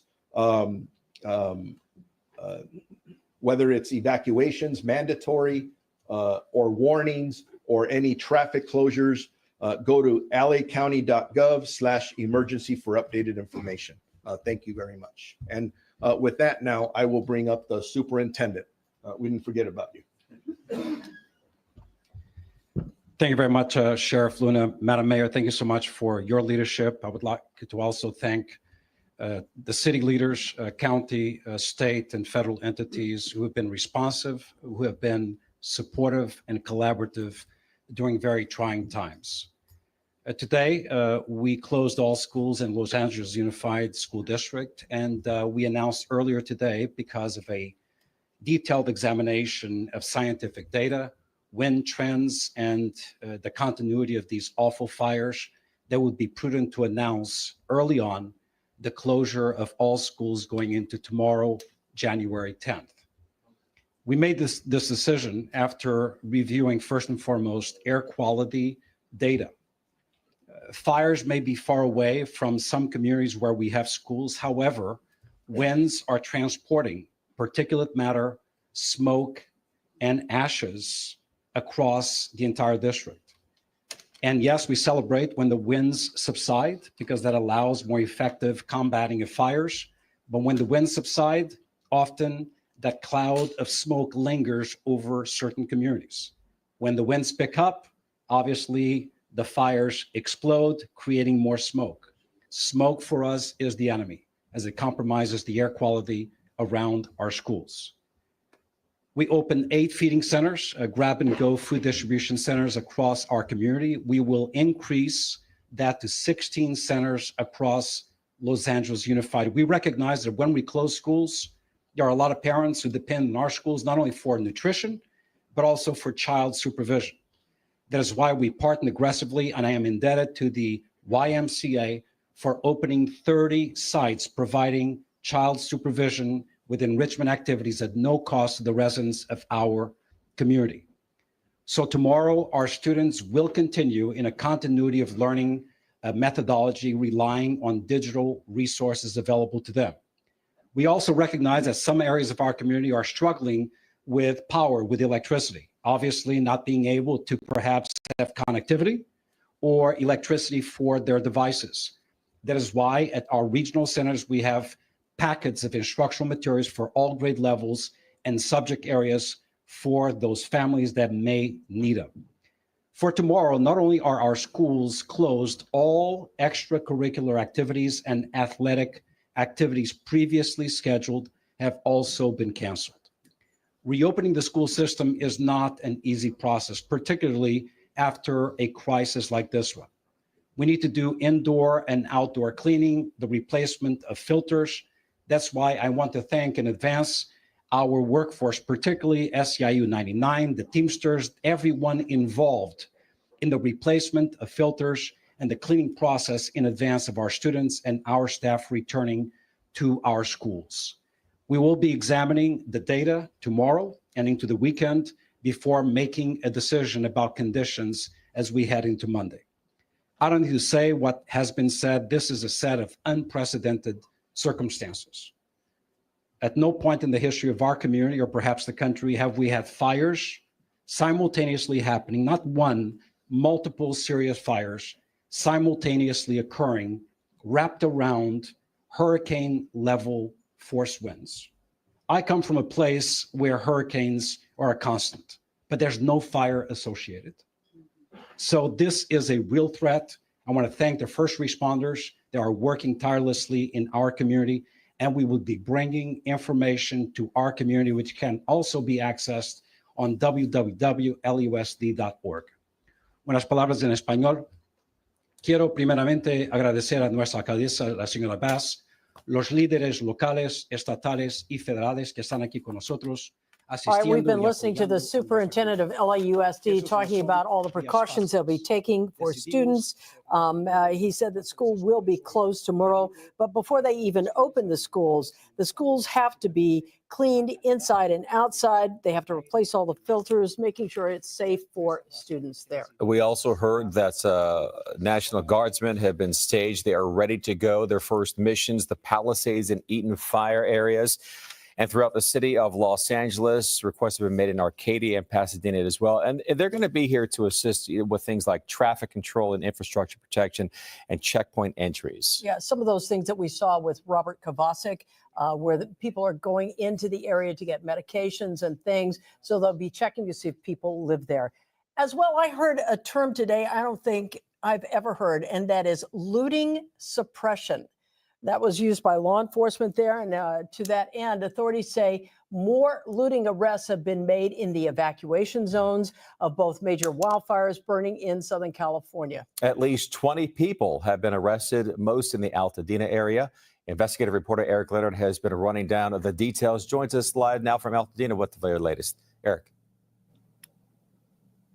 Yeah, hi, Michael and Colleen. The numbers are a little bit unclear. We're working to get through all of that, but you heard lots of talk tonight from a variety of officials about the concerns about looting, especially when you have huge swaths of Southern California, many, many square miles that are under these evacuation orders, and the instructions to the people who live in those areas were to leave, and in many cases, leave your homes unlocked and open so that emergency people can get in if they need to, if the fire begins to spread. And of course, that becomes really perilous if there are people running around trying to take advantage of the situation. Well, as we've been reporting today, there are as many as 20 people who have been arrested on suspicion of looting, most of them here in the Eaton Fire Evacuation Zone. So they're knocking on the door, peeking through the window. Pasadena resident Akeem Mayer says he saw two men being detained by police who he says had been poking around a home that burned. And just digging through people's stuff while the house is still burning. And, the cops will pull up and ask, the information about the house, if they live there or not. And they couldn't tell them any information. So that's when the cops started to arrest them. Those men could be among the at least 18 looting arrests in the Eaton fire evacuation areas that Sheriff Robert Luna says have happened since the fire ignited earlier this week. We have increased resources for our burglary and looting suppression. Unfortunately, there have been crimes out there that have been reported to us by residents who have evacuated their homes. Preliminarily, I know we're talking about 20 arrests. Preliminarily, we have about 12 arrests related to looting. Other law enforcement officials tell us 2 of the arrests were made in the Palisades fire evacuation zone, including 1 person detained on suspicion of burglary. In past fires, undamaged homes abandoned by evacuees were the most common targets, sometimes burglarized by thieves who were able to slip past law enforcement roadblocks that are designed to keep neighborhoods safe.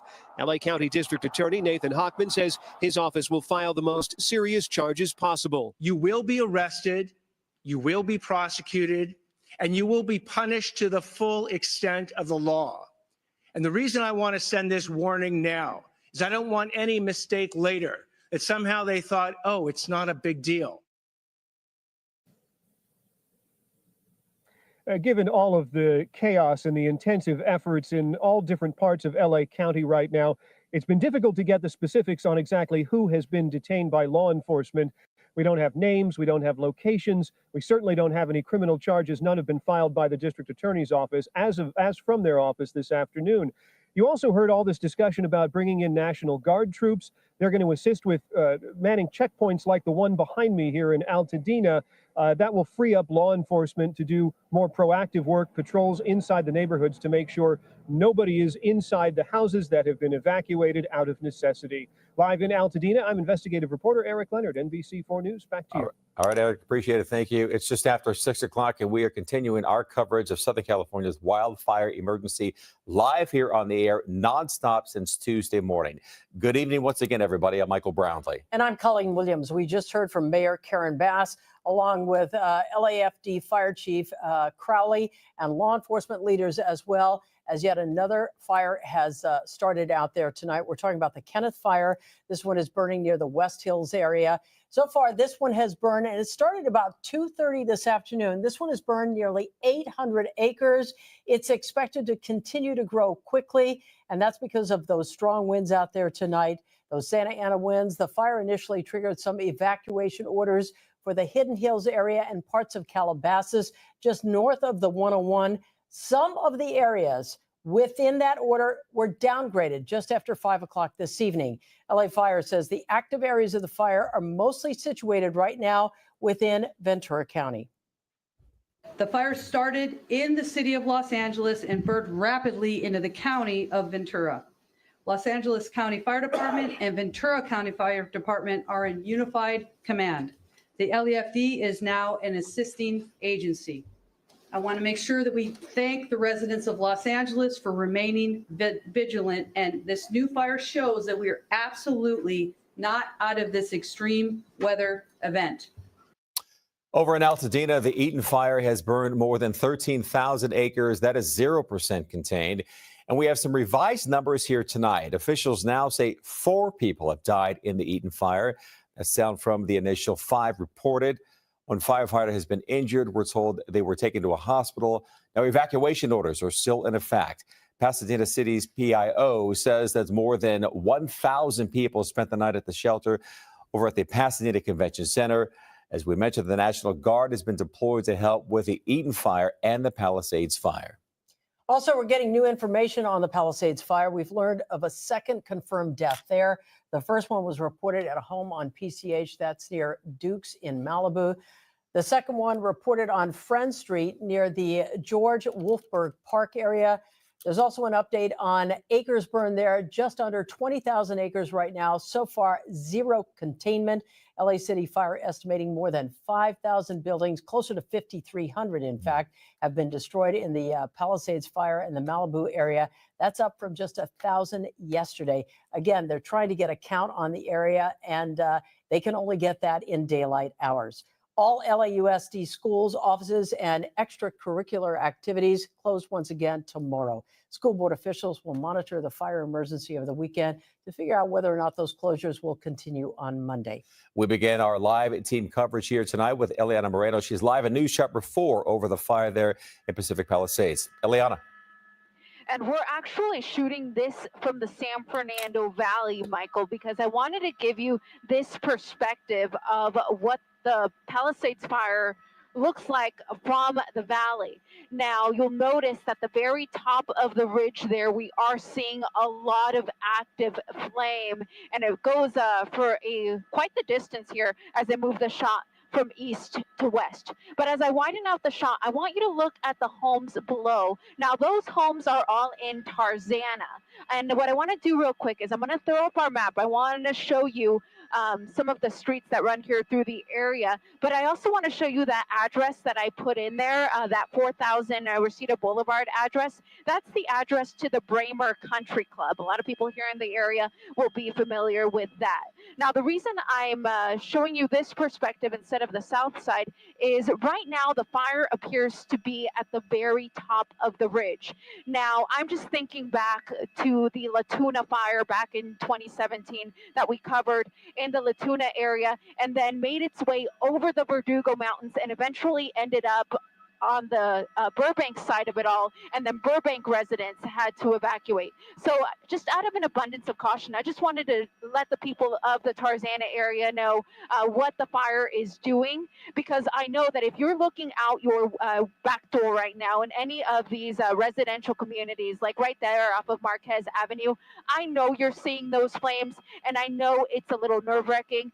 These homes are not under any sort of evacuation warning or even a mandatory evacuation, of course, but I know it's very nerve-wracking to see those flames right in the hillside behind you. So I just wanted to make sure everyone could see what that looks like. At this point, the winds are headed in the opposite direction, so we don't anticipate that they'll make their way down and into these communities. But of course, with a shift in the wind, that is a possibility. So again, if you are starting to feel a little bit uncomfortable, if you feel like it's going to take you a little bit longer to evacuate, if the winds were to shift and start making their way down the hill, it would be a great time to just start getting your go bag ready, just in case the fire does continue to make its way uphill. But again, at this point, it is still at the very top of the ridge here and not yet into the San Fernando Valley.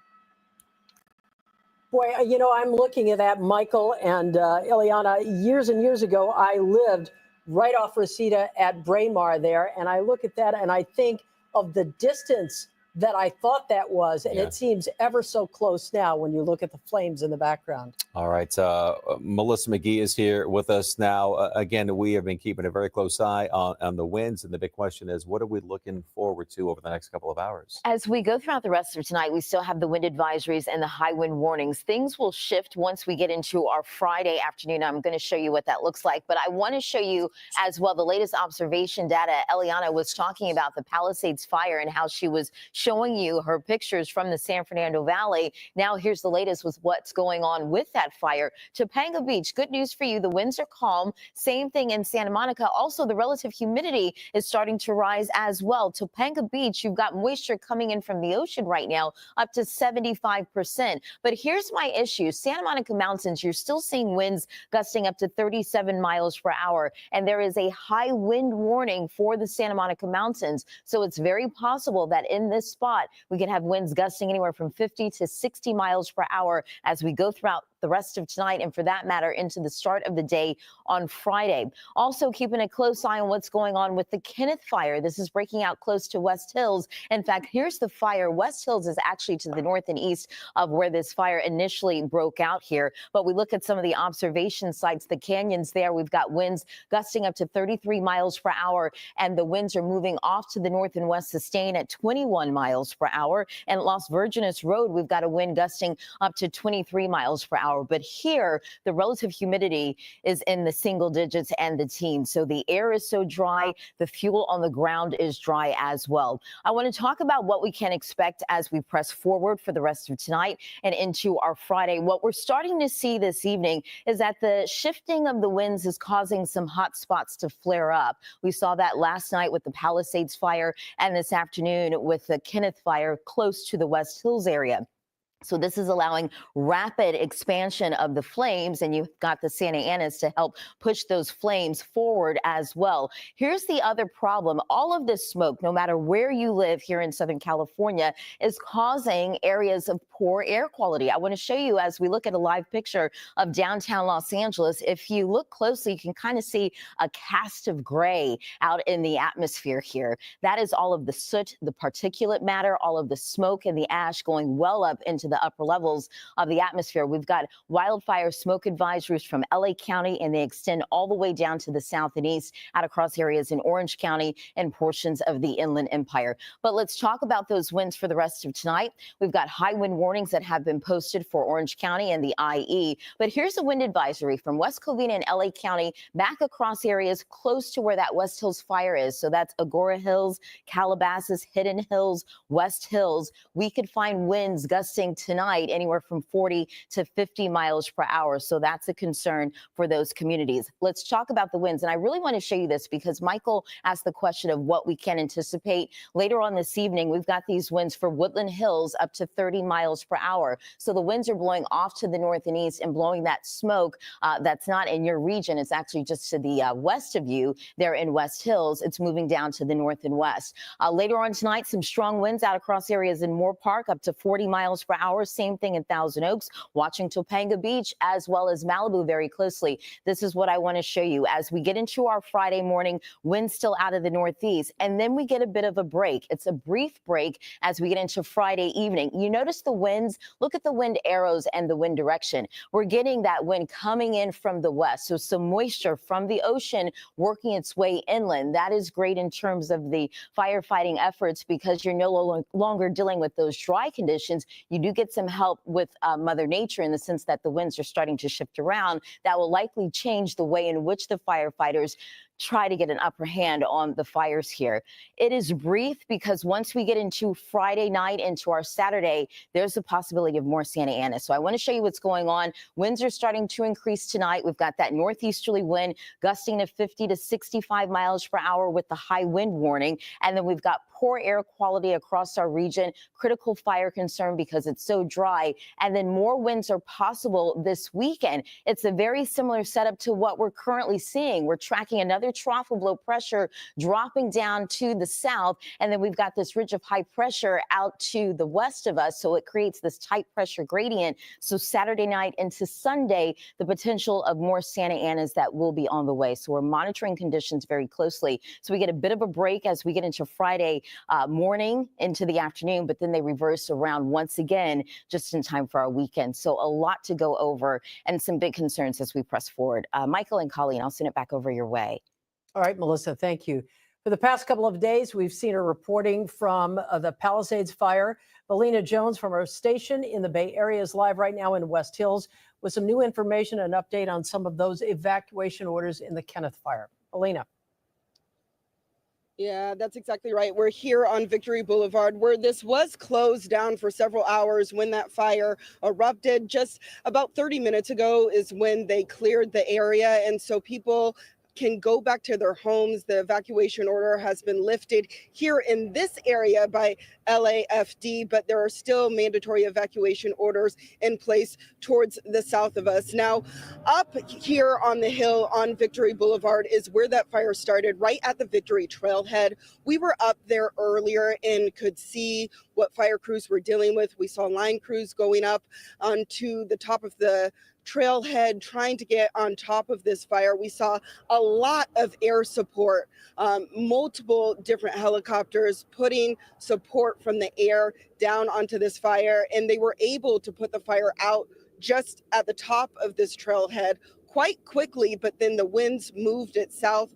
I just spoke to a neighbor here in this area who came home for the first time since those evacuation orders were lifted, and she asked us, she was unsure if she could come back even though cars were starting to come into this area because she said her neighbors still hadn't come back. She didn't know if it was okay. We shared the good news with her and she was so thankful that she's back in her home and that the winds have shifted. But of course, that is now a concern for the communities to the south now towards Ventura. And so that is where the fire is moving. They have set up a command post at Calvary Community Church towards that direction. And so that's kind of what fire crews are dealing with right now. Here, they got a handle on it very quickly, but of course, the wind has continued to be an issue in all of these fires that we have seen throughout the LA area, and that continues to be an issue tonight with the winds pushing towards Ventura. Those mandatory evacuations still in place. But here tonight, we're seeing people kind of trickle in back home. We know that there are still a lot of fire crews up at the top of this trailhead, just keeping an eye on things. We saw over 17 trucks. So there was a lot of help here from different communities, just trying to get a handle on this fire to make sure that it doesn't explode like the other fires that we've seen. All right, so Valina, we know evacuations are certainly top of mind, so we want to get to NBC4's Camilla Rambaldi. She's live in our newsroom now with more on the evacuation orders and warnings this hour. Michael, Colleen, we want to show our viewers a map of all the evacuation warnings and orders in place right now for the wildfires. Here's the map. The yellow sections here are for the evacuation warnings. The red sections are for evacuation orders, which means there is an immediate threat to life. You know, since Tuesday, these fires have forced thousands of people to leave their homes. Let's go ahead and start with the Kenneth fire burning in West Hills at this hour. The evacuation order has now been downgraded to an evacuation warning there. So that is the latest update. And that warning includes the areas north between Ingomar and Satakoy Street, south between Burbank Boulevard and County Lane Road, and east to Valley Circle Boulevard. The Ventura County Fire Department and the LA County Fire Department are both working together on this fire. Now let's go ahead and show you the Pacific Palisades fire here that has grown to over 19,000 acres in size. The areas under evacuation orders are north to Mulholland Road, east to Kenta Road, and south to PCH. Over to the Ethan fire that has scorched more than 13,000 acres since Tuesday. The evacuation order area covers about 13 and a half miles stretching from La Cañada, Flint Ridge, all the way east to Monrovia. It also includes the area north of Orange Grove and Rosemead Boulevard, and west of Michelinda Avenue and east of Lake Avenue. We now want to show you a map of the Hearst fire in Sylmar. An update here as of 3 this afternoon. The Los Angeles Fire Department says evacuation orders have been lifted for this area. Keep in mind, warnings remain in place for people's safety. The area of evacuation warning includes the area west of Interstate 5 to Weldon Canyon, Sunshine Canyon Landfill, and Oak Tree Gun Club. The warning area also includes the area south of East Canyon Motorway and I-5 North. We are going to continue to monitor the evacuation orders and warnings in place at this hour, and want to remind you to scan the QR code on your screen there to get the latest updates on the wildfires and the weather conditions. That's the very latest from the newsroom. I'm going to go ahead and send it back to you. All right, Camilla, thank you for that. That's a lot to take in, and that's why we have that QR code on the screen there. So if you missed anything, just click on that and we are good. We're going to check in with Robert Kovacic. You hear him in the background there. Robert, are you still at that checkpoint in the Palisades? I am, and this is exactly what you don't want to do. This is a family that arrived back here at Mandeville Canyon and Sunset with their suitcases, wanting to come home because they feel like it's time now to come home, and that is absolutely not going to happen. When you joined us about an hour ago, you saw a lineup of cars here being checked by the LAPD. That lineup is for people who are allowed to re-enter the Pacific Palisades under very specific guidelines. Those guidelines are you have to show proof of ID, proof of residency. It has to say on your driver's license exactly where you live. It can't give a P.O. box or anything like that. You have to tell them why you are coming in, and they will specifically let you in if it involves medication or something for you or your family's health. And then they will escort you to your property, to your home, to your apartment, and then they will escort you right out. However, what happened tonight at 6 o'clock? No one is getting into the Palisades this evening.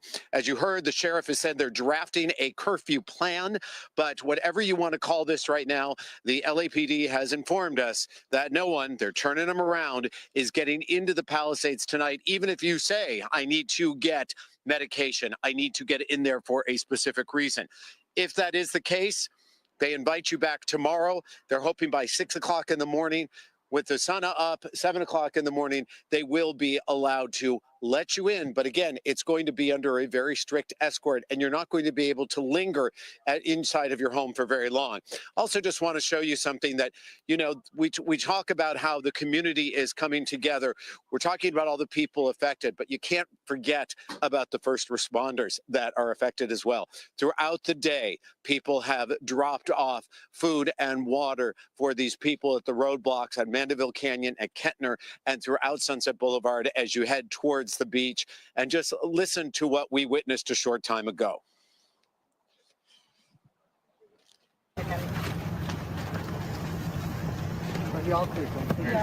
Thank you so much. We appreciate you guys. Thank you. Would you guys like some food? We're great. We just From the love Nosh? we just love watching you all do what you do.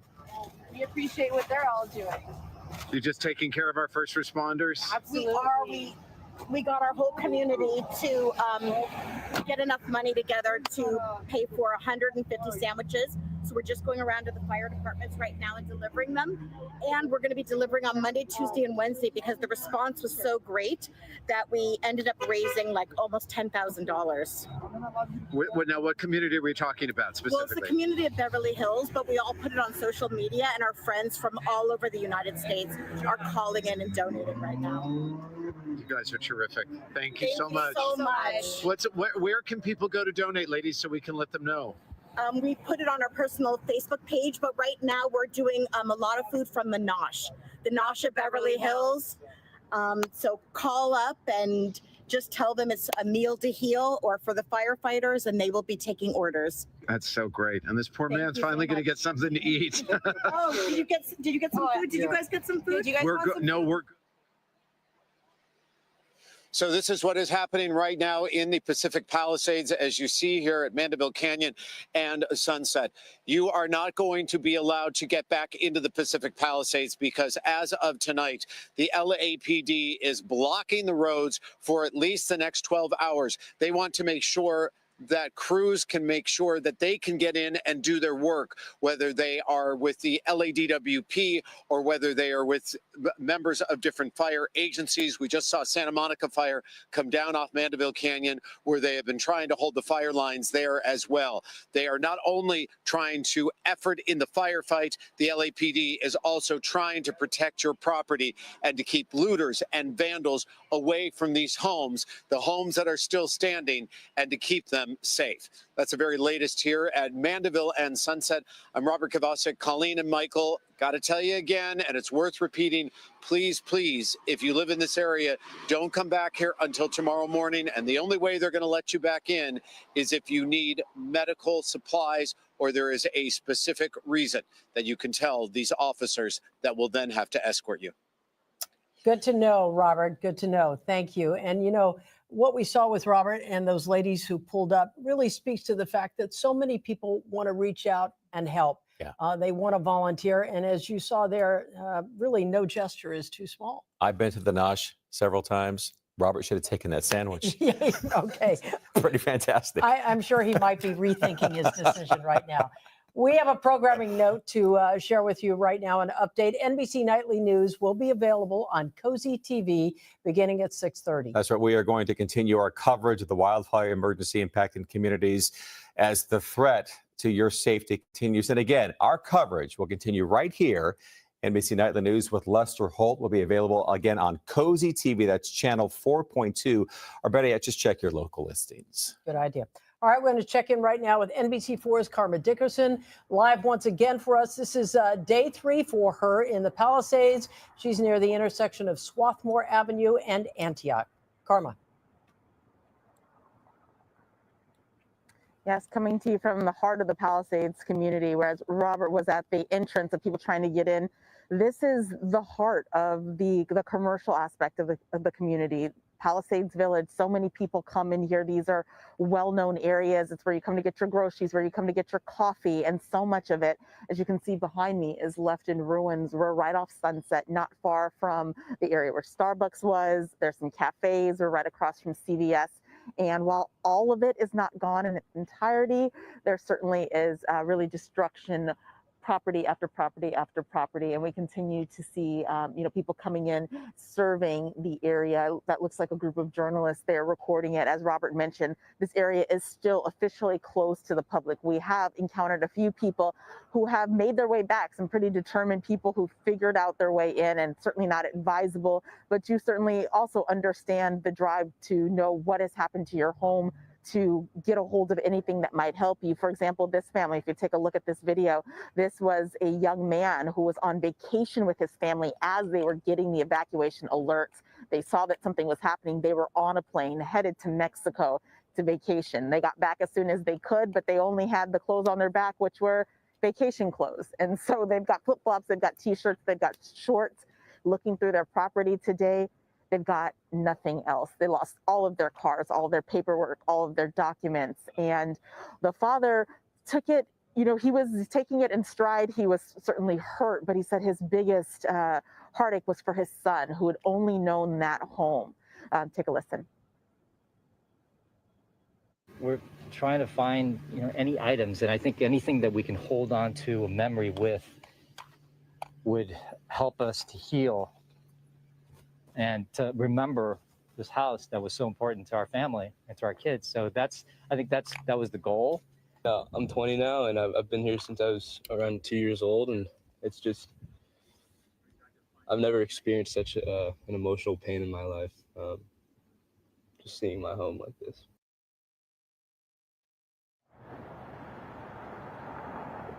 So that was Sean Nguyen. He's actually a student at Tulane. He was home for winter break and his family was going to have just one last vacation. And if you hear Tulane, you're thinking New Orleans, and that's right. So he was here with his family when the terrorist attack hit New Orleans.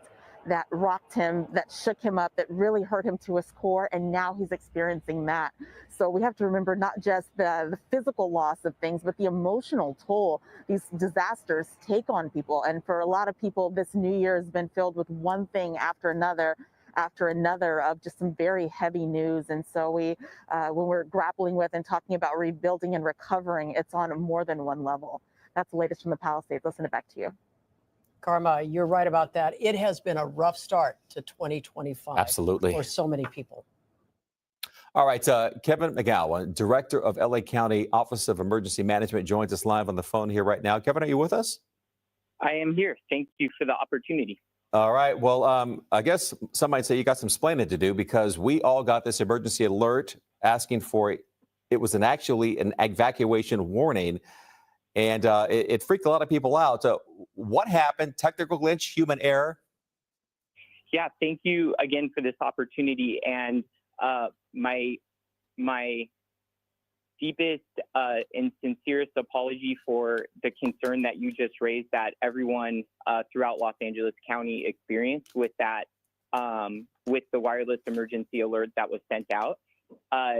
When we were interfacing with the Emergency Operations Center and the Kenneth Fire Incident Command, there were zones that were being placed into evacuation orders and warnings, and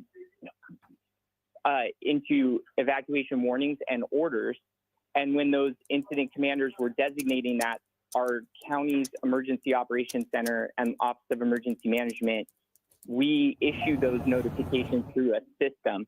The correct zones were initiated. However, there was an error in the system that then sent the wireless emergency alert to the entire county.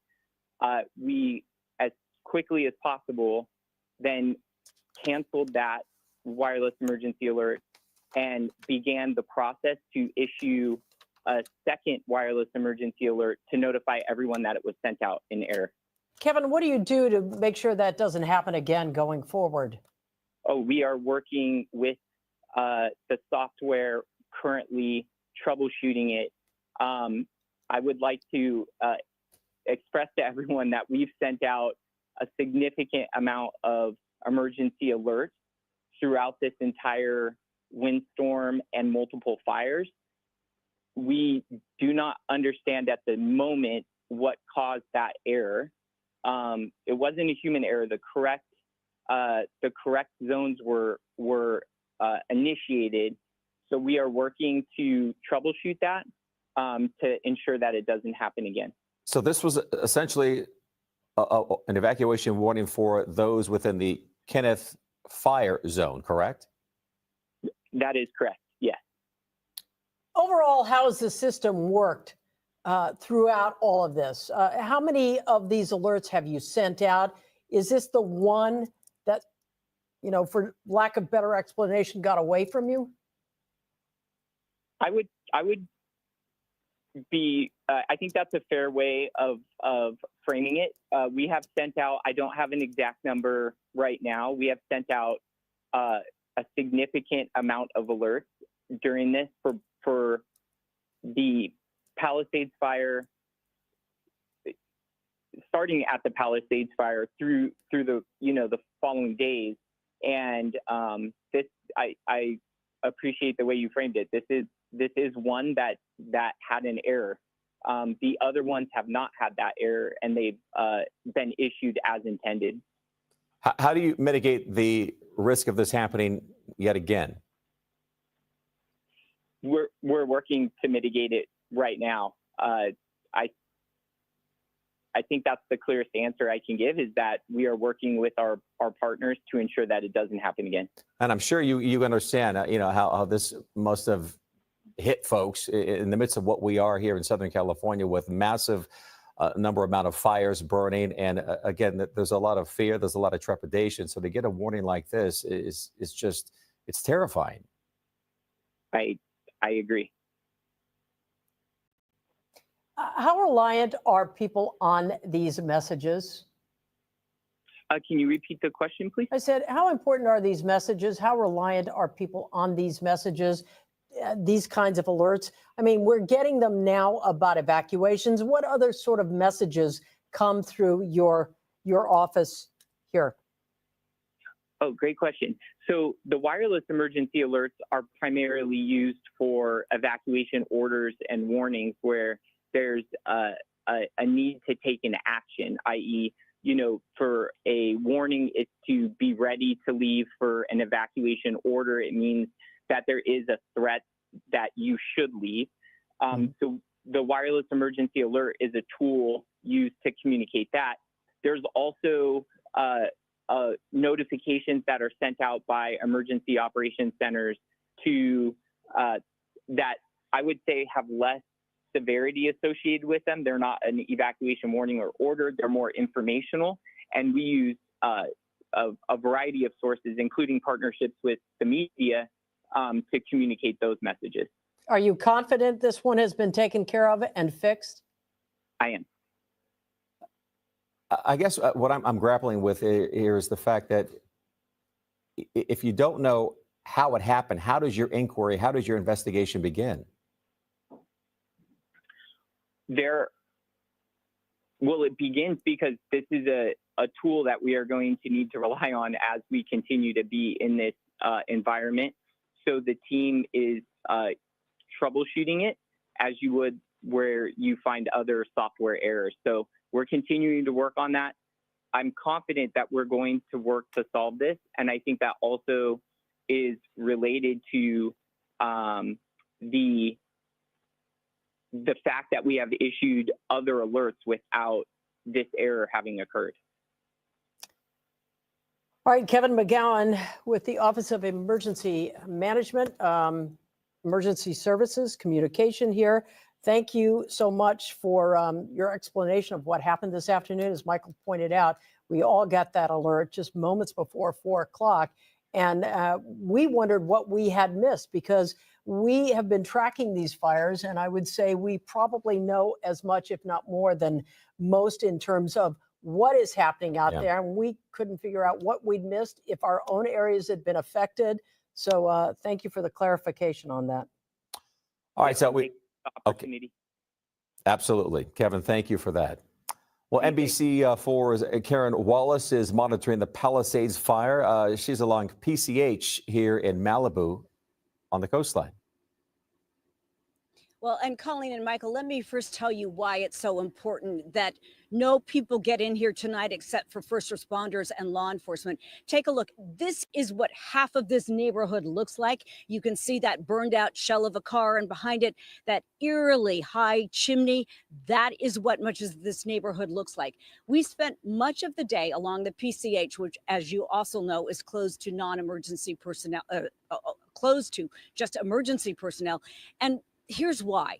They are mopping up a lot of hot spots along the PCH, and it is incredibly still dangerous. There are telephone poles all over the place, downed lines, exposed nails, and they need to get in and out without hampering their efforts by just people trying to come in and see what's going on or try to get to their homes. And so they're mopping up there. And then, of course, they also have strike teams that are going into the canyons and still fighting this Palisades fire, which is the largest of them all. As we've been hearing, it has burned nearly 20,000 acres. It has destroyed 5,000 structures, homes like all of these. And we have learned today that there are 2 deaths. So, you know, and it's incredibly difficult not to be able to get back into your neighborhood, as we've been saying, not to try to get to your house and see what's left, if anything. But they have to do their job. And utility crews are also out all over the place tonight, trying to get those down lines out of the way. And so the cleanup can begin. And so sometime, hopefully in the next couple of days, people can get back into their homes. Back to you. All right. Sarah Wallace reporting there for us. We appreciate it. Thank you. All right. We're going to check in once again with Ileana Marino. She is live overhead in News Channel 4 at the Palisades fire. This is along the Sullivan Ridge Trail. We're looking at a lot of active flame out there, Ileana. Yeah, this is the biggest area of flame here, as you said, off of Sullivan Fire Road. And this is the south side of the Palisades Fire. Earlier, we were coming to you from the San Fernando Valley, which would make it the north side. So this is the south side.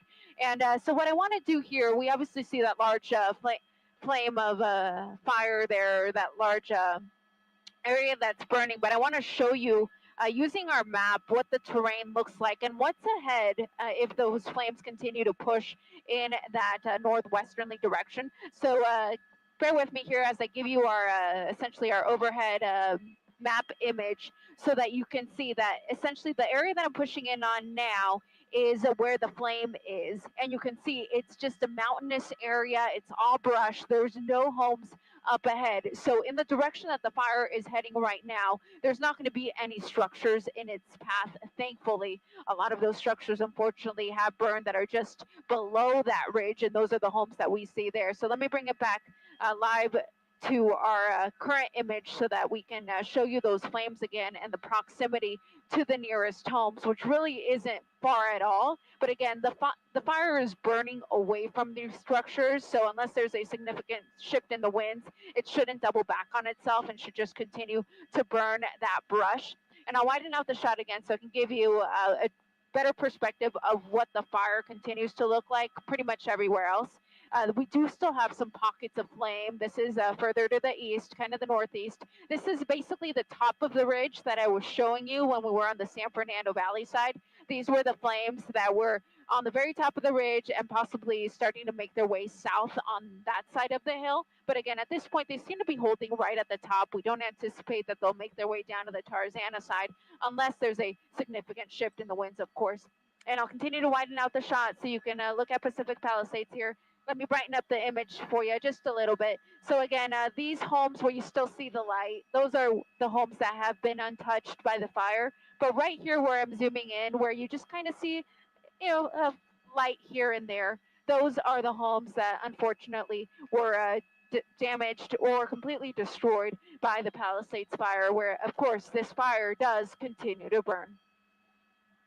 We've been trying to pinpoint the leading edge of this fire. As we look at your picture here, is that what you would call this? The leading edge of the fire, Colleen, I believe was your question. I believe that this is Yes. going to be it. This is the, yeah, so this is the most furthest west that we have in terms of flames. The most furthest east are those little flames right there. So right now the fire appears to be holding in this little canyon, this little gully area. And again, in the direction that the fire is burning, at least on this side of the mountain, there's no homes in the way. So that's why you're not really seeing what I would call an active firefight directly over these flames. There are aircraft here. I do see at least 2 or 3 firefighting aircraft. They are equipped with night vision goggles, so they will continue to do those nighttime drops.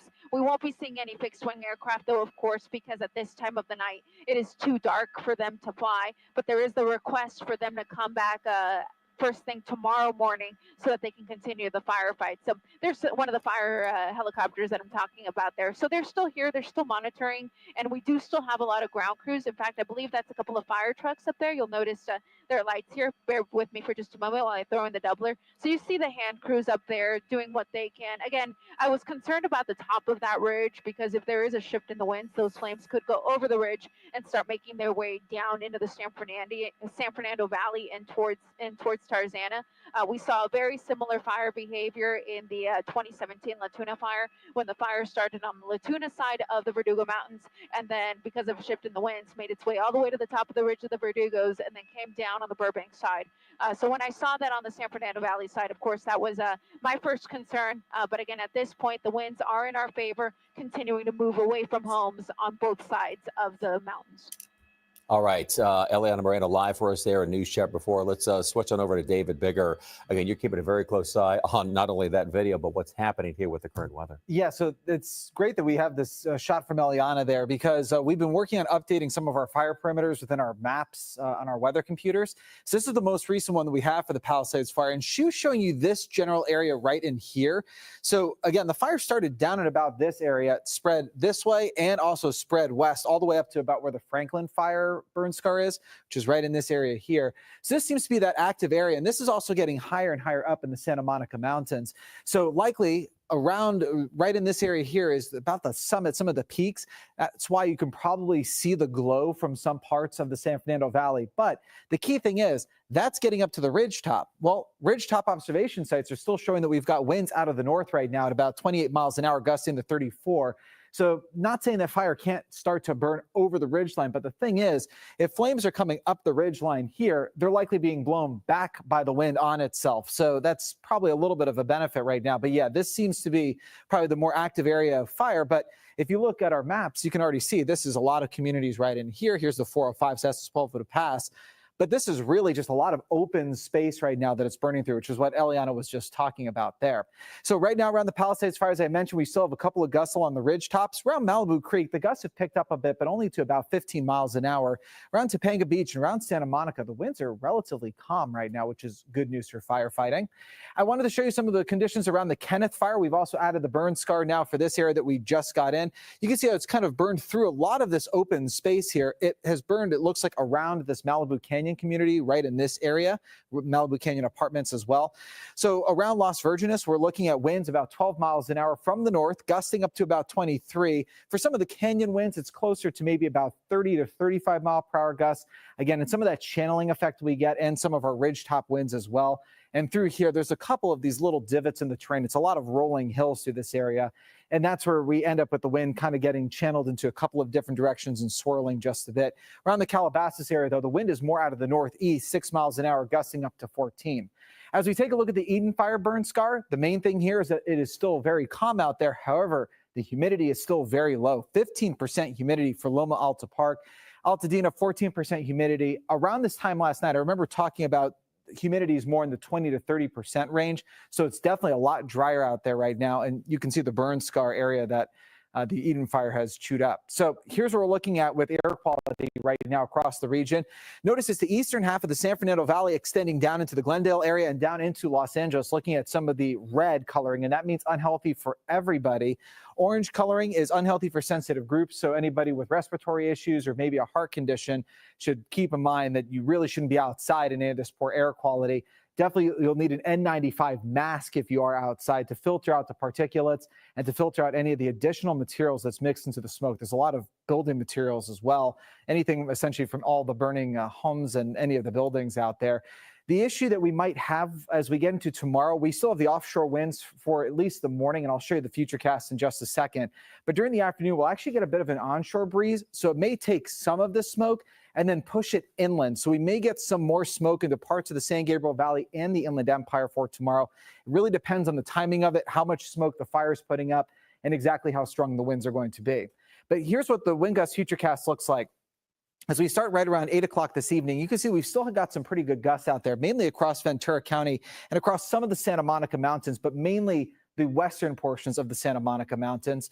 And as we go through the overnight and into the early morning, we will be watching for some of these gusts to pick up in intensity. You can see around the Santa Susana Mountains, for example, we've got some of that pink coloring. And on our scale, that's wind gusts in about the 50 to 60 mile per hour range. A little concerning to us for the areas around the Palisades fire. You see the south side of the Santa Monica Mountains right against the coast. We've got that purple coloring. That's wind gusts in the 40 to 50 mile per hour range. But it does look like as we get into the afternoon, the winds will start to shut down. We'll get a bit of an onshore breeze. Unfortunately, though, at this point, even though the winds look light for Friday, it does look like we'll start Saturday with weak winds. And then another round of offshore winds picks up as we go from Saturday into early Sunday. And again, this will be very similar to the gusts that we see tonight. And then we are, of course, tracking additional winds potentially coming our way as we get into the start of next week around the Monday, Tuesday timeframe. And Melissa and I and the rest of the weather team are still working on that part of the forecast right now. But here's what it looks like for the Inland Empire. Just wanted to give you a quick little preview of what we're looking at for tonight. Getting pretty gusty as we get closer and closer to midnight. Again, not as strong as what we had around that Tuesday, Wednesday timeframe with the damaging wind gusts, but still we'll have some pretty strong gusts, including this gust potential right around the San Jacinto Mountains above 60 miles an hour. But I really think most spots will be in the 25 to 45 mile per hour range. As we get into Friday morning, still pretty gusty out there. But again, for the afternoon, here's that onshore breeze, which may take a little bit of smoke inland, but then it all gets quiet. So by the time we get to Friday night, the winds are done. We're done with the winds as we get into early Saturday, but late Saturday and into early Sunday, the winds come back. Not necessarily as gusty as what we have seen, but we will still have some pretty strong gusts across the Santa Ana Mountains. So that's something we'll continue to track as we go through the next couple of days. Michael, Caroline, or Colleen? All right. David, before we let you go here, any idea what the distance or the mileage is from that active portion of fire that we saw to the 405 freeway? Let me back up the maps here a little bit, and then I'll just do my best to kind of approximate it by eye here. We're probably looking at, I would say this has got to be only about a mile or so.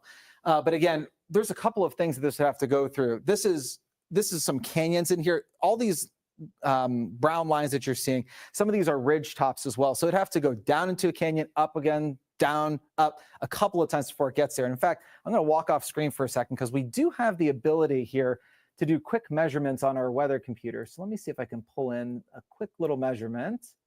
Yeah, so just about like I thought, just about a mile or so. Not too bad. Who needs that? You got it, David. You already got it. Yeah, so about a mile or so to the west of the 405. Well, it's interesting because last night, right around midnight, 1 o'clock in the morning, they were very concerned about that fire burning up to the 405 freeway. I think the mileage at that point was 2.5 miles. Yeah, yeah. And that's a very good point that you bring up, Colleen, because before we updated this burn scar with the most recent one that we got, it cut off right about in here. So you can see how much has been added to it today and the direction it's kind of burned. It's kind of been toward this northeasterly direction. So yeah, that is a very good point to bring up. I almost forgotten about that from last night, that it was about 2 miles away and now it's closer to about a mile. But curious to see if it's going to continue to burn this direction or they're just going to let this get up to the ridge top and continue to fight it. So. All right. Yeah. Last night was a long time ago for a lot of people. So, all right, David, thank you. Appreciate it. As you may have noticed, we have NBC reporters from all over the country right now helping with our coverage out there. Dana Williams from NBC San Diego, live right now at the Eden Fire in Altadena. Dana, give us an idea of where you are.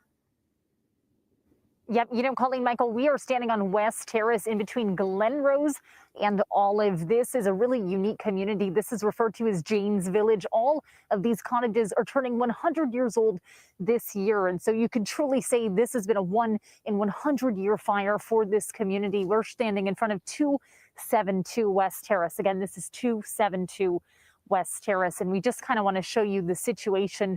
So many of the homes just on this 200 block, I'd say more than a dozen, are down to rubble. But this is something that we're seeing very common this evening. That is a small fire directly on the gas meter of the home. We did see a fire crew come. They tried to put out the fire, but they said, look, it's melted. They are not able to put out fires when they're melted. And so they said it is just going to burn until utilities can come in and cut gas to these homes. Earlier, we were about a mile away and utilities were coming through and cutting gas. But I want to show you one other thing. It's a little dark, so I'm going to turn on my flashlight here.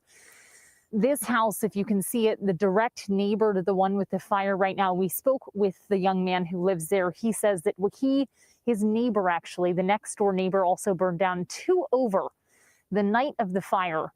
The family living here evacuated at 10 p.m. The next morning, 3 a.m., they were told, your home's still here if you need to come get anything. It took him 1 hour to get here, and his home by that time was already completely burned down. So that was obviously extremely stressful for that family and heartbreaking. And we're hearing so many accounts from people today.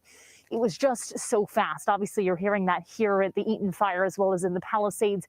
And another thing, tips for people. Today was kind of the first day that people were coming back to Altadena to look through their stuff. And of course, you understand the desire to take a look at your home, see what there is. However, we did speak with firefighters. They say even going through this amount of rubble, you think that you know where you are in your home, but it could be extremely dangerous. You don't know what's underneath you. They also say not only do you not know what's under your feet, how hot it may be, but you don't know what's above you. Telephone poles, those are extremely dangerous right now. Palm trees, those are also extremely dangerous right now. And so there are a lot of hazards in these communities. It's so dark, we can't even show you some of the power lines that are down. But another thing that I just want to show you to describe that this is still a very active situation. Can you see all of the particles, the smoke, the ash in this light? This is nothing that you want to come breathe if you can avoid it. So that's kind of the situation here in this area of Altadena. Again, this is 272 West Terrace. There are some homes that are okay closer to Glen Rose, but closer to Olive, they've all burned down. But that is for now live. I'm Dana Williams. Back to you guys. All right, Dana, we want to ask you a couple of quick questions here. We know that the curfew is not in effect just yet. We know they're asking for one. They were hoping to implement it tonight, but at the very latest, they believe it will happen tomorrow. What are you seeing in terms of law enforcement in the neighborhoods there? Are people being checked for IDs to get back in to see what they can see? Colleen, it's a great question. Something that we've seen a lot of is overhead patrol helicopters flying by. We've seen at least 2 of them with headlights, as well as some deputies, but there are also a lot of firefighting rigs that are driving through here, brush rigs. We've seen firefighters from in county, out of county. This is definitely still very active for law enforcement, but I'd say as soon as it got dark, anybody living here, anybody who have friends, maybe they were coming to check on houses, they all seem to have leave. And we've been here past, police barricades on Marengo for hours. And so we haven't been out to where the public was having to park for quite a while, but we did know that people were parking and they were walking miles, Colleen, to get to their house, get to their friend's house just to check. There was one point when there were a bit too many people for law enforcement's comfort with situations like this, with still hot spots, still fires, power lines down, even though they're turned off. And so law enforcement was encouraging people, maybe now's not the time to come here. And so we are kind of waiting to see if more people come. We'll be back here tomorrow to check on that part of the situation. But right now, it seems as though all's calm. We haven't seen any law enforcement probably in about 5-10 minutes, but that's how quickly and how often they're coming. Dana, you mentioned during one of your earlier reports, and again, you just talked about it now, the problems with gas lines and power utility lines down. Have you seen crews in the area? I know you mentioned earlier, yes, they were, but how about within the last hour or so? Crews in the area, yes, we have. And the interesting thing is that what they're really focusing on, we see them, they pull up, and these fires are what they're focusing on. They're going straight into the homes. And I would say out of a dozen homes, I see half of them having this sort of fire. And just so you guys know, I did just lose you on IFB. We've kind of been going in and out, so I can't hear you, but I will just finish this last bit up.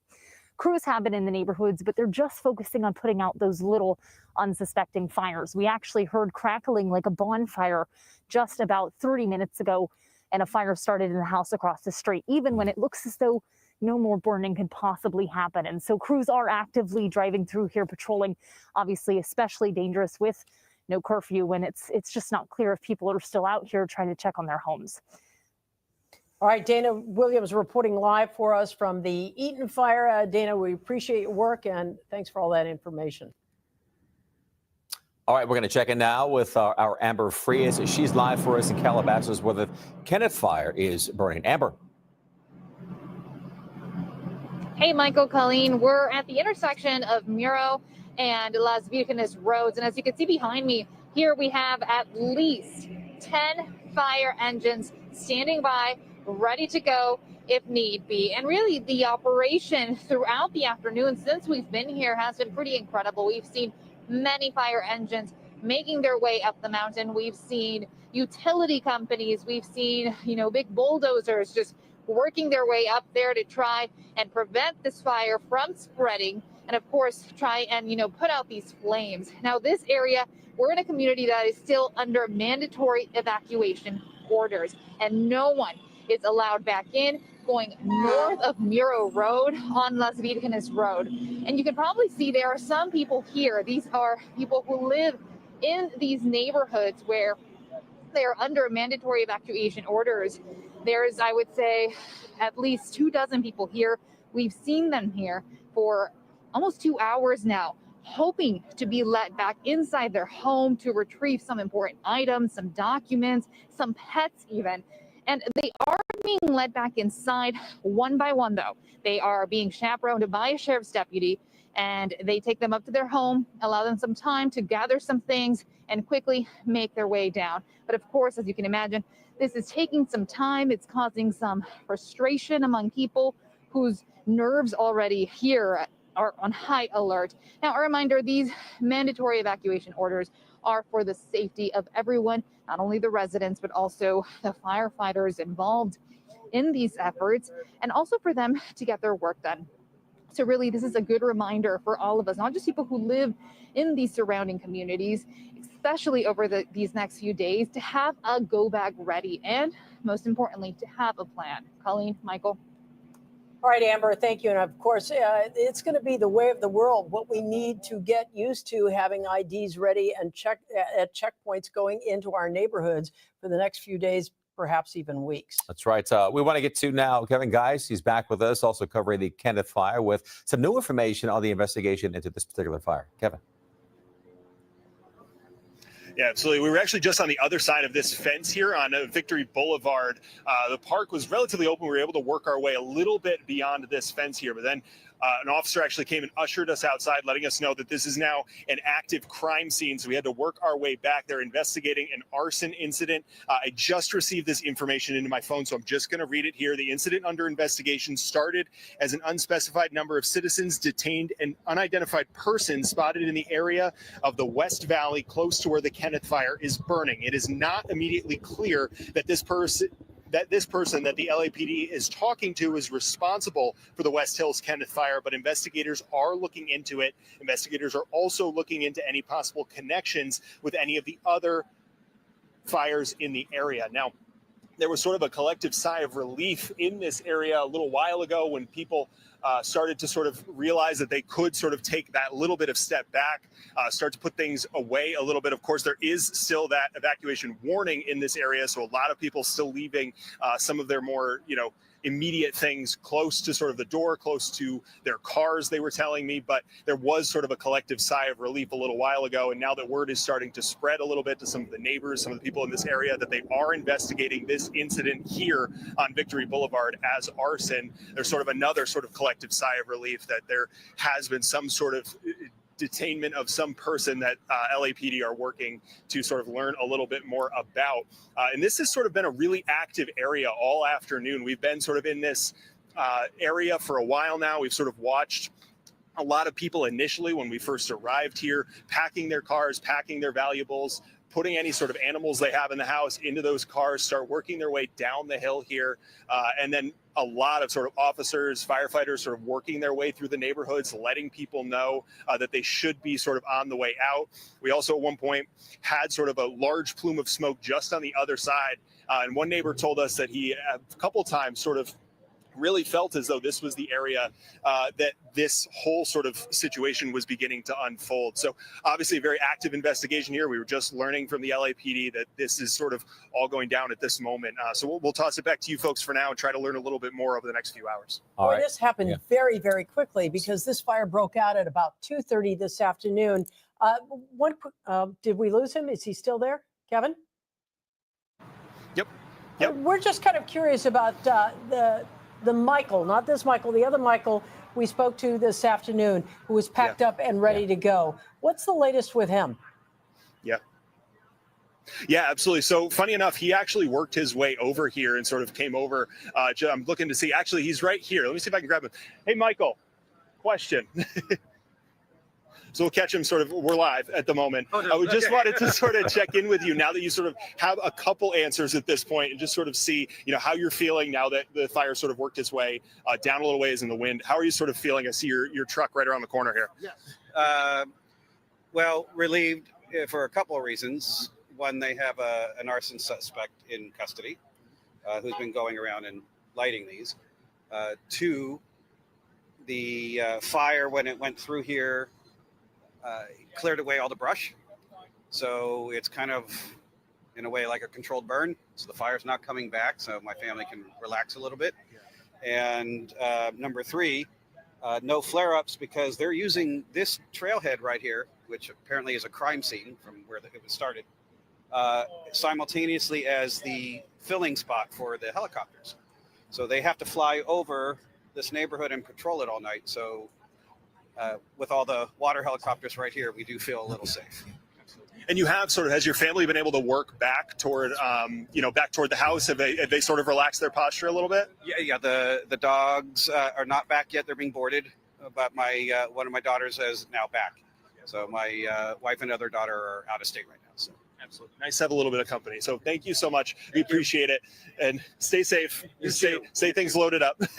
Absolutely. You're the one that's doing all the dangerous areas. We're working on it. So we're sort of learning as we're sort of flowing through these areas. Obviously, neighbors sort of breathing a little bit of a sigh of relief. But of course, a lot of officials in this area are still sort of cautioning, just stay sort of ready to move quickly just in case. We're still watching a lot of those helicopters. Like Michael mentioned, there's the filling station sort of right in this area for some of those helicopters. So there is sort of a lot of activity right in this area that we're continuing to follow along with. And again, we'll sort of be in this area in case more things happen right here. We're right on Victory Boulevard for now. We'll send it back to you guys.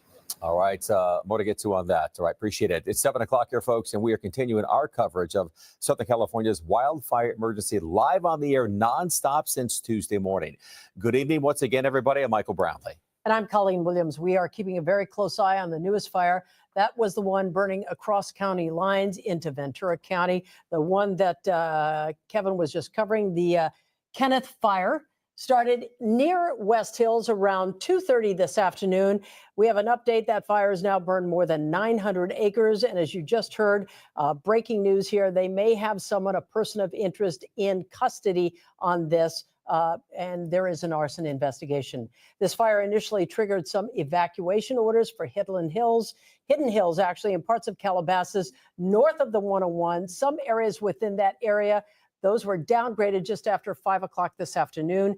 LA Fire says the active areas of the fire are mostly situated at this point within Ventura County, and investigators are looking into whether this fire was intentionally started. But as you just heard, breaking news, they do have a person of interest in custody on this one. More to come on that. In the meantime, in Altadena, the Eaton fire has burned more than 13,000 acres. It's at 0% containment, and we have some revised numbers here for you tonight. Officials now say 4 people have died in the Eaton fire. That's down from the initial 5 reported. One firefighter has been injured. We're told they were taken to a local hospital. Evacuation orders are still in effect, however. Pasadena City PIO says that more than 1,000 people spent the night at that shelter located at the Pasadena Convention Center. The National Guard has been deployed to help with the Eaton fire and the Palisades fire. The death toll also growing in the Palisades fire. At least 2 people confirmed dead there tonight. The first reported at a home on PCH near Dukes in Malibu. The second reported on Friend Street near the George Wolfberg Park. So far, just under 20,000 acres have burned, zero containment out there right now. More than 5,000 buildings or structures have been destroyed in the Palisades fire and the Malibu areas. That's actually up from 1,000 just yesterday. They're able to get in and survey the damage even more today during daylight hours. Right now, more than 300,000 customers are without power. SoCal Edison says crews are working around the clock now to get power restored as quickly as possible. We have live team coverage. We begin here tonight with meteorologist Melissa McGee. Melissa. Hi there, Michael and Colleen. And yeah, we continue to track these fires. And the latest, as you mentioned, is that fire burning very close to West Hills, the Kenneth fire here. You can see, I want to show you some of the sustained winds, even the gusts across the area. Sustained winds in the canyons out of the north and west, and out of the north and east, moving toward the west, I should say, gusting up to 37 miles per hour. We've got a northerly wind for Las Virgenes Road, gusting up to 23 miles per hour. And the flames, for the most part, starting to move from the north and east down to the west. So it's actually moving away from Woodland Hills, pressing closer in terms of the smoke and the ash down across areas in Las Virgenes. Now, the concern is that just to the south of this fire, we've got the 101 and Calabasas. So there's a lot of smoke. There's probably a lot of particulate matter that's moving from the north down to the south, affecting a lot of communities. Palisades fire, the very latest with that. We've got Topanga Beach. Sustained winds really calm right now. 4 miles, calm in Santa Monica Beach. But Santa Monica Mountains, we've got a wind gusting up to 30 miles per hour. Santa Monica Mountains underneath a high wind warning. So it's very possible later on tonight into our Friday, we'll see these winds gusting anywhere from 50 to 65 miles per hour. And the direction of that wind coming in from the north and east back down to the south, all the way down to the water. So we're not out of the woods in terms of finding these strong winds popping up from time to time. The Eaton fire close to Altadena, we've got great news in terms of the winds. It's fairly calm in a lot of spots. Relative humidity down to 14% there. Altadena 14. We've got 13% there, and Sierra Madre. Let's talk about the current gusts across the region, because now we're starting to see those winds pop up in some of our typical wind-prone spots. Void of LA County for the most part, and for now, but you do have gusts up to 22 miles per hour in Santa Clarita, gusting close to 40 miles per hour in Ontario and 36 in Riverside. That's why we've got the high wind warnings that are posted. They will stay up through Friday, and the wind advisories as well, especially for West Hills, Hidden Hills, Agora Hills, all the way down across areas in the Palisades. No matter where you are here in Southern California, and even if you're not underneath one of those evacuation orders, there's an issue with smoke all in the atmosphere. So we've got a wildfire smoke advisory for LA County, and the smoke will extend back across areas in Orange County and the IE. So I want to put this into motion for you. Smoke Futurecast showing you later on tonight. We've got that smoke across much of LA County. That's why the conditions are hazardous outside. If you have to go outside, keep it brief. We're getting a lot of calls and texts. I am personally that a lot of people are heading outside and getting headaches because you can almost see the ash in the air at this hour. Once we go throughout the rest of tonight, during the overnight hours, you can see that smoke really starts to spread out. And then watch what happens as we get into our Friday. Even communities that are not currently seeing fires, starting to see that smoke out across areas in Orange County and the IE. And then as we get into our Friday afternoon, the smoke is still a concern. So we'll talk about what we can expect for the rest of tonight. And as we press forward here, the winds are starting to increase in some locations for our wind-prone spots for the IE as well as the Santa Clarita Valley. But later on tonight, Topanga Beach, for example,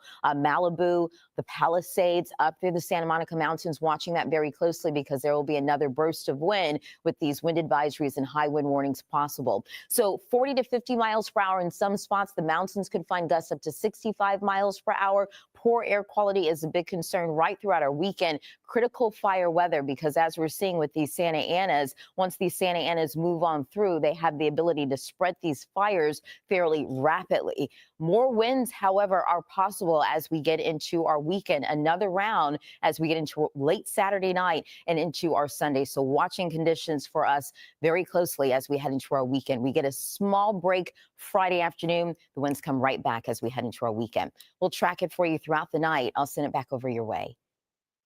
All right, Melissa, thank you. Appreciate it. All right, let's get to NBC4's Macy Jenkins. She joins us live in Altadena. Macy.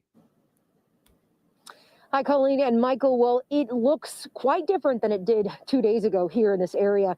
I'm in, excuse me, I'm on Beverly Way and Lake Avenue, just a few blocks south of Altadena Drive. Take a look at this house behind me. You will see this if you go house to house down this entire street. I'll walk up here. I'll have my photographer, David Gregory, kind of follow me. This is the front door of a home. You can see this, the chimney is still standing, but obviously, there is nothing left here of what used to be someone's house. If you just walk with me, and David, if you'll pan with me over to the left, you can see a transformer here on the ground. All of these power lines, we don't know the status, so we can't get too close. But this is the kind of destruction and all of this debris here and ash in the street. This is what we're talking about. And if you'll look down there, David, you can see a burned car. Obviously, there was not enough time for whoever owns that car to move it or to get out in time. Some people just had to leave.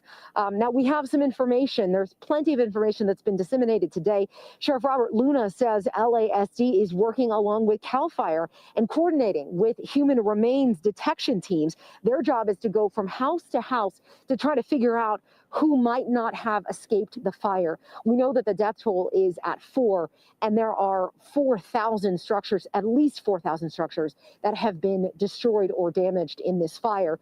Now, the good news here, according to what authorities said earlier, is that even though this fire is at more than 13,000 acres and 0% contained, they have a better idea of how to attack it. They have more than 1,500 personnel on this fire, on the Eaton fire. And as we just take a look at some more of this destruction, we drove up and down the street earlier this evening, up and down Lake Avenue. And this is something that you'll note if you want to get into this neighborhood. They are trying to keep everyone out. There are several checkpoints along Lake and Altadena. The idea is to keep looters out of this area. So far, 20 looting arrests have been made, 18 of those in Altadena. Now, newly elected DA Nathan Hochman warned anyone considering coming to any of these affected areas, if they break the law, they will be arrested and punished to the full extent of the law. As far as resources go, there are several organizations trying to help. The Red Cross has a list of resources. I believe it was Airbnb. They're offering free resources, temporary shelter. For a full list, you can go to NBCLA.com. But one of the things that we've seen in covering these fires is so much of the destruction and people helping people. I have to say it's incredible. Even here as news crews, there are people coming around and dropping off food, even for us covering these. So I think that this has really brought out the humanity in so many of us from different organizations all around this area. I'll send it back to you guys in the studio. All right, Macy, thank you. And she makes a very interesting point there. So many people are starved for information. They're very appreciative of people being in the neighborhood. Macy also talked about she's driving up and down Lake there. For people who are not familiar with the Pasadena area, that really is sort of the lifeblood. That particular street is like Colorado. We all know Colorado from the Rose Parade, but Lake Street, Lake Avenue there, you go up there, there are businesses and churches. And just as you get off Lake, there are residential areas. Yeah. And so much of that is just not there anymore. Tough to watch. It is. That's for sure. All right. Over the past several days, we have heard from so many homeowners. They left important belongings at home because they didn't have anything ready when they had to evacuate. NBC4's Hetty Chang spoke with fire officials about the essential things we all need, things that we should pack and get ready to go at a moment's notice. You know, in covering so many of these fires lately, we've been talking with homeowner after homeowner, and a lot of them tell us they did not have a second to spare to grab what they needed. A lot of them just rushed out with nothing. And it got a lot of us thinking, are we prepared? Do you have your go bag ready? Do you have a disaster ready bag ready to go? So we want to talk now with Captain Sean Doran, who's with the Orange County Fire Authority. There's a lot of other things that we need just in case we have to rush out in a moment's notice. What are those things?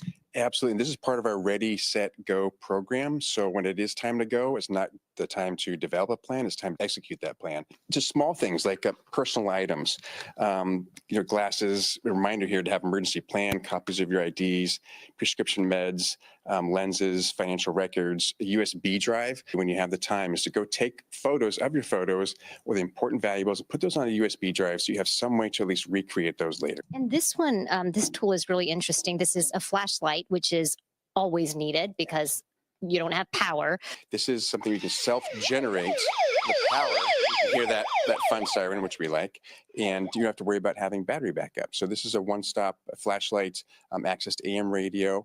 So you have some way to hear the radio messages that might be coming across from your local resources, as well as a flashlight. Here's something we learned while covering the Palisades fire. There was no cell phone reception anywhere. Even first responders were asking us if we were familiar with certain streets.